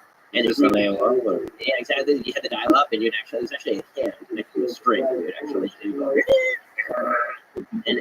and then there came a point where social media arose, and social media was sort of a boon for everybody because you no longer bookmark anything. You just followed your favorite accounts, and all of them would pop up, and you followed everything on Facebook, and it would all pop up, and it was all centralized. And for a while, everybody was super happy because this was the brand new wave of the future, and it was super easy. Suddenly, outlets like mine were able to see new eyeballs, because it was all centralized in one place, where you didn't have to do it through Google optimization. You couldn't actually put it on Facebook, and so many eyeballs were on Facebook, you get more traffic. And everybody seemed pretty happy with this arrangement until precisely the moment Donald Trump became president. At that point, then the sort of pre-existing supposition of a lot of the powers that be, which was Democrats are going to continue winning from here on out, so we can sort of use the social media platforms as ways to push our information and still allow for there to be other information out there. The immediate response was, we need to reestablish this siphoning of information. It was misinformation and disinformation that won Donald Trump the election. We need to pressure the social media companies to start cracking down on misinformation and disinformation. You actually see this in the historical record. You can see how Jack Dorsey's talk about free speech shifted from about 2015 to about 2018. You can see Mark Zuckerberg gave a speech at Georgetown in 2018, which he talked about free speech and its value. By 2019, he was going from Congress talking about how he was responsible for the stuff that was on Facebook, which is not true. He's not responsible for the stuff on Facebook, right? It's a platform. Is AT&T responsible for the stuff you say on your phone? The answer is typically no. So when that happened, all of these, because all the eyeballs had been centralized in these social media sites, they were able to suddenly control what you could see and what you could not see. And the most obvious example was obviously leading up to 2020, the election, the killing of the Hunter Biden story is a great example of it. And so Elon coming in and taking over the social media services and saying, I'm not playing by your rule, right? There's not going to be this sort of group of people in the halls of power who are going to decide what we can see and hear. Instead of going to let 1,000 flowers bloom. There will be limits, and it's going to be on a more case-by-case basis. We're going to allow perspectives that are mainstream, but maybe not mainstream in the halls of academia or in the halls of media. Let those be said. I think it's a really good thing. Now, that comes with some responsibilities on Elon's personal part, which would be to be, for example, I think more responsible in dissemination of information himself sometimes, right? Like he got himself in trouble the other day for tweeting out that story about Paul Pelosi that was speculative and untrue. And I don't think what he did is horrific. He deleted it when he found out that it was false. But and that's actually free speech working, right? He said something wrong. People ripped it to him. He realized he was wrong. He deleted it, which seems to me a better solution than preemptively banning content, which only raises more questions than it actually stops. With that said, as the face of responsible free speech, and that's sort of what he's pitching. Is what he, I think, should enact that himself and be a little more careful in the stuff that he puts out. That's a tricky balance. The reason a lot of people are freaking out is because, one, he's putting his thumb on the scale by saying he is more likely Republican. He's showing himself to be center-right, and so just having a political opinion versus being this amorphous thing that doesn't have a political opinion. I think if I were to guess, I haven't talked to him about it, but if I were to guess, he's sending the kind of signal that's important for the company itself, because if we're being honest, most of the employees are left-leaning. So you have to kind of send a signal that, like a resisting mechanism, to say, like, since most of the employees are left, it's good for Elon to be more right, balance out the way the actual engineering is done, to say we're not going to do any kind of activism side engineering. If I were to guess, that's kind of the effective aspect of that. And the other one, but posting the Pelosi thing, is probably to expand the Overton window, saying we can post stuff, post conspiracy theories, and then through discourse figure out what is and isn't true. Yeah, like I say, I think that is a better mechanism in action than what it was before. I just think it gave people who hate his guts the opening to kind of slap him for no reason. But I can see the strategy of it for sure.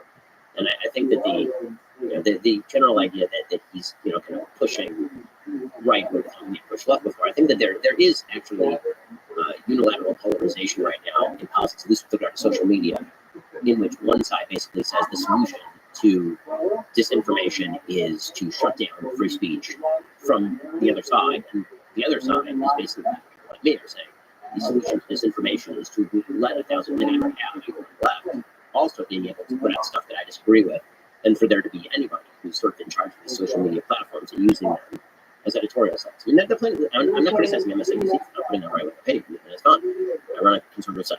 I'm not going to put up left-wing opinions on a wide variety of issues because you're a conservative site. But if you pitch yourself as a platform, that's a different thing. If you pitch yourself as the town square, as Elon wants to call it, then I think Elon has a better idea of that than many of the former employees did, especially now that we have that report from the Intercept suggesting that there are people from Twitter working with DHS to monitor quote-unquote disinformation.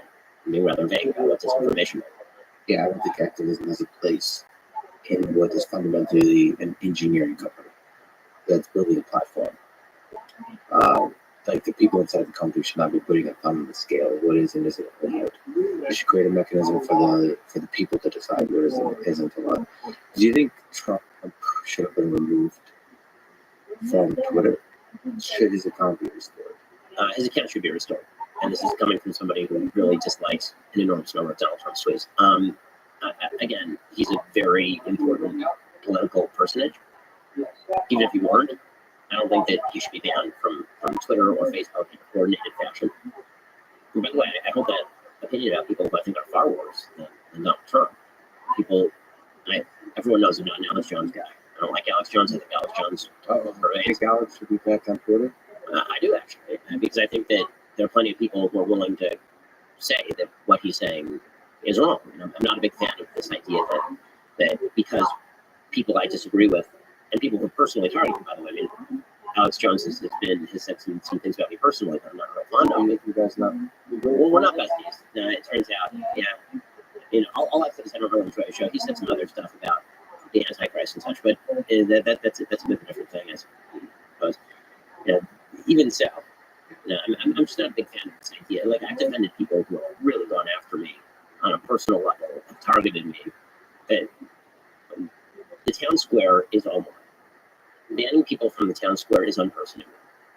Unless you violated a criminal statute, you should not be unpersoned in American society, as a general rule. That doesn't mean that companies that are not platforms don't have the ability to respond to you. I think Adidas is right to terminate his contract with Kanye, for example, with Ye. That's but Twittering Adidas. So the way your stance on free speech, to the degree it's possible to achieve on a platform like Twitter, is you fight bad speech with more speech, with better speech. That's so if Alex Jones and Trump was allowed back on in coming months and years leading up to the 2024 election, you think that's going to make for a better world in the long term? I think that on the principle that people should be allowed to do this, and the alternative being a group of thought bosses telling us what we can and cannot see, yes. So I think in the short term, it's going to mean a lot of things that I don't like very much. Sure, that is the cost of doing business. Like I think that one of the costs of freedom is people doing things that I don't particularly like, and I would prefer the freedom with all the stuff I don't like than not the freedom. Let me linger on the love. You and a lot of people are pretty snarky on Twitter, sometimes to the point of mockery, derision, and a bit of, if I were to say, bad faith in the kind of mockery. And you see it as a war. Like I disagree with both you and Elon on this. Elon sees Twitter as a war zone, or at least has saw it that way in the past. Have you ever considered being nice around Twitter? Like, as a voice that a lot of people look up to? That if Ben Shapiro becomes a little bit more about love, that's going to inspire a lot of people? Or no, this is just too fun for you? The answer is yes. Sure, it's occurred to me. Let's put it this way. There are a lot of tweets that actually don't go out that I don't like. I was said that Twitter's new function, that 30-second function, is a friend of mine. Every so often I'll tweet something and I'll think about it a second. I'm like, do I need to say this? Probably not. Can you make a book published after you pass away of all the tweets that you didn't send? Oh no, my kids are still going to be around, so that's the legacy. But yeah, I mean, sure. The answer is yes. And there's a good piece of what we call in Orthodox Judaism Musar. This is like he's giving a Musar schmooze right now. This is like the kind of be a better person stuff. I agree with you. And yeah, and I will say that Twitter is sometimes too much fun. I try to be at least, if not even-handed, then equal opportunity in my narration.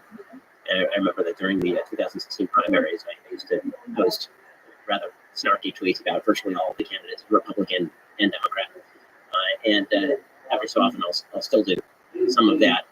I do think actually the amount of snark on my Twitter feed has gone down fairly significantly. I think if you go back a couple of years, it's probably a little more snarky. Today, I'm trying to use it a little bit more in terms of strategy to get out information. Now, that doesn't mean I'm not going to make jokes about, for example, Joe Biden. I will make jokes about Joe Biden. He's the president of the United States. Nobody else will mock him. So the entire comedic establishment has decided they actually work for him. So if the president of the United States, no matter who they are, get the snark. Yes. And President Trump, I think, is fairly aware that he got the snark from it as well. When it comes to snarking the president, I'm not going to stop that. I think the president deserves to snark. So you're not afraid of attacking Trump? No, I've done it before. Can you say what your favorite and least favorite things are about President Trump and President Biden one at a time? So maybe one thing that you can say is super positive about Trump, one thing super negative about Trump. Okay, so the super positive thing about Trump is that because he has no preconceived views that are establishmentarian, he's sometimes willing to go out of the box and do things that haven't been tried before. And sometimes that works. The best example being the entire foreign policy establishment telling him that he couldn't get a Middle Eastern deal done unless he centered the Palestinian-Israeli conflict, and instead he just went right around that and ended up cutting a bunch of peace deals in the Middle East, or moving the embassy in Jerusalem. Right? Sometimes he does stuff and is really out of the box, and it actually works, and that's kind of awesome in politics and neat to see. The downside of Trump is that he has no capacity to use any sort of there's no filter to bring it out. Well, whatever happens in his brain is the thing that comes out of his mouth. I know a lot of people find that charming and wonderful, and from time to, and it is very funny. But I don't think that it is a particularly excellent personal quality in a person who has as much responsibility as President Trump has. I think he says a lot of damaging and bad things on Twitter. I think that he seems consumed in some ways by his own grievances, which is why you've seen him focusing on election 2020 so much. And I think that is very negative about President Trump. So I'm very grateful to President Trump as a conservative for many of the things that he did. I think that a lot of his personality issues are pretty severe. What about Joe Biden? So I think that the thing that I like most about Joe Biden, I will say that Biden, two things. One, Biden seems to be a very good father by all available evidence. Right, there are a lot of people who will put out kind of tape of him talking to Hunter, and Hunter's having trouble with drugs or whatever. And I keep listening to that tape and thinking, he seems like a really good dad. Like the stuff that he's saying to his son is stuff that, God forbid, if that were happening with my kid, I would say my kid.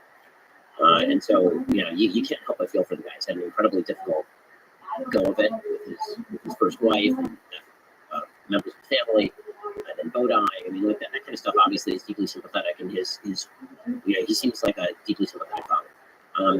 As far as his politics, he seems like a slap on the back, kind of guy, and I don't mind that. I think that's nice so far as it goes. It's sort of an old school politics where things are done with handshake and personal relationships.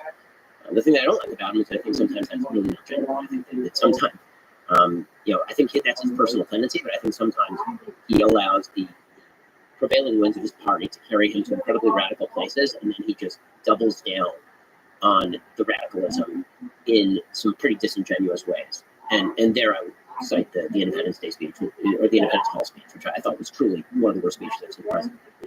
So you don't think he's trying to get your fine in general? Not at all. I mean, that's what he was elected to do. He was elected to do two things: not be alive and be able to fight. Those were the two things. And when I say not be alive, I don't mean like physically dead. This is where the snark comes in. But what I do mean is that he was elected to not be particularly activist.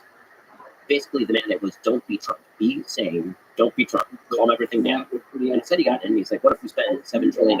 What if we pull out of Afghanistan without any sort of plan? What if I start labeling all of my political enemies of the Republic? What if I start bringing Dylan Mulvaney to the White House and talking about how it is a moral sin to prevent the general mutilation of minors? Like this kind of stuff is very radical stuff. And this is not a president who's pursued a unifying agenda, which is why his approval rating sank from 60% when he entered office to low 40s or mid 30s today. Unlike President Trump, who never had a high approval rating, right? Trump came into office with a 45% approval rating, and when he left office, he had about 43% approval rating. It bounced around between 45 and 37, pretty much his entire presidency. I went from being a very popular guy coming in to a very unpopular guy right now. And if you're Joe Biden, you should be looking in the mirror and wondering exactly why.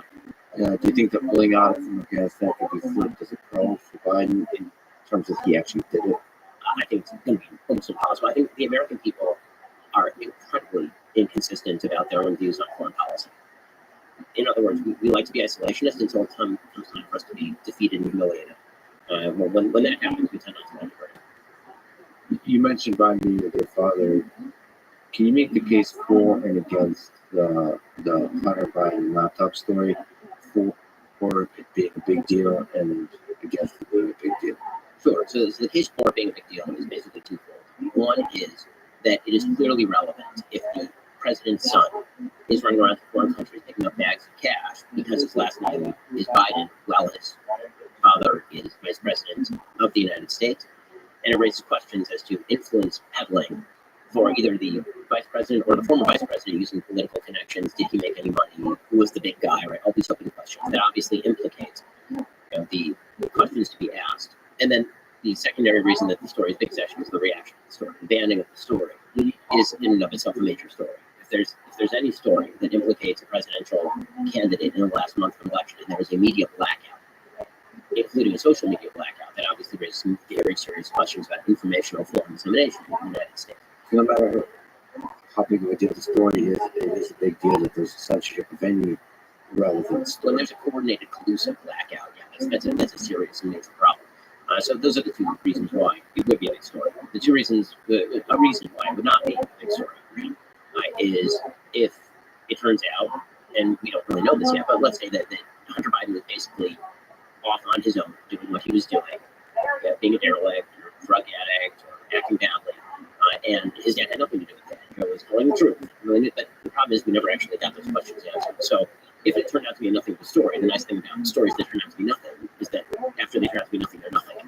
The biggest problem with this story is that it wasn't allowed to take the normal life cycle of a story, which is original story breaks, follow-on questions are asked, follow-on questions are answered.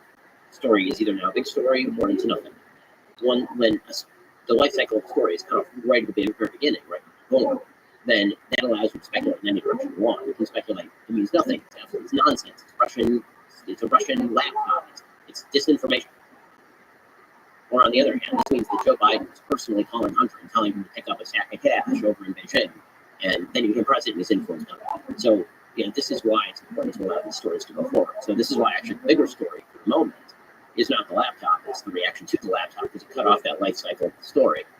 And then, at some point, I would assume that there will be some follow-on questions that are actually answered, and the House is pledging, if it goes Republican, to investigate all of this. Again, I wouldn't be extremely surprised if it turns out that there was no direct involvement of Joe in this sort of stuff, because it turns out, as I said before, that all politics is defeated. And this is always the story with half the scandals that you see, is that everybody assumes that there's some sort of deep and abiding, clever plan that some politician is implementing it, and then you look at it and it turns out, no, it's just something done. Right? This is sort of a perfect example of this. President Trump with the classified documents in Mar-a-Lago. So people on the left, it's probably nuclear codes. Probably he's taking some documents and selling them to the Russians and the Chinese. And the real, most obvious explanation is Trump looked at the papers and he said, I like these papers. And then he just decided to keep them. Right? And then people came to him and said, Mr. President, you're not allowed to keep those papers. He said, who are those people? I don't care about what they have to say. I'm putting them in the other room, in a box. Which is what it is highly likely that is what happened. And it's very disappointing to people like that when they realize that the human brain, the human brain is built to find patterns. Right? It's what we like to do. We like to find plans and patterns because this is how we survived in the wild. You found a plan, you found a pattern, you cracked the code of the universe. When it comes to politics, the conspiracy theories that we see so often, it's largely because we're seeing inexplicable events, unless you just assume everyone's a moron. If you assume that there's a lot of stupidity going on, everything becomes quickly explicable. If you assume that there must be some rationale behind it, you have to come up with increasingly convoluted conspiracy theories to explain just why people are acting the way that they're acting. And I find that, I won't say 100% of the time, but 94% of the time, the conspiracy theory turns out just to be people being dumb, and then other people reacting in dumb ways, the original people being dumb. But it's also, to me, in that same way, very possible, very likely that Hunter Biden getting money from Ukraine, I guess, for consulting and all that kind of stuff, is a nothing burger. He's qualified, he's getting money as he should. There's a lot of influence peddling in general in terms that's not corrupt. I think the most obvious explanation there probably is that he was fake influence peddling. Meaning he went to Ukraine and he's like, guess what? My dad's Joe. And you're like, well, you don't have any qualifications in oil and natural gas, and you don't really have a great resume, but your dad is Joe. And then that was kind of the end of it. They gave him a bag of cash, hoping he would do something, he never did it. I think you're making it sound worse than it is. I think that in general, consulting is done that way. I mean, it's not like you're not. It's not like it's some rare case, and this is an illustration of corruption. If you can criticize consulting, which I would, which they're basically not providing. You look at a resume and who's who. Like if you went to Harvard, it says the same thing. If you have Harvard on your resume, you're more likely to be hired as a consultant. Maybe there's a network there of people that you know, and you hire them that same way. If your last name is Biden, there's a lot of last names that sound pretty good. Right? Yes, for sure. And so, and it's and not Biden like admitted that much, by the way, right? In an open interview, he was like, if your last name weren't Biden, would you have got that job? And he's like, probably not. And you're right. An honest. I agree with you. It's not like he's getting a ridiculous amount of money. He's getting like a pretty standard consulting kind of money, which also criticizes to get a ridiculous amount of money. But it's so easy to push back on that lifestyle or to steal man the side that was concerned about how to about that story. I don't know if there is a natural life cycle of the story, because there's something about the virality of the internet that we can't predict, that a story can just take hold, and the conspiracy around it builds, especially around politics, where the interpretation, some popular, sexy interpretation of the story that might not be connected to reality, will become viral. And that, from Facebook's perspective, is probably what they're worried about, is organized misinformation campaign that makes up a sexy story or sexy interpretation of the vague story that we have. And that has an influence on the populace. I mean, I think that's true, but I think the question becomes, who's the great adjudicator there, right? Who adjudicates when the story ought to be allowed to go through even a bad life cycle, or maybe allowed to go viral, as opposed to not? Now, it's one thing if you want to say, okay, we can spot the Russian accounts that are actually promoting this stuff. They belong to the Russian government, got shut down. I think everybody agrees. This is actually one of the slides that's happened linguistically that I really object to, is the slide between disinformation and misinformation. And you notice that it's evolution. In 2017, there's a lot of talk about disinformation. There's Russian disinformation. The Russians were putting out deliberately false information in order to skew election results, was the accusation. And then people started using disinformation or misinformation. And misinformation is either mistaken information or information that is quote unquote out of context. That becomes very subjective very quickly as to what out of context means. And it doesn't necessarily have to be from a foreign source. It can be from a domestic source, right? It could be somebody misinterpreting something here. It could be somebody interpreting something correctly, but PolitiFact thinks that it's out of context. But that sort of stuff gets very murky very quickly. And so I'm deeply uncomfortable with the idea that Facebook, I mean, Zuckerberg was on with Rogan and talking about how the FBI had basically said, look out for Russian interference in the election. And then all of these people were out there saying that the laptop was Russian disinformation, so he basically shut it down. That sort of stuff is frightening, especially because it wasn't Russian disinformation and the laptop was real.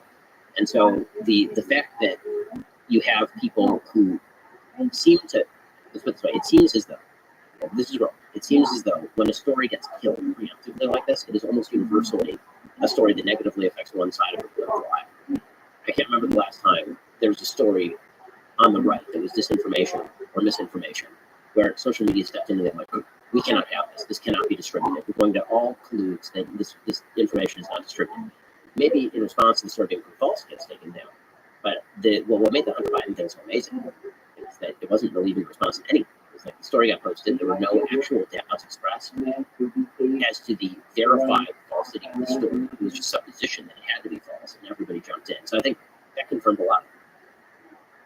conspiracy theories people have about social media now.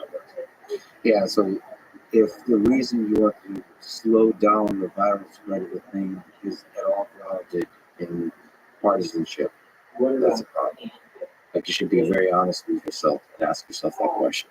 Is it because I'm on the left or on the right that I want to slow this down? Versus, is it hate? Bipartisan hate speech. Right. So it's really tricky. But I like you, I'm very uncomfortable in general with any kind of slowing down, with any kind of censorship. But if there is something like a conspiracy theory that spreads hate that becomes viral, I still lean to let that conspiracy theory spread, because the alternative is dangerous and more dangerous. It's sort of like the ring of power, right? Like, everybody wants the ring. With the ring, you can stop the bad guys from going forward, but it turns out that the ring gives you enormous power, and that power can be used in the wrong ways too. You had the Daily Wire, which I'm a member of. I appreciate that. Thank you. I recommend everybody sign up to it. It should be part of your regular diet, whether you're on the left or right, the far left or the far right, whatever, it should be part of your regular diet. Okay, that said, do you worry about the audience capture aspect of it? Because it is a platform for conservatives, and you have a powerful voice on there. It might be difficult for you to go against the talking points or against the stream of ideas that is usually connected to conservative thought. Do you worry about that? I mean, the audience would obviously be upset with me and would have a right to be upset with me if I suddenly flipped all of my positions on. I have enough faith in my audience that I can say things that I think are true and that may disagree with the audience, on a fairly regular basis, I'd say. But they understand that on the deeper principle, we're on the same side of the aisle. I hope that much from the audience. It's also why we provide a number of different views on platforms, many of which I disagree with, but are sort of within the generalized range of conservative thought. It's something I do have to think about every day. Yeah. I mean, you have to think about, like, am I saying this because I'm afraid of taking off my audience, or am I saying this because I actually believe this? And yeah, that's a delicate dance. You have to be sort of honest with yourself.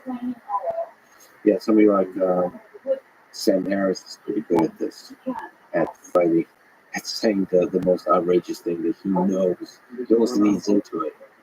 He knows will piss off a lot of his audience. Sometimes you almost have to test the system. It's like, if you feel that, you almost exaggerate your feelings just to make sure to send a signal to the audience that you're not captured by them. So speaking of people you disagree with, what is your favorite thing about Candace Owens? And what is one thing you disagree with her? Well, my favorite thing about Candace is that she won't say things that nobody else will say. My least favorite thing about Candace is that she will say things that nobody else will say. Yeah. I mean, listen, she says things that are audacious, and I think need to be said sometimes. Sometimes I think that she is morally wrong. And I think the way she responded to Kanye was wrong and morally wrong. What was her response? Her original response was that she proffered confusion what Ye was actually talking about. And then she, was defending her friend. I wish the way that she had responded was by saying, he's my friend, and also he said something bad and anti-Semitic. I wish that she had said that. And so, Right away. Yeah. I think you can also, it's the interesting human thing. You can be friends with people that you disagree with. You can be friends with people that actually say hateful stuff. And one of the ways to help alleviate hate is being friends with people that say hateful things. Yeah, and then calling them out on a personal level when they do say wrong or hateful things. Yeah, from a place of love and respect, and privately. Privately is also a big thing, right? I mean, like the public demand for denunciation from friends to friends is difficult, and I certainly have compassion for Candace, given the fact that she's so close to me. Yeah, it breaks my heart sometimes, the public fights between friends and broken friendships. I've seen quite a few friendships publicly break over COVID.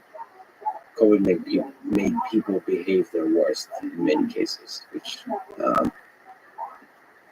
breaks my heart a little bit. Because like the human connection is a prerequisite for effective debate and discussion and battles of ideas.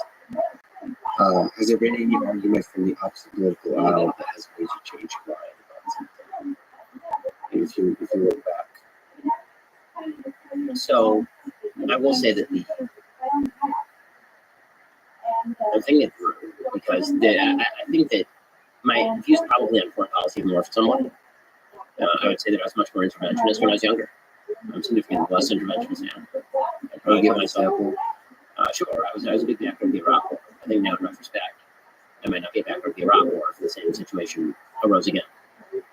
Based on the amount of evidence that's been presented, or based on the sort of willingness of the American public to go in. And if you're going to get involved in a war, you have to know what the input looks like, and you have to know what the American people really are willing to bear. And the American people are not willing to bear open-ended occupations. And so knowing that, you have to consider that going in. So on foreign policy, I've become a lot more of a almost Henry Kissinger realist in some ways. And when it comes to social policy, I would say that I'm fairly strong where I was. I may have become slightly convinced actually by the more conservative side of the aisle on things like drug legalization. When I was younger, I was much more pro-drug legalization than I am now, at least on the local. On a federal level, I think the federal government can't really do much other than close the borders with regard to fentanyl trafficking, for example. But when it comes to how drugs ruin local communities, you can see how drugs ruin local communities pretty easily. Which is weird because I saw you smoke a joint right before this conversation. It's just my biggest thing. I try to keep that secret. All right. Well, that's interesting about intervention. Can you comment about the war in Ukraine? So for me, it's a deeply personal thing. But I think you're able to look at it from a geopolitics perspective. What is the role of the United States in this conflict, before the conflict, during the conflict, and right now helping achieve peace? I think before the conflict, the big problem is that the West took almost the worst possible view, which was encourage Ukraine to keep trying to join NATO and the EU, but don't let them in. And so what that does is it achieves the purpose of getting Russia really, really, really ticked off and feeling threatened, but also does not give any of the protections of NATO or the EU to Ukraine. And Zelensky is on film, comedy actor, making that exact joke, right? As Merkel on the other line, oh, welcome to NATO. And he's like, great, wait, is Ukraine on the line? And oops. But so that sort of policy is sort of nonsensical. If you're going to offer alliance to somebody, offer alliance to them, and if you're going to guarantee their security, guarantee their security. And the West failed signally to do that. So that was mistakes in the run-up to the war. Once the war began, then the responsibility of the West became to give Ukraine as much material as is necessary to repel the invasion. And the West did really well with that. I think we were late on the ball in the United States. It seemed like Europe led the way a little bit more than the United States did there. But in terms of effectuating American interests in the region, which being American is what I'm chiefly concerned about, the American interests were several. One is preserve borders. Two is degrade the Russian aggressive military, because Russia's military has been aggressive, and they are a geopolitical rival with the United States. Three, recalibrate the European balance with China. Europe was sort of balancing with Russia and China, and then because of the war, they sort of rebalanced away from China and Russia, which is a real geostrategic opportunity for the United States. It seems like most of those goals have already been achieved at this point for the United States. And so then the question becomes, what's the off-ramp here? And what is the thing you're trying to prevent? So what's the best opportunity? What's the best case scenario? What's the worst case scenario? And then what's the realistic? So best case scenario is Ukraine forces Russia entirely out of Ukraine, including Luhansk and Crimea.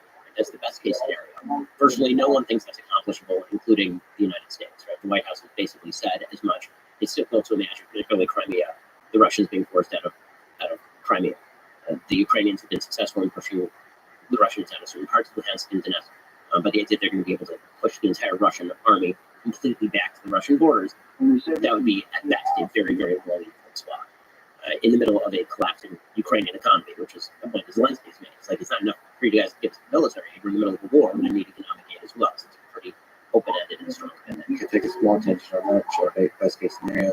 If that does militarily happen, including Crimea, do you think there's a world in which Vladimir Putin would be able to convince the Russian people that this was a good conclusion to the war? Right. So the problem is that the best case scenario might also be the worst case scenario, meaning that there are a couple of scenarios that are sort of the worst case scenario. And this is sort of the puzzlement of the situation. One is that Putin feels so boxed in so unable to go back to his own people and say we just wasted tens of thousands of lives here for no reason, and unleashes a tactical nuclear weapon on the battlefield. Nobody knows what happens after that. So we put NATO planes in the air to take out Russian assets, to Russia start shooting down planes. Does Russia then threaten to escalate even further by attacking an actual NATO civilian center, or even a Ukrainian civilian center with nuclear weapons? But where it goes from there, nobody knows, because nuclear weapons haven't been used since 1945. So that is a worst case scenario. It's an unpredictable scenario that could evolve into really, really significant problems. The other worst case scenario could be a best case scenario, could be a worse, we just don't know, is Putin falls. What happens after that? Who takes over from Putin? Is that person more moderate than Putin? Is that person a liberalizer? It probably won't be Navalny. If he's going to be ousted, or probably somebody who's a top member of Putin's grasp right now and has capacity to control the military. Or it's possible the entire regime breaks down. What you end up with is Syria and Russia, right, where you just have an entirely out of control region with no centralized power, which is also a disaster area. And so, in the nature of risk mitigation, in sort of an attempt at risk mitigation, what actually should be happening right now is some off-ramp has to be offered to Putin. The off-ramp likely is going to be him maintaining Crimea and parts of Luhansk and Donetsk. There's probably going to be a commitment by Ukraine not to join NATO formally, but a guarantee by the West to defend Ukraine in case of an invasion of its borders again by Russia, like an actual treaty obligation. Not like the best treaty obligation when Ukraine gave up its nuclear weapons in the 90s. And that is likely how this is going to have to go. The problem is that requires political courage, not from Zelensky. It requires courage from probably Biden, because Zelensky's not in a political position where he can go back to his own people who have made unbelievable sacrifices on behalf of their nation and freedom and say to them, guys, now I'm calling it quits. We're going to have to do Luhansk and asking to put in offer. I don't think it's an acceptable answer to most Ukrainians at this point in time from the polling data and from the available data we have on the ground. It's going to actually take Biden biting the bullet and being the bad guy and saying to Zelensky, listen, we've made a commitment of material aid. We're offering you all these things, including essentially a defense pact. We're offering you all this stuff, but if you don't come to the table, then we're going to have to start cleaning you on. Like, there will have to be a stick there. There should be a carrot. And so that will allow Zelensky, if Biden were to do that, it will allow Zelensky to blame Biden for the solution everybody knows has to happen. Zelensky can go back to his own people and he can say, listen, this is the way it has to go. Like, I don't want it to go this way, but it's not mine. I'm signing other people's checks, right? I mean, like, it's not my money. And Biden would take the hit because he wouldn't then be able to blame Ukraine for whatever happens next, which has been the easy road off, I think, for a lot of politicians in the West, is for them to just say, well, this is up to the Ukrainians to decide. It's up to the Ukrainians to decide. Well, is it totally up to the Ukrainians to decide? Because it seems like the West is signing an awful lot of checks, and all of Europe is going to freeze this week. So, this is the importance of great leadership, by the way. That's why the people we elect is more important. Do you think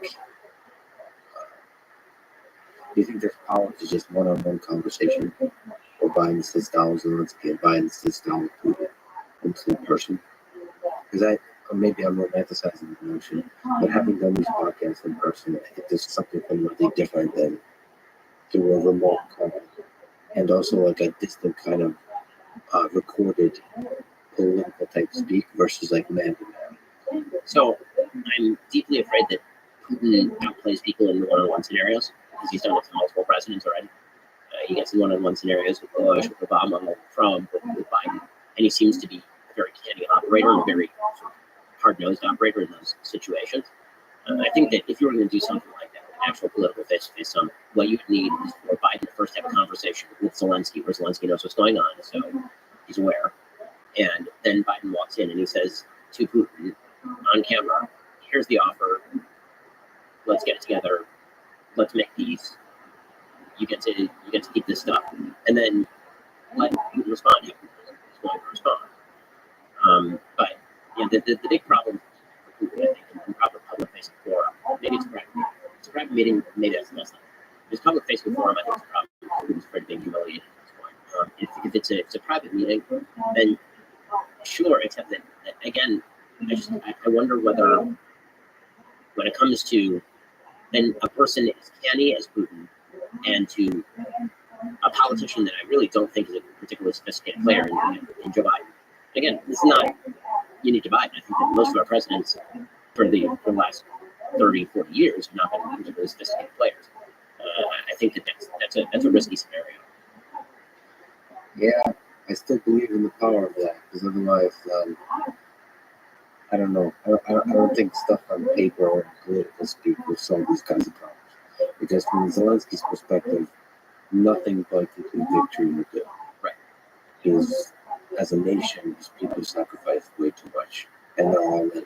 If you look at it, as I travel to Ukraine and spend time there, I'll be going back there, hopefully also going back to Russia.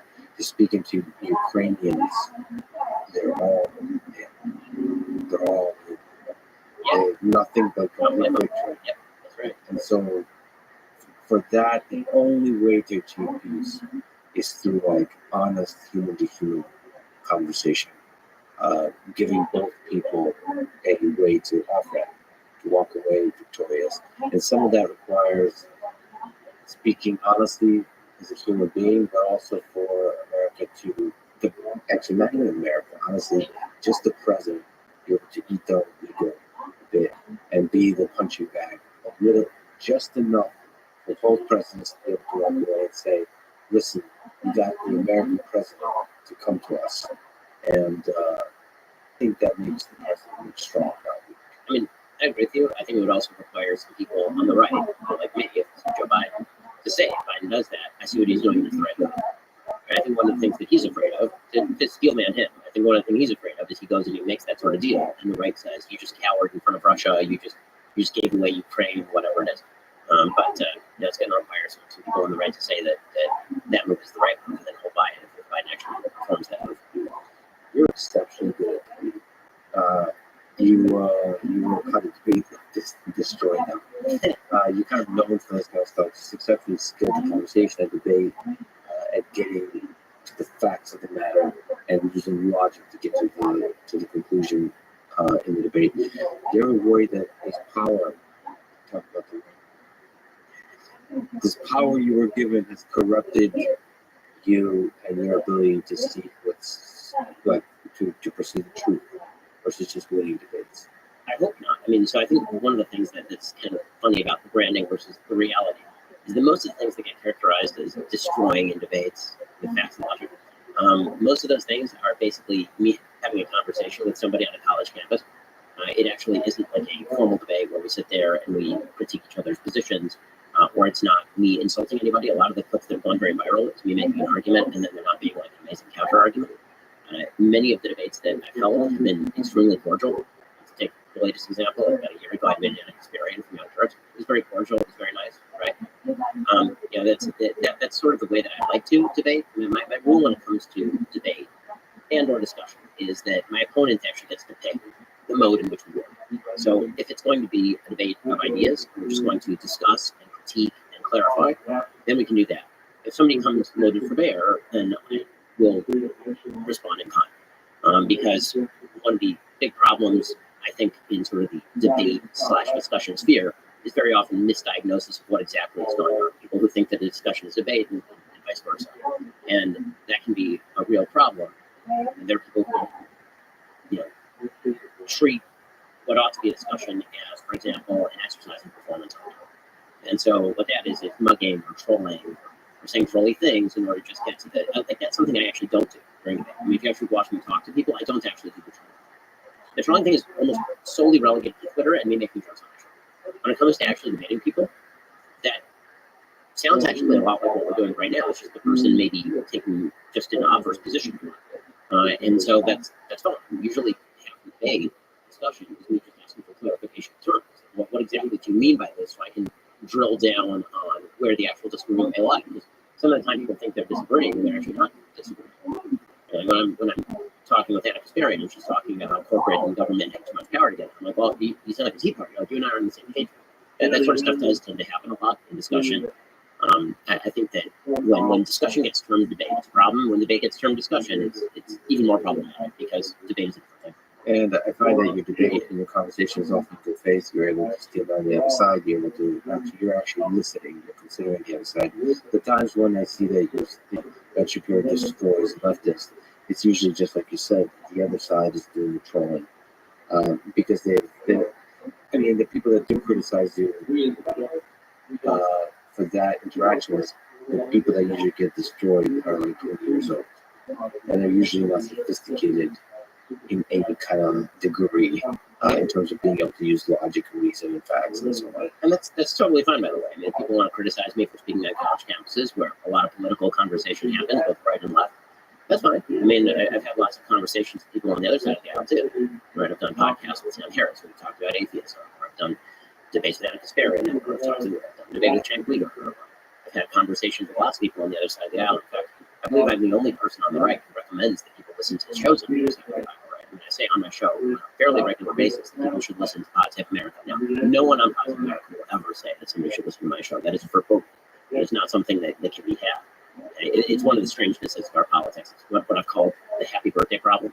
Because I have a lot of friends who are of the left and are publicly of the left. And on my birthday, they'll send you a text message, happy birthday. They will never tweet happy birthday unless they be acknowledging that you're going.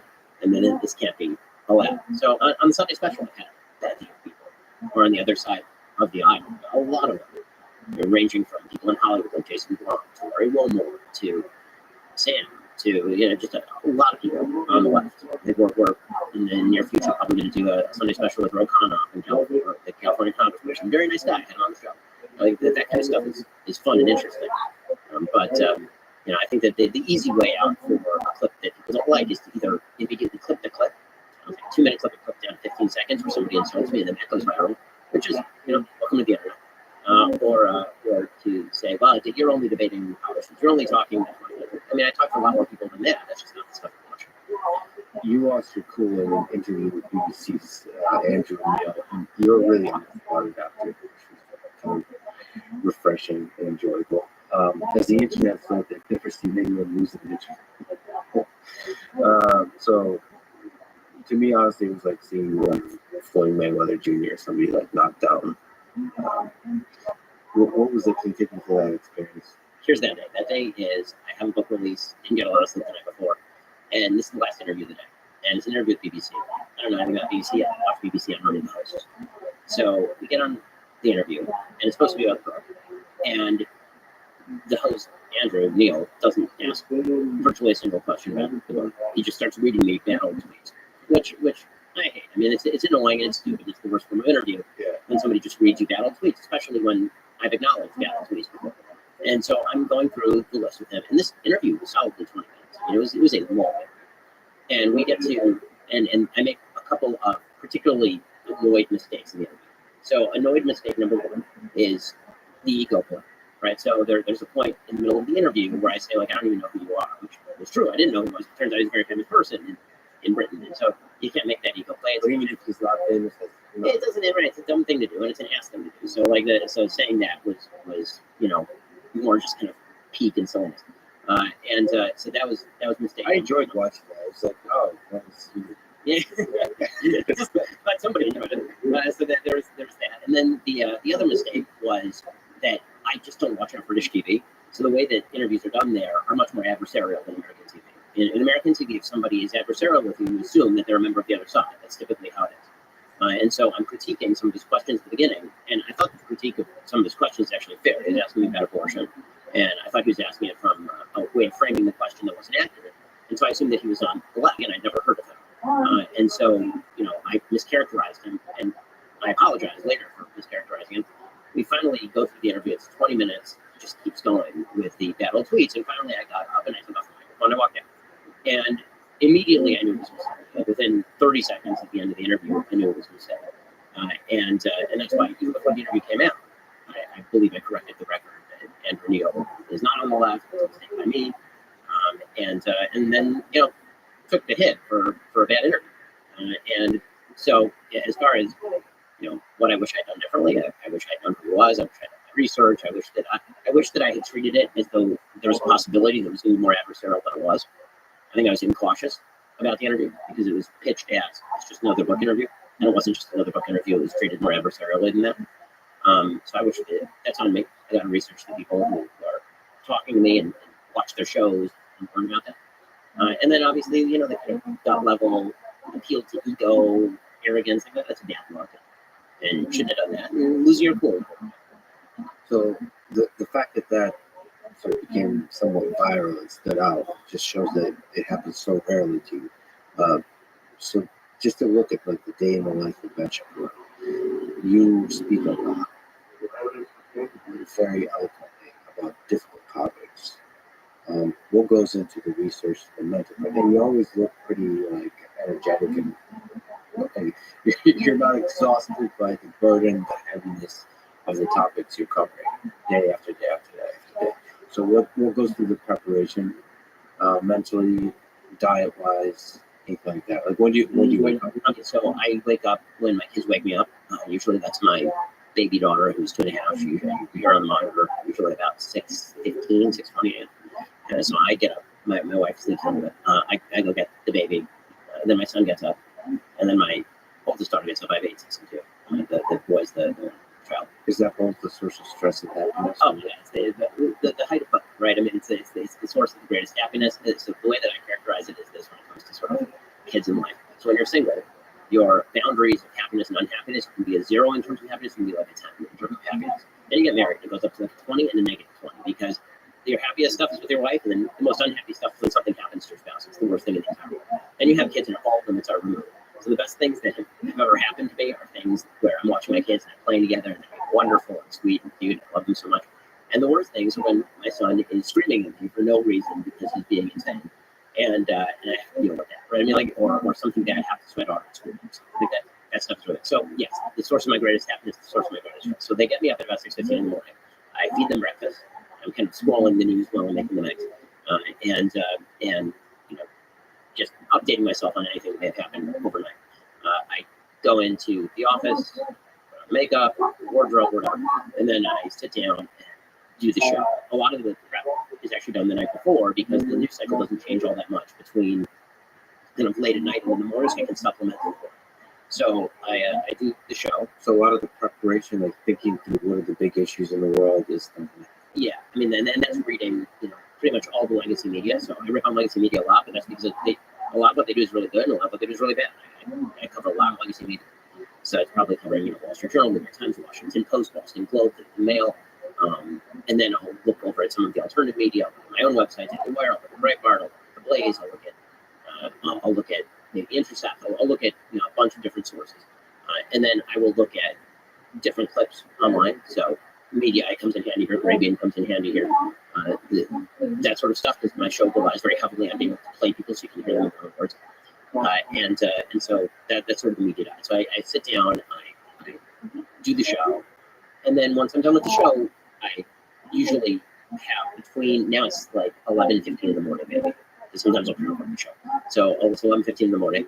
I'll go home, and if my wife's available, I'll have lunch with her. If not, then I will go and work out. I try to work out like 5 times a week with a trainer.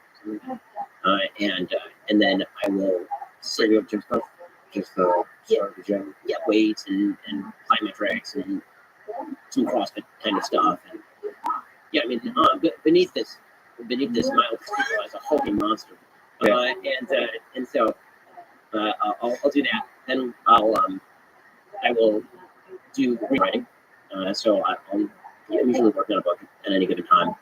Or you shut off the rest of the world. Yes. So I put some music in my ears, usually Brahms or Bach. Sometimes Beethoven or Mozart, but it's those 4. So usually those are on rotation. No rap. Despite my extraordinary rendition of rap, I'm not in fact rap. Do you still hate rap? This song? It's I will say I do not think that it is the peak of Western civilized art. I don't think that 100 years from now people will be gluing their faces to a rap and protest at the environment. But Al Brown, the rest will be still around. Yes, I would assume that people still have a functioning prefrontal cortex and any sort of Some words from Ben Shapiro. uh, All right, so you got some classical music in your ears and you're focusing. Are you at the computer when you're writing? Yeah, I'm at the computer. Usually we have a kind of a room that has some sun coming in, so it's nice in there. Or I'll go up to a library that we just completed for me. So I'll go up there and I'll write. Like with physical books? Yeah, I love physical books. And because I keep Sabbath, I don't use Kindle. Because when I'm reading a book and I hit Sabbath, I have to turn off the Kindle. So that means that I have tons and tons and tons of physical books. When I moved from Los Angeles to Florida, I had about 7,000 volumes. I had to discard probably 4,000 of them. And then I built that back up now. So I'm probably going to have to go for another round somewhere else. I tend to tab books rather than highlighting them because I can't highlight on sample. So I have like the little stickers and I put them in the book. So a typical book for me, you can see it on Book Club, can be like filled with tabs on the side, things that I want to take. Now, actually, I got a person who I paid to go through and write down in files the quotes that I like from the book. So I have those handy. So which is a good way for me to remember what it is that I've read, because I read probably somewhere in 3 and 5 books a week, and then and then I write, I read, and then I go pick up my kids from school at 3:30. So according to my kids, I have no job. I'm there in the mornings until they leave for school. I pick them up from school. I hang out with them until they go to bed, which is usually 7:30 or so. So I'm helping them with their homework, playing with them, and taking them on rides in the brand new Tesla, which my son is obsessed with. And then I put them to bed, and then I sit back down. I prep for the next day with all the media sources I was talking about, compile kind of a schedule for what I want the show to look like, and run a show. It's very detail oriented. Nobody writes anything for me. I write my own stuff. So every word that comes out of my mouth is my fault. And then hopefully I have a couple hours or an hour to hang out with my wife before we go. The words you write, do you edit a lot, or it's just come out? You're thinking like, what are the key ideas I want to express? No, I don't tend to edit a lot. So I thank God I'm able to write extraordinarily quickly. So I write very, very fast. In fact, in a previous life, I was. You also speak fast, so it's similar. Yeah, exactly. And I speak in paragraphs. So it's exactly the same thing. In a previous life, I was a ghostwriter, so I used to be sort of known as a turnaround specialist in the publishing industry. There would be somebody who came to the publisher and says, I have 3 weeks and to get this book done, I don't have a word done. And they would call me up and be like, this person needs a book written. And so in 3 weeks, I'd knock out 60,000 words or so. Is there something you could say to the process that you follow to think? Like how you think about ideas, like stuff is going on in the world, and trying to understand what is happening, what are the explanations, what are the forces behind this. Do you have a process where you just wait for the muse to give you the interpretation? Well, I mean, I think that I don't think it's a formal process, but because I read, so there's 2 ways. One is sometimes the daily line of the news is going to refer back to core principles that are broader and deeper. So I thank God, because I've read so much on so many different things of a lot of different point of views. Then if something breaks and a piece of news breaks, I can immediately sort of channel that into, in the mental Rolodex, these 3 big ideas that I think are really important, and then I can talk at length about what those ideas are, and I can explicate those. And so, for example, we were talking about Musk taking over Twitter before, and I immediately go to the history of media. Right, that's me tying it into a broader thing. And I do that, I would say, fairly frequently. We're talking about, say, subsidization of industry. I can immediately tie that into, okay, what's the history of subsidization in the United States, going all the way back to Woodrow Wilson and forward through FDR's industrial policy, and how does that tie into sort of broader economic policy internationally? So it allows me to tie into bigger themes, because what I tend to read is mostly not news. What I tend to read is mostly books. I'd say most of my media diet is actually not the stuff. Like that's the icing on the cake, but the actual cake is the hundreds of pages in history, econ, geography that I'm social science that I'm reading every week. And so that sort of stuff allows me to think more deeply about these things. So that's one way of doing it. The other way of doing it is Russia breaks in the news. I don't know anything about Russia. I immediately go and I buy books about Russia and I read all of them. And so one of the unfortunate things about the fortunate thing for me and the unfortunate thing about the world is that the unfortunate thing about the world is if you read 2 books on a subject, you are now considered by the media an expert on the subject. So that's sad and shallow, but that is the way that it is. The good news for me is that my job isn't to be the full expert on any of these subjects, and I don't claim to be. I'm not a Russia expert. I know enough on Russia to be able to understand when people talk about Russia, what the system looks like, how it works, and all that, and then to explicate that for the common man, which a lot of people who are fused with the expertise can't really do. You're so deep in the weeds that you're like a full-on academic expert on a thing. Sometimes it's hard to translate that over to a mass audience, which is really my job. Well, I think it can actually, it's funny, with the 2 books, you can actually get a pretty deep understanding if you read and also think deeply about it. It allows you to approach it from first principles. A lot of times, if you're a quote-unquote expert, you get carried away by the momentum of what the field has been thinking about, versus like stepping back. All right, what is really going on? The challenge is picking the right 2 books. Right. So usually what I'll try to find is somebody who knows the topic pretty well and have them recommend, or a couple people and have them recommend books. So a couple years ago, I knew nothing about Bitcoin. I was at a conference, and a couple of people who you had on your show actually were there, and I asked them, "Give me your top 3 books on Bitcoin." And so then I went and I read like 9 books on Bitcoin. And so if you read 9 books on Bitcoin, you at least know enough to get by.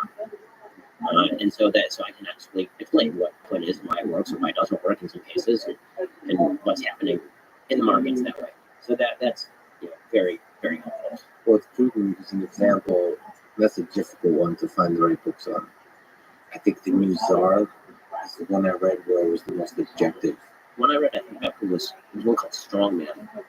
It was very highly critical of Putin, but it gave like a good background on him. Yeah, so I'm very skeptical sort of things that are they're critical of Putin because it feels like there's activism injected into the history. Like the way the rise and fall of the Reich is written about Hitler, I like, because there's almost not a criticism of Hitler. It's a description of Hitler, which is very, it's easier to do about a historical figure, which with William Shire, with the rise and fall of the Reich is impressive because he lived through it. But it's very tough to find objective descriptions about the history of the man and a country, of Putin, of Zelensky, of any difficult. Trump is the same. And I feel like Everybody's the hero villain archetype, right? It's like either somebody's completely a hero or completely a villain. And the truth is, pretty much no one is completely a hero or completely a villain. People, in fact, I'm not sure that I love descriptions of people as heroes or villains generally. I think that people tend to do heroic things or do villainous things. In the same way that I'm not sure I love descriptions of people as a genius. My dad used to say this when I was growing up. He used to say he didn't believe that there were geniuses. He said he believed that there were people with a genius force on them. Because people, yes, there are people who are very high. You can call them geniuses. Does that mean that they're good at EQ stuff? Not necessarily, but there are people who are geniuses at EQ stuff. In other words, it would be more specific to say that somebody's a genius at engineering than to say just broad spectrum they're a genius, and that does avoid the problem of thinking that they're good at something that they're not good at. So it's a little more specific.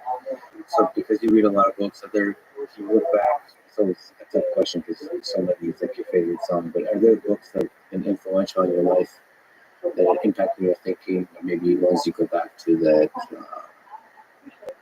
still carry insight for you? The Federalist Papers is a big one in terms of sort of how American politics works. The first econ book that I thought was really great because it was written for teenagers, essentially, is one called Economics in One Lesson by Henry Hazlitt. 150 pages. I recommend it to everybody sort of 15 and over. It's easier than, say, Thomas Sowell's Basic Econ, which is 400 or 500 pages.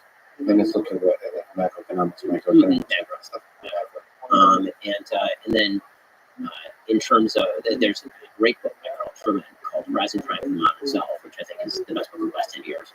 That's been sort of impactful on some of the thoughts I've been having lately. What's the key idea in there? The key idea is that we've shifted the nature of how identity is done in the West from how it was historically done. That basically, for nearly all of human history, the way that we identify as human beings is as a mix of our biological drives and how that interacts with the social institutions around us. And so when you're a child, you're a bunch of unfettered biological drives, and it's your parents' job to civilize you. And civilize you literally means bring you into civilization, right? You learn the rules of the road. You learn how to integrate into institutions that already exist and are designed to shape you. And it's how you interact with those institutions that makes you you. It's not just a set of biological drives. And then in the modern world, we've really driven toward the idea that what we are is how we feel on the inside without reference to the outside world. And it's the job of the outside world to celebrate and reflect what we think about ourselves on the inside. And so what that means is that we are driven now toward fighting institutions, because institutions are impositions. So everything around us, societal institutions, these are things that are crimping our style. They're making us not feel the way that we want to feel, and if we just destroy those things, then we'll be freer and more liberated. It's a I think, much deeper model of how to think about why our social politics, particularly moving in a particular direction, is that a ground shift has happened in how people think about themselves, and this has had some somewhat kind of shocking effects in terms of social politics. So there's negative consequences in your view of that, but is there also a positive consequence of more power, more agency to the individual? I think that you can make the argument that institutions work way too heavily in how people form their identity, but I think that what we've done is gone significantly too far on the other side. We basically decided to blow up the institutions in favor of unfettered feeling / identity. And I think that is not only a large mistake, I think it's going to have dire ramifications for everything from suicidal ideation to institutional longevity in politics and in society more broadly. speaking about the nature of self, you've been an outspoken proponent of pro-life. Can we start by you trying to stand on the case for pro-choice, that abortion is not murder, and a woman's right to choose is a fundamental human right, freedom. So I think that the only way to steel man the pro-choice case is to, and be ideologically consistent, is to suggest that there is no interest in the life of the unborn that counterweighs at all freedom of choice. So what that means is we can take the full example or we can make sort of a partial example. So if we take the full example, what that would mean is that up until point of birth, which is sort of the Democratic Party platform position, that a woman's right to choose ought to extend for any reason whatsoever up to point of birth. The only way to argue that is that bodily autonomy is the only factor. There is no countervailing factor that would ever outweigh bodily autonomy. That would be the strongest version of the argument. Another version of that argument would be that the reason that bodily autonomy ought to weigh so heavily is because women can't be the equals of men if the vicissitudes of biology are allowed to decide their futures. Right? If pregnancy changes women in a way that doesn't change men, it's a form of sex discrimination for women to ever have to go through with pregnancy, which is an argument that would make a better than those are the arguments. The kind of softer version is the more, I would say, emotionally resonant version of the argument, which is that bodily autonomy ought to outweigh the interests of the fetus up till point X. And then people have different feelings about what point X is. Like, is it up to point viability? Is it up to point of the heartbeat? Is it up to 12 weeks, 15 weeks? And that really is where the American public is, where the American public is, broadly speaking, not state by state, where there are various really, really varied opinions. But like broadly speaking, it seems like the American public are going to want somewhere between a 12 and 15 week abortion restriction. And they believe that up until 12 or 15 weeks, there's not enough there to not be specific, but to be kind of how people feel about it, to outweigh a woman's bodily autonomy. And then beyond that point, then there's enough of an interest in the life of the preborn child. It's developed enough. And now we care about it enough that it outweighs a woman's bodily autonomy. What's the strongest case for pro-life in your mind? I mean, the strongest case for pro-life is that from conception, a human life has been created. It's a human life with potential. That human life with potential now has an independent interest in its own existence. If I may just ask a quick question. So conception is the sperm fertilizes an egg? Yes. Okay, just to clarify the biological beginning of what conception is. I mean, because that is the beginning of human life. Now, there are other standards that people can draw on, right? Some people say implantation in the uterus. Some people will suggest viability, brain development, heart development, but the clear dividing line between a human life exists and a human life does not exist is the biological creation of an independent human life with its own DNA strands, etc., which happens at conception. Once you acknowledge that there is that independent human life with potential, and I keep calling it that because people sometimes say potential human life. It's not potential human life. It's a human life that is not developed yet to the full extent that it will develop. Once you say that, and once you say that it has its own interest, now the burden of proof is to explain why bodily autonomy ought to allow for the snuffing out of that human life if we believe that human life ought not to be killed for quote unquote no good reason. You have to come up with a good reason, and the burden of proof is now shifted. Now we'll find people who will say, well, the good reason is that it's not sufficiently developed to outweigh the mental trauma or emotional trauma that a woman goes through if, for example, she was raped and victim of incest. And that is a fairly emotionally resonant argument, but it's not necessarily dispositive. You can make the argument that just because something horrific and horrible happened to a woman does not rob the human life of its interest in life. One of the big problems in trying to draw any line for the self-interest of life in the human life is that it's very difficult to draw any other line that doesn't seem somewhat arbitrary. And we say that independent heartbeat, people have pacemakers. If you say brain function, people have various levels of brain function in adults. If you say viability, babies are not viable after they're born. If they left a newborn baby on a table and did not take care of it, it would be dead. So, once you start getting into sort of these lines, it starts to get very fuzzy very quickly. And so if you're looking for sort of a bright line moral rule, that would be the bright line moral rule. That's sort of the pro-life case. Well, there's still mysterious, difficult scientific questions of things in consciousness. So what to you does the question of consciousness how does it come into play into this debate? So I don't believe that consciousness is the sole criterion by which we judge the self-interest in human life. So we are unconscious a good deal of our lives. Right? That does not, we will be conscious again, right? When you're unconscious, when you're asleep, for example, presumably your life is still worth living. If somebody came in and killed you, that would be a serious moral quandary, at the very least. But the birth of consciousness, the lighting up of the flame, the initial lighting up of the flame, there does seem to be something special about that, and it's a mystery when that happens. Well, I mean, Peter Singer makes the case that basically self-consciousness doesn't exist until you're 2.5. Right? So he says that even infanticide should be okay. Or he uses the bioethicist over Princeton. So you get into some real dicey territory once you get into consciousness. Also, the truth is that consciousness is more of a spectrum than it is a dividing line, meaning that there are people with various degrees of brain function. They don't actually know how conscious they are, and you can get into eugenic territory pretty quickly. When you start dividing between lives that are worth living based on levels of consciousness and lives that are not worth living based on levels of consciousness. Do you find that the aspect of women's freedom, do you have the tension between that ability to choose the trajectory of your own life versus the rights of the unborn child? In one situation, yes, in one situation, no. If you've had sex with a person voluntarily, and as a product of that, you are now pregnant, no. You've taken an action with a perfectly predictable result. You took birth control. This is the way that human beings procreated for literally all of human existence, and by the way, also how all mammals procreate. So the idea that this was an entirely unforeseen consequence of your activity, I find I have less sympathy for you in that particular situation, because you could have made decisions that would not lead you to this particular impasse. In fact, this used to be the basis of marriage, right? When we were a apparently more terrible society, we used to say that people should wait until they get married to have sex, a position that I still hold. And the reason for that was because then if you have sex and you produce a child, then the child will grow up in a two-parent family with stability.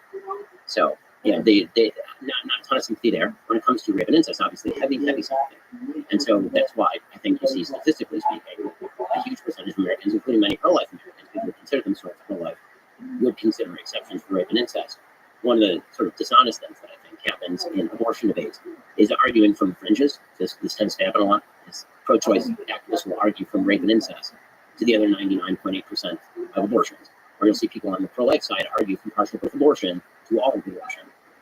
You actually have to take on sort of a mainstream case and then decide whether or not that's acceptable. But to you, the exception, just ethically, without generalizing it, that is a valid ethical exception.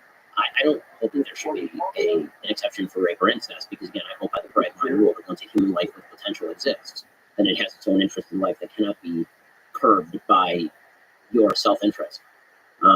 The only exception that I hold by is the same exception that literally all pro-lifers hold by, which is the life of the mother is put in danger. Such a tough topic, because if you believe that that's the line, then we're committing mass murder. Or at least mass killing. So I'd say that murder typically requires a level of mens rea that may be absent in many cases of abortion. Because the usual follow-on question is, well, it's murder, why not prosecute the woman?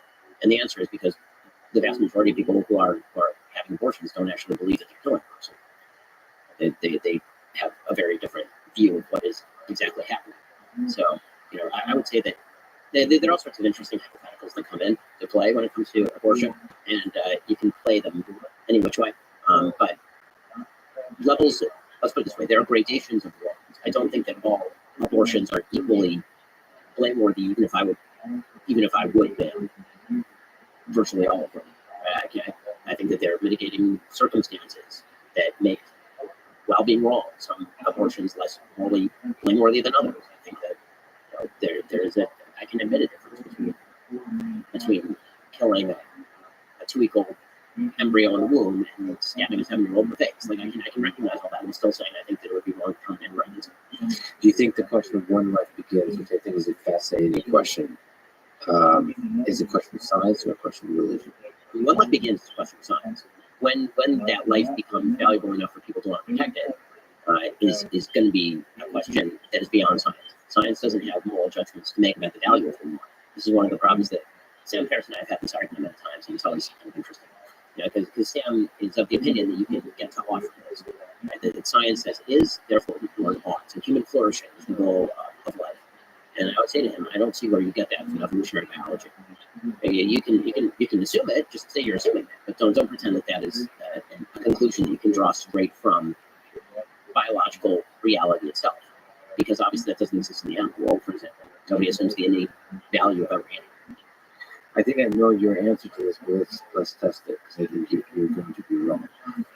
So there's a robot behind you. Do you think there'll be a time in the future when it will be unethical and illegal to kill a robot because they will have sentience? My guess is you would say no, Lex. Because there's a fundamental difference between humans and robots, and I just want to get you on record because I think you'd be wrong. I mean, it depends on the level of development, I would assume, of the robots. I mean, you're assuming a complexity in the robots that eventually imitates what we in the religious life would call the human soul. The ability to choose freely, for example, which I believe is sort of the capacity for human beings. Software. Yeah. If all of that could be proved and not programmed, meaning the freely willed capacity of a machine to do X, Y, or Z. You could not pinpoint exactly where it happens in the program. Right. It's not deterministic. Then it raises serious moral issues, for sure. I'm not trying to answer that question. Are you afraid of that time? I'm not sure I'm afraid of that time. I mean, any more than I'd be afraid if aliens arrived in the world and had these characteristics. Well, there's just a lot of more complexities, and they don't necessarily have to be in physical space. They can be in virtual space. There's an increased sophistication of the number of bots on the internet, including on Twitter. All more intelligence. There's going to be serious questions about what is our moral duty to protect ones that have or claim to have an identity. And that'll be really interesting. Actually, what I'm afraid of is the opposite happening, meaning that people, the worst that should happen is that we develop robots so sophisticated that they appear to have free will and we treat them with human dignity. That should be the worst that happens. What I'm afraid of is the opposite, is that we, if we're talking about this particular hypothetical, that we develop robots that have all of these apparent abilities and then we dehumanize them, which leads us to also dehumanize the other humans around us, which you could easily see happening. The devaluation of life to the point where it doesn't really matter. I mean, people have always treated, unfortunately, newly discovered other humans this way. So I don't think it's actually a new problem. I think it's a pretty old problem. It'll just be interesting when it's made with human hands. Yeah, it's an opportunity to celebrate humanity or to bring out the worst. So the derision naturally happens, like you said, good point. The other. Let me ask you about climate change. There's let's go from the meme to the profound pure philosophy. Okay, the meme was there's a clip of you talking about climate change and saying that The Aquaman meme. you said that for the sake of argument, if the water level rises 5 to 10 feet in the next 100 years, people will just sell their homes and leave. And then the meme is sell the food. Can you argue both sides of that? The argument they're making is straw man. The argument that I'm making is over time. I don't mean that if a tsunami is about to hit your house, you can list it on eBay. That's not what I mean, obviously. What I mean is that human beings have an extraordinary ability to adapt. It's actually our best quality. And that as water levels rise, real estate prices in those areas tend to fall. That over time, people tend to abandon those areas. They tend to leave. They tend to, right now, sell their houses, and then they tend to move. And eventually, those houses will be worthless, and you won't have anything to sell to, but presumably not that many people will be living there by that point, which is one of the reasons why the price will be low, because there's no demand. So it's over 100 years, so all of these price dynamics are very gradual relative to the other price dynamics. Correct. That's why the joke of it, of course, is that, like, I'm saying that tomorrow if there's a tsunami on your doorstep. Like, oh, Bob will buy my house. Bob ain't gonna buy your house. Like, we all get that. But it's a funny name. How is your view on climate change? The human contribution to climate change, what we should do in terms of policy to respond to climate change, how has that changed over the years? I would say the truth is for years and years, I've believed that climate change was a reality and that anthropogenic climate change is a reality. I don't argue with the IPCC estimates. I know climatologists at places like MIT or Caltech, and they know this stuff better than I do. So, the notion that climate change is just not happening or that human beings have not contributed to climate change, I find doubtful. The question is to what extent human beings are contributing to climate change, 50%, 70%, is it 90%? I think there's a little bit more play in the joints there, so it's not totally clear. The one thing I do know, and this I know with factual accuracy, is that all of the measures that are currently being proposed are unworkable and will not happen. So when people say Paris climate accords, even if those were imposed, you're talking about lowering the potential trajectory of climate change by a fraction of a degree. If you're talking about Green New Deal, net zero by 2050, the carbon is up there in the air and climate change is going to happen. Also, you're assuming that geopolitical dynamics don't exist, so everybody's going to magically get on the same page, and we're all going to be imposing massive carbon taxes to get to net zero by 2050. I mean, like hundreds of times higher than they currently are. And that's not me saying it, it's Klaus Schwab saying this. The World Economic Forum is a big advocate of exactly this sort of policy. And the reality is that we're going to have to accept that at least 1.5 degrees Celsius of climate change is baked into the cake by the end of the century. Get me talking when Nordhaus, the economist, just won the Nobel Prize and stuff like that. And so what that suggests to me is what we know: human beings are crap at mitigation and excellent at adaptation. And we are very bad at mitigating our own faults. We are very, very good at adapting to the problems as they exist. Which means that all of the estimates that billions will die, that there will be mass starvation, that we'll see migration in just a few years of hundreds of millions of people, those are wrong. What you'll see is a gradual change of living. People will move away from areas that are inundated on the coast. You'll see people building seawalls. You'll see people adapting new technologies to suck carbon out of the air. You will see geoengineering. This is the sort of stuff that we should be focused on. And the sort of bizarre focus on what if we just keep tossing hundreds of billions of dollars at the same three technologies over and over in the hopes that if we subsidize it, this will magically make it more efficient. I've seen no evidence whatsoever that is going to be the way that we get ourselves out of this. Necessity being the mother of invention. I think human beings will adapt as we have adapted and will continue to adapt. So to the degree we invest in the threat of this, into policies that help with the adaptation versus the mitigation. Right, seawalls, engineering, developing technologies that carbon out of the air. Again, if I thought that there was more sort of hope for the green technologies coming into play, then subsidization of these technologies I might be a little bit more full. And I haven't seen tremendous progress over the course of the last 30 years in the reliability of, for example, wind energy, or the ability to store solar energy to the extent necessary to actually power a grid. What's your thoughts on nuclear energy? Because nuclear energy is great. Nuclear energy is a proven source of energy. We should be radically extending the use of nuclear energy. It's one of to me, that honestly, this is like a litmus test question as to whether you take climate change seriously. If you're on right or left and you take climate change seriously, you should be in favor of nuclear energy. If you're not, I know that you have other priorities. Yeah, the fascinating thing about the climate change debate is the dynamics of the fear mongering over the past few decades. Because some of the nuclear energy is tied up into that somehow. There's a lot of fear about nuclear energy. It seems like there's a lot of social phenomena, social dynamics involved versus dealing with just science. It's interesting to watch. And if on my darker days, it makes me cynical about our ability to use reason and science to deal with the threats of the world. I think that our ability to use reason and science to deal with the threats of the world is almost a time frame question.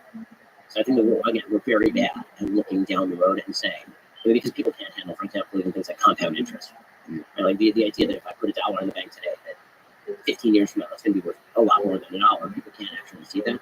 And so the idea of let's first see a problem, then we'll deal with it right now, as opposed to 30 years down the road. And typically we let a problem happen, and then we solve it. And it's bloodier and worse than it would have been if we had solved it 30 years ago. But it is, in fact, effective. And sometimes it turns out the solution that we're proposing 30 years in advance is not effective, and that can be a major problem as well. But that's then to still man the case for fear mongering, for irrational fear mongering. We need to be scared shitless in order for us to do anything. So that's I'm generally against that, but maybe on a population scale, maybe some of that is necessary for us to respond appropriately for two long-term threats. But I don't think that we can actually do it. First of all, I think that it's platonic lies are generally bad, and then second of all, I don't think that we actually have the capacity to do this. I think that the people who are, the sort of elites of our society get together in rooms and talk about this sort of stuff. And I've been to some meetings at my synagogue Friday night. I'm sure nobody, but I would make a joke, but I've been in rooms, Davos-like rooms, and when people discuss these sorts of topics, and they're like, what if we just tell people that it's going to be a disaster, tsunamis the day after tomorrow? Like, you guys don't have that power, And by the way, you dramatically undercut your own power as a couple to do this sort of stuff, because a lot of the sort of, what if we scared the living hell out of you to the point where you stay in your own house for 2 years, and we tell you can't send your kids to school, and then we tell you that the vaccine is going to prevent transmission, and then we also tell you that we need to spend $7 trillion in 1 year and we won't have any inflationary effect, and it turns out wrong on literally all of those things. And the last 2 years have done more to undermine institutional trust than any time in probably American history. It's pretty amazing. Yeah, I tend to agree with you. The only thing you have to do is do it. So let me ask you back to the question of God, and a big ridiculous question: who's God? Who's God? So I'm going to use sort of the Aquinas formulation of what God is, right? That if there is a cause of all things, not physical things, if there is a cause underlying the reason of the universe, then that is the thing we call God. So not a big guy, this guy's a beard. Like he is the force underlying the logic of the universe. There is a logic to the universe, and he is the creator in the Judaic view of that universe, and he does have an interest in us living in accordance with the laws of the universe. That if you're a religious Jew, are encoded in the Torah, but if you're not a religious Jew, will be accorded in the natural law, as sort of Catholic theology. Why do you think God created the universe? Or, as is popularly asked, what do you think is the meaning behind it? What's the meaning of life? What's the meaning of life? So I think that the meaning of life is to fulfill what God made you to do, and that is a series of roles. And I think that human beings, and here you have to look to sort of human nature rather than looking kind of to big questions. I've evolved something that I've really learned writing about this actually, that I call colloquially role theory. And basically the idea is that the way that we interact with the world is through a series of roles. And those are also the things we find most important and most implementable. And they're sort of virtue ethics, right, which suggests that if we act in accordance with virtue, Aristotle, then we will be living the most fulfilled and meaningful life. And then you have sort of deontological ethics, Kantian ethics, it's a rule-based ethic. If you follow rules, then you'll find the meaning of life. And then what I'm proposing is that there's something that I would call role ethics, which is there are a series of roles that we play across our lives, which are also the things that we kind of put on our tombstones and find the most meaningful. So when you go to a cemetery, you can see what people found most meaningful because it's the stuff they put on the stone that has like 4 words on it, right? You like beloved father, mother, sister, brother. You might have a job once in a while, a creator, or a religious person, right? These are all roles that have existed across societies and across humanity. And those are the things where we actually find meaning. And the way that we navigate those roles brings us meaning. And I think that God created us in order to fill those roles for purposes that I can't begin to understand as I am. And the more we recognize those roles and the more we live those roles, and then we can express freedom within those roles. I think that liberty exists inside each of those roles, and that's what makes all of our lives different and fun. We all parent in different ways, but being a parent is a meaningful role. We all have spouses, but how you interact in that relationship is what makes your life meaningful and interesting. And that is what we were put on earth to do. And if we perform those roles properly, and those roles do include things like being a creator, like we have a creative instinct as human beings, being a creator, being an innovator, being a defender of your family, being somebody who built up, being a social member of your community, which is something that we're built to do. If we fulfill those roles properly, then we will have made the world a better place than we inherited it, and we will also have had the joy of experiencing the sort of flow they talk about in psychology, where when you engage in these roles, you actually do feel a flow. So these roles are a fundamental part of the human condition. Yes. So the book you're working on is constructing a system to help us understand. It's looking at, let's assume that all that's true.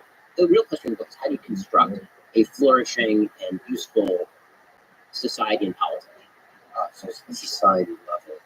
If this is our understanding of a human being, how do we construct a good society? Right, exactly. Because I think that a lot of political theory is right now based in either J.S. Mill kind of thought, which is all that a good politics does allows you to wave your hand around until you hit somebody in the face, or Rawlsian thought, which is what if we constructed society in order to achieve the most with the least, essentially? What if we constructed society around what actually makes humans the most fulfilled, and that is the fulfillment of these particular roles? And where does liberty come into that, right? How do you avoid the idea of a tyranny, right? You have to be a mother. You must be a father. You must be. Where does freedom come into that? Can you reject those rules totally as a society and be okay? The answer probably is not.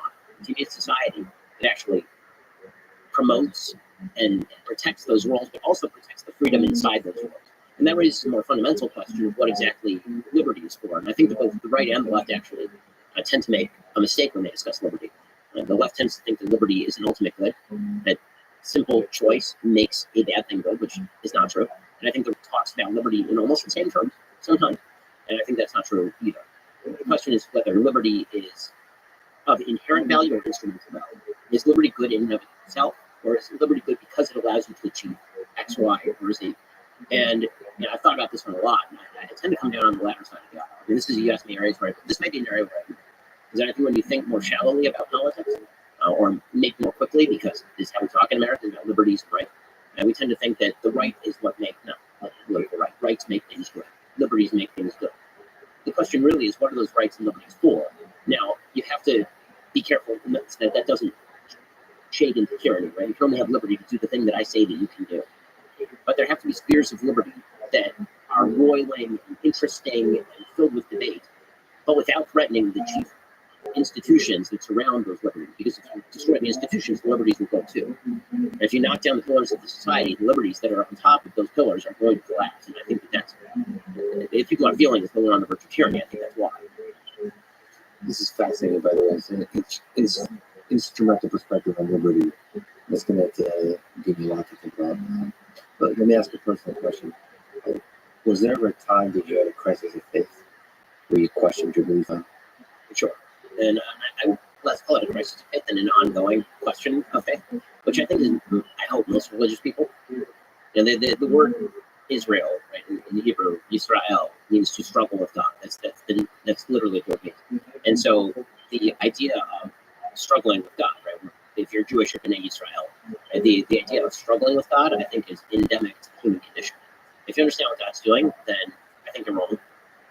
And if you think that that question doesn't matter, then I think you're also wrong. I think that God is a very necessary hypothesis. So the struggle with God is life. That is the process of life. That's right. Because you're never going to get to that answer. Otherwise, you're God. What does God allow cruelty and suffering in the world? One of the tough. So, I'm going deep here. There's two types of cruelty and suffering. So, if we're talking about human cruelty and suffering, because God does not intervene to prevent people from exercising their free will, because to do so would be to deprive human beings of the choice that makes them human.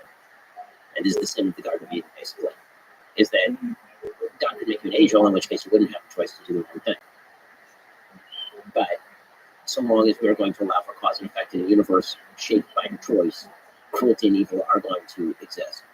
And then there's the question of just the natural cruelty and vicissitudes of life. And the answer there is, I think that God obscures himself. I think that if God were to appear in all of his glory to people on a regular basis, I think that would make faith, and you wouldn't need it. There would be no such thing as faith. Right? It would just be reality. Nobody has to prove to you that the sun rises every day. But if God is to allow us the choice to believe in him, which is the ultimate choice from a religious point of view, then he's going to have to obscure himself behind tragedy and horror and all those other things. I mean, this is a fairly well-known Kabbalistic concept called Tzimtzum in Judaism, which is the idea that when God created the universe, he sort of withdrew in order to make space for all of these things to happen. So God doesn't have an instrumental perspective on the Right, in a chief sense, he does, because the best use of liberty is going to be belief in him. You can misuse your liberty, right? There will be consequences if you believe in an afterlife, or if you believe in sort of a generalized, better version of life led by faith. Then liberty does have a purpose. But he also believes that you have to give people, from a cosmic perspective, the liberty to do wrong without threatening all the institutions of society. I mean, that's why it does say in the Bible that if man sheds blood, by man shall his blood be shed. Right? There are punishments that are in biblical thought for doing things that are wrong. So for a human being who lacks the faith in God, so if you're an atheist, can you still be a good person? Of course, 100%. There are a lot of religious people who are correct. How do we understand that? Well, from a religious perspective, what you would say is that it is perfectly plausible to live in accordance with a set of rules that don't damage other people without believing in God. You just might be understanding the reasons for doing that wrong, is what a religious person would say. This is the conversation again that I have with Sam. Basically, is you and I agree. And I said this, you and I agree on nearly everything when it comes to morality. Probably disagree on 15 to 20% of things. The other 80% is because you grew up in a Judeo-Christian society, and so do I. We live 10 miles from each other, around the turn of the blade. So there's that. So you can perfectly well be an atheist living a good, moral, decent life, because you can live a good, moral, decent life compared to other people without believing in God. I don't think we can build a society on that, because I think that that relies on sort of goodness of mankind, natural goodness of mankind. I don't believe in the natural goodness of mankind. You don't. No, I believe that man is created both sinful and with the capacity for sin and the capacity for good. But if you let them be on their own, doesn't it Without social institutions to shape them, I think that's very likely. Well, we came to something we disagree on, but that may be that might reflect itself in our approach to Twitter as well. I think if humans are left on their own, they tend towards good. They definitely have the capacity for good and evil, but when left on their own, I definitely believe in good. I think they might be good with limits. What I mean by that is that what the evidence, I think, tends to show is that human beings are quite tribal. So what you'll end up with is people who are good with their immediate family and maybe their immediate neighbors, and then when they're threatened by an outside tribe, then they kill them. Which is sort of the history of civilization and pre-civilization here, which was very violent. Pre-civilization was quite violent. Do you think, on the topic of tribalism in our modern world, what are the pros and cons of tribes? Is that something we should try to outgrow as a civilization? I don't think it's ever going to be possible to fully outgrow tribalism. I think it's a natural human condition to want to be with people who think or have a common set of beliefs. And I think trying to obliterate that in the name of universalism likely leads to utopian results that have devastating consequences. Utopian sort of universalism has been failing every time it's tried, whether you're talking about now it seems to be sort of liberal universalism, which is being rejected by a huge number of people around the world in various different cultures, or you're talking about religious universalism, which typically comes with religious tyranny, or you're talking about communistic or Nazism, sort of universalism, which comes with mass slaughter. So this is universalism. I'm not a believer. I think that you have some values that are fairly limited that all human beings should hold in common, and that's pretty much it. I think that everybody should have the ability to join with their own culture. I think how we define tribes is different thing. So I think that tribes should not be defined by innate physical characteristics, for example, because I think that, thank God, as a civilization we've outgrown that, and I think that is a childish way to view the world. And all the tall people aren't a tribe. All the black people aren't. All the white people aren't a tribe. So the tribes should be formed over ideas versus physical characteristics. That's right, which is why, actually, go back to sort of the beginning of the conversation when it comes to Jew. I'm not a big I'm not a big believer in ethnic Judaism. Right? I'm as a person who takes Judaism seriously, Judaism is more to me than you were born with a last name like Berg or Steve. And so I made a kind of disagree with you. He would disagree with me, but that's because he was a tribalist, right? He thought in racial terms. So maybe robots would help us see humans as one tribe. Maybe that. This is Reagan's idea, right? Reagan said, well, if there's an alien invasion, then we'll all be on the same side. So I'll go over to the Soviets and we'll talk about this. Some deep truth to that. What does it mean to be a good man? The various roles that a human being takes on in this role theory that we've spoken about. What does it mean to be good? It means to perform, now I will do Aristotle. It means to perform the function well. Right? What Aristotle says is the good is not like moral good, moral evil. In the way that we tend to think about it, he meant that a good cup holds liquid, a good spoon holds soup. It means that like a thing that is broken can't hold those things, right? So the idea of being a good person means that you are fulfilling the function for which you were made. It's a teleological view of humanity. So if you're a good father, this means that you are bringing up your child in durable values that is going to bring them up healthy, people protecting themselves and passing on the traditional wisdom of the ages to future generations while not motivation will be being a good father. And being a good spouse would mean protecting and unifying with your spouse and building a safe family and a place to raise children. Being a good citizen of your community means protecting the fellow citizens of your community while incentivizing them to build for themselves.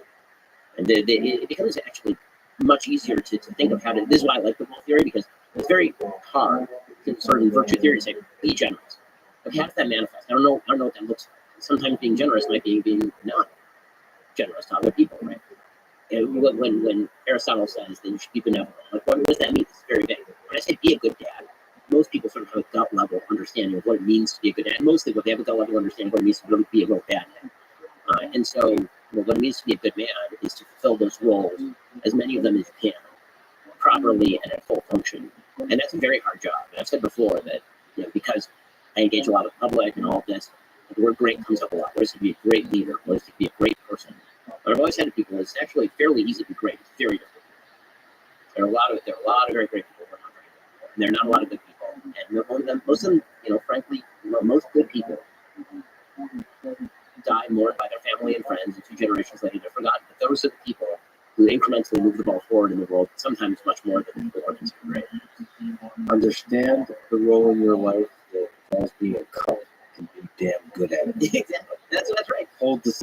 It's very Jordan Peterson over there. Yeah, it's very like obstacle Jordan Peterson. exactly. Like people quote you for years and years to come for that. What advice would you give? A lot of young people will come to you. What advice, despite their better judgment? No, only kidding. Only kidding. They seriously look up to you, draw inspiration from your ideas, from your bold thinking. What advice would you give to them? How to live a life worth living, how to have a career that you're proud of, and everything like that. So, live out the values that you think are really important and seek those values from others. Would be the first piece of advice. Second piece of advice: don't go on Twitter until you're 26, and because your brain is fully melted at one. As I said early on, I was on social media writing columns from the time I was 17. It was a great opportunity, and as it turns out, a great temptation to enormous numbers of stupid things. When you're young, you're kind of trying out ideas, you're taking them off, and social media permanentizes those things, engraves them in stone, and then that's used against you for the rest of your life. So I tell young people this all the time: like, don't be on social media, be on social media, but don't watch. If you want to take in information, and more importantly, you should read books. As far as other advice I'd say, engage in your community.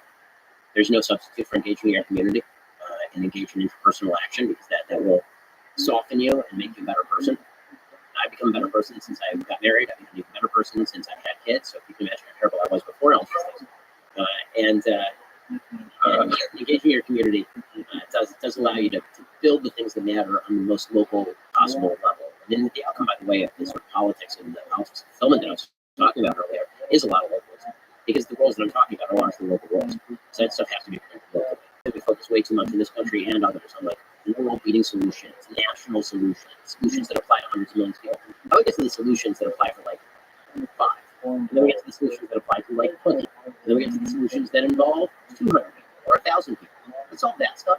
And I think the solutions at the higher level flow bottom up, not top down. What about mentors and maybe role models? Have you had a mentor, maybe people you look up to, either you interact on a local scale, like if you knew them, or somebody you really looked up to? For me, I'm very lucky. I grew up in a very solid parent household. I'm extremely close to my parents. I've lived near my parents literally my entire life, with the exception of 3 years of law school. Like right now, they're a mile and a half from us. So. What did you learn about life from your parents or your father?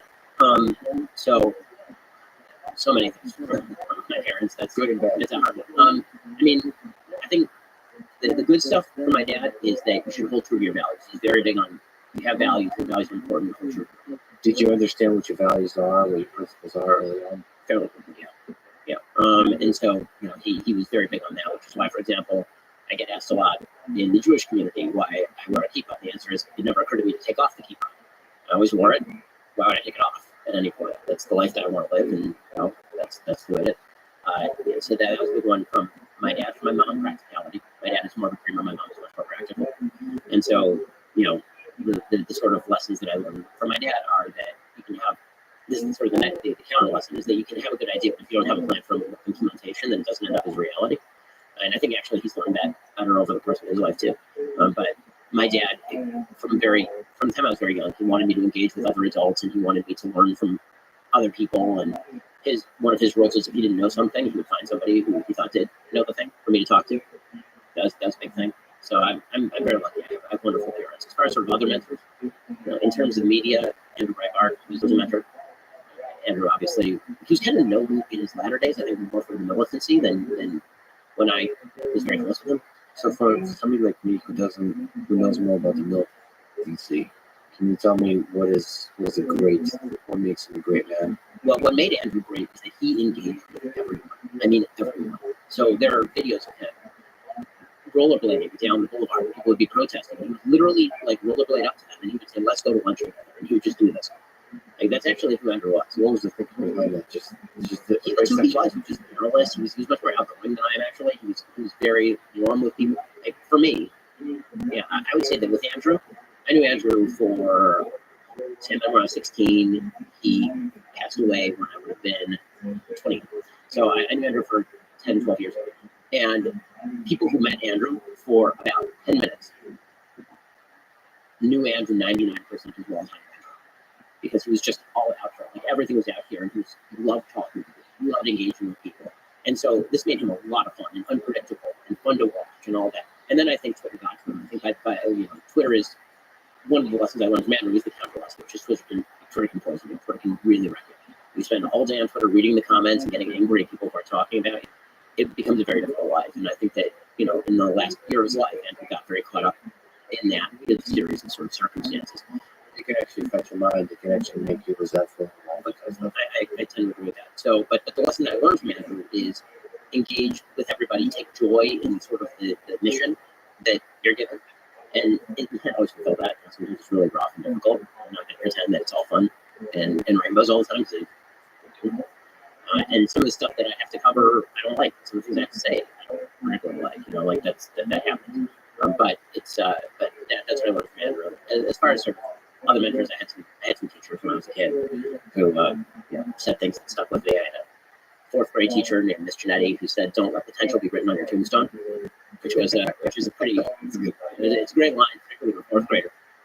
But it was that I had an 11th grade English teacher named Anthony Miller, who was terrific, really good writer. He studied with James Joyce at Trinity College in Dublin, and so he and I really got along. And he helped my writing a lot.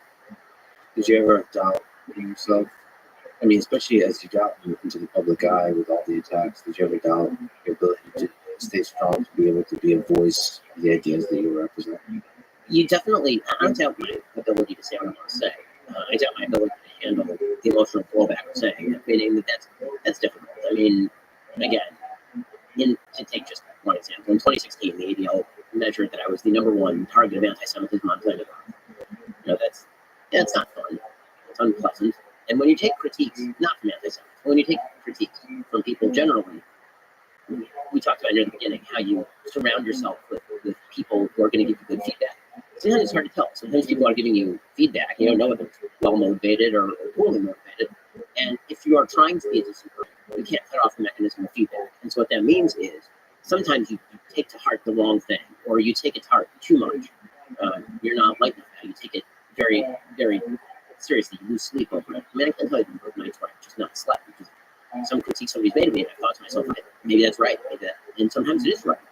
And that's some of that is good to steal that criticism, but something that could destroy you. You have a shortcut, so Rogan's talked about taking a lot of mushrooms. So since you're not into the mushroom thing, what's your escape from that? Like when you get low, you can't sleep. Usually, writing is a big one for me. So writing for me is cathartic. I love writing. That is a huge one. Spending time with my family. Again, I usually have a close circle of friends who I will talk with in order to sort of bounce ideas off of them. And then once I've kind of talked it through, I tend to feel a little bit better. Exercise is also a big one. I mean, if I go a few days without exercise, I tend to get pretty grumpy pretty quickly. I mean, I keep the six-pack on somehow. There, you and Rogan agree.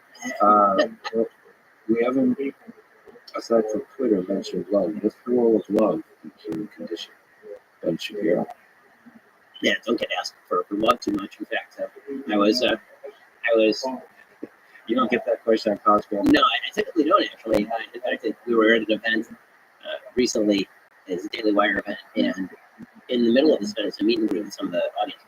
And in the middle of this event, this guy walks by with his girl. They're talking to me. Kind of runs. It's says, no, wait, hold on a minute. He gets down on one knee and he proposes to the girl in front of me.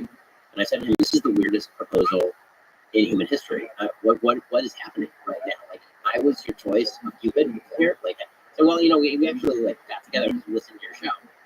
And I said, I can perform at a Jewish marriage right now. We need a glass, we need some wine. It's gonna get weird real fast.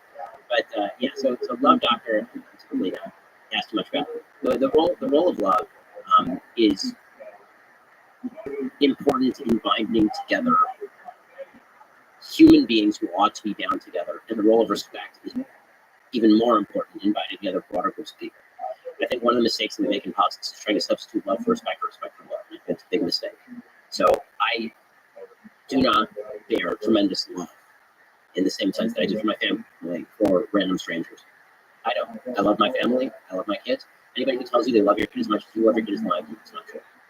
I love my community more than I love other communities. I love my state more than I love other states. I love my country more than I love other countries.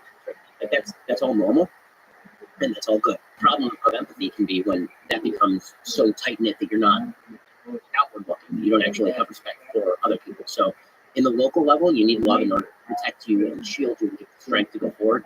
And then beyond that, you need a lot of respect for people who are not in the circle of love.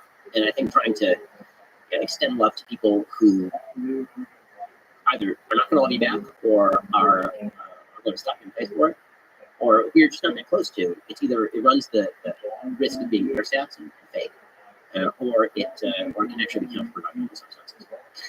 Well, there's some sense in which you can have love for human beings just based on the humanity that connects everybody, right? So you love this whole project you were a part of, and actually, sort of another thing we disagree on. So loving a stranger, like having that basic empathy and compassion towards a stranger, even if it can hurt you, I think is ultimately that to me is what it means to be a good man, to live a good life, is to have that compassion towards strangers. Because to me, it's easy and natural and obvious to love people close to you, but to step outside yourself and to love others, I think that's the fabric of a good society. You don't think there's value to that? I think there can be, but I think we're also discussing love in two different senses. Meaning that when I talk about love, what I think of immediately is the love I bear for my wife and kids, or my parents, or my siblings, or friendship, or the love of my close friends. Okay, but I think that it's that using that same term to describe how I feel about strangers, I think would just be inaccurate. And so that's why I'm suggesting that respect might be a more solid and realistic foundation for the way that we treat people far away from us or people who are strangers. Respect for their dignity, respect for their priorities, respect for their role in life. It might be too much of an ask in a way. There might be the rare human being who's capable of literally loving a homeless man on the street the way they do love his own family. But if you respect the homeless man on the street the way that you respect your own family, because everyone deserves that respect, I think that you get to the same end without forcing people into a position of unrealistically expecting themselves to feel the thing they don't feel. One of the big questions in religion that comes up is God makes certain requests that you feel certain ways, right? You're supposed to be dissimcha, you're supposed to be happy about certain things, or you're supposed to love thy neighbor as thyself. You'll notice that in that statement, it's thy neighbor, right? It's not just like generally anyone. It's love thy neighbor. And I think that extends to anyone that falls into thy neighbor, because God anticipated the socioeconomic aspect that is not constrained by geography. I'm gonna differ with you on the interpretation on that. But in any case, the sort of the kind of extension of love outwards might be too big an ask. So maybe we can start with respect, and then hopefully out of that respect can grow something more if people earn their way in. Because I think that one of the big problems when we're talking universalism is when people say, like, I'm a world citizen. I love people of the other country as much as I love myself, or as much as I love my country. It tends to actually lead to an almost crammed down utopianism that I think can be kind of difficult, because with love comes a certain expectation of solidarity. And I think when you love your family, you love your wife, there's a certain level of solidarity that is required inside the home in order to preserve the most loving kind of home. And so if you love everybody, then that sort of implies a certain level of solidarity that may not exist. So maybe the idea is, for me, start with respect, and then maybe as people respect each other more, then love can outgrow that, as opposed to starting with love and then hoping that respect grows. Yeah, there's danger that that word becomes empty, and instead it's used for dogmatic kind of utopian. I mean, this is the way that, for example, religious theocracies very often work. We love you so much we have to do it. So let's start with this. What I would love to see after our conversation today is to see a Ben Shapiro that continues the growth on Twitter of being even more respectful than you've already been. And maybe one day converting that into love on Twitter. That would, if I could see that in this book, that would make me die a happy man. Wow. It's a little bit I can more make that happen. love in the world for me as a gift. I'll try to make that happen. I do have one question. I need you to tell me, which jokes are okay? Are jokes still okay? So yeah, can I just run your Twitter from now on? You just send it to me. 100%. I'll pre-screen you the jokes, and you can tell me if this is a loving joke or if this is a hateful You'll be joke. very surprised by all the heart emojis that start popping up on Twitter. But thank you so much for being bold and fearless and exploring ideas. And your Twitter aside, thank you for being just good faith in all the arguments and all the conversations you're having with people. It's a huge honor. Thank you for talking. Hey, thanks for having me. Really appreciate it. Thanks for listening to this conversation with Ben Shapiro. To support this podcast, please check out our sponsors in the description. And now, let me leave you with some words from Ben Shapiro himself. Freedom of speech and thought matters, especially when it is speech and thought with which we disagree. The moment the majority decides to destroy people for engaging in thought it dislikes, thought crime becomes a reality. Thank you for listening. Hope to see you next time.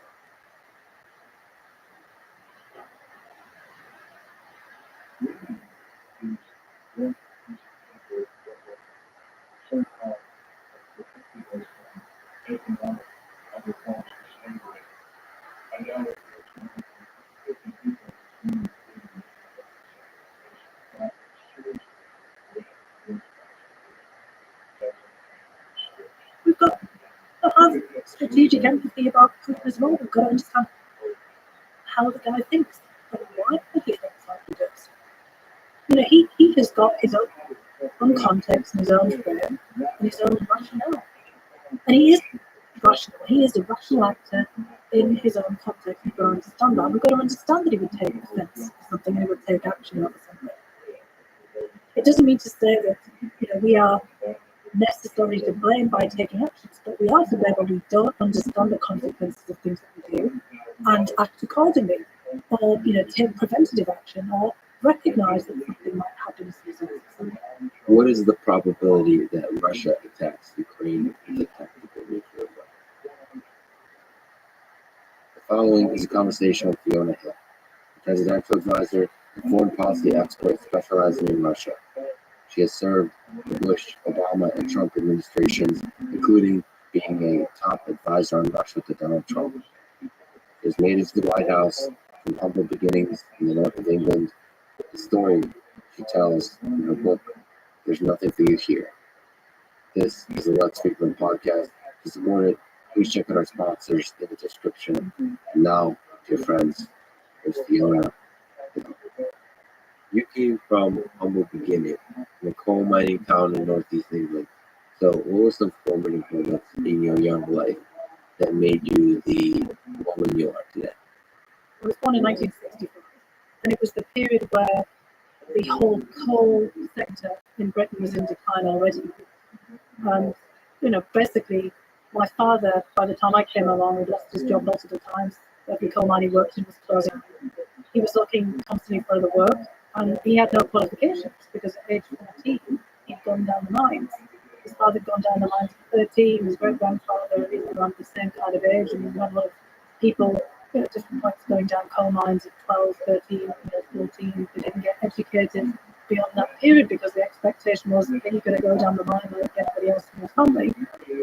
And then he didn't really have any other qualifications to basically find another job beyond something in manual labour. So he worked in steelworks, that didn't work out, brickworks, that closed down. And then he went to work in a local hospital. part of the National Health Service in the United Kingdom as a porter, an orderly. So basically, somebody's just pushing people around. There was no opportunity to retrain. So the big issue in my family was education. You've got to have one. You've got to have some qualifications. The world is changing. It's changing really quickly. And for you to kind of keep up with it, you're going to have to get educated and find a way out of this. And very early on, my father basically said to me, there's nothing for you here. You're going to have to refuse to get ahead. And he didn't have any kind of idea that as a girl I wouldn't. I mean, actually, in many respects, I think I benefited from being a girl rather than a boy. There was no expectation that I would go into industry. There was, some kind of idea that maybe I would pick up qualifications, I could be a nurse. My mother was a midwife.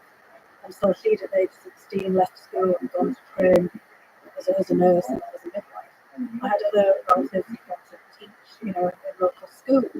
And so there was an idea that women could get educated. And there was a kind of a range of things that you could do. But the expectation then was go out there, do something with your life, but also something that you probably have to leave. So all of that was circling around me, particularly in my teenage years, as I was trying to sort of find my way through life and looking forward. First of all, what does it even look like getting educated, given the context of the place? You don't know. There's a whole world of mystery out there. How do you figure out what to actually do out there? Was there moments, formative moments, either challenging or just inspiring, where you wondered about what you want to be, where you want to go? Yeah, there were a number of things. I think like a lot of kids, we talked about, particularly from blue collar backgrounds, so what did you want to do? Always my family to be a fireman, at one point I wanted to be a nurse. I had a nurse's uniform like my mother. I didn't really know what that meant, but I used to go around pretending to be a nurse. I had a little magazine called Nurse Nancy, and I used to read this. And that was one of the formative ideas. But also, it was a rural area, semi-rural area, and I'd be out in the fields all the time. I'd watch farmers, with their animals, and I'd see vets coming along, watching people deal with the livestock. And there was a kind of famous story at the time about a vet called James Herriot. It came here in the States as well. It was a TV miniseries. He wrote the book, and he was the vet for one of my great aunt's dogs. And people were always talking about him. I thought, I could be a vet. And then one day I saw one of the local vets with his hands up the side of the cow in the field. He got his hand stuck and the cow was kicking him. He thought, maybe, actually, no, I don't think I'm going to be a vet. So I cycled through all these things about, okay, I could get an education, but the whole sense was you have to apply your education. It wasn't an education for education's sake. It was an education to do something. And when I was about 14 or 15, my local member of parliament came to the school. And it was one of these pep talks for kids in these deprived areas. He had been quite prominent in local education. And now he was a member of parliament. He himself comes from a really hard, strong background and had risen up through education. He'd gone to Oxford and done philosophy, politics, and economics. And he basically told my class, even though it was highly unlikely any of us were really going to get ahead and go to elite institutions, look, you can get an education. You don't have to be held up by your circumstances. But if you do get an education, it's a privilege and you need to do something with it. So then I'm thinking, well, what could I do? Okay, an education's qualifications to do something. But people around me I knew didn't have careers. I didn't really have a career, had jobs. My mum, thought of her nursing career, and it generally was. And she was out there trying to help women survive childbirth. My mother had these horrific stories, basically over the dining room table. I would stop, she'd leave out her nursing books. And I tell you, if everyone had had my mum as a mother, there'd be no reproduction on the planet. It was just this grim, horrific stories of Greek births and fistulas and all kinds of horrors that my sister and I would just go, oh God, what? Please stop. So I thought, well, I don't necessarily want to go in that direction. But it was the time that really finished things. I was very lucky that the region I grew up in, County Durham, despite the massive decline, deindustrialisation, and the complete collapse of the local government system around me, still maintained money for education. And they also paid for exchanges. We had exchange programs with cities in Germany and France, also in Russia, in Krasnodar, Yaroslav, for example, textile town, similar, down in its kind of region, quite historic in the Russian context. In fact, the original birthplace of the Romanov dynasty, Kostroma, just as County Durham, quite a distinguished historic area in the British context. So there was an idea that I could go on exchanges, I could learn languages, German, French. And then in 1983, there was the war scare, basically provoked by the Euro missile crisis. So the stationing new categories of strategic nuclear weapons and intermediate nuclear weapons in Western Europe and in Eastern Europe during the height of the Cold War. And the Euro missile crisis over SS-20 missile went on from 1977, when I was about 11 or 12, all the way through into the later part of the 1980s. And in 1983, we came extraordinarily close to a nuclear conflict. It was very much we were after Cuban Missile Crisis of 1962, 20 years on, same kind of thing. The Soviets in this region, I didn't notice at the time, I know what it was after the fact, but the tension was palpable. What happened was the Soviets misread the intentions of a series of exercises. Operation Eagle Archer in the United States was conducting, and actually thought that the United States might be preparing for the first nuclear strike. And that then set up a whole set of little chain reactions in the Soviet Union. Eventually it was recognised that all of this was really based on misperceptions. And of course, that later led to negotiations between Gorbachev and Reagan for the intermediate nuclear forces, the NF Treaty. But in 1983, that tension was acute. And for as a teenager, we were basically being prepped the whole time for the inevitability of nuclear Armageddon. TV series, films in the United States and UK, threads the day after. We had all this public service announcement telling us to seek sanctuary or cover in the inevitability of a nuclear blast. And my house was so small, there's a room without a window, there were no rooms without windows. My dad put on these really thick curtains over the so if there was a nuclear flash, we'd have to, get down on the floor and not look up. The curtains would help. It was ridiculous stuff. And we'd all try to squeeze in the space under the stairs, or covered under the stairs like Harry Potter. That was all just totally nuts. Or you had to throw yourself in the ditch if you were outside. And I thought, well, this isn't going to work.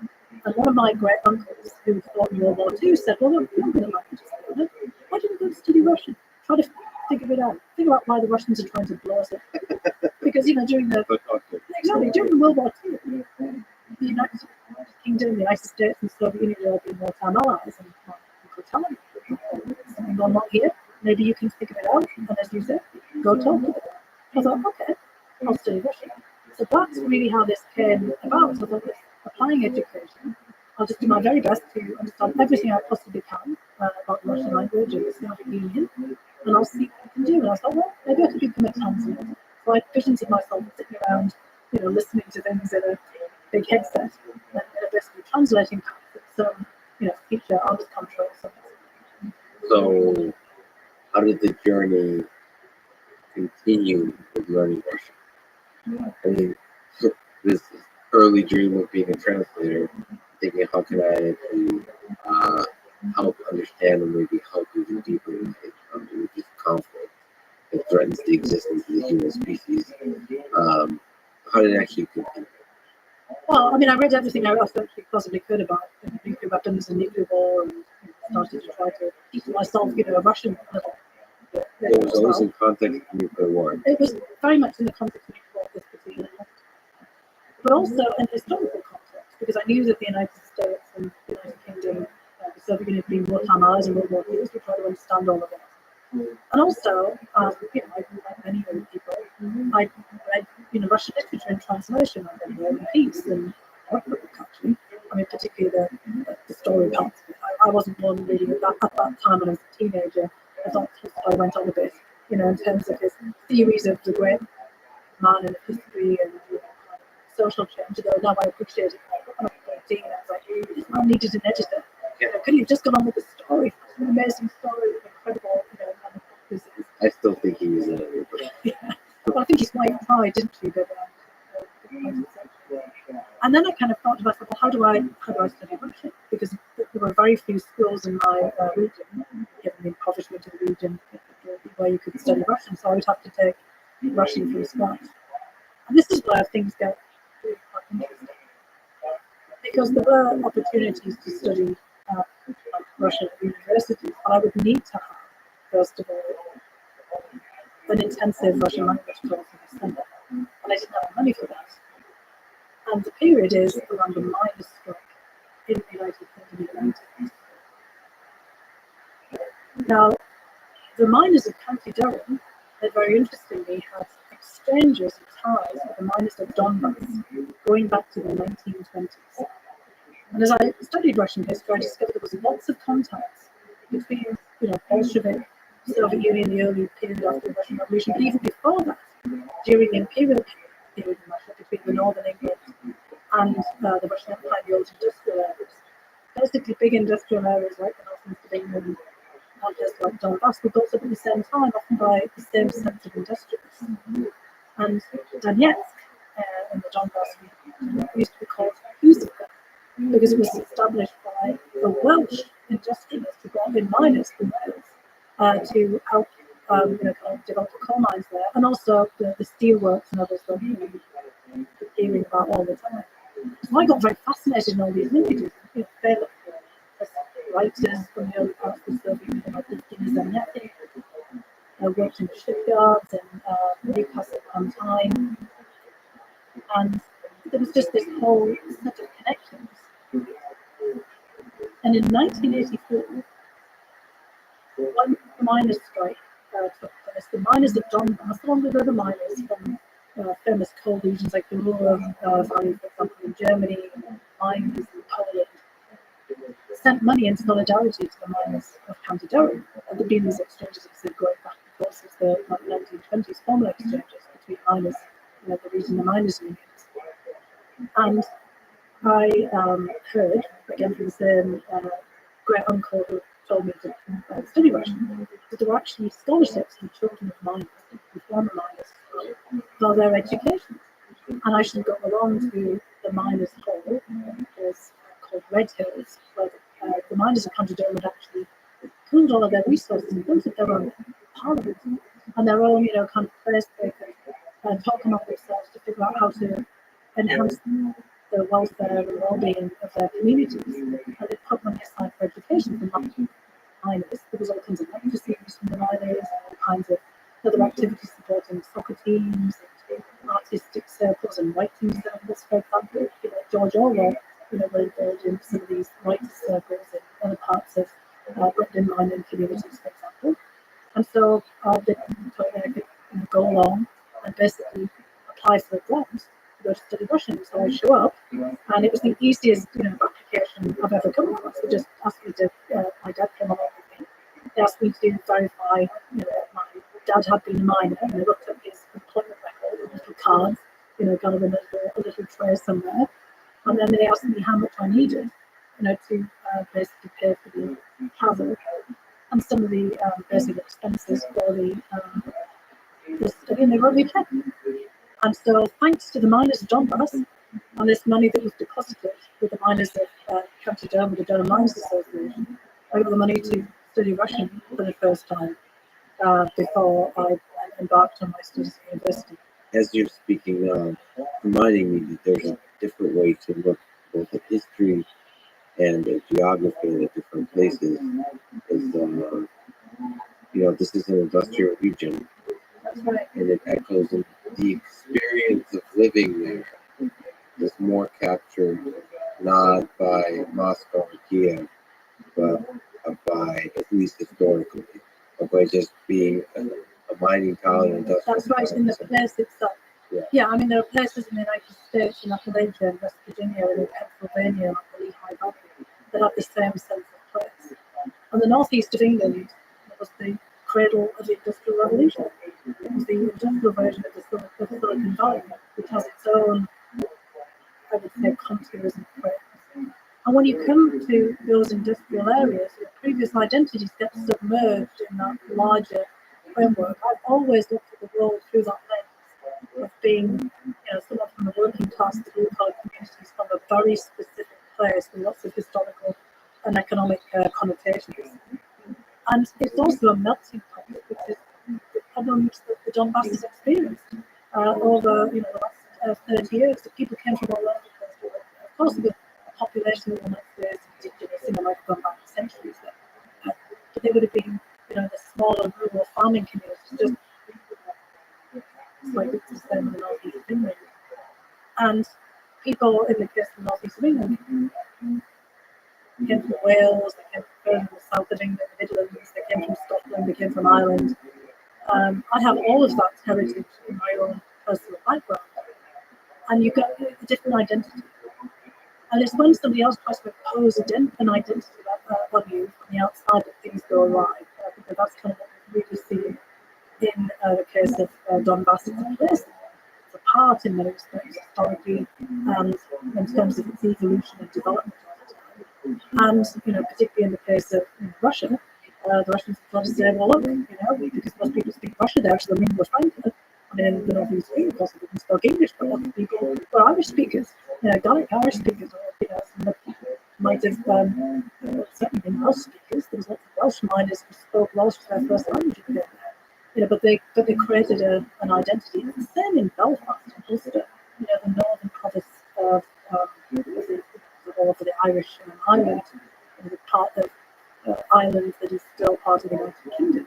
That was also a heavily industrialised area, high manufacturing, mass manufacturing, shipbuilding, for example. People came from all over there too, which is why when Ireland got its independence in the United Kingdom, Ulster, Belfast, and that whole region kind of hung on, because it was again that melting pot. It was kind of intertwined with the larger industrial economy and had a very different identity.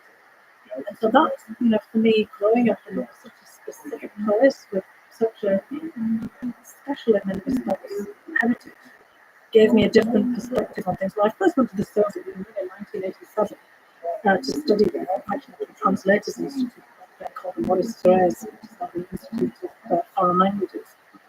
I was immediately struck by how similar everything was to the north of England, because it was just like one big working class culture that had broken out onto the national stage. Everything in northern England was nationalised.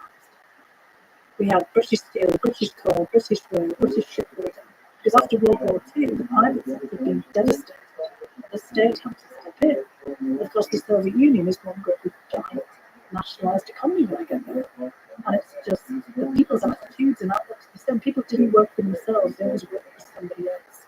And it had quite a distortion on the way people work. Do you still speak Russian? I do, yeah. Ты по-русски говоришь? Yeah, можно. Если хотите.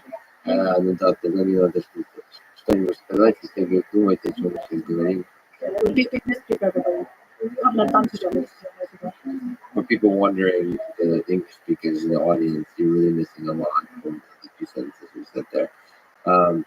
Yeah, it's a fascinating language that stretches actually geographically across a very large part of this world. So there you are in that 87 exchange student in the Soviet Union. What was that world like?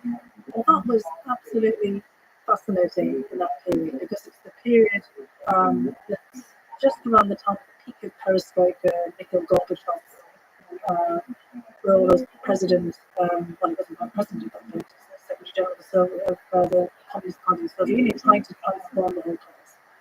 So I arrived there in September of 1987, just as Gorbachev and Reagan signed the INF Treaty, just within kind of weeks of them about to sign that, which really ends that whole period that had shaped my entire teenage years of the end of the Euro missile crisis by finally having agreement on basically the reduction of constructs on intermediate nuclear forces. And also, at this point, Gorbachev is opening the Soviet Union. So we got all kinds of opportunities to travel in ways that we couldn't have done before. Not just in Moscow, which is where I was studying at the Translators Institute, to the Caucasus, to Central Asia, went all the way to Khabarovsk in the Russian Far East, all the way around, and kind of Moscow. And there was at this point it was also the Krещение Rus, which has become very modern, the anniversary, the 1000th anniversary of the Christianizing invasion of Russia, which of course has become a massive obsession of Vladimir Putin, in 1988, because I was there 87 to 88. At this point, the Russian Orthodox Church is undergoing a revival from being repressed during the Soviet period. You suddenly have the church stepping out as a non-governmental organisation and engaging in discussions with people about the future of religion. So that was something I wasn't expecting to witness. Also, I mean, being in Moscow, this is the cultural capital of a vast empire at this point. I'd never lived in a major city before. It's the first big city I lived in. I'd never been to the opera.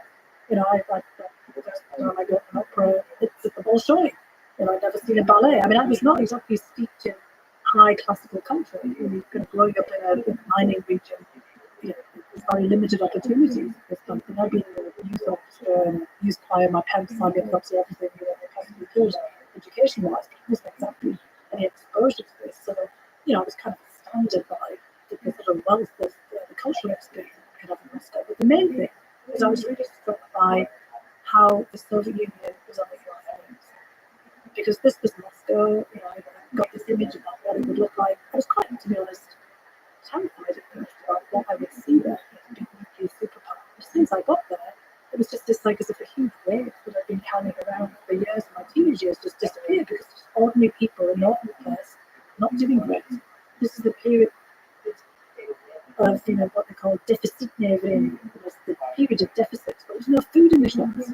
There was, you know, very little in terms of commodities because the supply and demand parts of the economic equation are out of whack because it's just a total central planning. You know, you'd go into, you know, a shop that was supposed to sell boots and there'd be just one pile of boots all in the same size, the same colour. I actually looked out because one side was in this Hungarian boot shop that was right next to where my former residence was, and it was looking for new pair of boots, and every single pair of boots in the shop was my size. And they were all women's boots and not men's boots at all.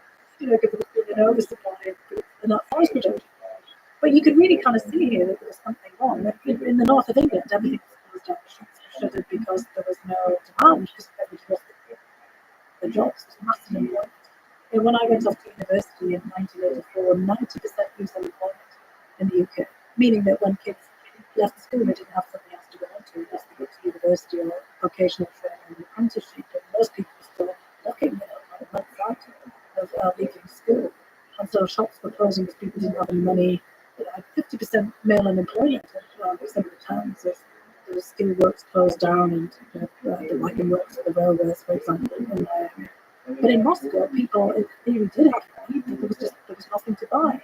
Those are the places falling apart. Literally, I saw massive sinkholes open up in the city, balconies fall off buildings, you know, one accident after another. And then there was, you know, this real kind of sense, even though the vibrancy and excitement and hope of the Gorbachev period, a real sense of this Soviet Union stood way. And of course, it was only a year or so after I left from that exchange program. I already started with my degree program in Soviet studies in private. That the Soviet Union basically happened. And it really did unravel. It wasn't like it collapsed. It was basically that there was so many debates that Gorbachev sparked up about how to reform the country, how to put it on a different path. But, you know, no one was in agreement. Especially all these fights and deep debates and disputes among the elites in the centre, as well as, you know, basically a loss of faith in the system in the periphery and among the general population that in fact pulled it apart. And of course, 1991, you get that Boris Yeltsin is the head of the Russian Federation, the constituent part of the Soviet Union, together with the presidents of Ukraine and Belarus, all of these being individual parts of the Soviet Union getting to an agreement, essentially ending it. And Gorbachev, you know, is basically out there at the peak of this whole kind of period of experimentation, thinking about the future. Within a couple of years, it's all kind of gone and it's on a different track entirely. Well, I wonder if we rerun the 20th century 1,000 times, if how many times the Soviet Union will collapse. Yeah, I wonder about that too. And I also wonder about what would have happened if it didn't collapse and Gorbachev had found a different direction. You know, we see a very difficult time now in American history. The United States of America. It's very different cultures, very different beliefs, ideologies within those states. But that's kind of the strength of America. There's these little laboratories of ideas. Until though, but they don't keep together. I mean, I've had colleagues who have described what's happening in the West right now as kind of soft secession, with states, going off in their own direction. And the centre. In which state? Well, What? these kinds of conceptions that we have now of divisions between red and blue states because of the fracturing of our politics. And I'd always thought that wouldn't be possible in somewhere like the United States or many other countries as well, because there wasn't that ethnic dimension. But in fact, many of the way people talk about politics is given it that kind of appearance in many respects. So, I mean, we know from the Soviet Union, the Soviet period, and from where you're from, originally Ukraine, that language is not the main signified identity. And that identity can take all kinds of other forms. That's really interesting. I mean, but there has to be a deep grievance of some kind. If you took a poll in any of the states in the United States, I think a very small minority of people would want to actually secede. Even in Texas, where I spend a lot of my time. Yeah. I think that there is a common kind of pride of nation. There's a lot of people complain about government and about how the country's going. The way people complain about the weather when it's raining. This stupid weather, it's raining again. Yeah. But really what they mean is we're in this mess together.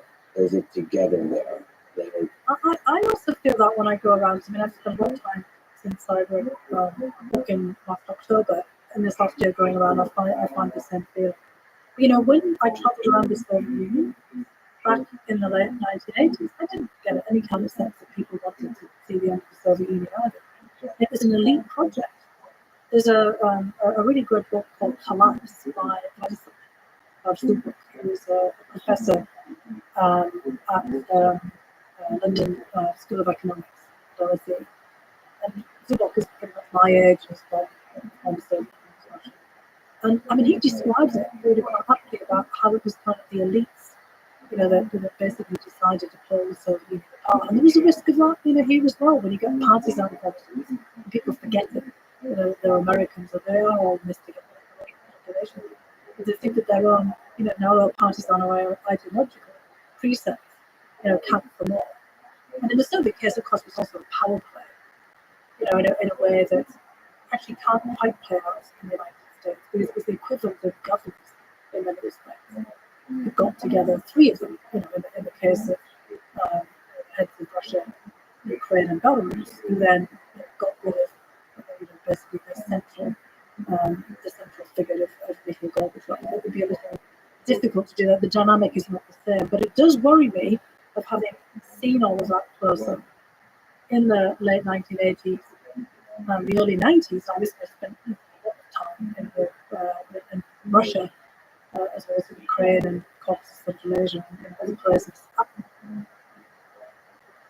after the collapse of the Soviet Union. But you kind of see the same elite divisions here in the United States pulling in different directions and straining the overall politics. And the way that national politics gets imposed on local policies. Because it certainly wasn't when I first came to the US in 1989. I didn't honestly in 1989 when I first came here. I didn't know anybody's political affiliation. I barely knew their religious affiliation. And obviously race was a major phenomenon here that was a shock to me when I first came. But many of the kind of the class, regional, geographic, kind of political dimensions in other places, I didn't see them play in the same way then as I do now. And you take a lot of pride to this day of being nonpartisan. That said, did you serve for the George W. Bush, Barack Obama, and Donald Trump administrations, always specializing in Eurasia and Russia? You were the top presidential advisor to former President Donald Trump on Russia and Europe, and famously testified in his first impeachment trial in 2019, saying, "I take great pride in the fact that I'm nonpartisan foreign policy expert." So, given that context, what is nonpartisan to you? Well, it means being very careful about not putting any kind of ideological lens on anything, that I'm analysing or looking at or saying about foreign policy, but also not taking, kind of one stance of one party over another either.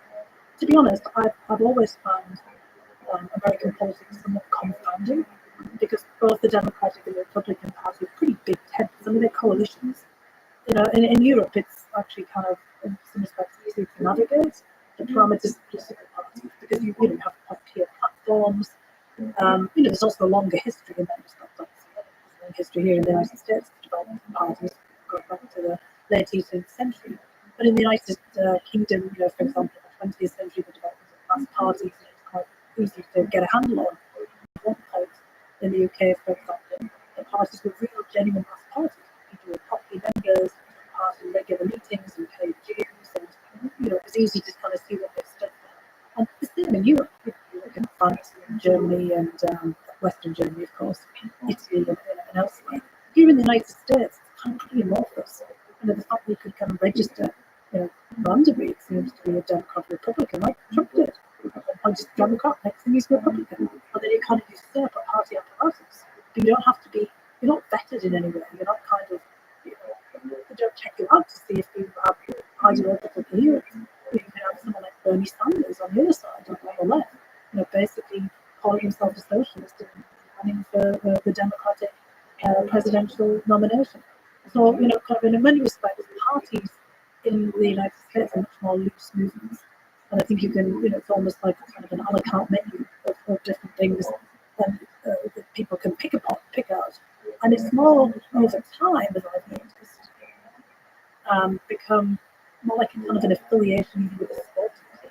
I mean, I get very shocked by the views of I couldn't do this because that's my side, and I couldn't do anything, and I couldn't support someone for the other side. I mean, I have a relative in my extended family here who was died in the war Republican on family holiday. There's a book on their table said 100 reasons for voting for a Democrat. I said, hey, are you thinking of shifting past affiliation? And I opened the book and it's blank. That's tough. I thought, oh, there you go then. It was just, there's no way that people can pull themselves out of these frames. So for me, it's very important to have that independence. I think you can be politically engaged on the issues, but basically without taking a stance that's defined by some ideology or some sense of kind of partisan affiliation. I think I tweeted about this, maybe not eloquently. The statement, if I remember correctly, was something like, if you honestly can't find a good thing that Donald Trump did or a good thing that Joe Biden did, you're not thinking about ideas. You just picked a tribe. I mean, it was more eloquent than that, but it's basically, it's just a really good test to see, are you actually thinking about like how to solve problems versus like the red team, blue team, like a sporting team. Can you find a good idea of Donald Trump that you like if you're somebody who's against Donald Trump, and like acknowledge it to yourself privately? Oh, that's a good idea. I'm glad you said that. Or he's even asking the right kinds of questions, which he often did actually. I mean, he obviously put them in a way that most of us wouldn't have done. But it was often kind of question of why is this happening? Why are we doing this? And we have to challenge ourselves all the time. So yeah, actually, why are we doing this? And then you have to really inspect it and say whether it's actually worth continuing that way, or if you should be doing something different. Now he had a more kind of destructive quality to those kinds of questions. Maybe it's the real estate developer and that's particularly wrecking balls or all of these kinds of sacred edifices and things like that. But often, if you really paid attention, he was asking a valid set of questions about why do we continue to do things like this. Now, we didn't often have answers about what he was going to do in response, but those questions still have to be asked. And we shouldn't be just rejecting them out of turn. And the another strength, the thing that people often criticize Donald Trump for is the weakness is his lack of stability can be a strength, because I feel like sometimes bureaucracy functions on excessive stability. Like actually I've seen this. It's not just this bureaucracy in all forms. Like in tech companies as they grow, everybody kind of you get a good salary. Everyone's Everyone's talking. And there's a meeting, and you discuss how to move stuff forward. And like, you don't want to be the asshole in the room that says, why are we doing this way? This is this could be unethical. This is hurting the world. This is totally a dumb idea. Like, I mean, I could give specific examples that I have on my mind currently that are technical. But the point is, oftentimes, the person that's leading that group is an asshole. Yeah. That's why Steve Jobs work. Musk works. You have to roll in. That's what first principles thinking looks like. The one bit when it doesn't work is when they start name calling, kind of inciting violence against the people that we disagree with. So that was kind of a problem because I mean, often when when I was in the administration, I had all of Europe in my portfolio as well as Russia, and there were many times when we were dealing with our European colleagues where he was asking some pretty valid questions about, well, why should we do this if you're doing that? For example, the Nord Stream 2 pipeline. The United States has been opposed to Europe's reliance on gas and oil exports from Russia, the Soviet Union since the 70s and 80s. And Trump kept pushing this idea about, so why are we spending so much money on NATO and NATO defense and we're all talking about this if you're then basically paying billions to Russia for gas? Isn't this contradictory? Of course it was. That was the way that he did it.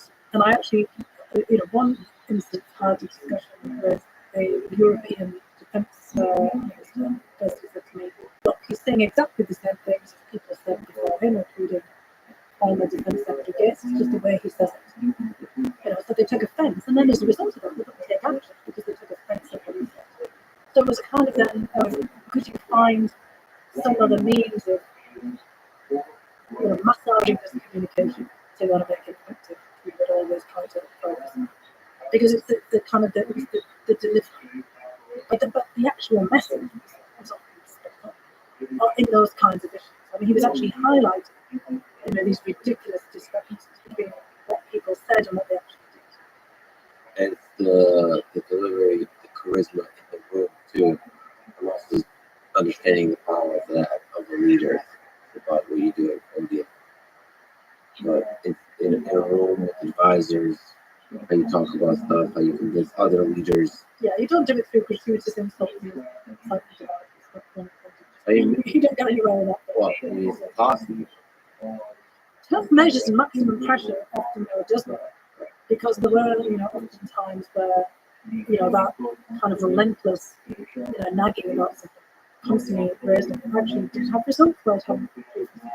So there's the maximum pressure, if it kind of kept on it in the right way, and often when we were coming in behind on pushing on issues related to NATO or other business same sphere, we would actually have an effect. It just doesn't get talked about because it gets overshadowed by all of the other kind of stuff around us and the way that he interacted with people and treated people. What was the hard key test?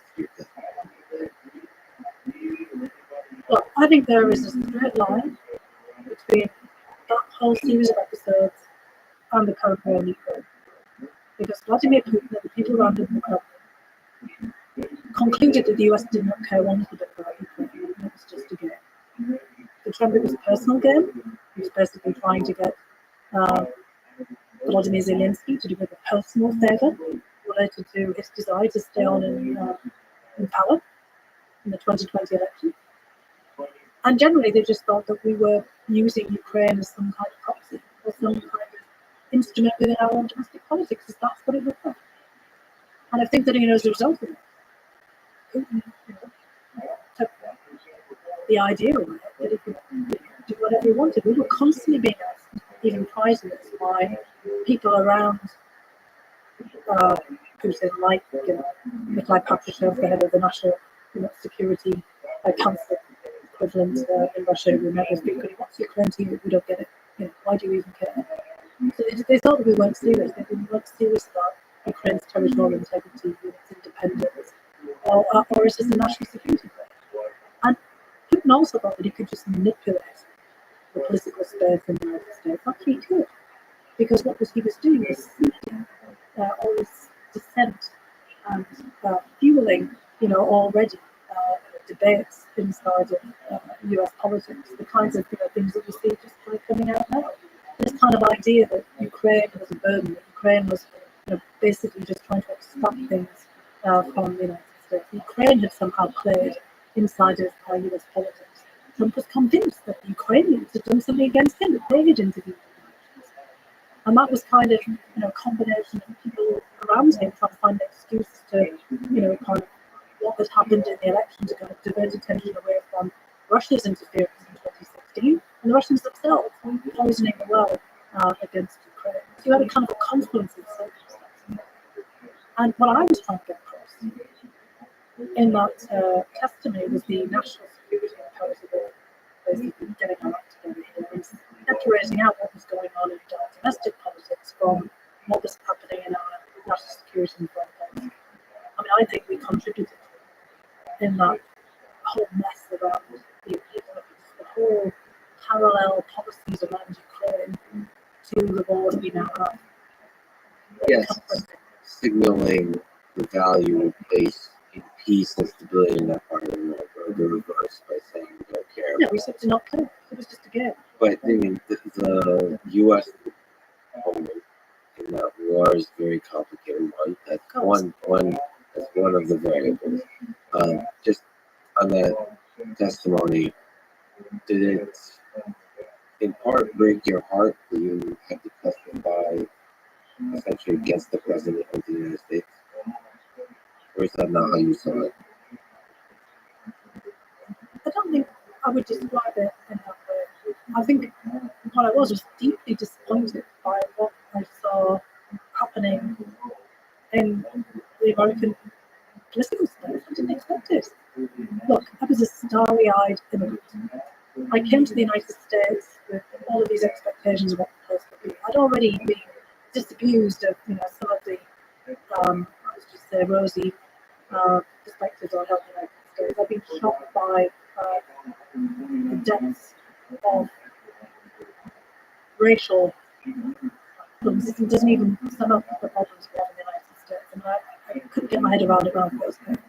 I mean, I'd read about slavery in American history, but I hadn't fully fathomed, really the kind of the way it was ripping apart the United States. I mean, I'd read Rothschild when he commented on this, and it obviously, kind of changed the way the performance would expect all this time, from the 18th century onwards. So that was kind of one thing that I realised the civil rights movement and all of these, acts of expansion, suffrage, and everything else were imperfect at best. I was on 65 at the same time as the civil rights act. To go. So I wasn't, let's just say, as starry-eyed about everything as I've been before, but I really saw confidence and professionalism in the US government, in the election system and the integrity of it. And I really saw that. I thought that the United States was the gold standard for, institutions. I worked in the National Intelligence Council, and I think where the United States had tried to address the problems that it had faced in its botched analysis of Iraq and terrible strategic blunder of obviously a crime in my view of invading Iraq, but the way that people were trying to deal with that in the aftermath. I mean, I went into the National Intelligence Council, the DNI, the Office of the Director of National Intelligence, and come to terms with what had gone wrong in the whole analysis about Iraq in 2003. In the whole wake of people trying to pull together after 9/11 to learn all of the lessons from all of this. And I saw, just really genuine striving and deliberation about what had gone wrong, what lessons could we learn from this. And then secondly, I found myself in this, I couldn't really describe it, just totally crazy looking glass, thinking of Alice in Wonderland, Alice through the looking glass version of American politics. I mean, I'd seen everything starting to unravel over a kind of a period of time before I'd been asked to do the administration, but I did not expect it to be that bad. I mean, I'd been warned, by people that this was, kind of really a very serious turn. But I really felt that national security was the uppermost in people's minds. And it was when a lot of people that I worked with. But what I found, if you want to use that, term of heartbreaking, was the way in which all of these principles that I really bought into and tried to uphold in the United States government and things that we were trying to do with me and my colleagues was just be and I would have to step up in defence of them, defence of my colleagues who were being lambasted and criticised and given death threats for actually standing up and doing their own jobs. In particular on the topic, right? Not just on Ukraine, but national security overall. So I mean, I've gone through this whole period where we talked about that. I'm seeing non-partisan government officials being attacked from all sides, left and right, especially the right, and being basically accused of being partisan hacks, deep state, coup plotters, you name it. Their patriotism being questioned as well. And a lot of people I work with in government, like myself, naturalised Americans, not immigrants, many were refugees. And many people had fought in wars on behalf of the United States, Iraq and Afghanistan being blown up. And, they put their lives on the line. They put their family lives on the line, because they believed in America. And they were reflections of Americans from all kinds of walks of life. It's what really made, that cliche of America great. It wasn't, whatever it was being, bandied around in these crude, political theories. It was just the strength of the incredible set of people who've come together from all kinds of places and decided that they're going to make a go of it and that they're going to, try to work towards the idea of the preamble of the Constitution towards a more perfect union. And I saw people doing that every single day, despite all of the things that they could criticise about the United States, not believing in what they were doing and believing in the promise of the country. And then here we were, people were just treating it like a game, and they were treating people like it. And they were just playing games of people's lives. I mean, we all had different people's, careers, which were not just careers for their own self-aggrandizement, but careers of public service, trying to give something back, were being shattered. And I thought, I just thought to myself, I'm not going to let that happen. Because, I've come from a couple, we're going to send me back to Bishop Auckland and County Durham. I'm totally fine to go back, because I could do something back there. But I'm not going to let this happen. I've made this choice to come to America. I'm all in. And these guys are just behaving like idiots. And they're ruining it. They're ruining it for everybody. The personal attacks on competent, hardworking, passionate people who love what they do in their heart. Similar stuff I've seen for virologists and biologists, colleagues, basically scientists in the time of COVID when there was a bunch of cynicism and there was personal attacks, including death threats on people that work on viruses, work on and they're going around vaccines. Basically with protective gear on in case somebody shoots them in the street. That's just absurd. But when you zoom out from the individual people and actually look at the situations that we saw in the with George W. Bush, Obama, and Donald Trump presidencies, and I'd like to sort of criticize each by not the treatment of individual people, but by the results. Right, I think that's fair. So if you look at George W. Bush, and maybe you can give me insight. It's fascinating to me. We have extremely competent, smart, hardworking, well-intentioned people. How do we, as a system, make mistakes in our policy? So I think the big mistake, you can characterize in different ways, but George W. Bush is invading Iraq, or maybe how it was invaded, or maybe how the decision process was made to invade it. Again, Afghanistan, maybe not the invasion, but details around like having a plan about how to withdraw, all that stuff. Like Barack Obama, to me, similarly, is a man who came to fame early on for being somebody who was against a rare voice against the invasion of Iraq, which was actually a brave thing to do at that time. And nevertheless, I don't know the numbers, but I think he was the president for 8 years over increased drone attacks,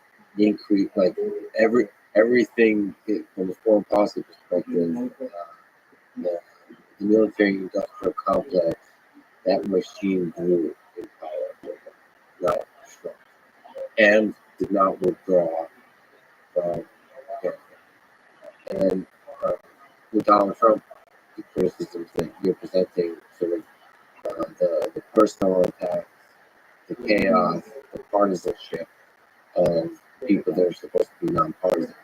So that if you could sort of steel man the chaos, to make the case for chaos, maybe we need to shake up the machine, throw a wrench into the engine, into the gears. And every individual gear is going to be very upset with that because it's the wrench, not an efficient process by making the government. It forces the systems of not the individuals, but the system to reconsider how things are done. So obviously, all of those things, the actual results are not very positive. You could have done that on the latter, shaking things up, because I'm not one for questioning and trying to shake things up and do things differently. But the cost is to bring the whole system down with nothing. The ideas of putting it in place. I mean, like many people, I've studied the Bolshevik Revolution, and many others as well. And what's the pattern here? That actually fits into what you're talking about here is a kind of rigidity of thought on the part of revolutionaries as well, and also narcissism. In fact, I think it takes pretty strong sense of yourself, kind of know yourself to want to be president in the United States, for example. We see that in many of our presidents have been narcissists, different, kind of different. If you think about Lenin, for example, you can go back and read about Lenin. He formed his visions back at 18 and he never shook them up. He never evolved. He didn't have any kind of diversity of thought. And when systems go awry, it's when they don't bring in different perspectives. And so, Trump, if he brought in different perspectives and actually listened to them and not just believe that he himself knew better than everyone else and then try to divide everybody against each other, it would have been a different matter. It's a tragedy of a completely and utterly lost set of opportunities because of the flaws in his own nature.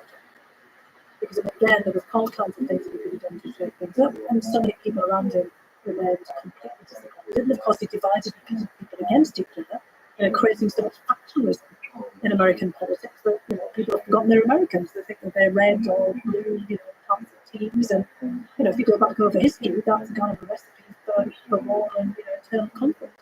If you go back to the Byzantine Empire, for example, it was the famous episode of the Nika riots in Constantinople, where the whole city gets trashed because the Greens, the Reds, the Blues, and these various sporting teams in Rome get whooped up by political forces and they pull the place apart. And that's kind of where we've been heading in some of these trajectories. But the other point is when you look back, at Bush and Obama as well, there's a very narrow circle of decision making. Bush period is the focus on the executive branch, with Dick Cheney as the vice president being very fixated on it. And Obama, it's he and kind of the right young things around him. From himself is kind of intellectually, one might say arrogant in many respects. He's very smart, and he's convinced that he ruminates on a lot of things, but he's the person who makes a lot of decisions. And basically, George W. Bush used to call himself the decider as well. Right? They're all the people who make the decisions. It's not always as consultative as you might think it is. And for Trump, it's like, I don't listen to anybody at all. It's just me and whatever it is that I've woken up today and I've decided to do. So I think the problem with all of our systems where we don't get results because we don't draw upon the diversity of opinion and all the ideas and people out there. You do that in science. I mean, all of my friends and relatives who are in science, they've got these incredible collaborations with people across the world. And how did we get to these vaccines for the COVID virus? Because of this incredible years of collaboration. Sharing results, sharing ideas. And our whole system has become ossified. We think about the congressional system, for example, as well, and there's this kind of rapid turnover that you have in Congress every 2 years. There's no incentive for people, basically to work with others. They're constantly campaigning. They're constantly trying to appeal to whatever their base is. And they don't really care about, some do, they go to their constituents, but other people don't. And the Senate is all kind of focused on the game of legislation for so many people as well, not focusing again on that kind of sense about what are we doing like scientists to kind of work together for the good of the country to push things along. And also our government also does this silent. There's not a lot of mechanisms for bringing people together. There ought to be things like the National Security Council. The National Intelligence Council actually did that quite successfully at times. we don't have, we have it within the National Institutes of Health, the CDC breakdown on this, kind of front. We don't have sufficient of those institutions that bring people together from all kinds of different backgrounds. One of the other problems that we've had with government, with the federal government, over, state and local governments, is actually quite small. People think that the federal government's huge because of the postal service and the military. But your actual federal government employees is a very small number. And, the senior executive service part of that is the older white guys, who kind of come up all the way over the last several decades. We have a really hard time bringing in younger people into that kind of government service, unless they're political hacks, they have to, or they're kind of looking for power and, sort of influence. We have a hard time getting people like yourself and other, young people kind of coming in to make a career out of public service and also retaining them, because people with incredible skills get poached away into the private sector. And a lot of people that I work with on the national security side are now at all kinds of high-end political consultancies, and to Silicon Valley, and they've gone to this place and that place. Because after a time, as a younger person, they're not rising up particularly quickly, because there's a pretty rigid way of looking at the hierarchies and the promotions, and they're also getting lambasted by everyone. People like, public servants, they're not really public servants. There's this whole lack of loss of a kind of a faith in public service. And the last few years have really done a lot of damage. We need to revitalise our government system to get better results. We need to bring more people in, even if it's for a period of time, not just through expensive contracts for the big consulting companies and other entities that do government work out there, but getting more people in for a period of time, expanding some of these management fellowships and the White House fellows, and bringing in scientists from the outside, giving that kind of opportunity, collaboration that we see in other spheres. I think that's actually one of the biggest roles for president that, for some reason, during the election, has never talked about, is how good are you at hiring? Yeah. And creating a culture of like attracting the right. I mean, the chief hirer. When you think of a CEO, like the great CEOs are, maybe people don't talk about it that often, but they do more often for CEOs than they do for presidents. Is like, how good are you at building a team? Well, we make it really difficult because the political process, and also because we have so many political appointments, we don't have less to go. If you look at other governments around the world, that are smaller, it's much easier for them to hire people. Some of the most successful countries are much smaller. And it's not that I say that the government is necessary. It's just thinking about each unit in a different way. We shouldn't be having so many political appointments. We should kind of find more professional appointments, more non-partisan appointments. Because, every single administration that we've had over the last span of presidents, they have jobs that are unfulfilled because they can't get their candidates through Congress and the Senate because of all the kind of political games that are being played. I know loads of people have just been held up because it's just on the whim of some member of Congress, even though that the actual position that they want is really technical and doesn't really care about what political preference they particularly have. So I think we have to try to look at the whole of government in the way that we would over other professional sectors. I just try to think about this as just you said there, that this is a government that's actually running our country. This is an operating system, and you couldn't operate it like that if we were looking at it in any kind of rational way. It shouldn't be so ideologically partisan.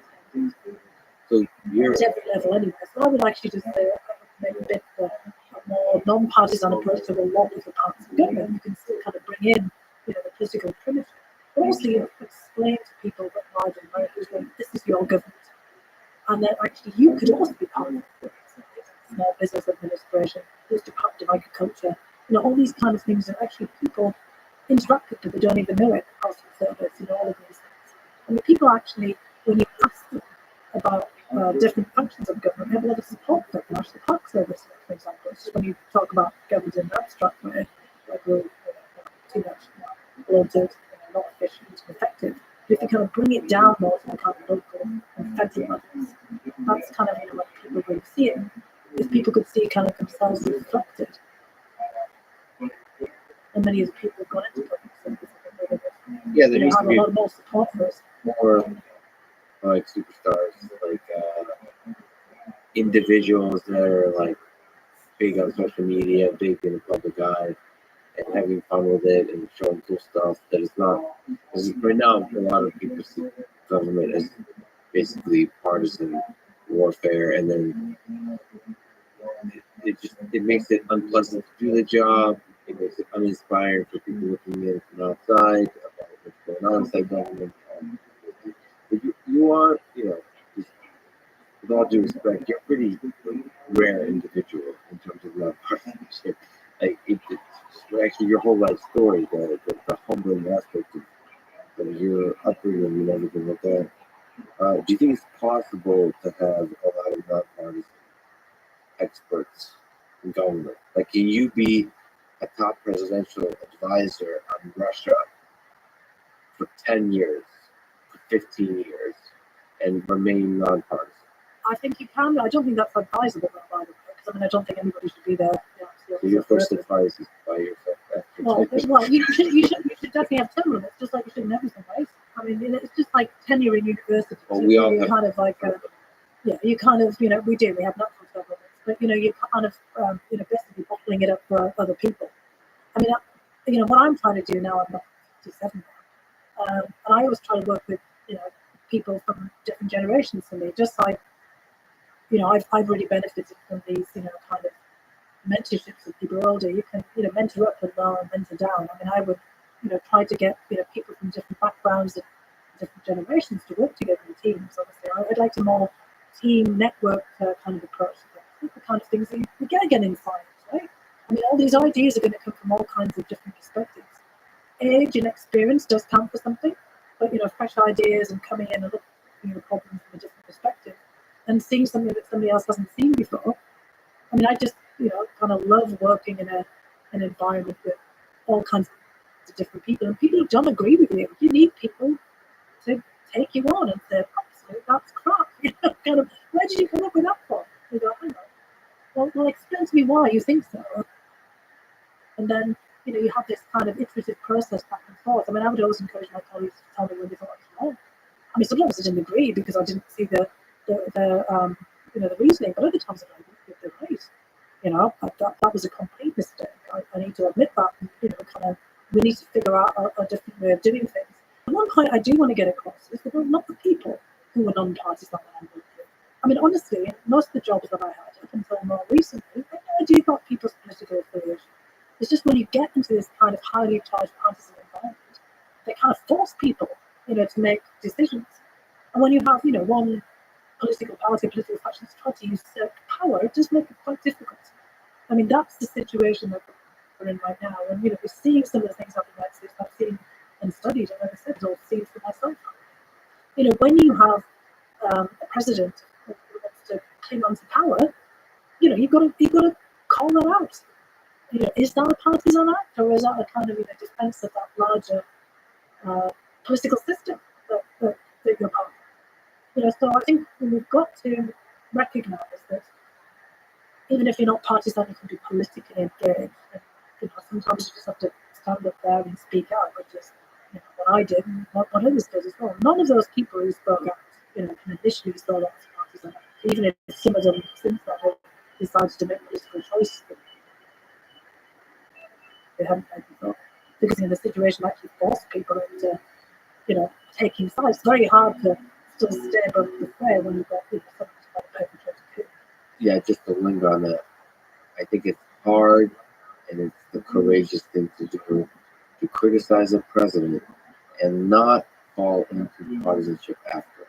Because the whole world will assume you criticize Donald Trump, that you're clearly a Democrat, and so they will just, everybody will criticize you for being a Democrat, and then so you're now stuck with that, so you go to the grace that way. But to still walk the nonpartisan line after criticism, that's the hard work. So not let the criticisms break you into into a certain kind of ideological set of positions. I mean, our political system needs revitalization. We need to be taking a long, hard look at ourselves. And I think what people are calling out for, not the vast swathe of the population, like me, who are unaffiliated, maybe some leaning one direction over another. And unaffiliated doesn't mean we don't have views about things and political opinions, and they sound quite extreme on some of those, either from the left or right perspective. What people are looking for is kind of an articulation, things in a kind of clear way that they can get handled. I'm also looking for a representation. Somebody's going to be there for you. Not have the kind of rigid TV you're excluded from, the ins and the outs. But what people are looking at now, they're looking at that in the workplace because they're not finding it in politics. You're actually getting workers pushing people talk about the rise in workers. People just say, hang on a second, the most important space that I'm in right now is my workplace because it's where my benefits are from. I'm not coming from the state, and that's a peculiarity of the United States system. Britain, you've got the National Health Service, you've got all the kind of national-wide benefits. You're not tethered to your employer like you are in the United States. But here now, we're asking people, people are pushing for more representation. They're asking to be represented in their workplace. Be it Starbucks, where baristas are, Starbucks employees are trying to unionize. We have some of our research assistants, booking assistants, kind of teaching assistants, and big universities doing the same kind of thing as well, because they want to have their voice there. They want to kind of play a larger role. They want to have change, and they're often pushing their companies or the institutions they work for to make that change because they don't see it happening in the political sphere. Because it's not just enough to go out there and protest in the street, but if you want something to happen, that's why you see big corporations playing a bigger role as well. Yeah, and of course, there's a long discussion. There's also criticisms of them of mechanisms of unions to achieve the giving of a voice to people. This goes back to my own experience growing up in Northern England. The Durham miners that I was part of for generations, first to my family, not in the mines on my dad's side, they created their own association. It wasn't a union per se. Later, they became part of the National Miners' Union. They lost their autonomy and independence. But what they did was they pooled their resources. They set up their own parliament. We could all get together. Literally, the first parliament. Happened in sometimes World War One, and they all got together because they didn't have the vote. They didn't have suffrage at the time because they didn't have any money. So they didn't come pay the tax, and they couldn't run for parliament. And this is, the kind of the origins of the organised labour parties later. But they created these associations so they could talk about how they could deal with these other communities and have a voice in the things that mattered. Education, improving their work conditions. It wasn't like what you think about some kind of like big political trade union with, left-wing, kind of ideas. In fact, they actually tried to root out later after the Bolshevik Revolution in the Soviet Union, even when they were still having ties with those like Marx and in the 1920s, Trotskyites and kind of Leninists and communists. They were more focused on how to improve their own well-being, what they called the welfare. They had some welfare societies where they were kind of trying to think, and that's kind of what baristas in Starbucks want, or workers in Amazon. They're looking about their own well-being. It's not just about pay and work conditions, about what it means to be part of this larger entity, because you're not feeling that same kind of connection to politics, at the moment, because you're being told by a representative, sorry, I don't represent you, just vote for me. If you're not a Democrat, you're not Republican, you're not red, you're not blue, you're not mine. And so people say, well, I'm in this workforce, this is kind of my collective. This is therefore, this is where I'm going to go. So this is kind of happening, and we have to, realize that, we've kind of gone away full circle back to that, kind of period of the early emergence of sort of mass labour. That's where the political parties, today, and, the kind of early unions came out of as well. So feeling of a mass society where people weren't really able to get together and implement or push for change. With unions on a small scale and a local scale, it's like every good idea on a small scale can become a bad idea on a large scale. Yeah. So, like, marriage is a beautiful thing, but on a large scale, it becomes the marriage industrial complex that tries to make money off of it. combined with the lawyers that are trying to make money off the divorce, it just becomes There this you go. caricature of a thing, or like Christmas and the holidays. It's like I don't disagree, but what I'm saying is this people are basically looking for something here, kind of, this is why, I mean, I myself think about much more local, kind of solutions to these kind of problems. It's again the team network approach. on the impeachment. Looking back, isn't part of it. You get to experience it. Do you think they strengthened the weekend? I think it weakened in many respects, just the way that it was conducted. I mean, there's a new book coming out by a couple of journalists in the Washington Post. I haven't actually seen it yet, but I really did, kind of worry that myself that it became a spectacle. And although it actually, I think, in many respects was important in terms of an exercise of civic responsibility, it gave people a big, massive lesson in civics.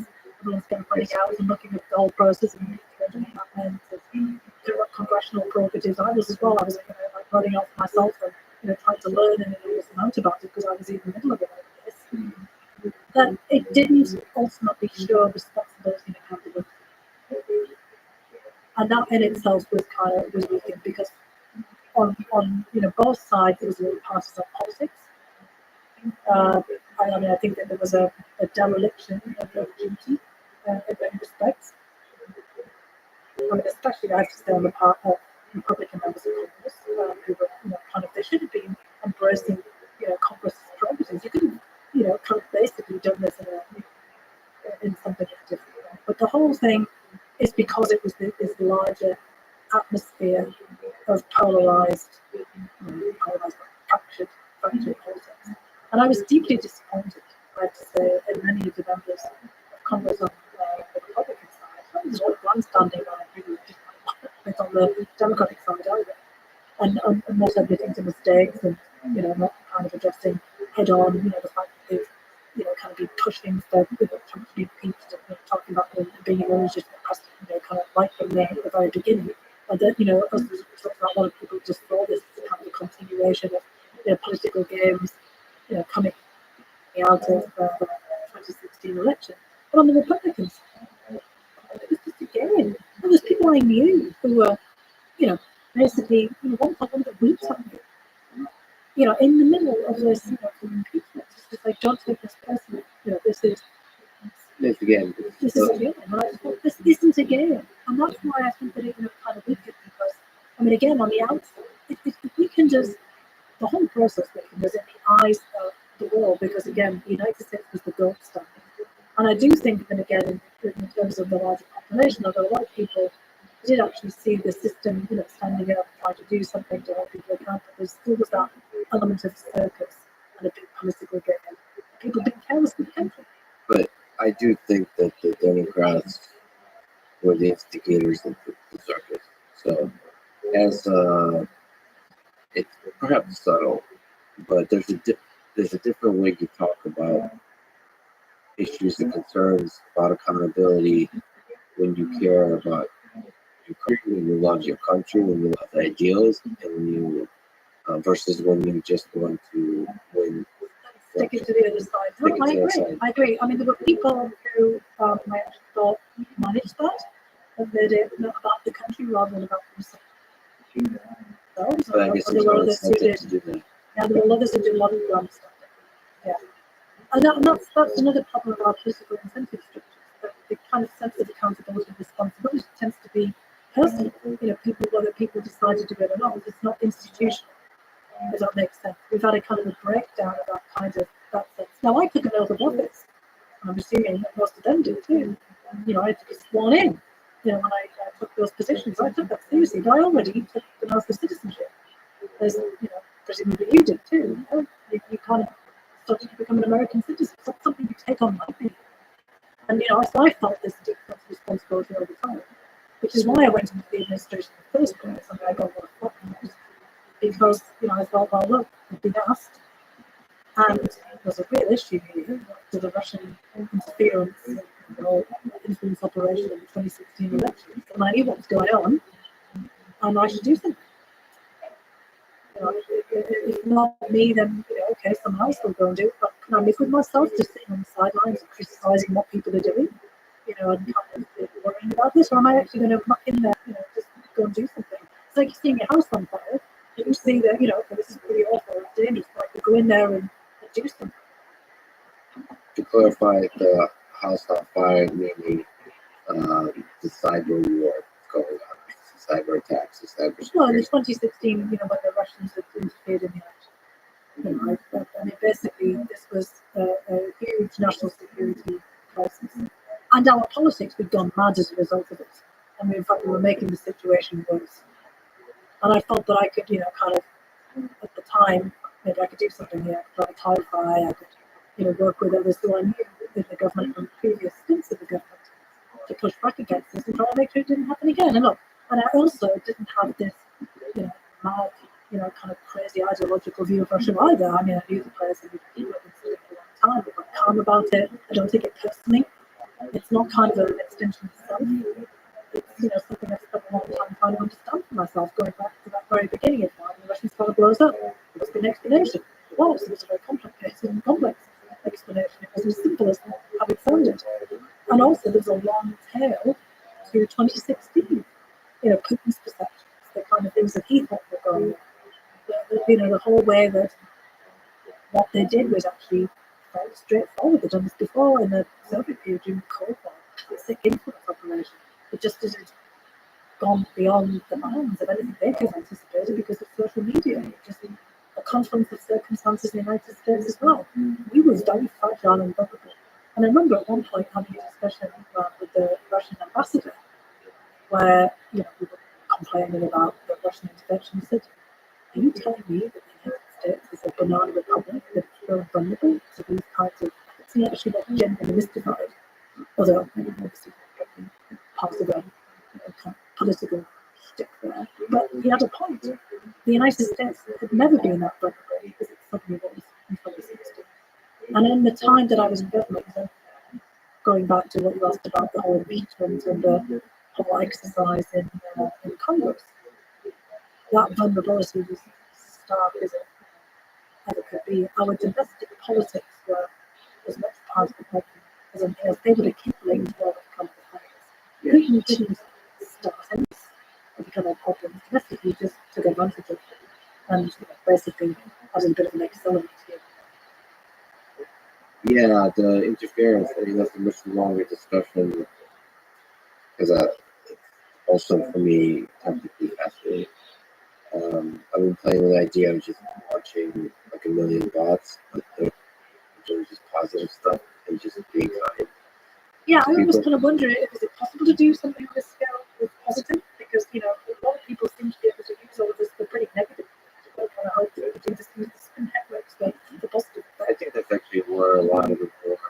I think the original hackers to today, what gives people like me and I think a lot of people that in the hacking community pleasure is to do something difficult, break through the systems, and do the ethical thing. Right. So do the because if there's something broken about the system, you want to break through all the rules and do something that you know in your heart is the right thing to do. So that's what Aaron Schwartz did with releasing journals and publications that were behind paywalls to the public. Right. But to me, it's fascinating because I maybe you can actually educate me, but I felt that the Russian interference in terms of social engineering, in terms of bots, all that kind of stuff, I feel like there was more used for political bickering than to actually understand the national security problem. Because I would like to know the actual numbers involved in the thing. Like that. I mean, obviously, hopefully, people now understand that better. They're trying to defend the national security of this country, but it felt like for example, if I launch one bot and then just contact somebody at the New York Times saying I launched this one bot, they'll just say MIT scientist hacks, they'll just and then they'll spread. But that's exactly what happened. It was, kind of, I think that Putin and some of the people around him understood because, again, propaganda state, they spend an awful lot of time thinking about how you basically put out your own content and how you get maximum effect through performance. Putin himself is a political performance artist. I mean, Trump understood exactly the same thing. They were actually operating in parallel, not in collusion, but in parallel. Basically, Trump understood how to get lots of free airtime, how to get himself at the center of attention. Putin, did that through a kind of, I think, a less organic kind of way. A lot of people working around him. So Bolshevik, anti-pop, and kind of the whole Soviet propaganda machine. And Putin kind of growing up in that kind of environment and having the kind of the Kremlin press office and all the kind of people around him, and kind of a massive machine, knew how that worked. I mean, they haven't done what the Chinese did in Russia, blocking everything and having big firewalls, kind of putting out lots of content, getting into the sort of center of attention. Trump's doing the same kind of thing. And the Russians understood that, if you put a bit of things out there and then call up the New York Times, and people are going to run with it. And what they wanted was the perception that they had actually swayed the election. They loved it. This was the huge mistake of the Democrats. They kept trying to push against this. No, they did not elect Donald Trump. Americans elected Donald Trump, and the Electoral College was a key part. Vladimir Putin didn't make that up. And basically, I also remember, at one point, the Russian ambassador, talking to me about when we were doing the standard, here we are, we're lodging our complaint about the interference. He basically said, well, we didn't, kind of invent Comey, and basically the decision to reopen, Hillary Clinton's emails, or kind of Anthony Weiner and kind of his emails on his computer. Yeah, he's right. I mean, there were plenty of things in our own system that created chaos and tipped the election. Not, kind of what the Russians did, but it's obviously easy to blame the Russians and blame yourself when, things are kind of, or those random forces and those random factors. Because people couldn't understand what had happened in 2016. There was no hanging chads like 2000 where it was, kind of a technical problem that actually, ended up with the intervention of the Supreme Court.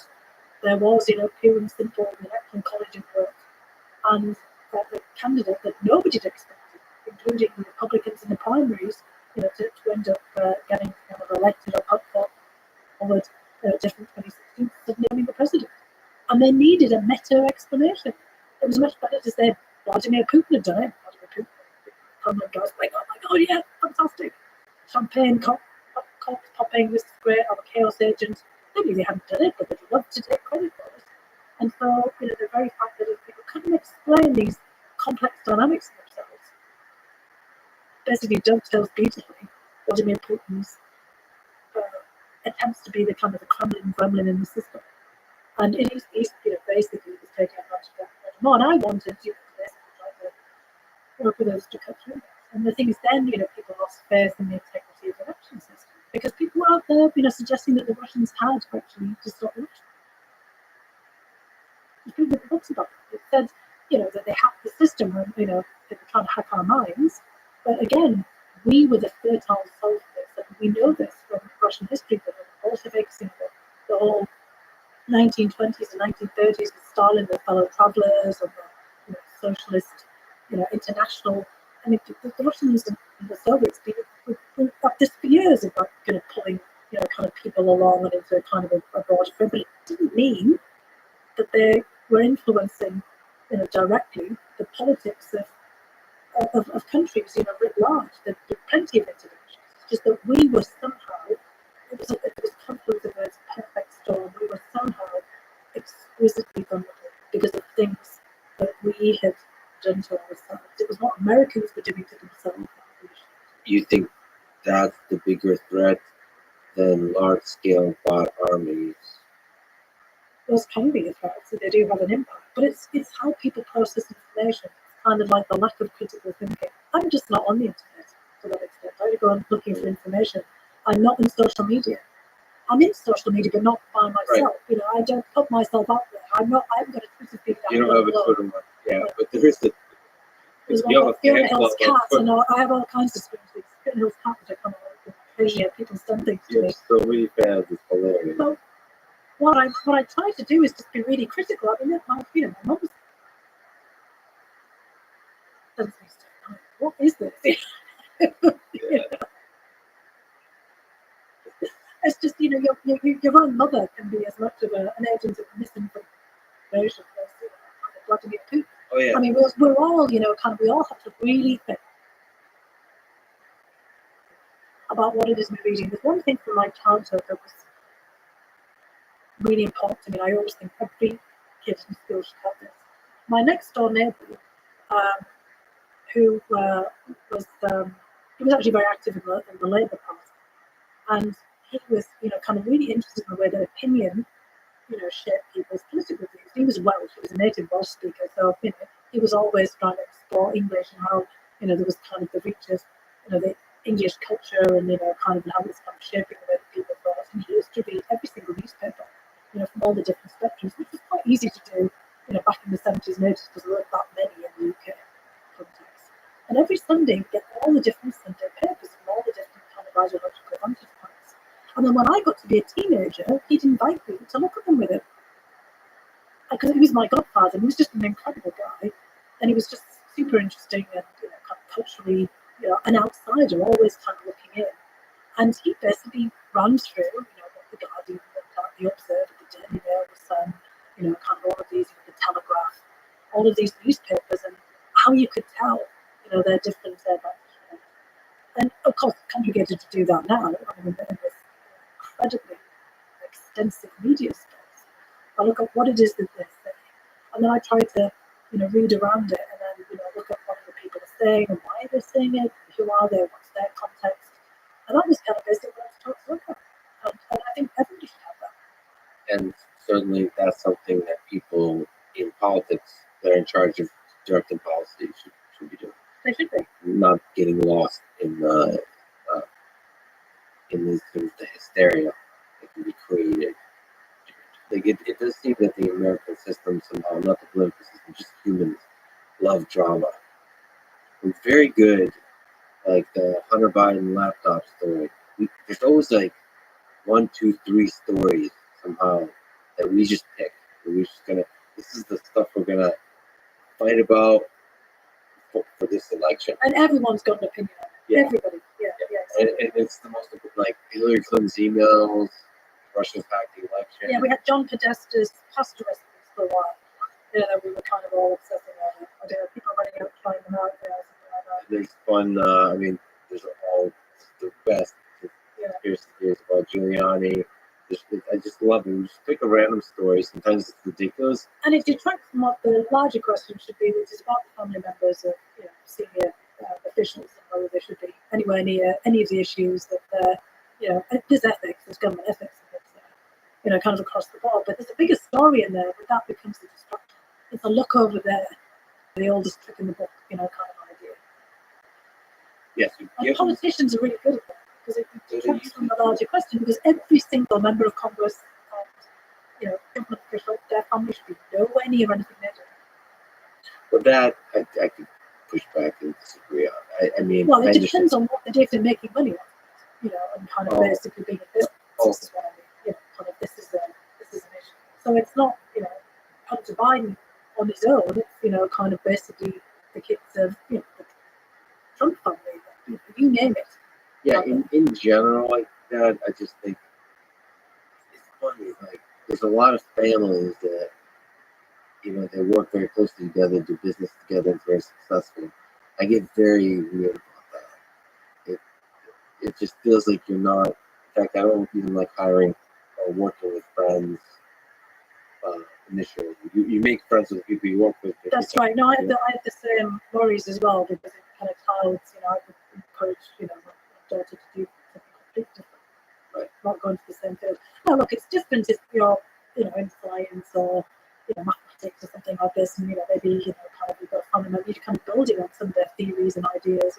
If Albert Einstein had a kind of a offspring who was a mathematician, his father's thinking further, that would be very different.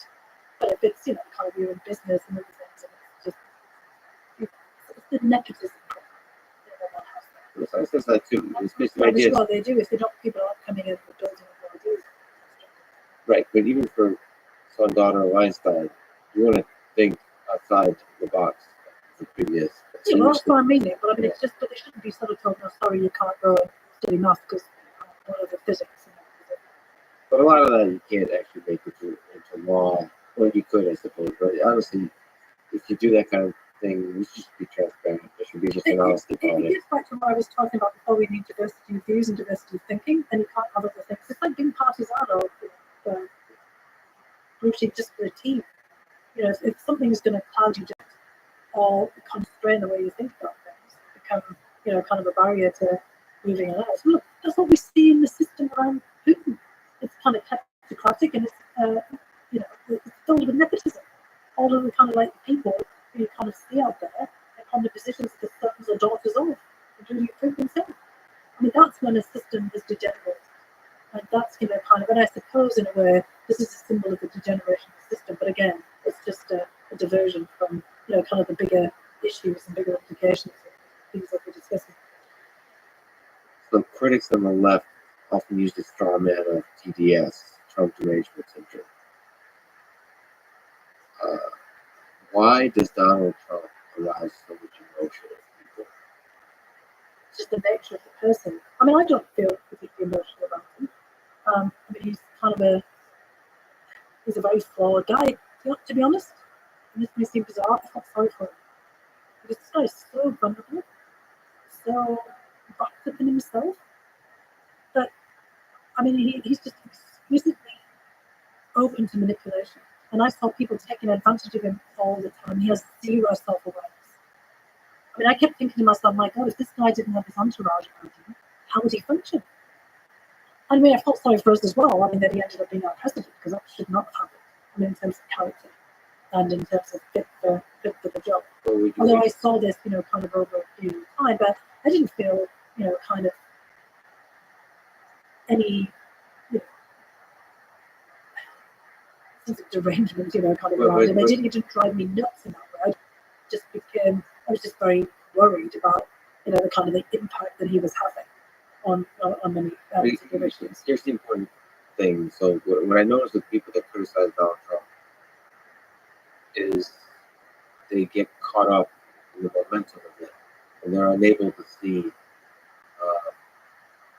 First of all, let's start with some ground truth, which is approximately half the country voted for the guy, right? And more voted in 2020 than voted in 2016. Yeah. And I just feel like people don't load that in when they're and honestly. A lot of those people didn't vote for him and his personality enough because I know a lot of people who voted for him first time and second time. And they could disassociate, you know, kind of all of the kind of features of Donald Trump that drives other people nuts from, you know, what they thought that in actual fact he could achieve in terms of, it wasn't just this kind of sense about, I couldn't possibly vote for Democrats. Sometimes it's just like, well, look, he shakes things up, and we need things to be shaken up. And some people might have voted for personality. Yes, no, some of them did as well, but I'm just thinking that not all of them did either. We don't know that data. Yeah. But I can't say how much. I'm just saying, anecdotally, I know people who voted because he's him, from the charisma and others who voted because he's shaking things up and, you know, he's keeping people on their toes and, you know, kind of, we need that, you know, that idea. But the way to avoid Trump derangement syndrome, to me as a doctor, prescribing to the patients this syndrome, this issue, is I feel like you have to empathize with the people. You have to imagine in your mind all the different strengths that the people who have voted for Donald Trump see, and really understand it, really feel it, like walk around with it, and then criticize. Like, I just feel like people get lost in this bubble of criticism in their own head. I forget, like, pride, brand, in their own head, they're not able to see, like, half this country that we're a part of voted for the person. Same with Biden. Half the country voted for the guy. The people that are criticizing Biden, and they're doing this, the way Biden is currently criticized is not based on policy. It's based on personal stuff, similar like with Trump. Yeah, no, it is. I mean, that's what people don't know. I think part of that is, I mean, first of all, I want to say I completely agree with you about understanding where people are coming from. I think it's very important for people to listen to other people and their views. I try to do it all the time, try to learn from that. You know, I mean, everybody's got a perspective and a context. We all live in a certain context. We're all living in history, our own personal histories matter a lot, and also the larger context and environment in which we're living in, and where we live, and who we live with, and you know the kinds of lives that we lead as well. Those are all extraordinarily important. I mean, I know that from myself. Everything that I've done in my life has been shaped by where I came from, who I was, my family, and the way that we looked at things. You can't take yourself out of that. I mean, you can do it in some, like a science or something else, but it's still your own views and maybe some of the ideas that you have. And pursuing an experiment might have been shaped by your larger context, depending on what it is that you work in. But the other thing is the nature of the political system. The presidential election is like a personality contest, a beauty contest. It's like a kind of a referendum on one person or another. It's kind of like what we see in Russia, obviously, with Putin and not Putin, Putin before. It's not about Putin. And, what do you think about Putin? It's not about what president should be screened and kind of what their policies are. That's kind of the bizarreness of the US political system. Look, we've just seen this happening in the United Kingdom. We've got this core of a couple of hundred thousand rather, people in the Conservative Party who've just voted for 3 leaders in a row. The rest of the country isn't, and they're just looking at whether they like that personality and what they say to them, rather than what they're necessarily going to do for the country. I mean, which is kind of pretty absurd. And again, the presidency is a weird hybrid in the United States. We were talking before about this. The person should be running the country, the chief executive or the prime minister, etc. But we don't think of it like that. We often think about whether we like the guy or not, or we'd like to hang out with him. Or, one of my younger relatives, I said, "So why did you vote for Trump?" He said, "Well, it was great. It was funny. I went to his rallies. I got kind of charged up." And I said, "Could you see yourself voting for Biden?" "No, he's too old." I said, "Well, he's a little bit, kind of older than Trump, or is the same age as the grandma." Do you think the grandma? I said, "No, not at all. It's just this kind of perception he's boring." So there's people are actually sometimes basically being kind of motivated by just a feeling, kind of that kind of sense, because that's the sort of nature of the presidency. It's this kind of how you feel about yourself as an American, how you feel about the country at large, kind of symbol of the state. But in Britain, you had Queen Elizabeth II. Everybody, seemed to, for the most part, I guess, but most people respected her as a person, as a personality, as kind of symbol of the state, even if they actually didn't really like the institution of the monarchy. There was something, kind of about that particular personality that you were able to, kind of relate to in that context. But in the United States, we've got all that rolled into one. The head of state, the symbol of the state, the kind of queen, the king, the chief executive, the kind of prime minister, and then the commander-in-chief of the military. It's all things, kind of at once. But ultimately, for a lot of people, it's just how you feel about that person. Oh, I could vote for them because of this, or I couldn't vote for them because of that. And in 2016, Hillary Clinton actually did win the election in terms of the popular vote. So it wasn't that, kind of people wouldn't vote for a woman, or voted for her on the popular level, not obviously through the electoral college and the electoral college vote. So it wasn't just gender or something like that, but it was an awful lot of things.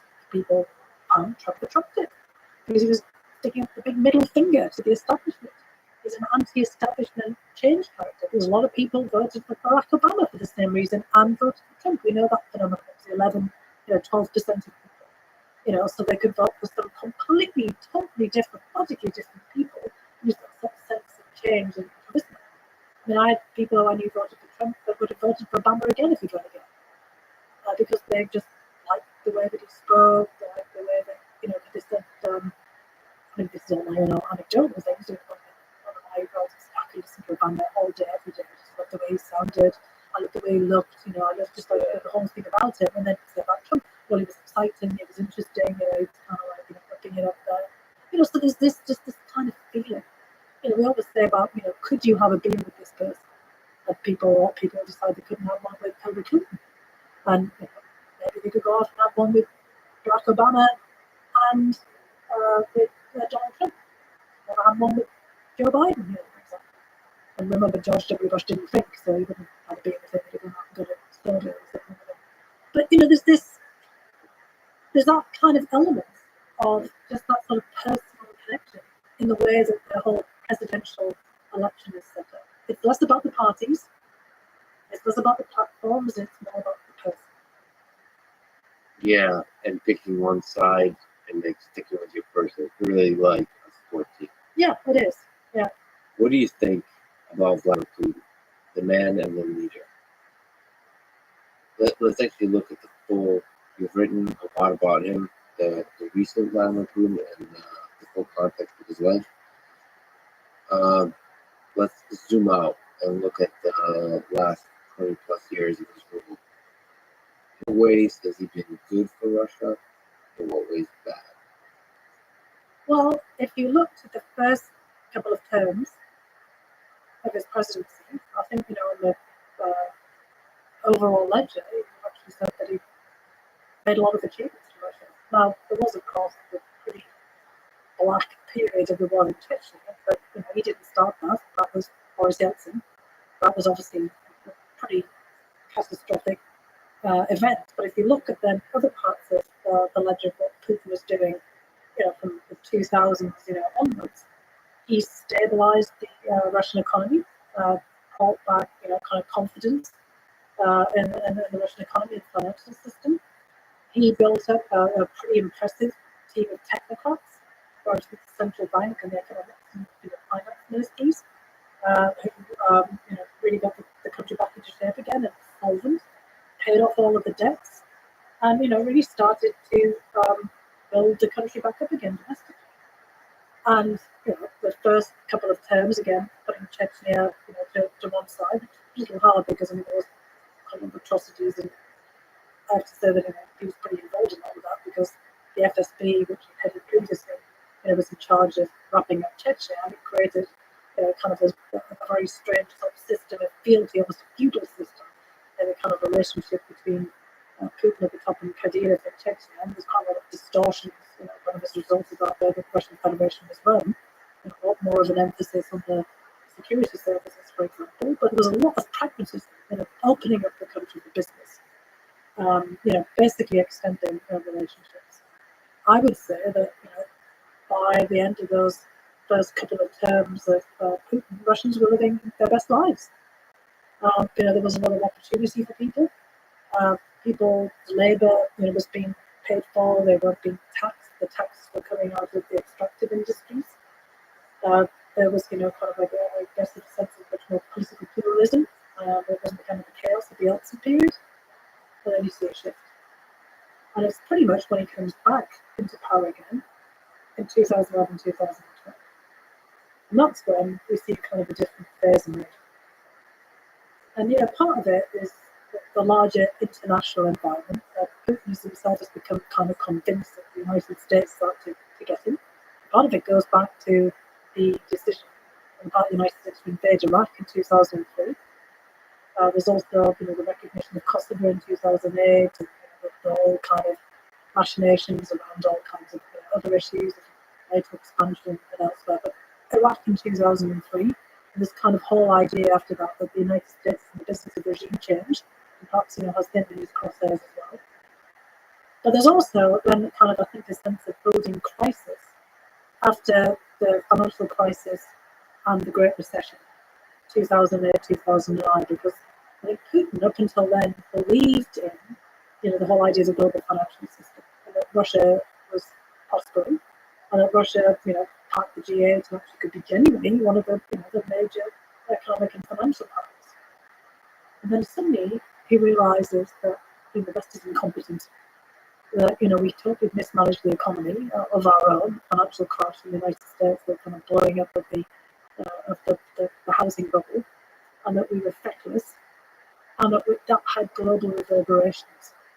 And he's prime minister, of course, in this kind of period. But then, I think that kind of compels him to kind of come back into the presidency and try to kind of take things under control again in 2011, 2012. And after that, he goes into kind of a much more sort of focused role where he sees the United States as a bigger problem. And he also, starts to, kind of focus on also the domestic environment, because his return to the presidency is met by protests. And he genuinely seems to believe, because because again, this is very similar to belief here in the United States that Donald Trump could possibly write by Americans if somehow there's some kind of external interference because the Russians interfered and had an impact. Putin himself thinks that happened. It's one of the reasons why he interferes in our elections later. That the United States was another sort of interfere because he knew that people were that worried about him coming back. It kind of like the Medvedev period and the protests in Moscow and St. Petersburg and other major cities.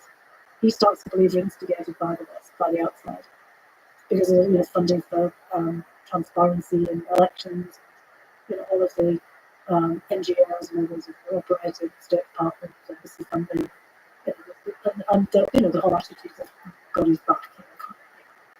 And so after that, we see a very different place. It's also somewhere in that period, 2011, 2012, he starts to kind of obsess about Ukraine.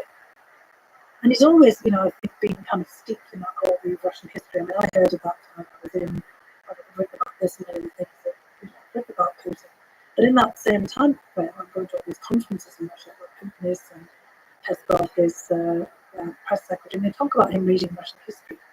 I think it's just in this kind of period that he formulates this idea of the necessity of reconstituting the Russian world, the Russian Empire. He's obviously been very interested in this. He's always said, of course, the collapse of the Soviet Union was the great catastrophe of the 20th century, but also the collapse of the Russian Empire before it. He starts to be critical about Lenin, the Bolsheviks, and he starts to do what he's talking about Ukraine as the same country, Ukrainians and Russians being one and the same. This is where the ledger flips, because the initial question you're asking about has Putin been good for Russia or not? This is where we get into the focal point of on the point where he's not focusing on the prosperity and stability and future of Russia, but he starts to obsess about the past. And he starts to take things in a very different direction. He starts to clamp down at home because of the rise of opposition and the fact that he knows that his brand is not the same as it was before, and his popularity is not the same as it was before because he's already gone over that, that period in anybody's professional and political life that if you stay around long enough, people get a bit sick of you. We talked about that before. Should you stay, kind of in any job for a long period of time, you need refreshing. And kind of Putin is starting to look like he's going to be there forever, and people are not happy about that, and would like the chance as well to kind of move on and move up. And with him still in place, that's not going to be particularly possible. And that it's around the time when he starts to make the decision of annexing Crimea, and that's when the whole thing flips, in my view. The annexation of Crimea in 2014 is the beginning of the end of Vladimir Putin being a positive force within Russia. Because if you pay very close attention to his speech on the annexation of Crimea in March of 2014, we see all the foreshadowing in where we are now.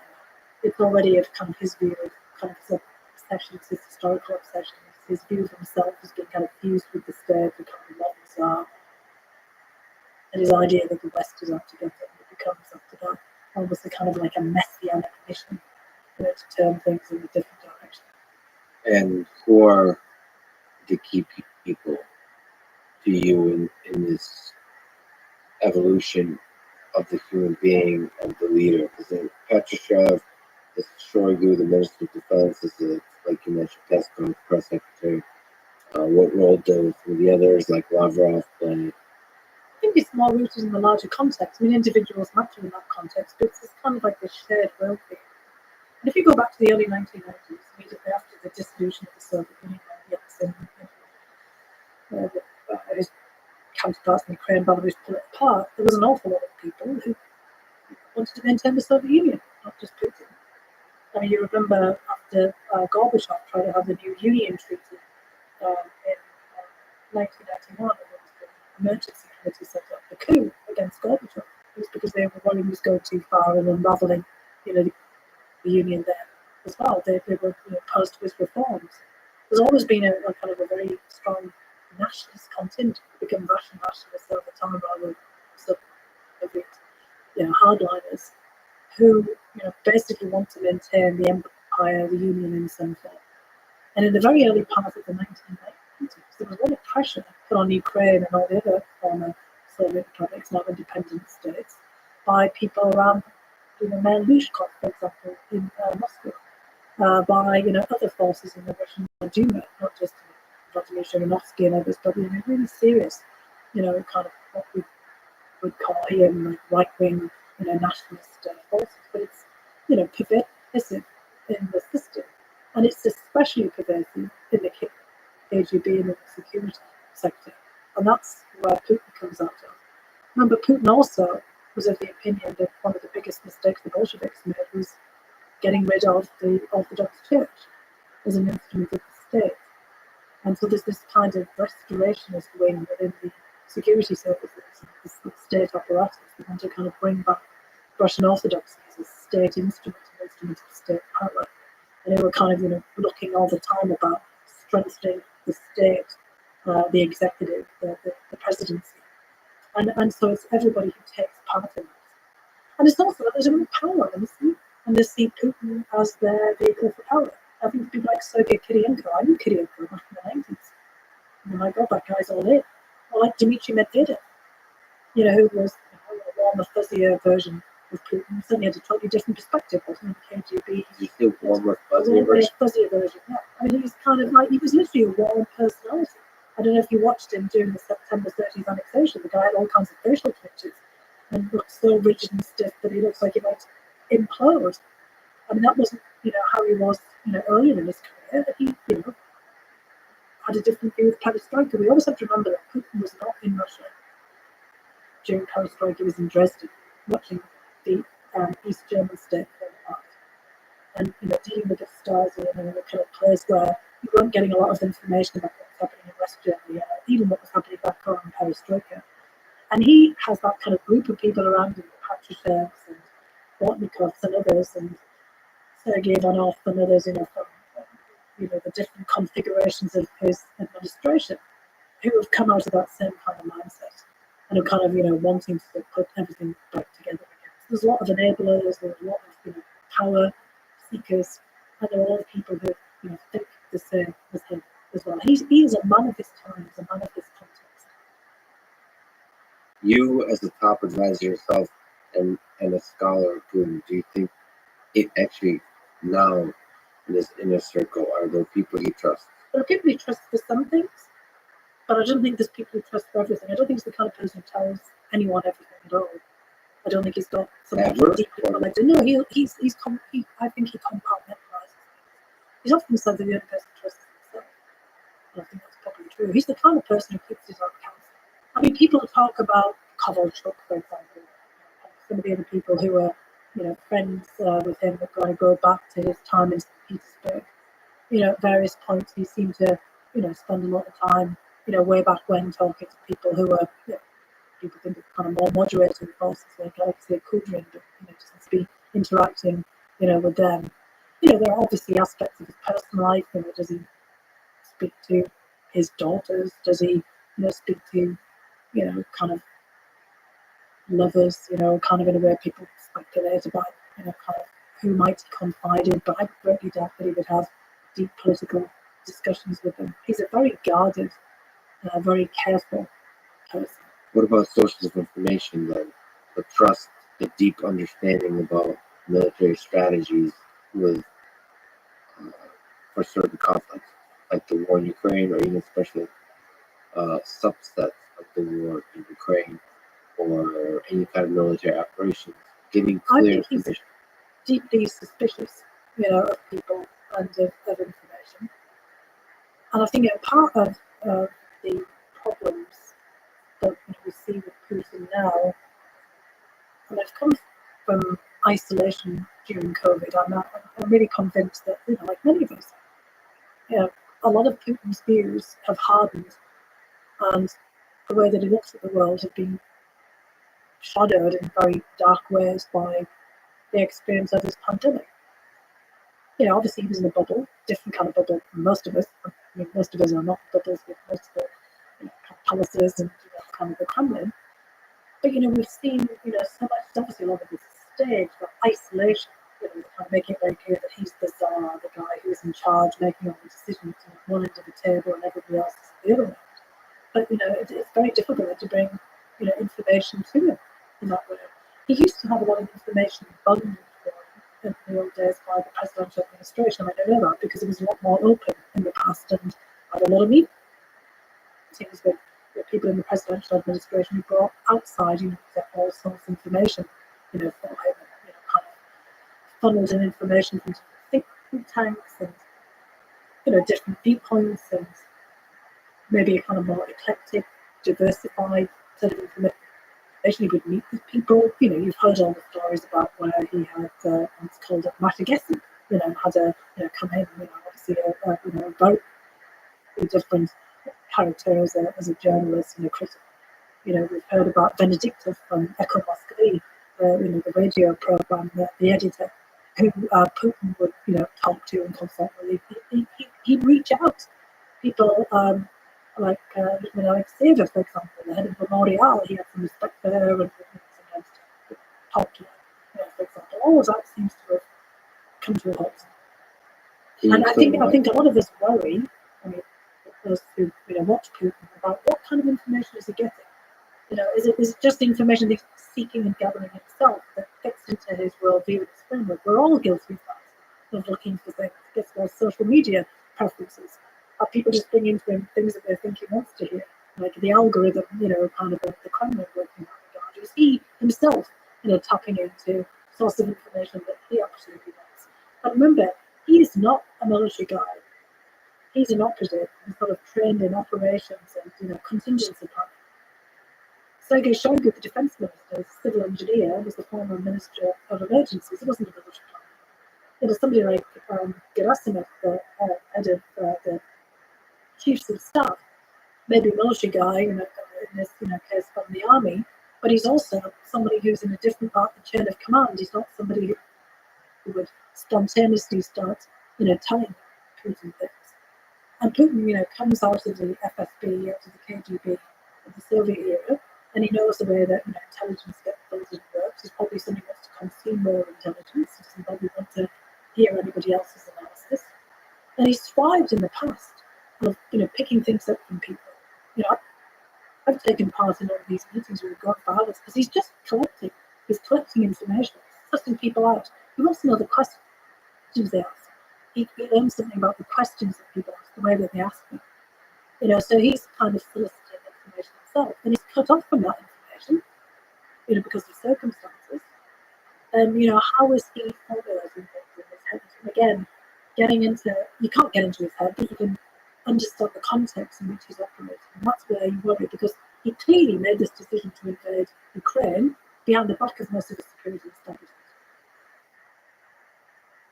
You think so? Well, I think it's pretty apparent.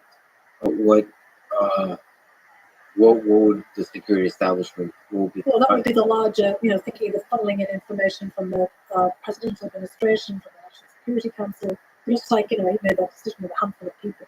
And then, having worked in these kinds of environments, it's not that similar. You filter information out. So think about, you and I are talking for hours here.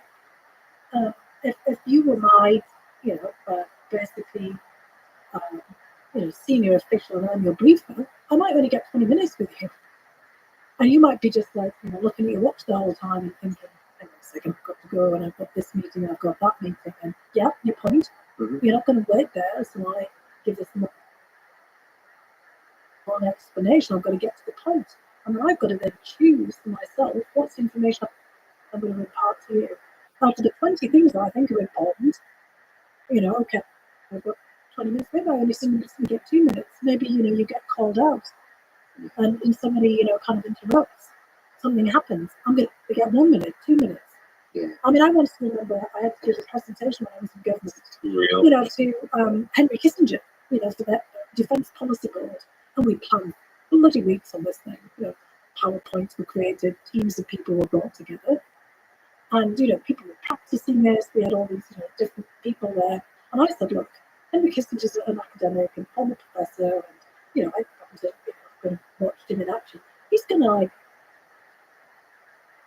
5 seconds in, if we're lucky to get that far, ask us a question and just throw off our entire presentation. What is it that we want to convey? And that's exactly what happened.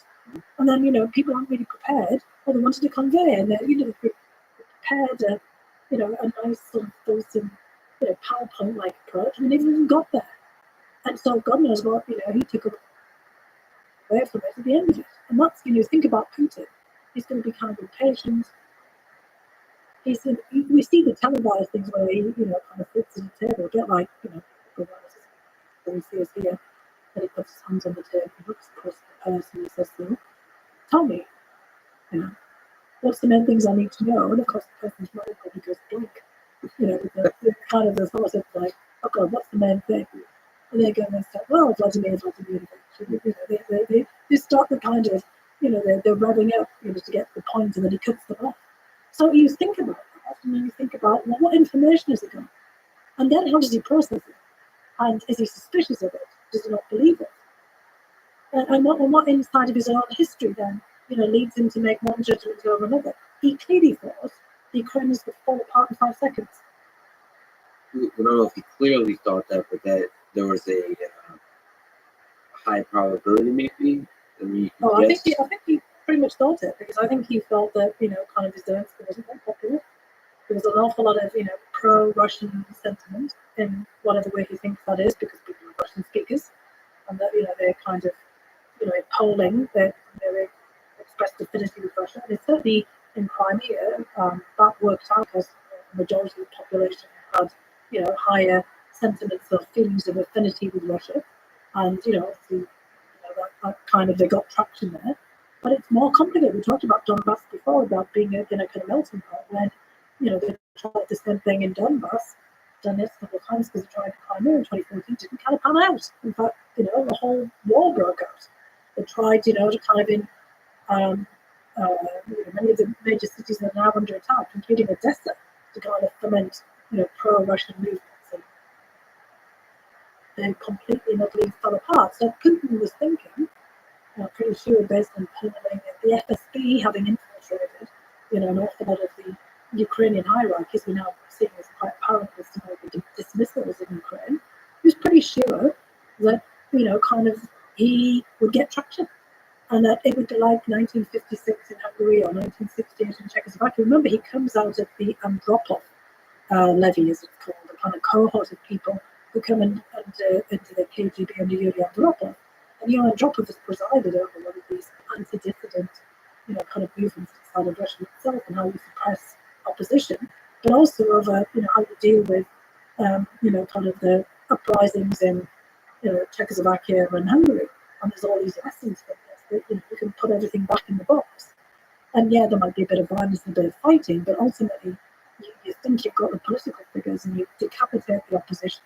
So I thought if Zelensky would run away, Yanukovych ran away, but you know, that was kind of a bit, you know, sort of a different set of circumstances.